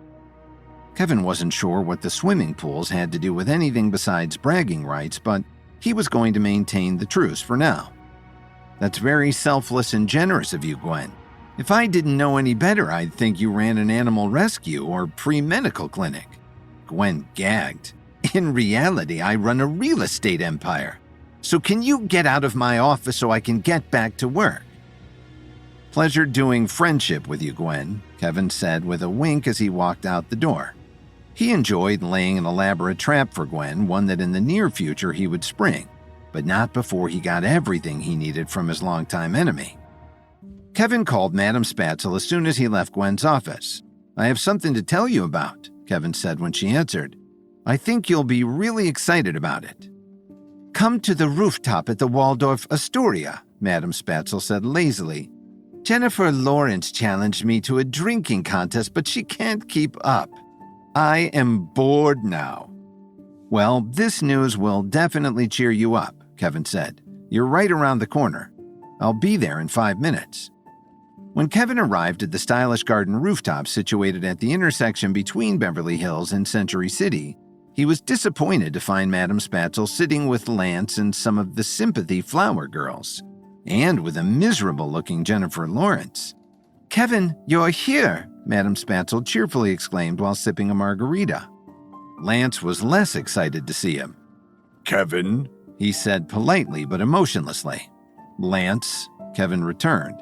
It occurred to Kevin that since he made it clear that he didn't plan on contributing to any of Sympathy's efforts, Lance didn't have any use for him. Madame Spatzel gestured for him to sit. So what is this big news? Kevin slightly grimaced. He didn't want to share this information with Lance, but deflecting the conversation would be highly suspicious. Well, Kevin began, trying to find a balance between hyping up the party for Madame Spatzel and downplaying the event for Lance's sake. Gwen Archer is hosting a murder mystery weekend at Hearst Castle. We're on the guest list if you'd like to attend. It sounded like something you'd be into. Madame Spatzel did the unthinkable and set down her drink. Castles and exclusive guest lists and murder? Kevin, these are all my favorite things. Kevin's heart was warmed by Madame Spatzel's excitement, but he braced himself, hoping Lance wouldn't interject. You know, Lance began, causing Kevin to swear internally. This sounds like a great variation of the acting retreats we organize at Sympathy. Murder mysteries require inhabiting a character and would provide a great opportunity for flexing improv skills. That does sound like a really great idea for your next retreat, Kevin replied, hoping Lance would take the hint. But if he did get the hint, he chose to ignore it. This event actually seems like the best-case scenario. Having to perform in front of not just each other, but also strangers, and in such an inspiring setting, we'd love to attend. Lance turned to Penelope, whose dreamy eyes had been tinged with sadness ever since Kevin had seen her crying over Hazel at the Film Academy Gala. I think it would be good for you. Penelope obediently nodded. Kevin was annoyed with Lance's pushiness and entitlement, but he didn't want to start a conflict in front of Madame Spatzel. Mustering his charm, Kevin replied, That sounds like a great idea, Lance. You'll have to keep it to your core group since I have limited invites, but we'd love for you to join. Excellent, Lance said with a sly smile. He seemed aware that he had backed Kevin into a corner. Well, I have some other business to attend to, Kevin said while rising from his seat. He didn't want to spend any more time with Lance than was absolutely necessary. I'll see you at home, Madame Spatzel. On the way out, he slipped Jennifer Lawrence a charcoal pill and whispered, This will soak up the alcohol. Jennifer looked up at him with gratitude and mouthed, Thank you. Once he got back to the house on Hollywood and Vine, Kevin planned out his invitations for the people he actually wanted at the event with him. The idea of spending a whole weekend with Gwen Archer on her own turf was no picnic, and Kevin wanted some emotional support to come along with him. He dialed the cell and smiled when the line picked up. Hey, Lily, he said. Want to have a fun little weekend getaway? That weekend, Kevin and his Hollywood entourage, Madame Spatzel, Adriana, Sandra, Emo, Darius Osmond, Lance, Audrey Ryder, Penelope, and Cassandra, landed at Hearst Airport. Having no need for a visitor center anymore, Gwen had restored the private airport on the property. At the airstrip, Kevin had a long-awaited reunion with his favorite people from Chicago. Lily, his parents Susan and Alan, Phoebe Anderson, Zane Barlow, Dalton Steele, Olivia Rafferty, and her date Mason Zimmerman, and at Lily's insistence, Dorothy, the mother-in-law Kevin always dreaded seeing. There were hugs and introductions all around. Dorothy begrudgingly greeted Kevin, wanting to hold on to her narrative that Kevin wasn't good enough for Lily. Kevin took heart in knowing that arranging for a fabulous weekend at a murder mystery party with Hearst Castle as a backdrop was something that even Dorothy would have trouble dismissing. A train of 1927 Mercedes cars arrived at the airport. The theme of the event was The Great Gatsby, and Gwen had clearly spared no expense in committing to it. The party loaded into the vintage cars, and the caravan of antique automobiles snaked its way up the driveway to the imposing yet breathtaking castle at the top of the hill. When the cars dropped them off at the gates, every step toward the front doors brought them deeper into this opulent world. With a mixture of architecture and features from various eras and cultures, the castle felt like it existed in its own place and time. Darius nudged Kevin and nodded toward a stone statue of the Egyptian goddess Sekhmet. There was no doubt that Gwen would enjoy showcasing her new Egyptian artifact here. The group stepped into a lavish foyer that better resembled the library at a prestigious university than the entryway of a private home. The bar was already prepared with glasses of champagne, and some of the party took seats on the sumptuous armchairs. After a moment, Gwen Archer made her entrance. She wasn't one for dramatics, but she had an undeniably commanding aura that immediately drew all the guests to her attention. Where everyone else hadn't yet changed into their roaring 20s best, Gwen clearly wanted to distinguish herself as the queen of the castle. She wore a stunning green velvet gown with bat-wing sleeves and a high slit up her right leg. She frowned when she saw the large crowd. Not one to care about etiquette, she said, "Jesus, Kevin. When I told you to invite whomever you wanted, I didn't think that would include everyone you'd ever met." Kevin looked around at his sizable party. "You draw a crowd, Gwen. No one wanted to miss an opportunity to attend one of your famous soirees." Gwen rolled her eyes and addressed the group. Adding a little more warmth to her voice, she said, "Welcome to Hearst Castle. Please enjoy your champagne. In just a few minutes, I'll introduce the game and show you to your rooms." Kevin looked around in confusion. "We're all here now. Why don't we just get started?" Gwen looked at Kevin like he was an idiot. "You think you're the only one I invited?" At that moment, a door at the far end of the entryway opened and the rest of Gwen's guests filtered in. Her brother Dominic Archer, Eminence President Helen O'Day, financier Atticus Davil, Agent Judy Chen, and actor Milo Hardy. Kevin took a deep breath. With his fellow competitors being every enemy he had made since arriving in Hollywood, this didn't feel like a game anymore. Kevin arrived at Hearst Castle with his entire entourage from both Hollywood and Chicago. They were there for Gwen Archer's murder mystery party, but the party was really just a front so that Kevin and Cairo University professor Darius Osmond could retrieve a stolen Egyptian artifact that Gwen had purchased on the black market. Gwen greeted them in the castle entranceway and, to Kevin's surprise, introduced the rest of the guests, which included all of the enemies Kevin had made since arriving in Hollywood. Kevin eyed the new arrivals with a bit of concern and worry. Gwen's brother Dominic Archer, rival financier Atticus Davil, Eminence Studios president Helen O'Day, talent agent Judy Chen, and her client shifty Nepo baby actor Milo Hardy. Along with Lance, who had pushed his way into getting one of Kevin's invites, the massive castle was starting to feel like a den of rattlesnakes, with Kevin in its pit. "Now that everyone's here," Gwen announced, secretly enjoying that this particular crowd would make Kevin deeply uncomfortable, "I'll go over the schedule for the rest of the day. I'll show you to your rooms, and then we'll reconvene down here for a tour of my castle. I'm sure you'll find many things to surprise and intrigue you." She flashed an uncharacteristic smile at Kevin, who suppressed an eye roll at the way Gwen overemphasized my castle. "After the tour," Gwen continued, "everyone will return to their rooms to get into character. We'll reconvene down here, some mixing and mingling, some dinner, and then," she added with as much showmanship as the stoic Gwen Archer could muster.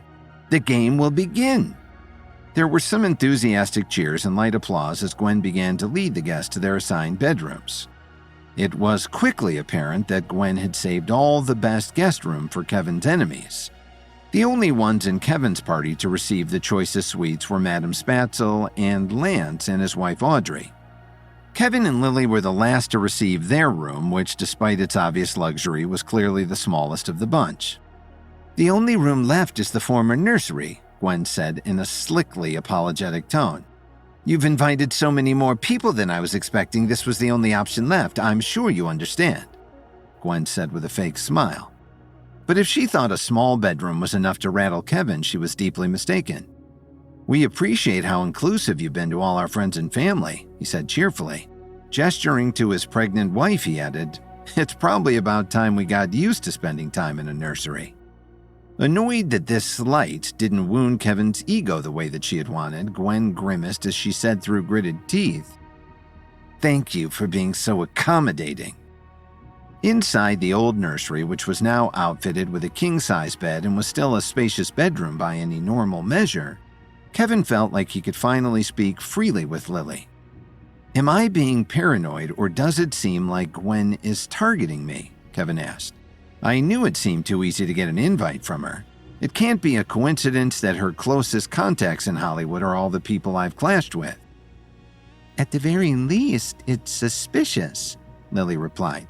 "But what can any of them do? You're also surrounded by your closest allies. I don't think they're going to accomplish anything beyond making you uncomfortable. And you're the one who has control over that." Kevin sighed. Every time he reunited with Lily, it became more unbelievable to him that he was able to survive spending so much time apart from her. Her mere presence was enough to calm him, let alone the fact that her advice was always so spot on. "How do I manage anything when you're not around?" he asked while pulling her close. "I always wonder about that myself," she replied, smiling up at him. Kevin leaned in for a kiss, but the moment was interrupted by a knock on their door. Kevin opened it to reveal Darius Osmond, whom he ushered inside. "I know you met briefly at the airport," Kevin said, "but Darius, this is my wife Lily. Lily, this is Darius Osmond. He's a professor of Egyptology, but for this weekend, we're telling everyone he's a television development executive." "Yes, about that," Darius interjected. "I don't know what to say if someone asks me any questions about my business and my projects. I don't even know what a development executive does." "It's okay. No one does," Kevin replied. "So you must be the reason we're here?" Lily said to Darius. Kevin had filled her in on their mission to retrieve the stolen antique tablet. "I know you have important matters to attend to while you're here, but I should still thank you for giving me an excuse to spend time with my husband." "I hope you don't mind that I take away some of that time while we're here," Darius said, cringing. "Kevin, let's keep an eye out for the tablet while we're on the tour, but I have a feeling it won't be out in the open. Let's look around tonight after everyone goes to bed." Kevin looked at Lily with wistful apologies in his eyes. "That sounds like the best plan, Darius. Hopefully we'll pick up some clues while on the tour." Together, they headed downstairs and back to the assembly room. Some of the guests had already returned, but a few, like Madame Spatzel, were predictably late. It was a motley crew. Gwen looked to be actually interested in her conversation with Phoebe Anderson, probably the most palatable to her and Kevin's crew. Gwen was clearly pleased with Phoebe's knowledge and appreciation of the rare and expensive art that decorated the castle. Emo linked up with Zane and Dalton, forming a small circle of intimidating muscle bros, though Kevin could overhear them debating the best tacos in Los Angeles. Judy Chen and Helen O'Day talked amongst themselves, seemingly completely uninterested in mingling with anyone in Kevin's group, but Atticus had somehow found himself ensnared in a conversation with Kevin's parents. Though once incredibly wealthy and powerful themselves, before Uncle Thomas threw them out of the family along with Kevin when his early investments seemed like failures, Susan and Alan were the source of Kevin's lack of pretentiousness. A stranger might assume that, rather than coming from one of the most powerful families in the country, they ran a small-town diner together, or maybe worked side by side at the same elementary school. They embodied Midwestern nice, a demeanor that made Atticus squirm uncomfortably. Los Angeles can be such a difficult town. We're so glad Kevin found so many wonderful friends like you," Susan said warmly. Atticus, who despised Kevin, could only grumble in response. "We're so proud of Kevin for producing his first film," Alan chimed in. "How many movies have you made?" 12, Atticus responded, uninterested in devoting any additional energy to the conversation. "Oh, your parents must be so proud," Susan said encouragingly. Atticus, who had never been able to live up to his far more successful father, was thrilled to have a reason to excuse himself when Kevin, Lily, and Darius entered. "Fancy seeing you here," Atticus said in a much more lively yet mocking tone as he sauntered over to Kevin. "It's lovely to see you again, Lily." "Oh yes, we didn't get nearly enough time to bond at the car auction," Lily replied, expertly dropping a plausibly deniable reference to Atticus trying to run Kevin and Lily off the road while racing in James Bond's Aston Martin. Atticus simmered, knowing that Lily had him in checkmate in just one move. Not wanting to acknowledge her easy victory, he turned to Darius. "And what do you do?" Atticus demanded, not even bothering to ask for his name. "I'm Darius Hassan," he replied, as he and Kevin had decided it was best not to use his real last name. "I'm a television development executive." "What are you working on?" Atticus asked, almost as if he was testing him. "No idea," Darius replied. "Glad to know those diversity hiring initiatives have been so successful," Atticus said dismissively as he walked away. "Goodness, he is a dreadful little man," Lily said as they watched him leave. Finally, down the stairs came Madame Spatzel, the last of the guests to arrive. Since Madame Spatzel was one of Gwen's more desired guests, she swallowed her annoyance at Spatzel's tardiness and then announced that the grand tour would begin. Gwen first led the group to the dining room. "This is where we'll meet for dinner later," Gwen explained. Despite the robust size of the group, the dining room boasted a table that would actually be able to seat all of them comfortably. She guided them through the billiards room and theater.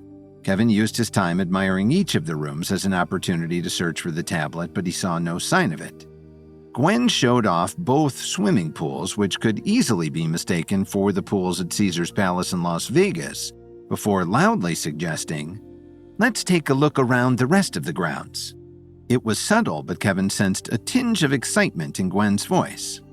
The tour wove through impressive statues and perfectly manicured gardens, all with stunning views of the California coast. Kevin thought he saw a flash of someone dressed all in black hiding behind a hedge, but before he could come up with an excuse to investigate, Gwen announced, "Our last stop is a bit of a surprise. Part of the castle that has been long unused, but I was able to resurrect it." The group walked a few hundred yards north of the castle, and when they crested the hill, they laid eyes on the legendary Hearst Castle Zoo. There was a large enclosed field where herbivores of all kinds grazed and intermingled. Zebras, kangaroos, sheep, and ostriches all shared the open space, and they seemed quite content to do so. Leading the group past the field to an enclosed menagerie, Gwen said, "And this is where we house some of our more dangerous animals. This gate leads to our observation area." She gave the wrought iron door a tug. The tug was a pretty weak one, it seemed to Kevin. Making a show of giving up on opening the door, Gwen turned and said, "Kevin, could you open this for me? You're a strong boy." Kevin sensed Gwen had an ulterior motive, but he couldn't challenge her in front of the rest of the group. He easily tugged open the door, revealing a massive grizzly bear that immediately sprung into attack. Kevin arranged for his squad from Hollywood and from Chicago to attend Gwen Archer's murder mystery weekend at Hearst Castle, though the real reason he was going was so that he could track down a stolen Egyptian artifact with Professor Darius Osmond. Gwen's other guests were all the enemies Kevin had made since arriving in Hollywood. While touring the grounds, Gwen revealed that she had resurrected the previously defunct Hearst Castle Zoo. She asked Kevin to open a door for her, saying it led to the observation area, but as soon as Kevin opened it, a grizzly bear sprang into attack. The crowd instantly started screaming as soon as the bear pounced on Kevin. Gwen quickly shut herself, Helen O'Day, and Judy Chen behind the next door, which led to the real observation area. Peeking over the fence, she half-heartedly said, "Oops, I guess that was the door to the cages. My bad." As Kevin fought off the bear while pinned to the ground, he wasn't terribly worried. Grizzlies were fearsome predators, but he knew he could handle it thanks to his ability to commune with members of the animal kingdom. He managed to roll on top of the bear and pin it, but then he saw a horrifying sight. 2 more bears had woken from their slumber, and they were pissed to have been disturbed. They raised on their hind legs, showing off their hulking mass, and let out ominous roars. Kevin had only seconds to act before they'd be upon him. Kevin knew that angry bears would act first and think later, and there might not be enough time for him to make a mental connection of friendship with them before he was ripped to shreds. "Emo, Dalton, Zane, I need you all for backup," Kevin yelled. "Everyone else, get back to the house." "It's a castle," Gwen corrected him from behind the fence, clearly enjoying her front row seat to the mayhem. Kevin watched with relief as Lily and his parents ran to safety, though Lily kept glancing behind her with pained eyes. If Kevin didn't know Atticus and Lance better, he might have expected them to lend their support. But since he did know them, he wasn't surprised to see them scramble away. Lance even leaving his wife Audrey and the sympathy girls in his dust. Meanwhile, both Milo Hardy and Ryder Vance tried to grab Madame Spatzel's hand in an attempt to rescue her. Their eyes burned at each other. They weren't just competing over roles now, they were competing for their co-star. Madame Spatzel, however, shrugged both of them off and mostly looked disappointed that she wasn't asked to join in the fight. She walked away on her own at a leisurely pace. "I've handled bigger," she said casually. Kevin kept the first bear pinned while Zane, who was a high stage level 5 himself, charged the second bear with a rock, and Emo and Dalton traded kicks and punches with the third. Normally, a fight with a grizzly bear would mean certain death, but with Kevin, Dalton, and Zane all fighting with levels, they were holding their own. But Kevin knew he was the only one who had the levels to communicate with animals, and that was going to be their best shot at getting out of this. "We need to get them back into the cage," Kevin yelled. He rolled off the first bear and sprinted into the cage. "When they're all in here, shut the gate," he yelled. "We're not going to trap you in there with them," Emo called back. "Trust me," Kevin replied. The first bear immediately chased Kevin into the cage, but Kevin needed to lure the other 2 in there with him. He found a bucket of fish that had been set aside for their next meal and began throwing it around the cage. "Come and get it," he yelled to the bears. The other 2 bears, distracted by the smell of food, abandoned the other men and returned to the cage. "I hope you know what you're doing, Kevin," Emo said as he reluctantly shut the gate. The bears started closing in on Kevin, who was still a threat to them and who was now on their turf. Kevin called on his levels and telepathically asked, "What can I do for you in exchange for letting me out of here?" The bears momentarily paused, confused by the communication, but continued advancing. "You can't help us," the lead bear replied. "I can try," Kevin answered earnestly. "What is it that you need?" The bears glanced at each other as if momentarily discussing amongst themselves. The leader then said, "Our whole family was captured in Yosemite. The 3 of us were sent here, but my son didn't come with us. He's just a cub." This genuinely broke Kevin's heart. "I'm so sorry. I can't imagine what it must be like to have a child taken from you. Do you know where your cub is? I can get him back for you." The bear dropped to the ground on his backside, seemingly in grief. "He was taken to the University of California at Berkeley to be their mascot," he said with deep sorrow. "They even make him wear a football jersey and a tiny hat. It's humiliating." Kevin really felt for the bear family. "If you let me out of here, I will get him back for you. I promise." The bears seemed to accept Kevin's assurance and stepped aside for him. Kevin calmly walked to the gate and shut it behind him. On the other side, Dalton, Emo, and Zane were stunned. "How the hell did you get out of there?" Emo asked. "We're going to have to find a new mascot for UC Berkeley," Kevin replied. "That doesn't answer the question," Emo said in exasperation. Gwen emerged from her hiding place in the observation area with Judy and Helen. "It's a good thing you're indestructible, Kevin." Gwen said in a tone that indicated she wasn't happy about the outcome at all. It wouldn't be a very fun murder mystery if everyone saw the bear do it, Kevin replied nonchalantly. I'm surprised you mixed up the cage with the observation area, Gwen, he continued. I thought you knew this castle inside and out, but I guess everyone makes mistakes. Kevin walked away, and even though Gwen was behind him, he knew she was fuming, that she wouldn't be able to defend her competence without admitting that she did it on purpose. When they reached the top of the hill, Lily threw her arms around Kevin. Oh, thank God, she exclaimed. Behind her, Dorothy sarcastically added, Yippee! Kevin's alive! Susan gave Kevin a kiss on the cheek, and Alan whispered, I really don't think that woman should own a zoo if she doesn't remember which door leads to the cages. Good point, Dad, Kevin replied. A few feet away, Ryder tenderly took Madame Spatzel's hand. You're safe now, he said, as if he had done something heroic. She pulled her hand and walked away. Madame Spatzel was growing tired of both Ryder and Milo. When they all returned to the assembly room, Gwen made her next round of announcements. Well, that was certainly eventful, she began, though her voice sounded utterly bored. It is now time that we all change into our costumes to begin the game. Your character descriptions have been left on your beds.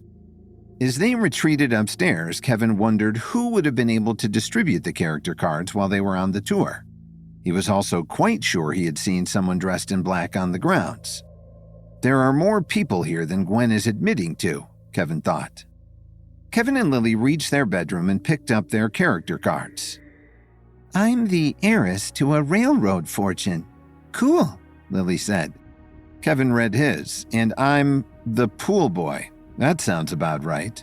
Gwen was clearly going to take any opportunity to try to humiliate or murder Kevin, but she had yet to succeed. If anything, she had just given him an excuse to skip wearing the tuxedo he had reluctantly brought. T-shirt and jeans it is, Kevin happily concluded. Lily still got to wear the dress she brought, and the ruffles and straight silhouette of her flapper dress looked beautiful on her pregnant figure.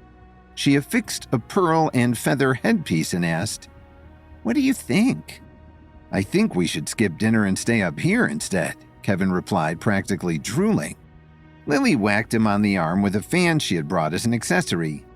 Hands to yourself, pool boy, she laughed. Don't let Dorothy hear you say that, Kevin cautioned. They arrived downstairs to find that most of the guests had reconvened in their stunning 1920s fashion. Susan and Alan rushed up to Kevin and said, Our characters are a wealthy couple from Chicago. Isn't this fun? That sounds like a real acting challenge for you, Kevin joked. Seeing Kevin's casual outfit, Atticus couldn't resist the opportunity to have fun at his expense. Didn't anyone tell you that you were supposed to dress up for this, Kevin? Lucky me. I was assigned to the role of pool boy, Kevin replied. I'm just staying committed to the game.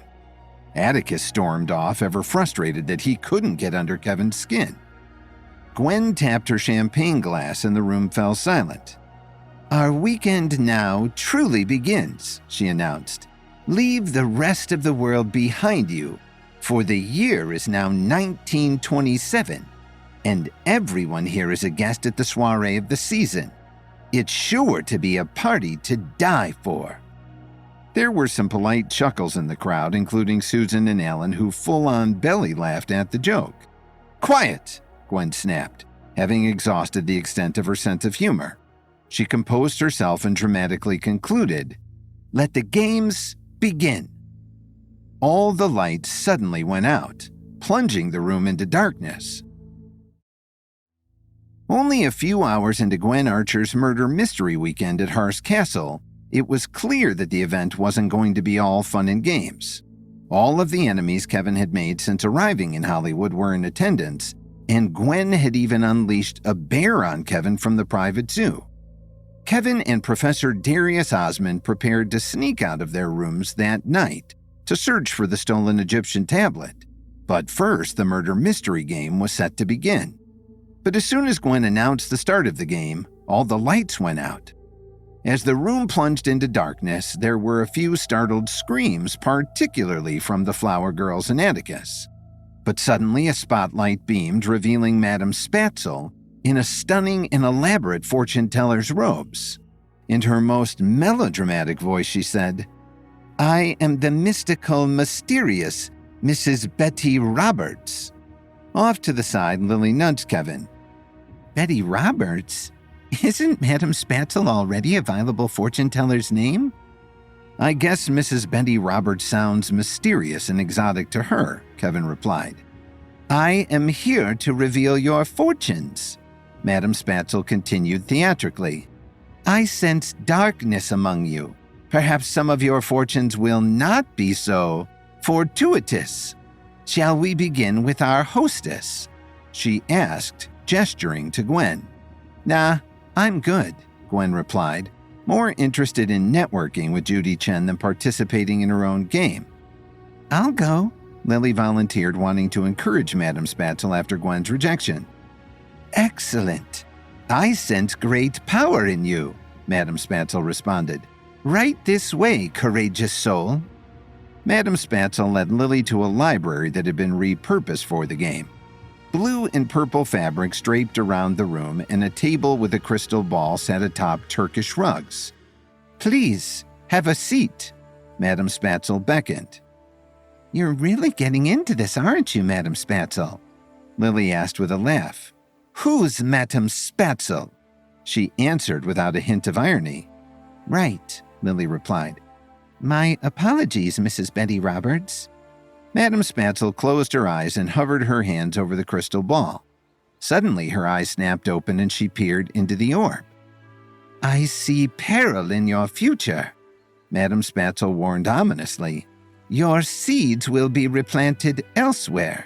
Wherever they take root remains to be seen." Lily was instantly uncomfortable. "Seeds? What are you talking about? Is this part of the game?" Glancing down at her belly, she added, "Are you talking about the twins?" "Guard your garden," was Madame Spatzel's only response. Lily decided this was definitely not fun for her anymore. Game or not, Madame Spatzel was starting to freak her out. "You better be talking about actual landscaping," she declared as she rose from her seat. "Thanks for the fortune, Mrs. Roberts," she said sarcastically as she left the library. When Lily re-entered the assembly room with a sour look on her face, Kevin hesitantly asked, "How'd it go?" Lily tried to shake off Madame Spatzel's creepy reading. "I guess it's part of the game that everyone is going to be told some dark future ahead of them," she said. "Madame Spatzel is really committing, though." "She always does," Kevin replied. Madame Spatzel entered the assembly room and, opening her arms in a welcoming gesture, asked, "Who's next?" "I shall volunteer to hear your wisdom," Ryder Vance offered in an over-the-top attempt to seem chivalrous. Madame Spatzel dropped her arms in disappointment. Fine, whatever," she answered, suddenly less into her character. When Ryder took a seat opposite Madame Spatzel in the library, she put much less effort into her performance. "I will see into your mind's eye," she announced, glancing at her crystal ball. She suddenly whipped her head up. "If you think we're doing that, think harder." When Madame Spatzel and Ryder re-entered the assembly room, Kevin leaned over to Lily and whispered, "That was quick." "Me next. Pick me, mysterious, mystical Mrs. Betty Roberts," Penelope begged with her hand raised like she was in grade school. "Right this way, child," Madame Spatzel beckoned, resuming her theatrics. Once they were seated at the table, a cold look crossed Madame Spatzel's face as she peered into the crystal ball. "I'm going to be honest. I can't see past Tuesday for you." "That's okay," Penelope replied in her usual spacey voice. "I usually don't even know what I'm doing tomorrow." "Be careful where you place your trust," Madame Spatzel cautioned. "Some of the friendliest faces may be wearing masks." "Oh, does that mean I'm the one who gets murdered in the game?" Penelope asked eagerly. "I was hoping I'd get to solve the mystery. I'm very perceptive, you know." "I'm sure you are, child," Madame Spatzel replied. Like earlier, Penelope continued, I asked Helen O'Day if I could have a role in Cleopatra, and she said she'd think about it, but I could tell she really wouldn't. That is perceptive of you, Madame Spatzel replied, genuinely interested in this bit of gossip. Thank you for telling me my future, Mrs. Betty Roberts, Penelope said, trying to match Madame Spatzel's dramatic tone. I hope I survived to see you tomorrow. Wink. She didn't even attempt an actual wink as she smiled and left the room. When Madame Spatzel returned to the assembly room, this time she wasn't interested in taking a volunteer. Perhaps our illustrious studio head would like to join me next, she asked, looking hopefully at Helen. Helen detested being put on the spot, but she couldn't exactly snub the star of Eminence's biggest movie production ever. Oh, I'm no studio head, she said, feigning playing along. Glancing at her character card, she said, I'm the head maid? And then in a bit of a huff, Helen turned to her hostess. Seriously, Gwen? A maid? Gwen merely shrugged and sipped her champagne. Still an illustrious leader, Madame Spatzel countered. Come, your fortune awaits. Helen shot a fiery stare at Gwen before begrudgingly following Madame Spatzel to the library. When they arrived in the library, Helen knew that she'd have to keep her talent happy. It was the worst part of her job. So what do you see for me, Mrs. Roberts? Helen asked with forced politeness. Madame Spatzel gazed intently into the crystal orb. I see you in conflict with a fellow guest. Just one? Helen asked with an eyebrow raised. A stated promise will be broken, Madame Spatzel continued, studying Helen's face for a reaction. A most unexpected witness has seen behind your mask. Well, I guess I am playing the maid, Helen shrugged. If I had to clean up after people, I'd fake a smile too. Your darkness has been exposed, Madame Spatzel prodded. Helen could barely force herself to keep playing along. Are you telling me I'm the murderer? I can honestly say I wouldn't be mad about it. It would at least make this weekend somewhat interesting for me. Madame Spatzel seemed surprised and pleased to get this response out of Helen. Go forth, but be warned. Hidden eyes are watching. Great, Helen replied. Thanks for the heads up. Relieved that her obligatory FaceTime was over, she quickly left the room. Madame Spatzel emerged into the assembly room embodying a posture of utter exhaustion. My third eye has grown weary, she declared.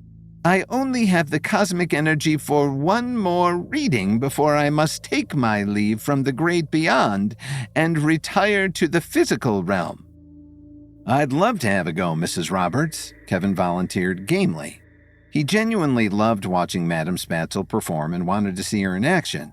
Under his breath to Lily, he added, maybe I'll find out that the pool boy is having an affair with the railroad heiress in the near future. Lily returned a sly smile. I don't think you need a psychic to tell you that one. Kevin gave Lily a kiss on the cheek and followed Madame Spatzel to the library. Once Kevin took his seat opposite Madame Spatzel, she resumed her grandiose performance as she gazed into the crystal ball. The divisions in the hierarchy of caste and wealth will fall, she announced. So I am going to have an affair with the railroad heiress. Nice, Kevin replied, thoroughly enjoying this. Madame Spatzel continued her reading. You will? Suddenly she sat up straight, no longer pretending to see any visions in the crystal ball. Her pupils dilated, and though her eyes were directed straight at Kevin, he had the distinct impression that she wasn't seeing him. A chill ran through him. In a voice less theatrical and far more authoritative than she had previously used, Madame Spatzel said, What you seek is here. Kevin leaned forward, eyes wide. Is Madame Spatzel actually having a real vision? He wondered with a mix of fear and excitement. Is she referring to the tablet somehow? These hallowed halls hold clues and cues, she continued in her new serious tone. Tread carefully, dear seeker. Kevin held his breath, hanging on her every word. Madame Spatzel forcefully concluded, Your grail is a cradle of power that cannot be held in the wrong hands. You must not fail. And with that, Madame Spatzel abruptly slumped in her chair like a dead weight.